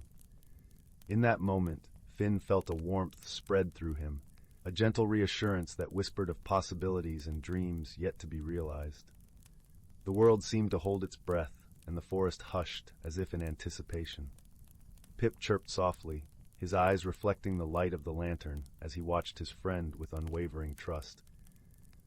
With the lantern in hand, Finn turned to the path ahead, which now glowed with a luminescent trail that beckoned them onward. It was a path that wove through the heart of the forest, revealing vistas of breathtaking beauty, hidden groves where flowers bloomed in riotous colors, and crystal-clear streams that sang as they danced over stones. As they walked, the lantern's light revealed more than just the path. It illuminated memories and dreams, hopes and fears, all woven together in the tapestry of Finn's heart. He saw moments of kindness and courage, laughter shared with friends, and the quiet strength that came from knowing he was never truly alone. The journey was not without its challenges, but Finn faced them with a newfound wisdom and the steadfast companionship of Pip. They crossed rickety bridges that swayed over deep chasms, clambered over rocky outcrops that tested their resolve, and weathered sudden storms that sought to turn them back. Yet through it all, the lantern's light never wavered, guiding them with unwavering certainty. As they ventured further, they discovered a hidden world within the forest, a place where the magic of nature thrived in harmony. They met creatures of all shapes and sizes, each with stories of their own. There was Luna, the wise old owl who spoke of the stars and the secrets they kept, and Thistle, the mischievous squirrel who shared tales of acorn feasts and daring escapades. In this hidden world, Finn and Pip forged friendships that defied expectations. They learned that true friendship knew no bounds, that it was a bond that transcended differences and celebrated the unique gifts each brought to the world. Through their journey, they came to understand that the greatest magic lay not in the lantern itself, but in the connections they made along the way. The days turned into weeks, and the forest became a second home, a place of peace and discovery. Yet, as all journeys do, theirs too had to find its end. One evening, as the sun dipped below the horizon and painted the sky in hues of lavender and gold, Finn and Pip found themselves back at the edge of the mystic woods. The enchanted lantern, now a part of their story, rested gently in Finn's hands. He knew that its light was meant to be shared, that it was a gift for all who sought its wisdom. With a heart full of gratitude, he placed the lantern back upon its pedestal, where it would await the next seeker of dreams. As they made their way home, the village welcomed them with open arms, the warmth of familiarity and love wrapping around them like a cozy blanket. Finn's journey had changed him in ways he could not have imagined. He carried with him the lessons of the forest, the importance of friendship, the courage to face the unknown, and the magic that dwells within every heart. And so, with Pip by his side, Finn returned to the world he knew, forever changed by the journey he had taken. The enchanted lantern remained in the heart of the mystic woods, a beacon of hope and wonder, its light waiting to guide those with the courage to seek it. In the quiet of the night, beneath a sky strewn with stars, Finn and Pip lay in the warmth of their home, knowing that the magic of their adventure would live on in their hearts and in the stories they would share. And as they drifted into a peaceful slumber, the gentle glow of the lantern lit the path for the dreams yet to come, promising new adventures, new friendships, and the enduring magic of a kind heart. In a corner of the galaxy where stardust painted the skies with hues of lavender and gold, there existed a quaint little planet named Luminara. This planet was home to the lumens, gentle beings who glowed softly in the dark, their light a beacon of warmth and kindness. They thrived in harmony, living amidst forests of shimmering crystal trees and lakes that reflected the swirling galaxies above. One evening, as the lumens prepared for their nightly glow gathering, a time when they would sing and share stories, a peculiar event disrupted the gentle rhythm of their lives. A streak of fiery light tore through the velvet sky, crashing into the heart of their tranquil forest. The lumens, curious and concerned, gathered around the smoking crater that had formed amidst the crystal trees. From the crater emerged a creature unlike any they had ever seen. It was a mechanical being, a construct of metal and wires, with eyes that flickered like tiny screens. It was Arzan, a species known across the cosmos for their technological prowess and analytical minds. Its name was Quarren, and it had crash-landed on Luminara due to a navigation error in its spaceship. The lumens, despite their initial apprehension, approached Quarren with gentle curiosity. Their leader, a wise elder named Solara, extended a glowing hand in greeting. "Welcome, traveler," she said, her voice as soothing as a lullaby. "You are among friends here." Quarren, though grateful for the hospitality, felt out of place. The Arzan were a solitary species, and the concept of friendship was as foreign to it as the lush, vibrant world it now found itself in. It communicated through a series of beeps and mechanical whirs, which the lumens found both fascinating and perplexing. Despite their differences, Solara invited Quarren to stay and recover. The lumens, in their gentle way, offered their help in repairing its ship. Quarren, though hesitant, accepted, knowing it had little choice but to rely on these strange, glowing beings. Days turned into weeks, and as the lumens worked to help Quarren rebuild its spaceship, they also shared their world with it. They showed Quarren the beauty of Luminara, the way the crystal leaves sang in the wind, the way the moonlight danced upon the lakes. In return, Quarren shared its knowledge of the stars and the stories of its travels through the cosmos. Yet misunderstandings were inevitable. The lumens, who thrived on emotion and intuition, often found Quarren's logical nature perplexing. One day, as they gathered by the lakeside, a young lumen named Lyra expressed her sadness over a wilting crystal tree. Quarren, in its analytical way, suggested cutting it down to make room for new growth. Lyra was taken aback, interpreting Quarren's suggestion as cold and unfeeling. Solara, sensing the tension, gently intervened. "Quarren did not mean to hurt you, Lyra," she soothed. "To the Arzan, logic is their language, just as light is ours. Let us listen with understanding, and we might learn something new." Quarren, realizing its mistake, attempted to explain. "In my world, we seek efficiency and order. I did not understand the emotional bond you share with the trees. I am sorry if I caused you distress." Lyra, with Solara's guidance, began to see beyond Quarren's mechanical exterior. "Perhaps," she said softly, "we can learn from each other. You teach us about the stars, and we will teach you about the heart." As time passed, Quarren began to understand the lumens in ways it never expected. It learned to appreciate the beauty of emotion, the strength and vulnerability. In turn, the lumens adopted some of Quarren's logical insights, finding ways to strengthen their homes and improve their community. Their bond deepened when a sudden storm threatened Luminara. Dark clouds loomed, and fierce winds howled through the crystal trees. The lumens, unaccustomed to such violent weather, were frightened. Quarren, with its knowledge of technology, suggested constructing a temporary shelter using materials from its spaceship. Together, lumens and Arzan worked side by side, their efforts a testament to their growing friendship. Quarren's careful calculations ensured the shelter was strong, while the lumens infused it with their light, creating a space of warmth and safety. As the storm raged outside, they huddled together, sharing stories and laughter, their fears dissipating in the glow of their companionship. Quarren, feeling a strange warmth in its circuits, realized it had found something it never knew it was missing, a sense of belonging.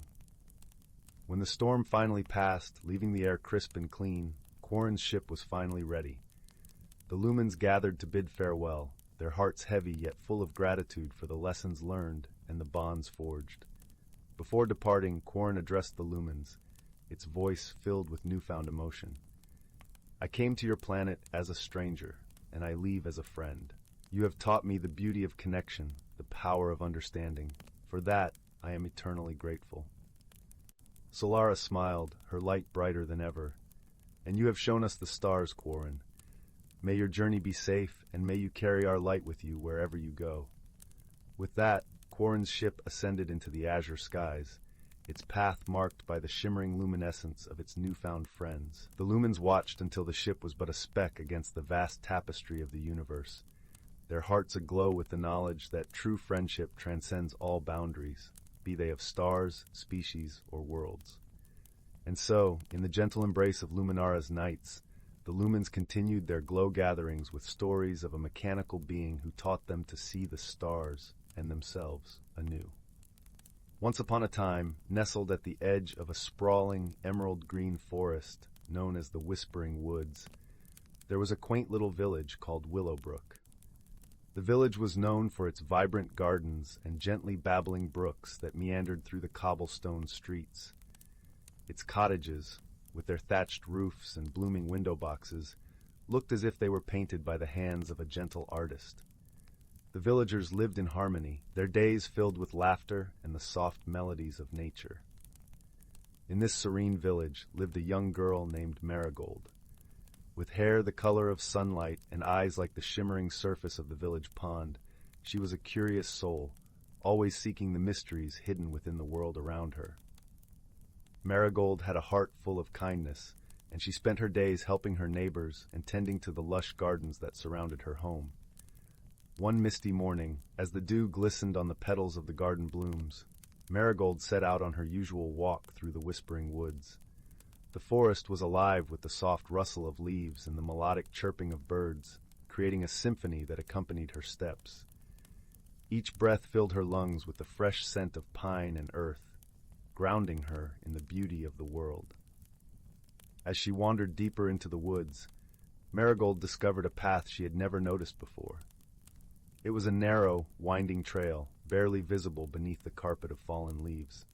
Intrigued by the promise of adventure, she decided to follow it. The path twisted and turned, leading her through a part of the forest that seemed untouched by time. The trees stood tall and proud, their branches forming a canopy that filtered the sunlight into a gentle, golden glow.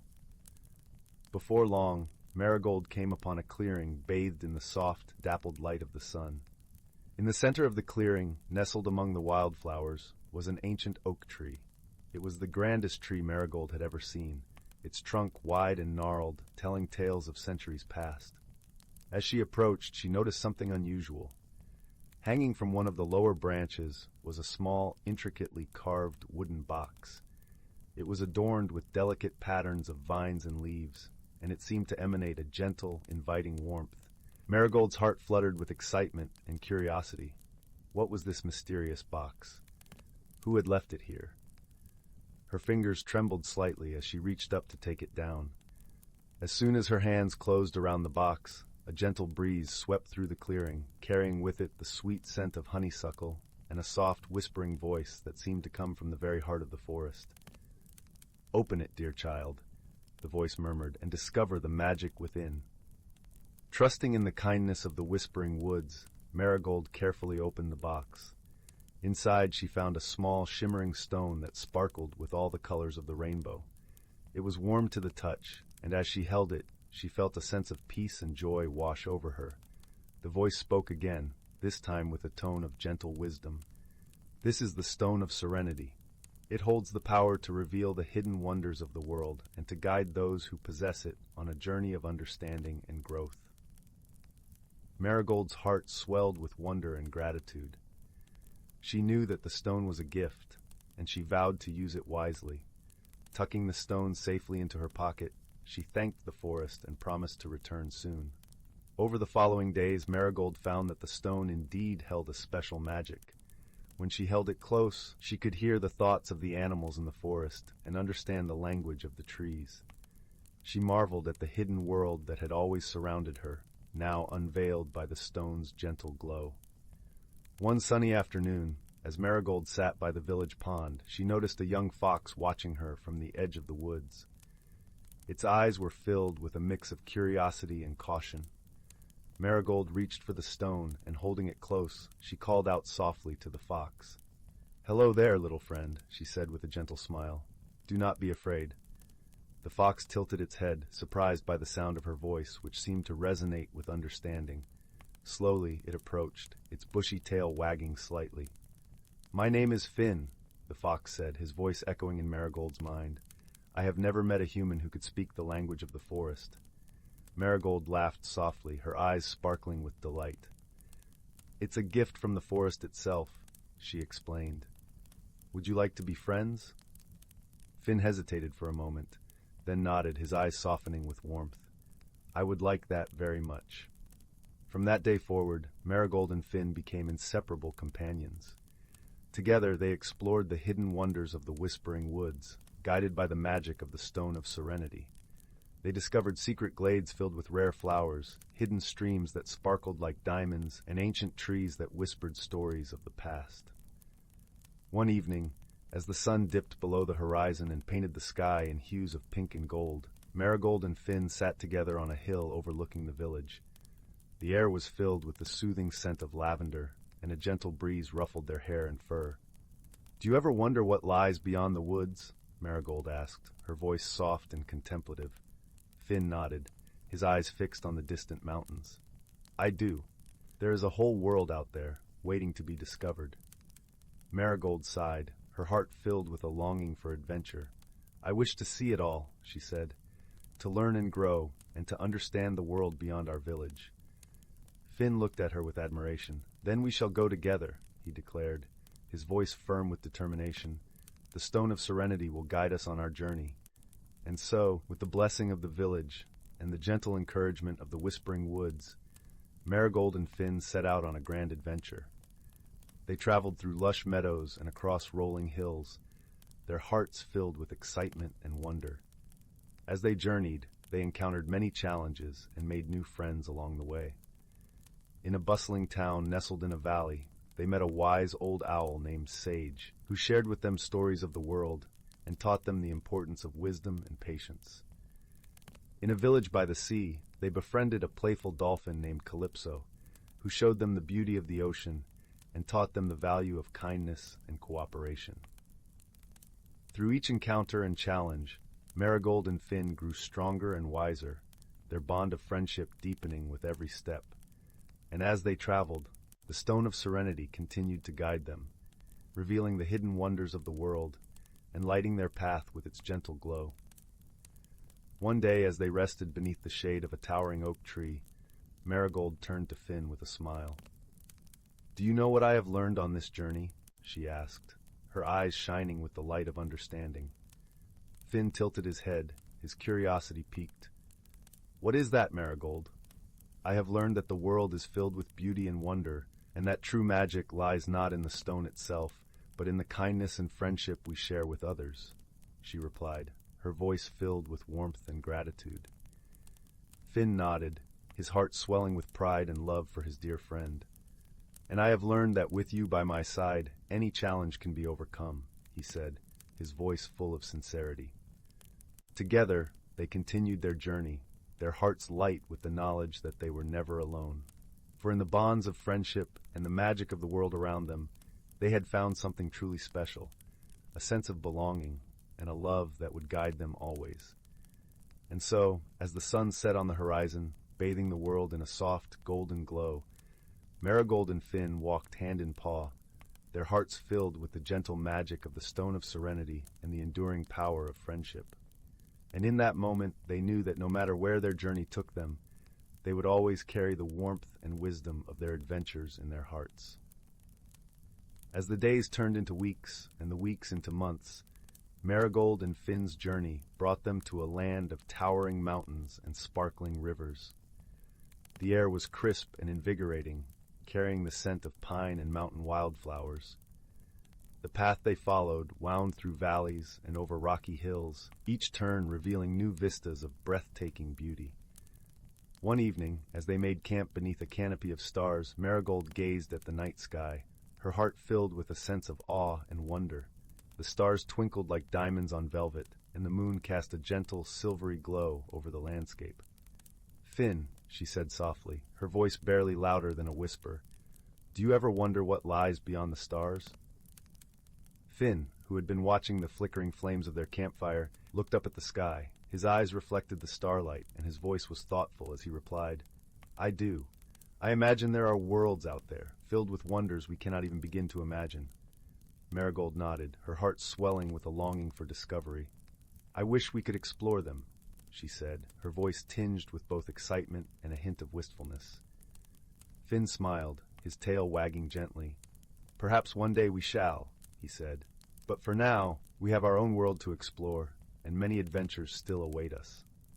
Marigold smiled back, her heart warmed by his words. "You're right, Finn," she said, "and I am grateful for every moment we share on this journey." The night passed peacefully, the gentle sounds of the forest lulling them to sleep. When morning came, the sun rose in a blaze of golden light, casting long shadows over the land and filling the air with the sweet scent of morning dew. As they continued their journey, the landscape around them began to change. The mountains gave way to rolling hills, and the air grew warmer, carrying the scent of blooming flowers and rich, fertile earth. They traveled through fields of wildflowers, their vibrant colors painting the world in hues of red, yellow, and blue. One day, as they walked along a winding river, they came upon a village nestled in a valley. The village was unlike any they had seen before, with houses built from stone and wood, their roofs covered in moss and flowering vines. The villagers welcomed them with open arms, offering them food and shelter and sharing stories of their lives. In the village, they met a young boy named Leo, who had a spirit as bright and curious as Marigold's. He was fascinated by their tales of adventure and longed to join them on their journey. "I want to see the world beyond our village," Leo said, his eyes shining with excitement. "Will you take me with you?" Marigold and Finn exchanged a glance, their hearts warmed by the boy's enthusiasm. "You are welcome to join us, Leo," Marigold said, her voice gentle and kind. "But know that our journey is not without its challenges." Leo nodded, his expression determined. "I understand," he said, "and I am ready to face them as long as we are together."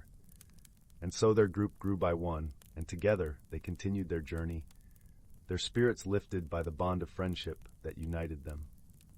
As they traveled, Leo proved to be a quick learner, his youthful energy and curiosity a source of joy for Marigold and Finn. He marveled at the wonders they encountered, from the towering forests to the crystal-clear lakes, and each day brought new discoveries and new lessons. One afternoon, as they rested by a shimmering lake, they noticed a group of creatures playing in the water. They were small, with iridescent scales that glimmered in the sunlight, and their laughter was like the tinkling of bells. "What are they?" Leo asked, his voice filled with wonder. "They are water sprites," Finn explained, his eyes twinkling with amusement. Playful and mischievous, but kind-hearted.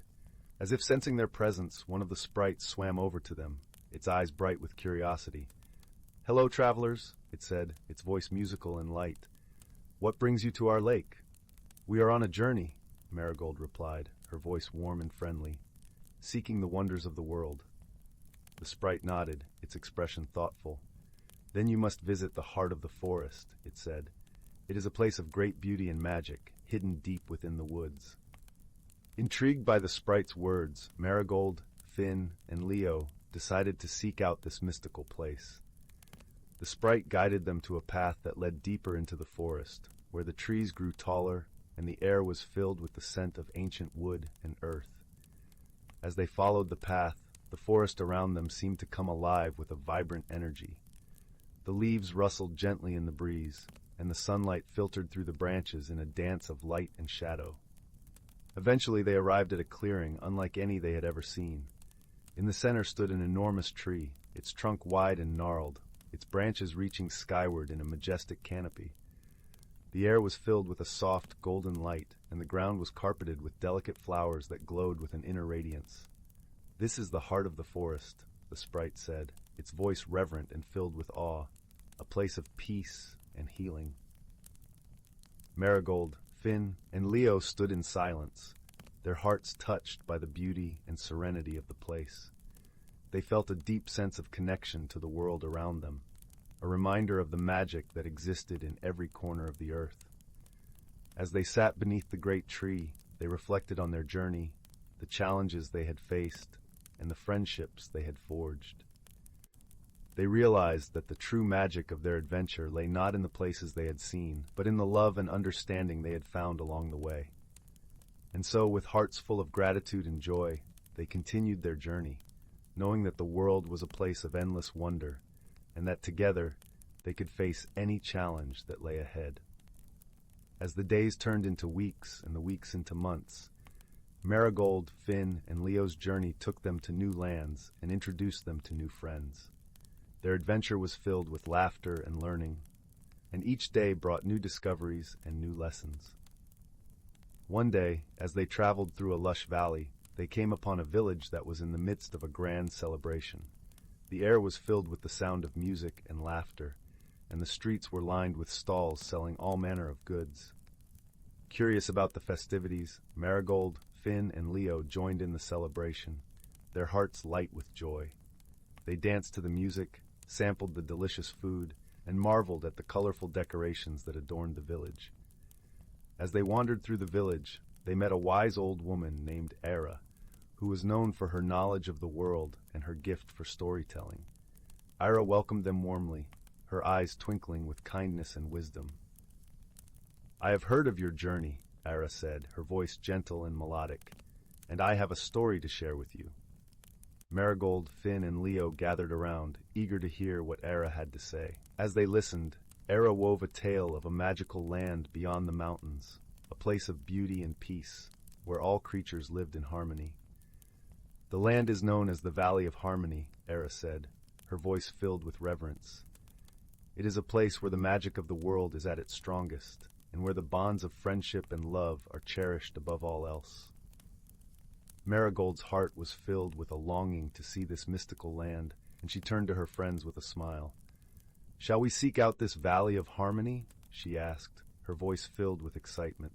Finn and Leo nodded, their eyes shining with anticipation. "Yes," they said in unison, their voices filled with determination. "Let us find this land of peace and magic." And so, with Clara's blessing and guidance, Marigold, Finn, and Leo set out on the final leg of their journey. They traveled through forests and across rivers, their hearts filled with hope and wonder. As they approached the mountains, the air grew cooler, and the landscape around them changed. The trees gave way to rocky cliffs and narrow paths, and the air was filled with the scent of fresh mountain air. Finally, after many days of travel, they reached the top of a ridge, and before them lay a sight that took their breath away. The Valley of Harmony stretched out below them, a land of rolling hills and sparkling lakes, bathed in a soft, golden light. The air was filled with the gentle sound of birdsong, and the scent of blooming flowers carried on the breeze. It was a place of beauty and peace, just as Clara had described. With hearts full of joy and gratitude, Marigold, Finn, and Leo descended into the valley, their spirits lifted by the magic of the land. They knew that their journey had brought them to a place where they could find rest and renewal, and where the bonds of friendship and love would be cherished forever. And so, as the sun set on the horizon, casting a warm golden glow over the valley, Marigold, Finn, and Leo knew that their journey had come to a close. But they also knew that the magic of the world and the love they shared would guide them always, lighting their path with warmth and wisdom. As they stood together hand in paw, they understood that the true magic of their adventure lay not in the places they had seen, but in the love and understanding they had found along the way. And in that moment, they knew that they were home. In a land where twilight painted the sky with hues of lavender and gold, there lay a quaint village nestled within the gentle embrace of the whispering woods. The village, known as Glimmerbrook, was a place where magic wove through the air like a soft melody, and the trees whispered their ancient secrets to those who listened with open hearts. In the heart of Glimmerbrook stood a cozy little cottage, its roof thatched with straw and its windows glowing with the warm light of a crackling fire. This was the home of a kind-hearted young girl named Lila. With her bright eyes and a gentle smile, Lila was beloved by all the villagers, known for her curiosity and her knack for solving little mysteries that occasionally sprouted in their enchanted world. One crisp autumn evening, as leaves danced to the ground in swirling patterns, a peculiar event began to unfold. The village's beloved fountain, a grand stone structure adorned with carved woodland creatures, had mysteriously stopped flowing. The fountain, known as the Whispering Spring, was said to hold the whispers of the forest, and its waters were cherished for their soothing, melodic qualities. The villagers gathered around the fountain, murmuring in concern. What could have caused this, they wondered, their voices a gentle hum in the cool evening air. Lila, with her ever-present curiosity, approached the fountain and knelt beside it. She placed a hand on the cool stone, feeling for any vibrations or hidden messages. As she listened closely, she heard a faint, almost imperceptible sigh, a sound so soft it could have been the breath of the forest itself. "I believe the forest is trying to tell us something," Lila said softly, her voice carrying a note of determination. "We must find out what it is." With a nod from Eldon, the wise old owl who perched nearby, Lila set off into the whispering woods. Eldon had been her mentor, guiding her with stories of the forest's ancient magic and the creatures that dwelled within it. His feathers were a tapestry of earthy browns and grays, and his eyes held the wisdom of countless moons. As they ventured deeper into the woods, the path was illuminated by the soft glow of bioluminescent mushrooms, casting a serene blue light across the forest floor. The air was rich with the scent of pine and damp earth, a comforting aroma that wrapped around them like a gentle embrace. Before long, they reached the heart of the forest, where a circle of ancient trees stood sentinel. In the center of this grove, a shimmering pool mirrored the starlit sky. This was the enchanted glade, a place where the magic of the forest was most potent. Lila knelt by the pool, her reflection mingling with the stars above. "Why has the spring stopped flowing?" she whispered to the water, her voice a gentle ripple in the night. From the depths of the pool, a voice as soft as a breeze emerged, belonging to Nara, the spirit of the forest. "Dear child," she said, her tone as soothing as a lullaby, "the roots of the Whispering Spring have become entangled with the magic of an old spell, forgotten and buried under layers of time." Lila pondered this revelation, her mind a flurry of thoughts. "How can we unravel the spell?" she asked, her voice steady with resolve. Eldon, who had been listening intently, hooted softly. "There is a creature in this forest, a keeper of ancient knowledge. Seek the guidance of Maple, the wise old tortoise who dwells near the silver stream." Thanking the spirit of the forest, Lila and Eldon set off toward the silver stream. The journey was pleasant, with the stream's gentle babbling guiding them like a soft melody. Moonlight filtered through the canopy, dappling the forest floor in patches of silvery light. Upon reaching the stream, they found Maple, the tortoise, slowly making her way across the stones that bridged the water. Her shell was covered in intricate patterns, each swirl and line telling stories of the ages she had seen. "Greetings, young one," Maple said in a voice that rumbled like distant thunder, yet held a warmth that could rival the sun. "What brings you to my stream at this hour?" Lila explained the mystery of the Whispering Spring and the entangled spell. Maple listened with a thoughtful expression, her wise eyes glinting like polished stones. "Ah, spells of old are like woven tapestries," she mused. "To unravel them, one must find the thread that binds it all together. In this case, the thread is a melody, a song forgotten by time. You must seek the song of the winds, carried by the nightingale who sings at the first light of dawn." With renewed purpose, Lila and Eldon thanked Maple and set out to find the nightingale. As dawn approached, the sky began to blush with shades of pink and gold, heralding the arrival of a new day. The forest awoke with the gentle rustle of leaves and the soft chorus of waking creatures. In a sun-dappled clearing, they found the nightingale perched upon a branch, its feathers a symphony of russet and cream.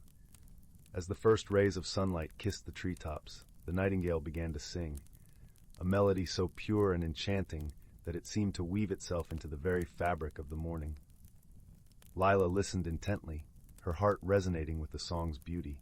She closed her eyes, letting the music guide her thoughts. As the song reached its crescendo, she understood the melody's purpose, to harmonize with the magic of the forest and release the tangled spell. With Eldon by her side, Lila returned to the whispering spring. There she hummed the song of the winds, her voice melding with the gentle murmur of the forest. Slowly the spell unraveled, its threads dissolving into the air like morning mist. The water began to flow once more, a cascade of crystal-clear notes that danced and sang as they fell into the fountain's basin. The villagers who had gathered in hopeful anticipation cheered softly, their hearts filled with gratitude. As the sun rose higher, casting a warm glow over Glimmerbrook, Lila stood by the fountain, her heart light and joyful. Eldon perched on her shoulder, a twinkle of pride in his wise eyes. "You've done well, Lila," he said softly, his voice a gentle rustle in the morning breeze. And as the village returned to its peaceful rhythm, the whispering woods seemed to hum with contentment, cradling its secrets and stories in the gentle arms of time. Lila knew that the forest would always be there, a place of magic and mystery, where the smallest whisper could hold the key to the greatest of wonders. With a heart full of warmth and wonder, Lila returned to her cottage, where the fire crackled invitingly and the scent of freshly baked bread filled the air.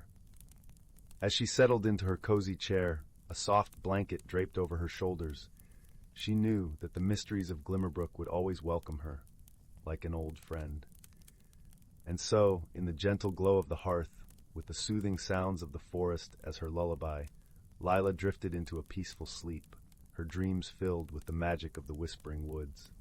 Once upon a time, in a realm where magic danced through the air like glittering motes of stardust, there was a cozy little village nestled in a verdant valley. The cottages were adorned with thatched roofs and cheerful window boxes overflowing with vibrant blooms. A winding stream, its waters sparkling like liquid diamonds, flowed through the heart of the village, serenading the residents with its gentle melody. In one of these cottages lived a young girl named Willow. Her eyes shone with curiosity, and her heart was filled with a deep love for the natural world around her. Each morning, she would skip through the village streets, waving cheerfully to the friendly villagers and greeting the enchanted creatures that called the valley home. One crisp autumn day, as Willow was wandering through the woods, she noticed something peculiar. The usually vibrant leaves seemed to be losing their color, their once brilliant hues fading to a dull, lifeless gray. Confusion knitted her brow as she hurried deeper into the forest, only to find that the strange phenomenon was spreading, leaving a trail of grayness in its wake.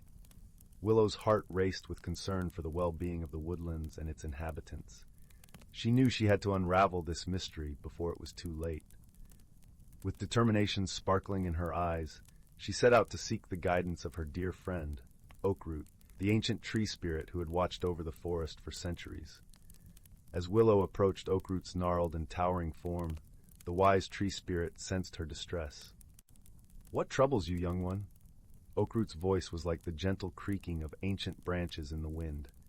Willow explained the strange phenomenon she had witnessed, her words tumbling out in a rush of worry. Oakroot listened patiently, his bark-covered brow furrowing in thought. "Ah, I sense the work of the grayling, a mischievous sprite with a penchant for draining the vibrancy from the natural world," Oakroot said solemnly. "Fear not, little Willow, for there is a way to restore the balance." With a rustle of leaves, Oakroot summoned a trio of friendly pixies, their gossamer wings shimmering with iridescent hues. "These pixies will guide you on your quest," he said. "Together, you must seek out the grayling's lair and find a way to persuade him to undo his mischief." Willow's heart swelled with determination, and she nodded resolutely. Hand in hand with the pixies, she embarked on a whimsical journey through the enchanted forest, following the trail of grayness that led deeper and deeper into the heart of the woodlands. Along the way, they encountered wondrous sights and helpful creatures. A family of curious gnomes offered them a basket of fresh-baked treats to sustain them on their quest. A wise old owl, perched atop a twisted branch, shared invaluable insights into the grayling's habits and whereabouts. At last, they reached a secluded glade, where a peculiar mist hung in the air, casting a dull pall over the surroundings. In the center of the glade stood a twisted, gnarled tree, its bark as gray as ash. Willow and the pixies exchanged a knowing glance. This was the grayling's lair. As they approached the tree, a small, impish figure emerged from a knothole, his mischievous eyes twinkling with delight. "Well, well, what have we here?" The grayling chuckled, his voice like the rustling of dry leaves. Willow stepped forward, her heart beating with a mixture of apprehension and determination. "Grayling, we've come to ask you to restore the color and vibrancy to the forest," she said, her voice steady but kind. The grayling tilted his head, considering her words. "And why would I do that?" he asked, a hint of mischief dancing in his eyes. It was then that one of the pixies fluttered forward, her gossamer wings sparkling like 1,000 tiny rainbows. With a gentle smile, she began to weave a tale of the beauty and joy that vibrant colors brought to the forest. The brilliant hues of the autumn leaves, the cheerful blossoms that dotted the meadows, the rich greens of the ancient trees. As the pixie spoke, the grayling's expression softened, and a wistful look crossed his impish features. Willow seized the opportunity, adding her own words of wisdom and appeal to the grayling's sense of whimsy and delight. Slowly but surely, the grayling's mischievous demeanor melted away, replaced by a newfound appreciation for the beauty and vibrancy he had inadvertently drained from the forest. With a wave of his gnarled hand, he released a shimmering burst of energy that rippled outward, restoring the brilliant hues to the woodlands. Willow and the pixies watched in wonder as the color and life flooded back into the forest, the leaves regaining their fiery autumnal shades, the flowers blooming with renewed vibrancy, and the very air seeming to sparkle with renewed energy. The grayling, his eyes shining with childlike delight, turned to Willow and the pixies. "Thank you, my friends," he said, his voice tinged with genuine gratitude. "You have shown me the true beauty of color and the joy it brings to this realm." From that day forth, the grayling became a cherished protector of the forest's vibrant hues, using his magic to enhance and celebrate the natural wonders that surrounded him. And Willow, her heart brimming with joy and gratitude, continued to wander the enchanted woodlands, her spirit ever entwined with the magic and wonder that thrived within its ancient boughs.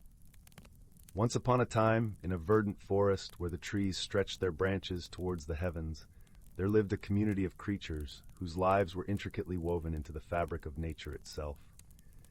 In this enchanted realm, the whispers of the wind carried ancient melodies, and the babbling brooks sang softly of the secrets they had witnessed over the centuries. At the heart of this mystical forest dwelled a wise old oak tree, its gnarled bark etched with the memories of 1,000 summers. Perched among its branches was a family of owls, guardians of the woodland lore. The eldest owl, whose eyes shone like 2 moons, had seen the forest through countless cycles of rebirth and renewal. One crisp autumn evening, as the leaves danced in a gentle breeze, the young owlets gathered around their elder, eager to learn the ways of the forest. The wise old owl cleared his throat and began to speak, his voice rich and melodious. "My dear ones, this forest is a sacred place, where every living being plays a vital role in maintaining the delicate balance of nature. From the smallest insect to the mightiest oak, each creature has a purpose, a thread woven into the tapestry of life." The owlets listened intently, their feathers ruffling in the cool night air. "Look around you, my children," the elder continued. "See how the squirrels meticulously gather their winter stores, ensuring the survival of their kind. Observe the bees as they flit from flower to flower, pollinating the plants that sustain us all. Even the mushrooms that sprout from the fallen logs play their part, recycling the nutrients of the earth." As the wise owl spoke, the forest seemed to come alive with a symphony of sounds, the rustling of leaves, the chittering of insects, and the distant call of a nightingale.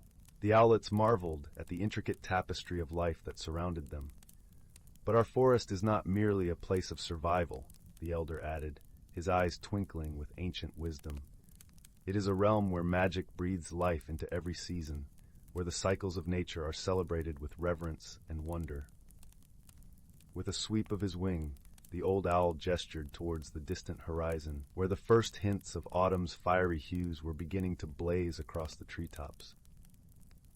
As the leaves turn crimson and gold, the forest prepares for its annual slumber, embracing the chill of winter with grace and acceptance. It is during this time that the fairies gather, spinning their gossamer threads to weave blankets of warmth for the slumbering creatures. The owlets gasped in delight, for they had heard tales of the elusive fairies, but had never glimpsed their enchanting presence. And when the first snowflakes drift down from the heavens, the elder continued, the spirits of the forest awaken, their icy breath painting intricate patterns upon the frozen ponds and streams. These spirits are the guardians of winter, ensuring that the forest rests peacefully until the first buds of spring emerge. As the night deepened, the old owl's voice grew softer, lulling the owlets into a state of tranquil wonder. He spoke of the magical renewal of springtime, when the earth awakened from its slumber, and the forest was alive with the songs of nesting birds and the gentle unfurling of new leaves. He described the vibrant energy of summer, when the forest basked in the warmth of the sun, and the air was thick with the fragrance of wildflowers. Throughout his tales, the wise old owl wove a tapestry of interconnectedness, reminding his young charges that every creature, every plant, and every element of the forest played a vital role in maintaining the delicate balance of nature. "Remember, my dear ones," he whispered as the first rays of dawn peeked through the canopy. "The wisdom of the forest has been passed down through generations, a sacred trust that we must honor and protect. For it is only through our reverence for the natural world that we can ensure its beauty and magic will endure for centuries to come." As the sun rose over the ancient forest, the owlets blinked sleepily, their hearts filled with a newfound appreciation for the wonders that surrounded them. They knew that the lessons of the wise old oak would guide them through their lives, reminding them of the sacred harmony that bound all creatures together in nature's eternal dance. Once upon a time, in a quaint village nestled between rolling hills and dense forests, there existed a place where the air was perpetually sweet with the scent of blooming jasmine, and the gentle rustle of leaves whispered age-old secrets. Here, in a cozy cottage with ivy-clad walls and a chimney that puffed lazy curls of smoke, lived a young girl named Lila. Her hair was the color of chestnuts, her eyes as bright as the morning sky, and her heart as warm as the sun-drenched meadows that surrounded her home. Lila shared her home with her grandmother, a wise woman whose stories were as captivating as the twinkling stars on a clear night. The village often said that grandmother's tales were laced with magic, and perhaps they were right. For every story she told seemed to come alive, painting pictures so vivid that they lingered in the minds of those who heard them long after the fire had died down to embers.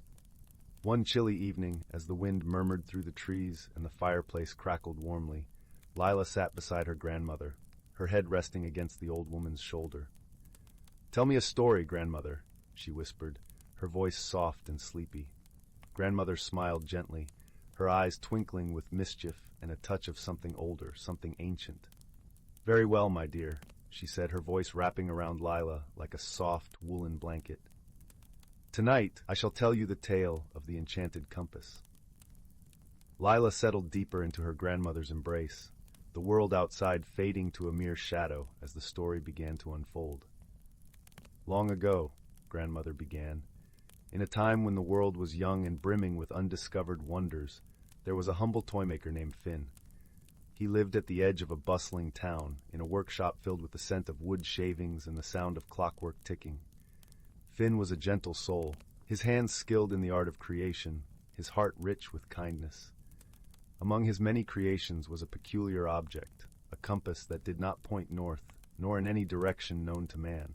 Instead, it was said to guide the bearer to their heart's true desire. But it was no ordinary compass, for it could only be seen by those pure of heart and intent." As grandmother spoke, Lila imagined the toymaker's workshop, the flickering light of candles casting playful shadows on the walls, the air filled with the rich aroma of pine and cedar. She could almost hear the soft ticking of the clockwork, a gentle heartbeat in the silence. "One day," continued grandmother, "a traveler named Kai arrived at Finn's doorstep. He was a young man, weary from his journeys, but his eyes held a spark of determination, a yearning for something he could not name. Sensing the traveler's longing, Finn offered him the compass, its needle spinning in a dance known only to it. "This," Finn said, placing the compass in Kai's hands, "will lead you to what you truly seek. But be warned, the path may not be what you expect." With gratitude, Kai accepted the gift, and thus began his journey. A journey not just across lands unknown, but into the depths of his own heart. Lila could feel the pull of the compass, the weight of its promise, heavy with mystery and hope. She imagined Kai setting out at dawn, the world bathed in the soft hues of sunrise, each step carrying him further into the unknown. As Kai traveled, Grandmother continued, he encountered many wonders. A forest where the trees sang with voices like wind chimes, a lake whose waters reflected not the sky, but the dreams of those who gazed into its depths. Yet the compass led him onward, its needle unwavering in its dance. Along the way, Kai met a curious creature, a small, mischievous fox with fur as white as snow and eyes as clever as a winter's night. The fox, sensing Kai's good heart, decided to accompany him, prancing by his side, offering companionship and laughter. Lila smiled at the thought of the fox, its playful antics bringing lightness to Kai's journey. She could almost hear its soft paws on the forest floor, a comforting presence amidst the vastness of the world. As the days turned to weeks, Grandmother continued, her voice soft and steady, Kai began to understand that the compass was leading him not just across the land, but through the landscape of his own soul. He faced challenges that tested his courage and his kindness, teaching him the value of patience and the strength found in friendship. One evening, as the sun dipped below the horizon, painting the sky in shades of gold and crimson, Kai found himself at the edge of a great forest, an ancient place where time seemed to stand still. The compass, for the first time, ceased its spinning, the needle pointing steadily into the heart of the woods. Lila held her breath, her imagination weaving the scene with threads of anticipation and wonder. She could feel the forest's presence, its ancient wisdom whispering through the rustling leaves, its shadows deep and inviting. Kai entered the forest, Grandmother said, her voice a gentle breeze in the quiet room, his heart steady, his mind open. The fox trotted beside him, its eyes reflecting the fading light, its spirit as bright as a star. As they ventured deeper, the forest began to change. The trees, tall and majestic, stood like silent sentinels, their bark etched with runes of a language long forgotten. The air shimmered with a gentle magic, a presence that wrapped around Kai like a familiar embrace. Lila imagined the forest alive with unseen wonders, its secrets woven into the very fabric of the earth. She could hear the soft rustle of leaves, the distant call of a nightingale, the world holding its breath in anticipation. At the heart of the forest, Grandmother whispered, her voice a lullaby in the night, Kai found what he had truly been seeking, a hidden grove where a spring bubbled with water clear as crystal, its surface reflecting the stars above. Here in this sacred place, Kai realized that his journey had not been about reaching a destination, but about discovering the strength and wisdom within himself. Leela felt a warmth spread through her chest, a gentle glow of understanding and peace. She imagined Kai standing by the spring, the fox at his side, the compass now still, its purpose fulfilled. With the fox's companionship and the forest's quiet grace, Grandmother concluded, Kai found his heart's desire, not a place or a treasure, but a deeper connection to the world around him and a profound understanding of his own spirit. And so, with a heart full of gratitude, Kai returned to Finn, the compass in his hand, his journey complete. The toymaker welcomed him with a smile, his eyes twinkling with the knowledge that the greatest journey is often within. As Grandmother's voice faded into the soft crackling of the fire, Lila sighed contentedly, her eyes drifting closed, the story weaving its magic into her dreams. She imagined the forest, eternal and wise, the compass a silent sentinel in her hand, guiding her to her own heart's desires. And as the night deepened, the cottage nestled in its blanket of stars, Lila slept, her dreams filled with the wonders of the world, the gentle laughter of a fox, and the quiet wisdom of a journey well taken. Once upon a time, nestled deep within the heart of a vast and ancient forest, there lay a village unlike any other. This village, known as Luminara, was a place where the air was always sweet, with the scent of blooming wildflowers, and the gentle rustle of leaves whispered secrets of old to anyone who cared to listen. Each cottage was quaintly adorned with climbing ivy and surrounded by vibrant gardens, creating a tapestry of colors that danced in the golden light of the setting sun. In this enchanting village lived a young girl named Anwen. Anwen was known for her boundless curiosity and the sparkle of wonder that never left her hazel eyes. She spent her days exploring every nook and cranny of Luminara, often accompanied by her faithful companion, a clever little squirrel named Thistle. Together, they would venture into the heart of the forest, where the sunlight filtered through the canopy like streams of liquid gold, and the ground was a plush carpet of moss and fallen leaves. One crisp autumn morning, as the world was painted in hues of amber and rust, Anwen and Thistle embarked on a journey to the farthest edge of the forest, where the trees grew tall and wise, their branches reaching out like ancient arms. It was said among the villagers that beyond those trees lay a hidden world, a place where magic was as natural as the air they breathed. Anwen's heart danced with excitement at the thought of discovering this realm. As they wandered deeper into the forest, Anwen noticed a peculiar glimmer beneath a pile of freshly fallen leaves. With a gentle brush of her hand, she uncovered an exquisite pendant, its surface shimmering with an iridescent light that seemed to pulse with a life of its own. The pendant was shaped like a teardrop, and within it swirled a myriad of colors, like the northern lights captured in a single drop of dew. "Look, Thistle," Anwen whispered, cradling the pendant in her palm. "It's beautiful." Thistle chittered softly in agreement, his small eyes reflecting the pendant's glow. Anwen felt an inexplicable pull towards the pendant, as if it held secrets waiting to be unveiled. She slipped it around her neck, feeling its warmth spread through her like a gentle summer breeze. As they continued their journey, Anwen felt a strange sensation, as though the forest itself was awakening to her presence. The leaves rustled with a language she could almost understand, and the path seemed to unfold before her, guiding her steps. It wasn't long before they reached the heart of the forest, where the trees formed a natural archway, their branches entwined like the fingers of old friends. Anwen paused at the threshold, her heart pounding with a mixture of anticipation and trepidation. "Do you think this is the entrance, Thistle?" she asked, her voice barely above a whisper. Thistle nodded, his tiny tail flicking with excitement. Together, they stepped through the archway and into a world that defied all imagination. Beyond the archway lay a realm of breathtaking beauty, where the air was filled with the sweet melody of birdsong and the faint tinkling of unseen bells. The sky was a tapestry of swirling colors, painting the world in a perpetual twilight that shimmered with magic. Here the flowers glowed with an inner light, and streams of crystal-clear water wound their way through fields of emerald grass. As Anwen and Thistle explored this hidden world, they encountered creatures that seemed to have stepped out of a dream.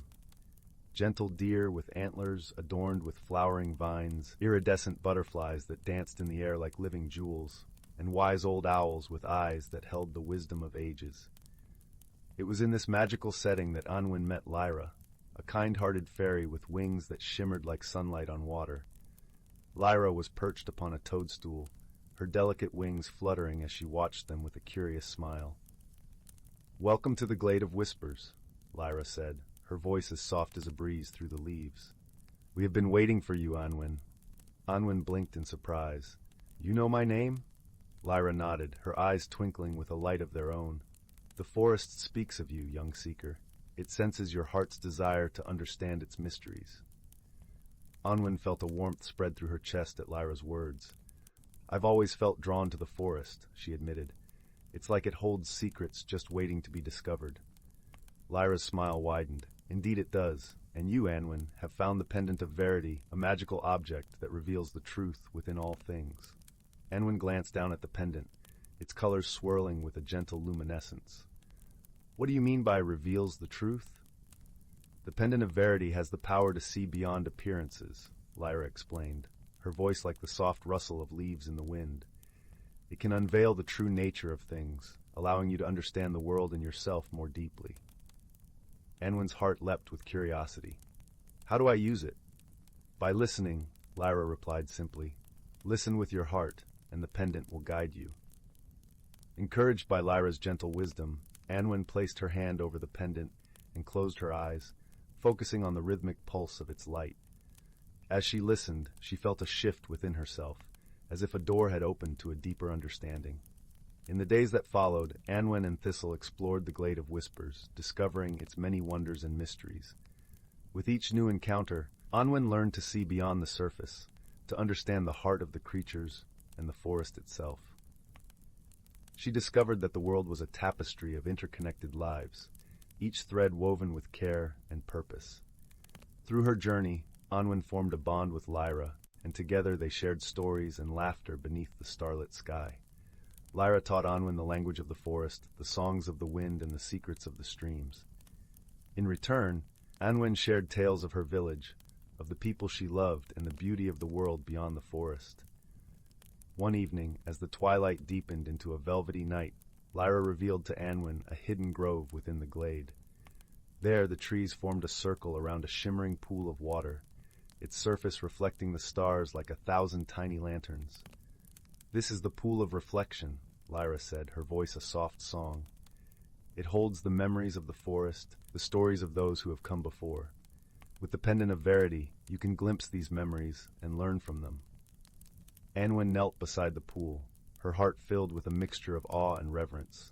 She leaned over the water, and as she gazed into its depths, the pendant began to glow with a gentle light. Images danced across the surface, scenes of joy and sorrow, of friendship and courage. Through the memories, Anwen saw the stories of those who had walked the forest paths before her. She witnessed their triumphs and challenges, their moments of kindness and bravery. Each story touched her heart, weaving a tapestry of understanding and compassion. As the final image faded, Anwen felt a profound sense of connection to the world around her. She realized that her journey was not just about discovering the magic of the forest, but about understanding the magic within herself. With this newfound wisdom, Anwen returned to Luminara, her heart forever changed by the wonders of the hidden world.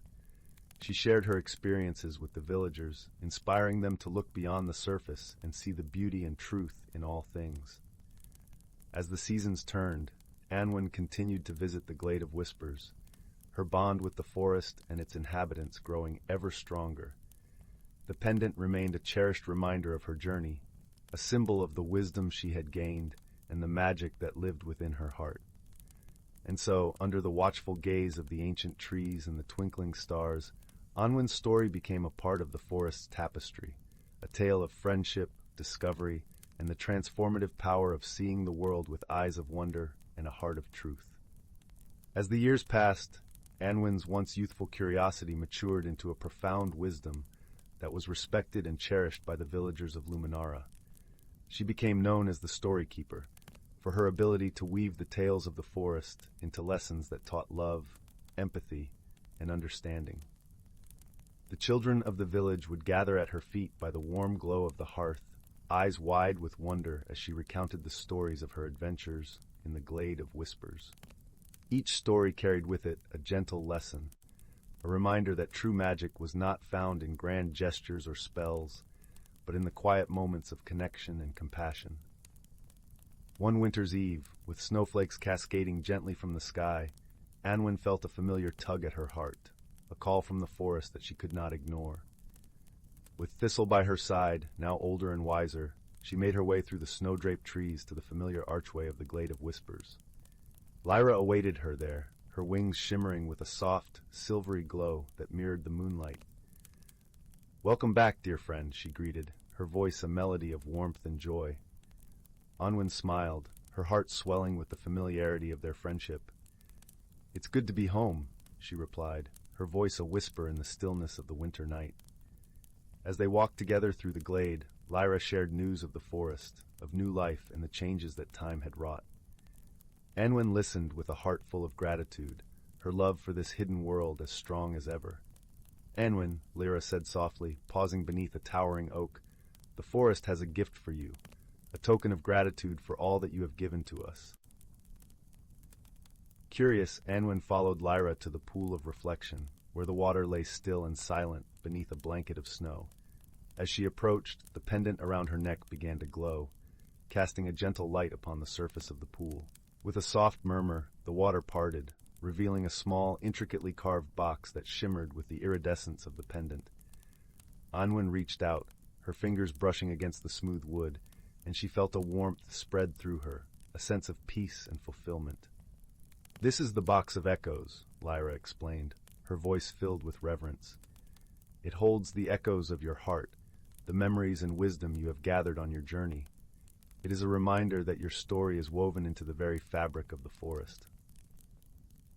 Tears of gratitude filled Anwen's eyes as she accepted the box, feeling the weight of its significance. She knew that her journey had come full circle, that the magic of the forest was now a part of her, as she was a part of it. With the box in hand, Anwen returned to Luminara, her heart filled with a sense of purpose and belonging. She continued to share her stories, her wisdom growing with each passing season, her love for the village and the forest as enduring as the stars in the night sky.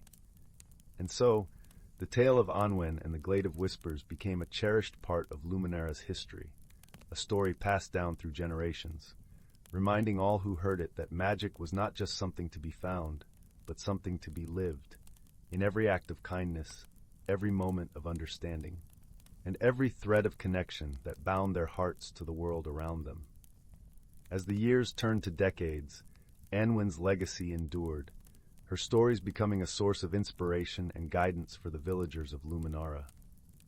Her presence was felt in the gentle rustle of leaves, the whisper of the wind, and the songs of the forest creatures that continued to thrive in the hidden world she had discovered. The villagers often spoke of the storykeeper with fondness and admiration, recounting her tales by the fireside during long winter nights and beneath the starry sky on warm summer evenings. Anwen's stories became a bridge between generations, a reminder of the power of love, friendship, and the indomitable spirit of exploration. Children who had grown up listening to Anwen's stories would often venture into the forest themselves, guided by the lessons she had imparted.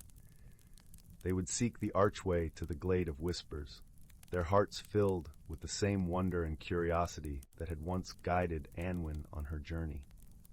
Although the forest remained a place of mystery and magic, Anwen's wisdom had taught the villagers to respect and cherish its secrets, to walk its paths with reverence and gratitude. The bond between the village and the forest grew stronger with each passing year, a testament to the enduring legacy of the young girl who had once listened to the whispers of the trees. Anwen herself continued to visit the Glade of Whispers, her friendship with Lyra deepening with each encounter. Together, they would sit by the pool of reflection, sharing stories and laughter as the stars twinkled above them like 1,000 tiny lanterns. One evening, as the forest was bathed in the silver light of the moon, Lyra placed a gentle hand on Anwen's shoulder. "You have given so much to the forest, dear friend," she said, her voice filled with warmth and gratitude. "Your heart has touched the lives of all who dwell here." Anwen smiled, her eyes reflecting the stars above. "The forest has given me more than I could ever repay," she replied softly. "It has taught me to see the beauty and magic in every moment, to cherish the connections that bind us all." Lyra nodded, her wings shimmering in the moonlight. "Your story is woven into the very fabric of the forest, Anwen. It will continue to inspire and guide those who come after you." With a heart full of gratitude, Anwen returned to Luminara, her spirit forever intertwined with the magic of the forest. The pendant around her neck, the box of echoes in her hand, were cherished reminders of her journey, symbols of the wisdom and love that had shaped her life. As the years passed, Anwen grew older, her hair turning silver like the moonlit sky, her eyes still shining with the same wonder and curiosity that had defined her youth. She remained a beloved figure in the village, her stories a source of comfort and inspiration for all who heard them. Eventually, Anwen's journey came to a gentle close, her spirit at peace with the world she had come to love so deeply. Her passing was marked by a quiet reverence, a celebration of a life well lived, a story well told. The villagers of Luminara gathered by the hearth, their hearts filled with gratitude for the storykeeper who had shared her wisdom and love with them. They spoke of Anwen's legacy, of the magic and beauty she had brought into their lives, and the lessons she had imparted. As the years turned to centuries, Anwen's story continued to be told, a timeless tale of friendship, discovery, and the transformative power of seeing the world with eyes of wonder and a heart of truth. And somewhere deep within the heart of the ancient forest, the glade of whispers remained, a hidden world where magic was as natural as the air they breathed, a place where the spirit of Anwen lived on, in the gentle rustle of leaves, the whisper of the wind, and the songs of the forest creatures that continued to thrive in its embrace. Title: The Secret of the Whispering Woods. In the tranquil village of Valenwood, nestled at the edge of the Whispering Woods, there lived a girl named Leora. The village was a serene tapestry of cobblestone paths, thatched cottages, and fields that stretched endlessly beneath a sky that seemed to cradle the sun. It was a place where time meandered like the gentle brook that wound its way through the village, bringing with it stories of the forest's ancient mysteries. Leora was known among the villagers for her curious spirit and her kindness that warmed even the coldest of hearts. Her days were spent exploring the woods, where the trees whispered secrets through their rustling leaves. These woods were rumored to be enchanted, a place where the ordinary world met the extraordinary. One crisp autumn morning, as the sun painted the forest with golden light, Leora set out on one of her usual adventures. The air was filled with the scent of pine and earth, and the ground crunched softly beneath her boots. She wore a cloak the color of twilight, its hood pulled up against the chill, and carried with her a small leather satchel, a gift from her grandmother who had told her stories of the forest's magic. As she wandered deeper into the woods, following a path that seemed to call her name, she stumbled upon something unusual. Beneath a sprawling oak tree, shrouded in a cascade of amber leaves, lay an object that glimmered faintly in the morning light. It was a delicate silver key, its surface etched with intricate patterns that seemed to shift and dance as she held it in her hand. Leora felt a tingle of excitement, tempered by curiosity. She had heard stories of magical objects hidden within the forest, but never had she imagined finding one herself. Clutching the key, she continued her journey, the forest now feeling more alive, as if it were guiding her steps. As she walked, the path began to change. The trees grew taller, their branches weaving a canopy that dappled the ground in soft hues. The air was filled with a gentle hum, like a distant melody, and Leora felt as though she were being drawn towards something unseen. After what felt like hours, she arrived at a clearing bathed in sunlight. At its center stood an ancient stone archway, entwined with ivy and covered in runes that glowed softly. Leora's heart raced, for she knew this was no ordinary place. This was the gateway to the hidden world of the Whispering Woods, a realm spoken of only in hushed tones and bedtime tales. With the key trembling in her hand, she approached the archway. As she inserted the key into a hidden lock, the runes flared with light, and the air shimmered with anticipation. The archway began to hum, and slowly it opened, revealing a world beyond the veil of the ordinary. Leora stepped through, her breath catching in her throat. The hidden world was a tapestry of wonders, a place where the fantastical mingled with the familiar. Flowers of every hue filled the air with their fragrance, and creatures of legend darted between the trees, their eyes alight with curiosity and warmth. As she ventured further, Leora met a small fox with fur like spun gold. His eyes sparkled with intelligence, and he introduced himself as Finley, a guardian of the forest. Finley explained that the key she had found was one of the forest keys, magical objects that maintained the balance between the two worlds. Each key was entrusted to a guardian, chosen by the forest itself. Leora listened with rapt attention, her heart swelling with wonder at the responsibility that had been bestowed upon her. Finley spoke of the forest's harmony, its delicate balance threatened by those who sought to exploit its magic for selfish gain. The keys, he said, were the forest's way of ensuring that only those with pure hearts could access its secrets. Over the days that followed, Leora and Finley explored the hidden world together. She learned of the creatures that called it home, and the enchantments that wove it into being. They visited the luminal grove, where the trees glowed with an inner light, and the crystal falls, whose waters sang with the voices of the ancients. Each place was a marvel, a testament to the forest's magic and its enduring beauty. Yet, As much as Leora marveled at the wonders around her, she was also aware of the responsibility she bore. The key she had found was a symbol of trust, a bond between her and the forest. It was a promise to protect this hidden world and to ensure its secrets were kept safe from those who would do it harm. One evening, as the setting sun painted the sky with hues of rose and gold, Leora and Finley sat beside a babbling brook. The air was cool, and the forest was filled with the gentle songs of night creatures waking to the twilight. "Leora," Finley began, his voice soft with the weight of what he was about to say. "The forest chose you for a reason. It sensed the kindness in your heart and the strength in your spirit. But this journey isn't just about protecting the forest. It's also about discovering who you are and what you are capable of." Leora listened, the warmth of Finley's words settling over her like a comforting blanket. She knew what he said was true.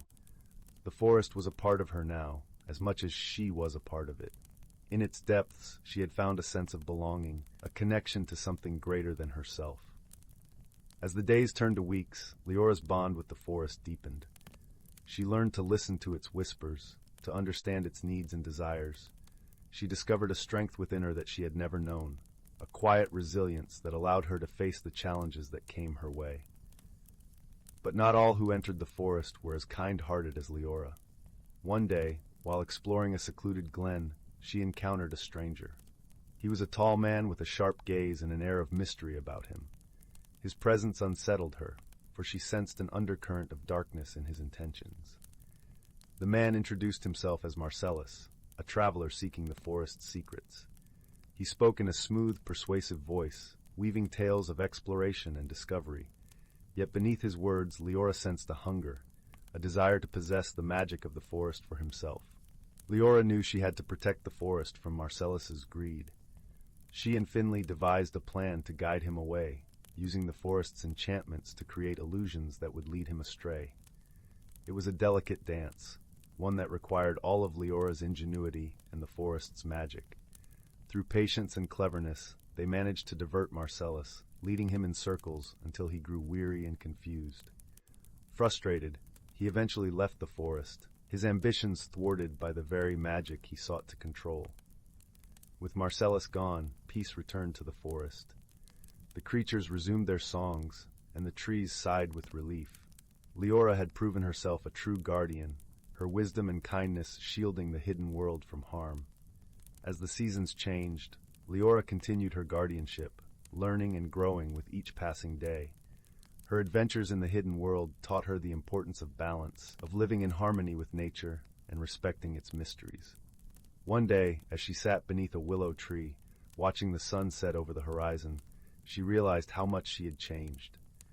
The girl who had first wandered into the whispering woods was still there, but she had grown into someone wiser, someone more attuned to the world around her. In time, Leora became a legend in Valenwood, her tales of the hidden world inspiring generations to come.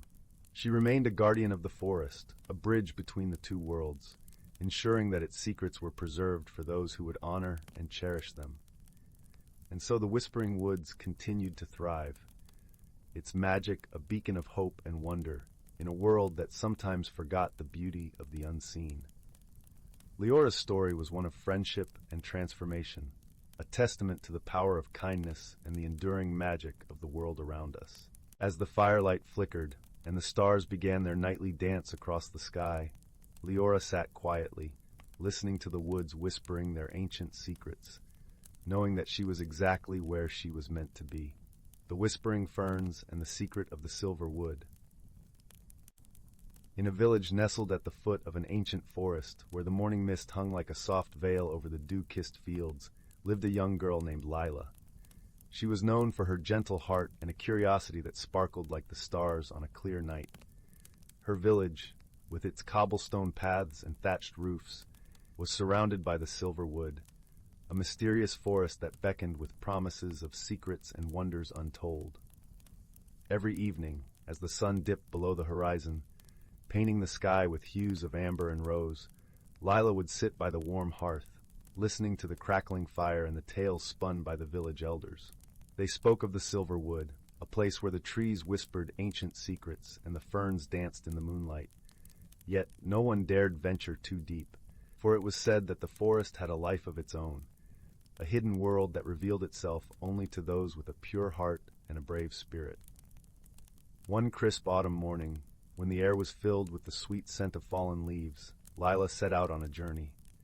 With a satchel packed with bread, cheese, and a small flask of honeyed tea, she walked towards the forest edge, her heart fluttering with excitement and a hint of trepidation. The forest canopy loomed above, its leaves shimmering like emeralds in the dappled sunlight. As she stepped into the forest, a gentle breeze rustled through the leaves, whispering a welcome that only she could hear. The path beneath her feet was soft, carpeted with pine needles and speckled with the golden light that filtered through the trees. The air was cool and fragrant, carrying the earthy scent of moss and the sweet perfume of wildflowers. Deeper into the forest she ventured, guided by an unseen hand. The trees stood tall and silent, their bark etched with the passage of time. Ferns lined her path, their fronds swaying as if in silent conversation. It was here, amidst the ferns, that Lila first sensed the magic, a gentle hum that resonated through the air, filling her with a warmth that chased away her fears. Hours passed unnoticed as Lila explored this enchanting world. She marveled at the brilliant tapestry of colors, the fiery reds and oranges of autumn leaves, the deep greens of the evergreens, and the soft blues of the sky peeking through the canopy. Each step carried her deeper into the heart of the forest, where the whispers grew louder, guiding her to a hidden glade. In the center of the glade stood an ancient oak, its gnarled branches stretching wide as if embracing the sky. At its base, nestled among the roots, lay a shimmering object, a mirror, framed with delicate silver filigree, glinting in the dappled sunlight. The mirror seemed to pulse with a life of its own, its surface smooth and inviting. Lila knelt before the mirror, her reflection gazing back at her with wide, curious eyes. As she touched its cool surface, a gentle ripple spread across the glass, transforming her reflection into a scene of breathtaking beauty, a hidden world within the silver wood. Here, the trees were alive with luminescent creatures, their wings glistening like jewels. Flowers bloomed in a kaleidoscope of colors, and streams of crystal-clear water sang as they wound their way through the forest.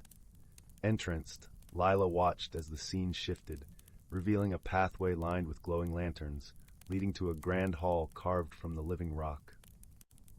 It was a place of gathering, where creatures of the forest came together in harmony.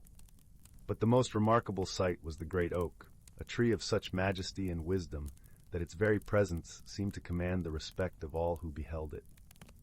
As the vision faded, Lila understood that the mirror was a gateway, a bridge between her world and the hidden realm of the silver wood.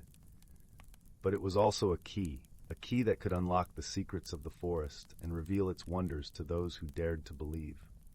Driven by a newfound sense of purpose, Lila rose to her feet, her heart aglow with the promise of adventure.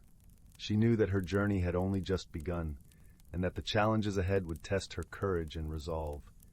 Yet she also knew that she would not be alone. The forest itself would be her guide, its whispers her compass. As she turned to leave the glade, the mirror shimmered one last time, casting a soft light that enveloped her in a warm embrace. It was a promise that the forest would always be there, waiting for her return. With the sun setting behind the treetops, casting long shadows across the forest floor, Lila retraced her steps, her heart light and her spirit renewed. The path led her back to the village, where the hearth fire glowed warmly in the gathering dusk. That night, as she lay in bed, the soft rustle of leaves outside her window lulled her to sleep. The whispers of the forest, like a gentle lullaby, promised dreams filled with wonder and the promise of new beginnings. In the days that followed, Lila returned to the forest time and again, each visit uncovering new mysteries and deepening her bond with the hidden world. She learned to listen to the whispers, to understand their secrets, and to see the magic in the everyday. Through her journeys, she discovered that the heart of the forest lay not in its hidden treasures or ancient secrets, but in the connections she forged with its inhabitants. She befriended the creatures of the forest, learning their stories and sharing her own. Together, they wove a tapestry of friendship and understanding that transcended the boundaries of their worlds. In time, Lila came to realize that the true magic of the silver wood was not in the mirror or the hidden realm it revealed, but in the way it transformed her, fostering a spirit of wonder and a heart open to the beauty and mystery of the world around her. And so, with each passing season, Lila's journey continued.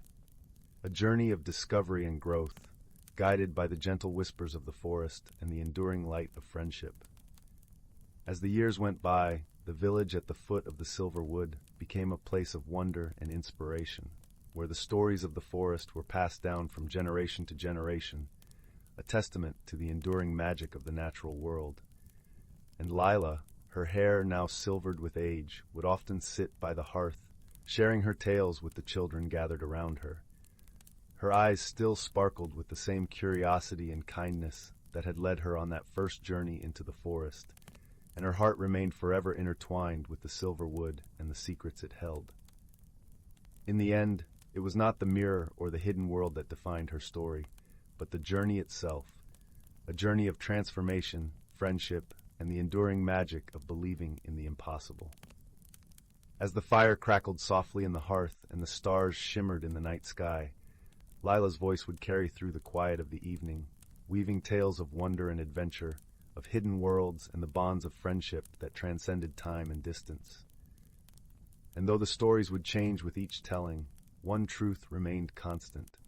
The magic of the silver wood was alive in every heart that dared to dream, and every soul that dared to listen. In the quiet moments, when the world seemed to hold its breath, the whispers of the forest could still be heard, a gentle reminder that the magic of the natural world was ever present, waiting to be discovered by those with the courage to seek it. And so the story of Lila and the silver wood lived on, a timeless tale of wonder and enchantment, forever etched in the hearts and minds of those who believed in the magic of the world around them. In the heart of the whispering woods, where the trees murmured secrets to the wind, stood the quaint village of Lumina Hollow. This village was known for its cozy cottages with thatched roofs, winding cobblestone pathways, and gardens that shimmered with dewdrops like tiny stars. Every evening, the villagers gathered around the great fire pit in the town square, sharing stories under the blanket of twilight, while the scent of blooming night jasmine filled the air. One such evening, as the sun melted into the horizon, a peculiar event stirred the peaceful rhythm of Lumina Hollow. A soft, tinkling sound, like that of distant chimes, echoed through the village. It was gentle yet persistent, and no one could quite pinpoint its source. The sound seemed to float on the breeze, sometimes coming from the old well, other times drifting from the boughs of the ancient oak that stood proudly in the center of the square. At first, the villagers thought it to be the playful wind, but as days turned into a week, their curiosity grew. The sound was soothing, almost like a lullaby, but its mystery beckoned for an explanation. Determined to uncover the source, the villagers called upon their resident wise woman, a gentle soul named Marin, known for her deep understanding of the magical and mundane alike. With her hair as silver as moonlight and eyes as bright as the morning sky, Marin was a beloved figure in Lumina Hollow. She listened to the villagers' concerns with a kind smile and promised to look into the matter. The very next morning, with the first light of dawn, Marin set out to investigate, accompanied by her faithful companion, Bramble, a sprightly squirrel with a bushy tail and a penchant for acorns. Together they wandered through the village, Marin humming softly to herself, while Bramble chattered excitedly, darting here and there. As they approached the old well, the sound grew clearer, a gentle tinkling that seemed to resonate from within its moss-covered stones. Marin leaned closer, her ear to the cool, damp surface, and closed her eyes, listening intently. "Ah, it's a melody," she murmured, recognizing the rhythmic pattern. "But what could be singing from the depths of this well?" Bramble tilted his head, his tiny eyes filled with curiosity. "Maybe it's the water sprites," he suggested, his voice a whisper on the wind. Marin chuckled softly, patting Bramble on the head. "Perhaps, my dear friend, but let's see if we can find more clues." They continued their exploration, following the sound as it danced through the village. It led them to the ancient oak, its branches stretching wide like protective arms over the square.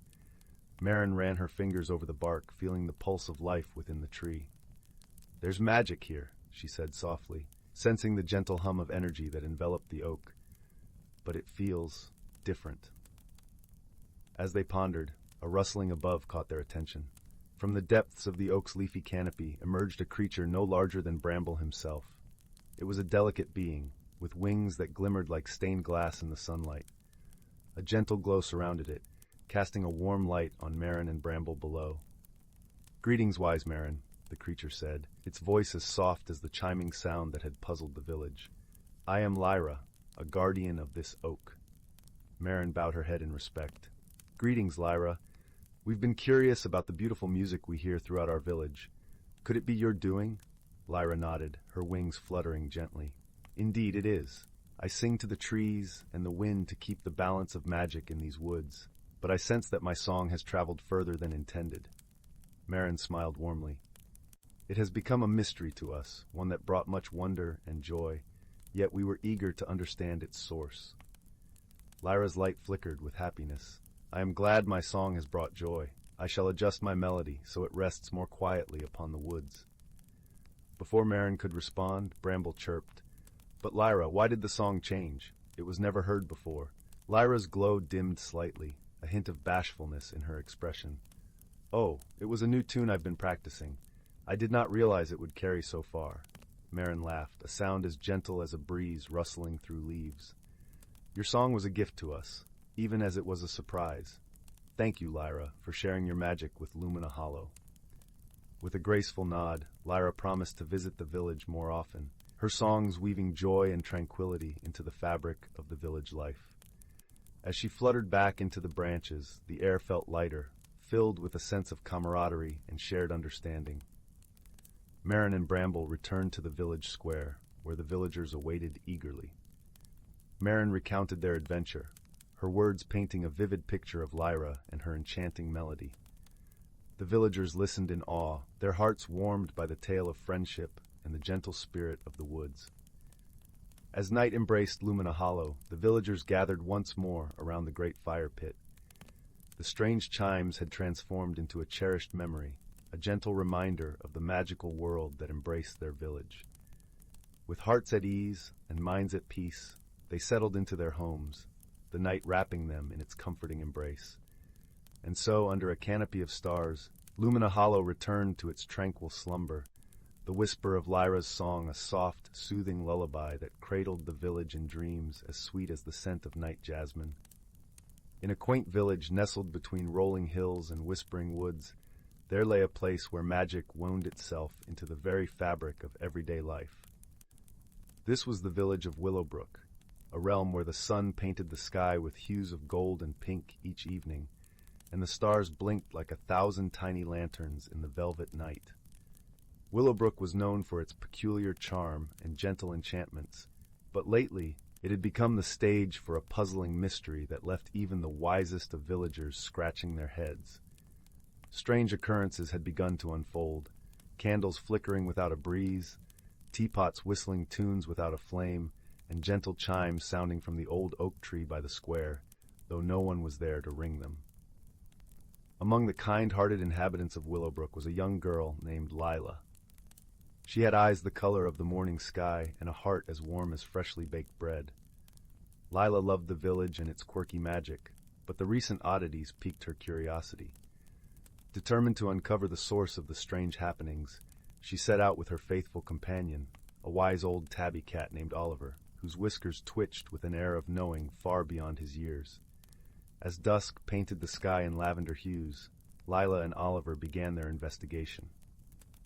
They wandered through the cobblestone streets, where lanterns flickered with a soft glow, casting playful shadows on the walls of quaint cottages. The air was filled with the scent of honeysuckle and the distant sound of a babbling brook.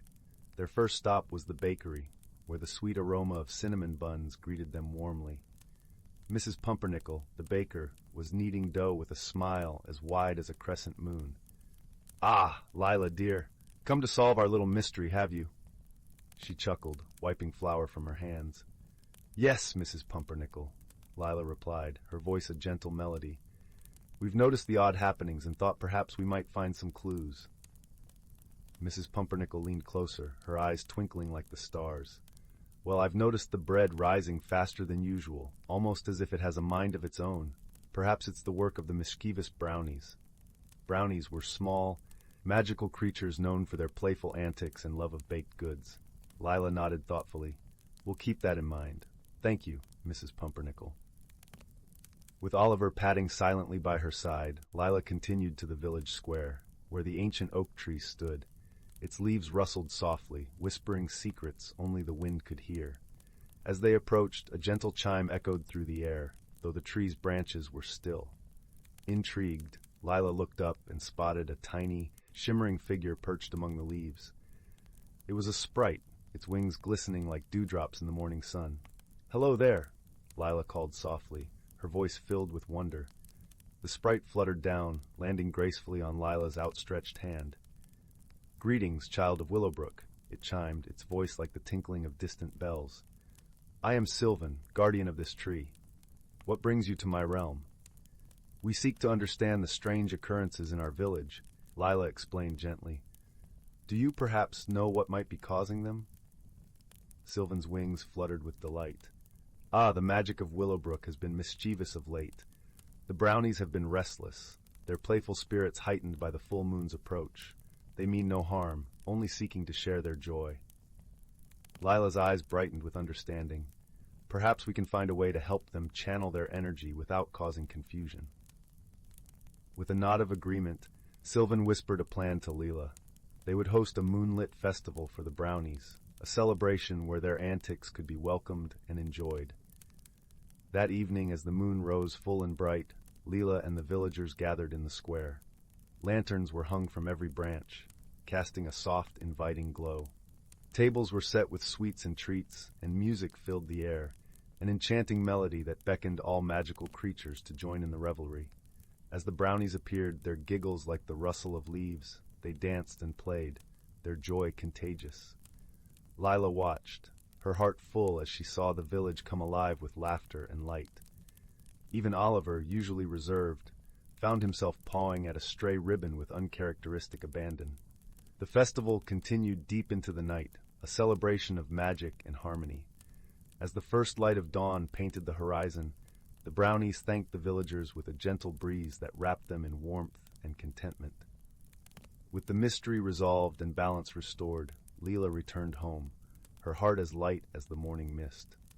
As she drifted into a peaceful slumber, she knew that in Willowbrook, where magic and kindness intertwined, there would always be a place for wonder and friendship.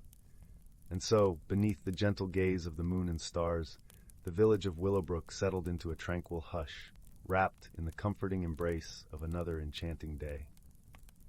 In the heart of a lush emerald forest where the trees whispered secrets to the wind and the streams sang gentle lullabies, there lived a young woman named Leora. Leora was as much a part of the forest as the ancient oaks and the babbling brooks, but lately she felt an uneasy stirring within her soul. Change was afoot, and it both intrigued and frightened her. Leora had always cherished her simple life, tending to her garden of wildflowers and herbs, and communing with the woodland creatures. Yet a restlessness had taken root, a yearning for something more that she couldn't quite define. Each evening, as she sat by the flickering firelight in her cozy cottage, she pondered the source of her unease. One crisp autumn day, when the leaves blazed in shades of amber and gold, Leora set out on a walk to clear her mind. She wandered deeper into the forest than she had ever dared before, her feet guided by an unseen force. The air was rich with the scent of pine and earth, and the sunlight filtered through the canopy in golden shafts, painting the forest floor in a dappled dance. As she walked, Leora stumbled upon an ancient gnarled oak tree, its bark twisted with age and wisdom. Nestled within its roots was a shimmering pool of water, reflecting the sky like a mirror. Drawn to its ethereal beauty, Leora knelt beside it and peered into its depths. Instead of her reflection, she saw a vision of herself, but older, wiser, aglow with an inner light she had never known. Startled, Leora pulled back, but a gentle voice whispered through the rustling leaves. "Fear not, dear one," it said, soothing as a lullaby. "This is a glimpse of your true self, the person you are destined to become." Confused but entranced, Leora leaned back in to watch the vision unfold. In the reflection, she saw herself engaging in acts of kindness, her hands healing those in need, her voice uplifted in song, spreading joy and peace. She realized this was the change she had sensed, a transformation not of her surroundings, but of her spirit. As the vision faded, Leora felt a warmth enveloping her, like the embrace of an old friend. She knew she could not ignore this calling. With a resolute heart, she rose and made her way back home, the path through the forest now alive with possibility. In the days that followed, Leora sought the counsel of her dear friend, Bryn, a wise old owl who had watched over the forest for many moons. Perched high in his oak, Bryn listened intently as Leora poured out her heart, sharing the vision and her fears of change. Transformation is a part of life, dear Leora, Bryn cooed softly. It is the thread that weaves the tapestry of our existence. Embrace it, and you will discover the strength and beauty that lies within. Encouraged by Bryn's words, Leora began her journey of self-discovery. She spent her days learning the ancient arts of healing and song, guided by the wisdom of the forest and the gentle creatures who inhabited it. Each step she took brought her closer to the vision she had seen, her spirit blossoming like the wildflowers in her garden. One evening, as the sun dipped below the horizon, painting the sky in hues of lavender and rose, Leora found herself once again by the ancient oak and its enchanted pool. This time, she gazed into the water with a heart full of acceptance and gratitude. The vision returned, clearer and brighter than before. Leora saw herself embracing her newfound gifts, spreading light and love throughout the land. She understood now that this was not an end, but a beginning, a journey of continuous growth and discovery. With a serene smile, Leora rose from the pool, her heart at peace. The forest around her seemed to hum with approval, the trees swaying gently in the evening breeze. She knew she was not alone on this path. The forest, her friends, and the magic within her would guide her steps. As she made her way back home, the glow of the firelight welcoming her from afar, Leora felt a profound sense of belonging. She had learned that true transformation comes from within, and that by embracing change, she had unlocked the limitless potential of her own soul. And so, under the starlit canopy of the forest, Leora's journey continued, a tale of growth, friendship, and the magical power of embracing one's true self.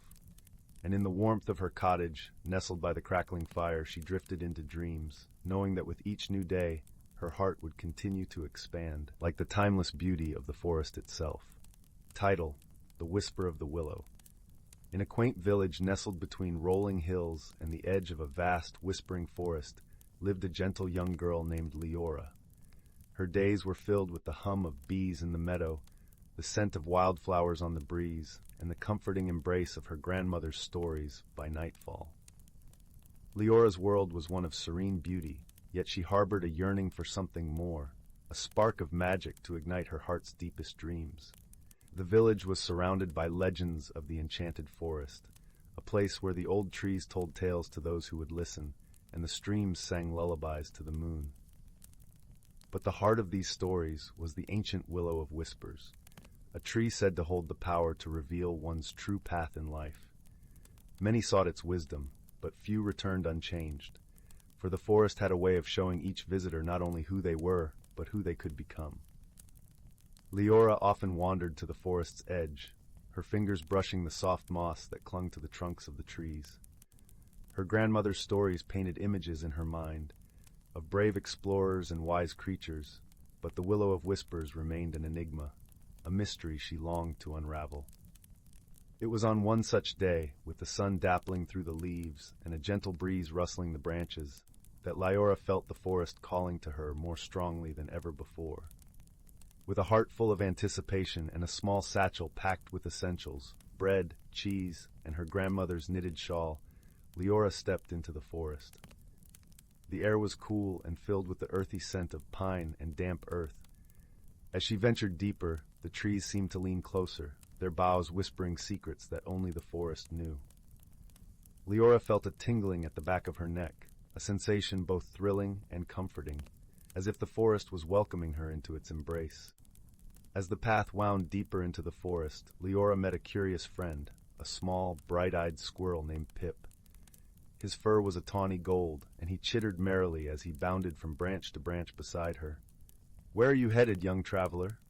Pip asked, his voice a soft, musical note in the forest symphony. Leora smiled, her heart lightened by the squirrel's friendly demeanor. "I'm seeking the Willow of Whispers," she replied, her eyes alight with determination. Pip twitched his whiskers thoughtfully. "Ah, the willow," he said, nodding. "Many have sought its wisdom, but it is not easily found. The forest has a way of testing those who desire its secrets." "I am ready," Leora declared, her voice steady with resolve. "I believe the willow will guide me." With Pip scampering alongside her, Leora continued her journey. The forest was a tapestry of colors and sounds, each step revealing new wonders. Birds sang sweetly in the canopy above, their songs weaving through the leaves like a gentle lullaby. The sunlight danced across the forest floor, painting patterns of light and shadow that seemed to shift with every breath of wind. As they walked, Pip told Leora tales of the forest's inhabitants. A wise old owl who knew the stars by heart, a family of foxes who danced under the moon, and a mischievous sprite who played tricks on unwary travelers.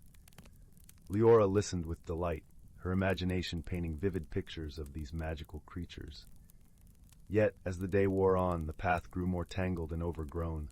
Vines draped like curtains across their way, and the underbrush thickened, whispering against Leora's legs as she pushed forward.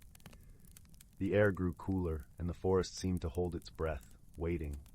"Do not be discouraged," Pip chirped, sensing her unease. "Every journey worth taking has its trials." Leora nodded, brushing aside a strand of ivy. Her determination was unwavering, her heart guided by the stories her grandmother had woven, a tapestry of courage, kindness, and the endless potential within. At last, as the sun began to dip below the horizon, casting the forest in hues of gold and amber, they arrived at a clearing. In its center stood the Willow of Whispers, its trunk wide and gnarled with age, its branches sweeping gracefully to the ground like a curtain of leaves. The air around the tree shimmered softly, as if infused with magic. Leora approached the willow with reverence, her steps slow and deliberate. She felt the weight of the forest's silence, a sacred hush that enveloped the clearing. Pip perched on a nearby rock, watching with bright, curious eyes. With a deep breath, Leora reached out to touch the willow's bark, her fingers brushing against its rough, ancient surface.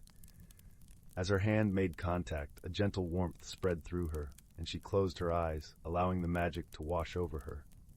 In the stillness, Leora heard the whisper of the willow, a soft, melodic voice that seemed to come from the very heart of the tree. It spoke not in words, but in feelings and images, a tapestry of memories and dreams. She saw herself as she was, a young girl filled with wonder and longing. But she also saw glimpses of what could be, a future shaped by choices and courage, by kindness and discovery. The willow showed her paths that twisted and turned, each leading to a different version of herself. As the visions faded, Leora opened her eyes, her heart brimming with understanding. The willow had not given her clear answers, but it had shown her the possibilities, the power of choice, and the strength within her to forge her own path. Pip hopped to her side, his eyes gleaming with approval. "You have the heart of a true adventurer," he said, his voice full of warmth. Leora smiled, her heart light with newfound clarity. "I see now," she said softly.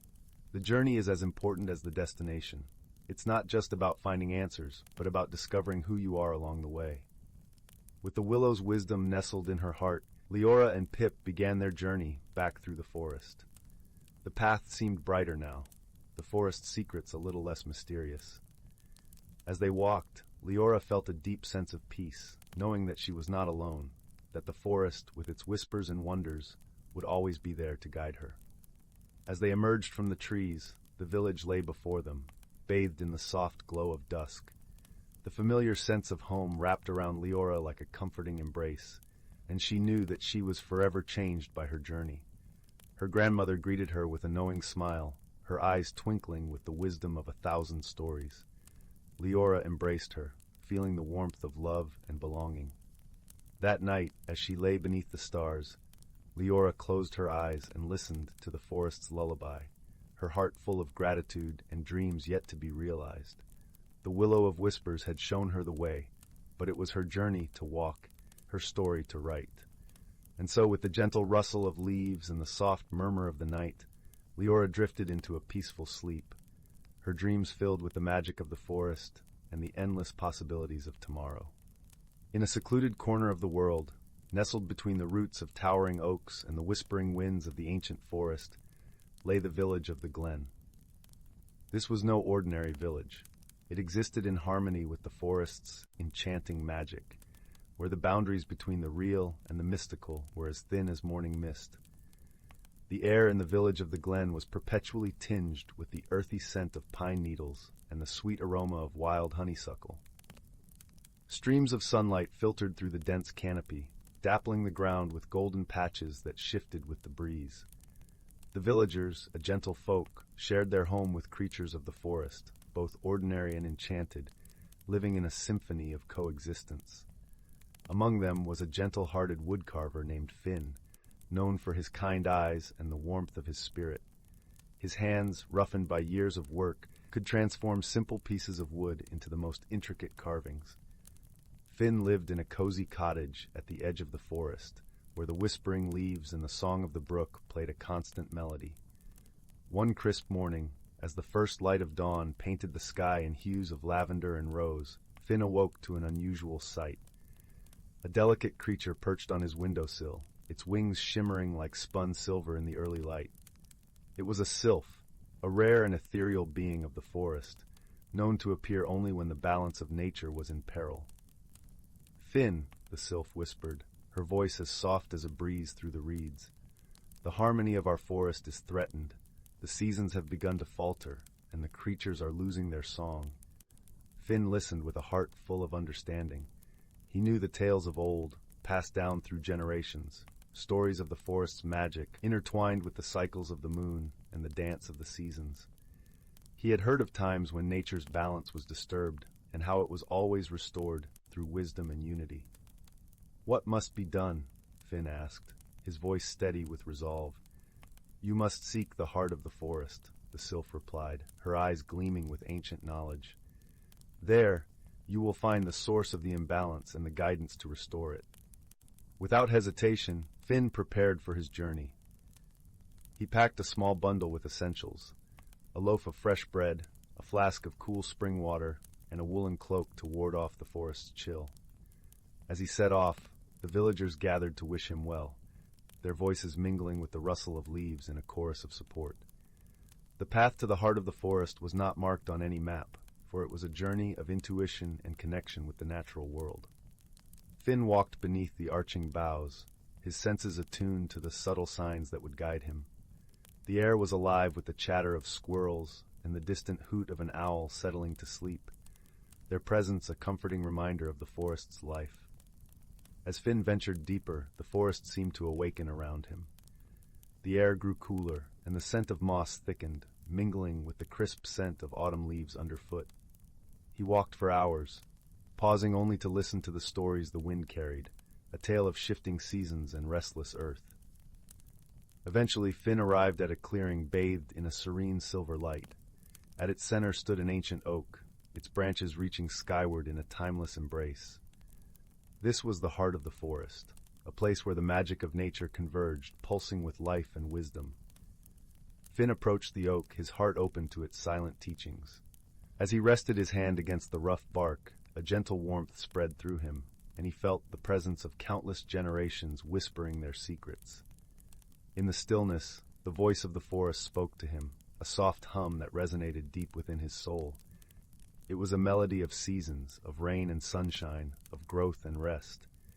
Finn understood then that the balance had shifted because the forest's natural rhythm had been disrupted. The winter had lingered too long, and the spring was hesitant to begin its dance. The solution was simple, yet profound. Finn needed to rekindle the dance of the seasons. With the guidance of the forest's wisdom, he crafted a small wooden flute, its surface adorned with carvings of leaves and spirals. As he played a tune, the notes wove through the air like tendrils of mist, carrying with them the promise of change. The forest responded. The air shimmered with anticipation, and the trees seemed to sway in rhythm with the melody. Gradually, the chill of winter lifted, replaced by the gentle warmth of spring. Buds unfurled on branches, and the symphony of birdsong resumed its joyful chorus. Finn returned to the village of the glen, where the villagers greeted him with open arms and grateful hearts. The sylph appeared once more, her smile as radiant as the spring sun. "You have restored the harmony," she said, her voice a caress of gratitude. The village celebrated with a feast, sharing tales and laughter beneath the starlit sky. Finn, seated by the crackling fire, felt the comforting weight of the sylph's gift, a small silver leaf that glimmered with magic. It was a reminder of the bond between humans and nature, a testament to the power of wisdom and friendship. And so the village of the glen continued to thrive, nestled in the embrace of the ancient forest. The seasons turned in their gentle cycle, each one a reminder of the delicate balance and the enduring magic that lay within the heart of the world. As the fires burned low and the village settled into peaceful slumber, the forest hummed its lullaby, a song of harmony and hope, carried on the wings of the night. Once upon a starlit night, a young girl named Lily stood by her bedroom window, gazing wistfully at the velvety sky. Though only 9 years old, she felt a yearning for something more, a pull towards the great unknown that echoed in her restless heart. In the small village where Lily lived, changes came rarely, and life followed the steady rhythm of the seasons. But Lily's curious spirit longed to spread its wings and explore the vast world that lay beyond the rolling hills and ancient forests surrounding her home. Little did she know, a magical journey awaited her, one that would teach her the true meaning of growth and transformation. One evening, as Lily wandered through the woods, she stumbled upon an enchanting sight, a glittering pool nestled among the towering oaks. Mesmerized by its ethereal beauty, she knelt beside the water's edge, and that's when she saw it, a tiny glowing speck dancing upon the surface. With a delicate touch, Lily cupped the speck in her hands, and it unfurled into a dazzling sprite, no bigger than her thumb. The sprite's gossamer wings shimmered like crystal, and its eyes twinkled with ancient wisdom. "Greetings, young one," spoke the sprite in a voice as soft as moonbeams. "I am Zephyr, a guardian of these woods, and I sense the yearning in your heart." Lily gasped, her eyes wide with wonder. "How is this possible? Are you magic?" Zephyr chuckled, a sound like tinkling bells. "Magic exists all around us, dear child, if only we open our eyes to its wonders." From that moment on, Zephyr became Lily's guide, introducing her to the hidden magical realms that coexisted with the world she knew. Together they explored enchanted glades where pixies danced among the wildflowers, and ancient trees whispered secrets of bygone eras. Yet as wondrous as these experiences were, Lily's true transformation unfolded within her heart and mind. Zephyr's gentle teachings helped Lily understand that growth was not merely a physical change, but a journey of the spirit. With each new adventure, Lily learned valuable lessons: patience from the steady trickle of a stream, resilience from the oak that weathered storms, and courage from the brave little sparrow that took flight. And just as the natural world around her shifted with the seasons, so too did Lily's perspectives and dreams evolve. Lily's dearest friend, a kind-hearted boy named Ethan, bore witness to her remarkable journey. Though he could not see the magical beings, he supported Lily's explorations, offering a listening ear and a shoulder to lean on when the path grew challenging. One autumn day, as the leaves turned to fire and the air grew crisp, Zephyr appeared with a somber expression. "My time in these woods is nearing its end," the sprite said, her voice tinged with melancholy. "But fear not, little one, for the true magic lies within you now." Lily's eyes shimmered with unshed tears, but she nodded, understanding that all things must change and grow. With a tender smile, Zephyr continued, "The seeds of wisdom I have planted in your heart will blossom into something extraordinary. Embrace the uncertainties of life, for they are windows to new discoveries and personal growth." As the sprite faded into the dappled sunlight, Lily felt a warmth blossoming in her chest, a newfound confidence and appreciation for the journey that lay ahead. In the years that followed, Lily's thirst for knowledge and experience only deepened. She pursued her dreams with unwavering determination, yet always remained grounded in the lessons Zephyr had imparted: to embrace change with grace, to find beauty in the smallest wonders, and to nurture the magic within her own heart. And though the enchanted realms faded from her sight, the magic lived on in Lily's open mind, her compassionate spirit, and her unwavering belief in the transformative power of growth and self-discovery. Once upon a time, there was a curious little girl named Lily, who loved nothing more than discovering new wonders in the world around her.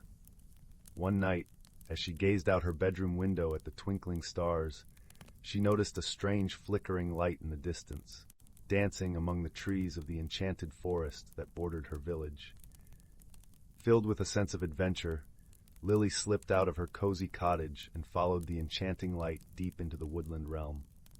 The forest seemed to come alive around her, with towering trees that whispered ancient secrets and a carpet of mushrooms that glowed like tiny lanterns, illuminating her path. As she ventured deeper, Lily encountered the most peculiar sights.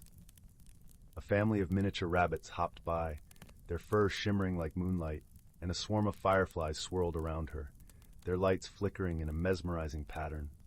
Even the air seemed to sparkle with magic, carrying the sweet scent of wildflowers and the faint sound of tinkling bells. Suddenly, a tiny creature fluttered before Lily's eyes, a fairy no bigger than her thumb, with delicate wings that shimmered like rainbows. The fairy introduced herself as Gwendolyn and explained that the flickering light Lily had followed was a trail of pixie dust, leading to a secret gathering deep within the forest. Despite her initial trepidation, Lily found courage in her curiosity, and she eagerly followed Gwendolyn deeper into the enchanted realm. Along the way, they encountered whimsical obstacles that tested Lily's resourcefulness and bravery. A babbling brook required her to construct a tiny bridge from fallen twigs, while a maze of thorny vines challenged her to find the path that led through without a scratch. With each challenge, Lily grew more confident in her abilities, learning to trust her instincts and embrace the wonders around her.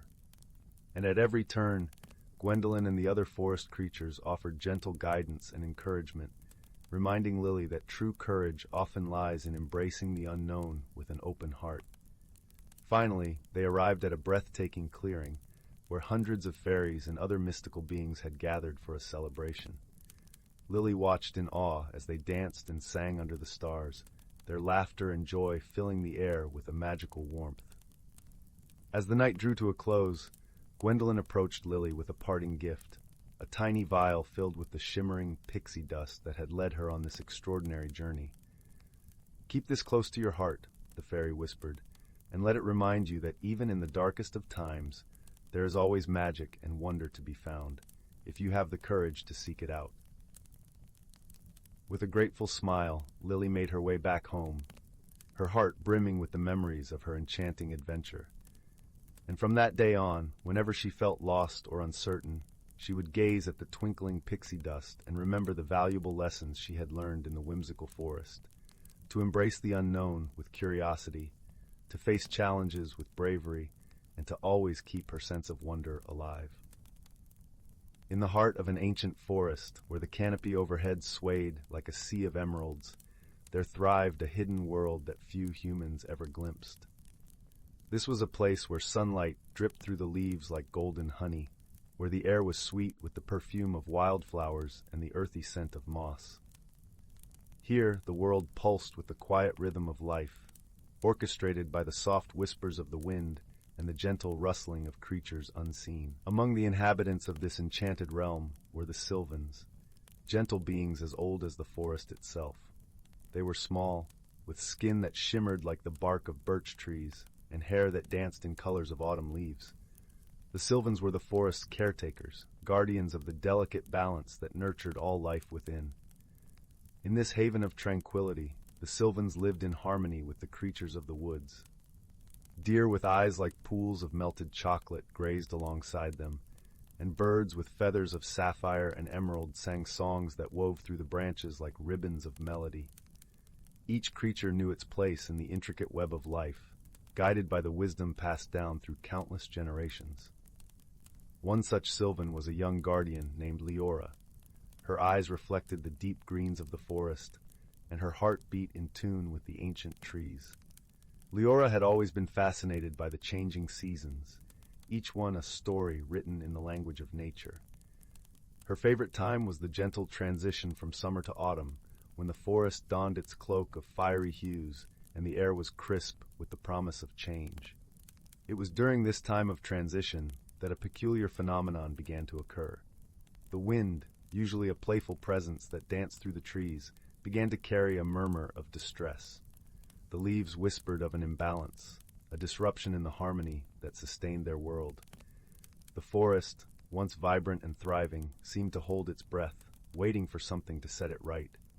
Leora, with her deep connection to the forest, felt a stirring in her heart. She knew that the answer lay somewhere within the whispers of the wind and the rustle of the leaves. Gathering her courage, she set out to seek the wisdom of the elder oak, the oldest and wisest tree in the forest, whose roots delved deep into the earth and whose branches reached for the sky. The journey to the elder oak took Leora through paths carpeted with fallen leaves, their colors a tapestry of gold and crimson. The air was filled with the sound of crunching beneath her feet and the occasional scurry of woodland creatures. As she walked, a gentle rain began to fall, each drop a crystal note in the symphony of the forest. When Leora finally stood before the elder oak, she felt a sense of awe and reverence. The tree towered above her, its bark etched with the stories of ages past, its branches stretching wide as if to embrace the entire forest. Leora placed her hand against the rough bark, feeling the life that thrummed beneath her fingertips. "O wise elder," she whispered, "the forest is troubled. The balance has shifted, and I seek your counsel." The elder oak's response was a soft rustling, a language that Leora had learned to understand through years of listening. "The seasons are the breath of the forest," the tree seemed to say. "When one breathes too deeply, the others must adjust. The balance is delicate, like the web of a spider after rain." Leora pondered these words, letting them settle in her heart. She realized that the forest's harmony was not just a matter of nature's rhythms, but of understanding and cooperation among all its inhabitants. With newfound clarity, Leora returned to the sylvan village. She gathered the creatures of the forest, the deer, the birds, the squirrels with their bright eyes and bushy tails. Together, they listened as Leora shared the elder oak's wisdom. "We must work together," she said, her voice as gentle as the breeze. "Each of us plays a part in maintaining the balance. The wind, the rain, the sun, and the soil, each has a role, and so do we." The creatures nodded, understanding that they were part of a greater whole. They set about their tasks, guided by Leora's gentle leadership. The birds carried seeds to new places, ensuring the forest's renewal. The deer pruned the undergrowth, allowing light to reach the forest floor. The sylvans tended to the trees, nurturing the saplings that would one day stand as tall as the elder oak. As the days passed, the forest began to breathe easier. The murmur of distress faded, replaced by the harmonious song of life. The balance had been restored, not by force but by understanding and cooperation. And so the seasons continued their dance, each one a chapter in the forest's story. Leora, now wiser and filled with a deeper connection to her home, knew that the lessons of the elder oak would guide her and the generations to come. Under the canopy of stars, as the forest settled into the embrace of night, Leora sat beneath the elder oak, feeling the warmth of the earth and the cool kiss of the breeze. She closed her eyes, letting the peace of the forest fill her soul, knowing that she was part of something beautiful and eternal. In this ancient forest, where magic and reality intertwined, the hidden lives of natural creatures thrived in harmony, their stories woven into the fabric of the world. And as the gentle night wrapped its arms around the forest, all was as it should be, balanced, peaceful, and whole. Once upon a time, in the far reaches of the Andromeda Galaxy, there existed a small, vibrant planet known as Viridia. Viridia was renowned for its lush emerald forests and skies that danced with hues of azure and amethyst. It was here, amidst this verdant splendor, that the first of our companions resided, a gentle creature named Leora. Leora was a Viridian, a species known for their ability to communicate with flora and fauna. Her long, silvery tendrils, which cascaded down her back like a waterfall of moonlight, allowed her to tune into the whispers of the forest. Her eyes, a deep shade of jade, sparkled with an understanding beyond her years. She lived in harmony with the world around her, tending to the needs of the forest with a nurturing touch. One day, as Leora wandered through the sun-dappled glades, she stumbled upon something quite peculiar, an object unlike anything she had ever seen. It was smooth, metallic and shaped like a small vessel. As she approached, a curious sound caught her attention, a soft hum, like a distant lullaby carried on the wind. From within the vessel emerged a being unlike any she had encountered. He was Zin, a traveler from the distant planet of Athera. The Etherians were a technologically advanced species, their bodies composed of shimmering, translucent energy. Zin's form glowed with a gentle iridescence, his eyes a kaleidoscope of colors that shifted with his emotions. At first, Leora and Zin regarded each other with cautious curiosity. Their worlds were so vastly different, their ways of life seemingly incompatible. Leora, with her connection to nature, found Zin's reliance on technology bewildering. Zin, on the other hand, marveled at Leora's ability to converse with the natural world, a skill that seemed as foreign to him as his technology did to her. Their initial encounters were riddled with misunderstandings. Leora's attempt to offer Zin a fruit from the forest was met with hesitation, as he was unsure if it was safe for him to consume. Zin's efforts to show Leora his holographic projections of the stars were met with confusion, as she struggled to comprehend the intricate devices he used. Yet, despite these initial challenges, a bond began to form between them. They found themselves drawn to each other's differences, intrigued by the chance to learn and grow. Leora was fascinated by the stories Zin shared of his travels across the galaxy, tales of far-off worlds and wondrous civilizations. In turn, Zin was captivated by Leora's gentle wisdom, her ability to listen and understand the world in ways he had never considered. One day, as they sat beneath the sprawling branches of an ancient Viridian tree, Leora and Zin faced a shared challenge that would bring them closer than ever before. A sudden storm, fierce and unyielding, swept across the landscape, its winds howling through the trees like a wild symphony. The forest, which had always been a place of peace, was now a tumult of swaying branches and swirling leaves. As the storm raged around them, Leora and Zin found themselves working together, their differences becoming strengths. Leora used her connection with the forest to calm the trees, whispering soothing words to still their frantic dance. Zin, with his technological prowess, projected a barrier of energy to shield them from the worst of the storm's fury.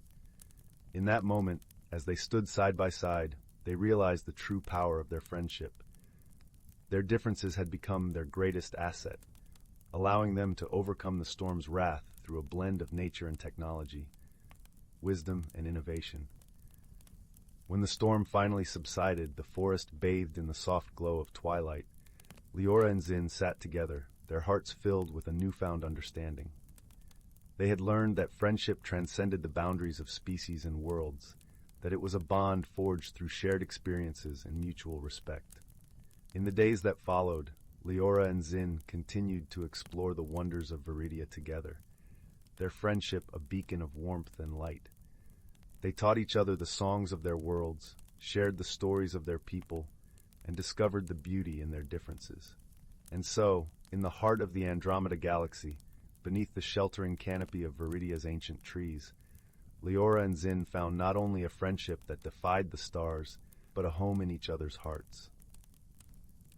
They learned that true friendship was like a garden, a place where differences could bloom into understanding, where challenges could be overcome through unity, and where the seeds of kindness and compassion could grow into something beautiful and enduring. As the nights grew longer and the stars shone brighter, their laughter echoed through the forest, a melody of joy and companionship that would forever be remembered as a testament to the power of unlikely companions discovering the true meaning of friendship. Once upon a time, in the quaint little village of Willowbrook, nestled between gentle rolling hills and whispering woods, lived a young boy named Finn.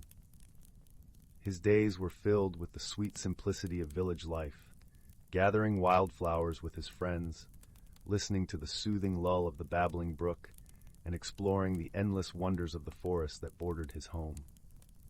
Willowbrook was a place where the grass was always a lush emerald, and the air carried the fragrance of honeysuckle and freshly baked bread. Each evening, the sun would cast a golden glow across the thatched rooftops, promising the village another peaceful night. One serene afternoon, as Finn wandered through the forest, his gaze fell upon something peculiar. It was a small, ornately carved box, half hidden beneath a blanket of fallen leaves.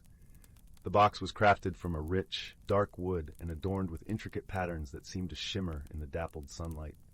Curiosity piqued, Finn carefully lifted the box into his hands. As he did, a gentle warmth spread through his fingers, as though the box were alive with a quiet, comforting pulse.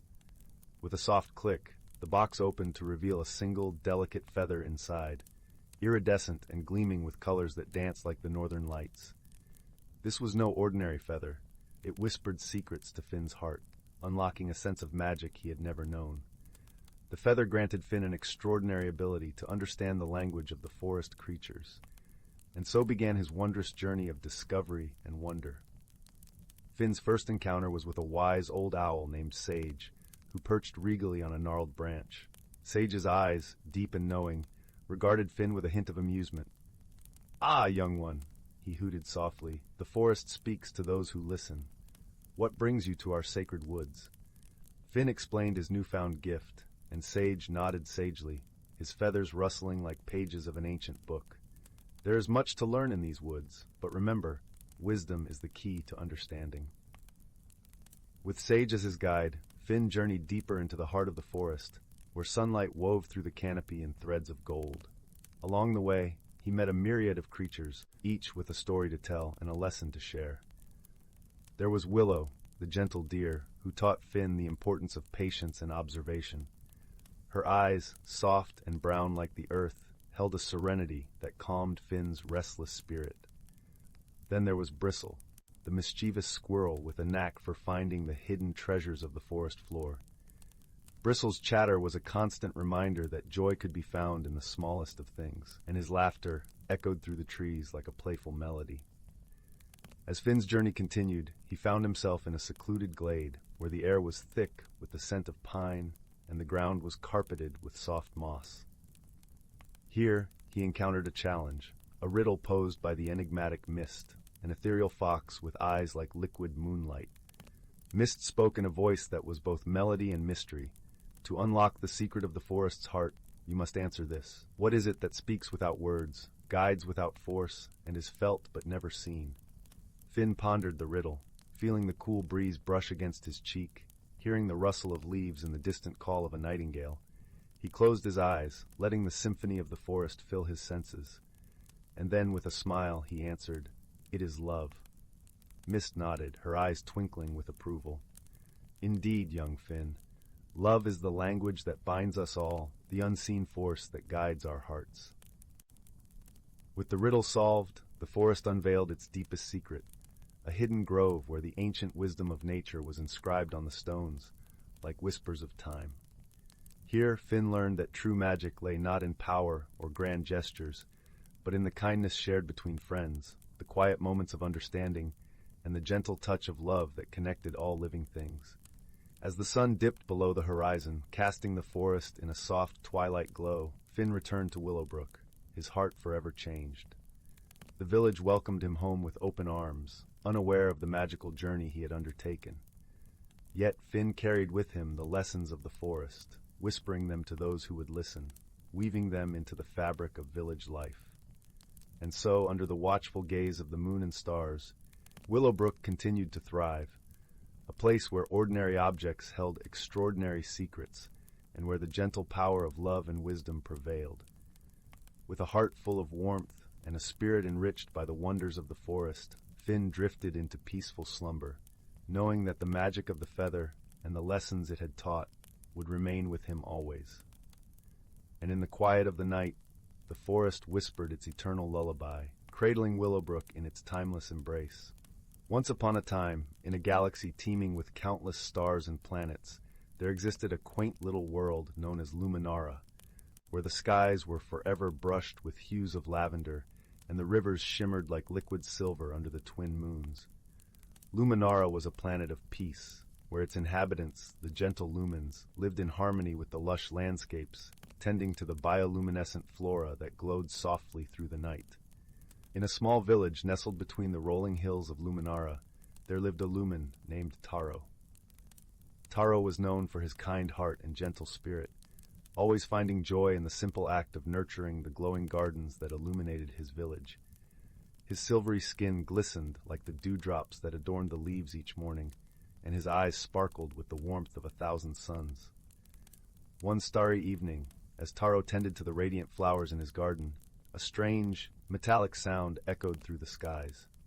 Looking up, Taro saw a small spaceship, unlike any he had seen before, descending through the lavender clouds. It landed with a soft thud in the clearing just beyond the village.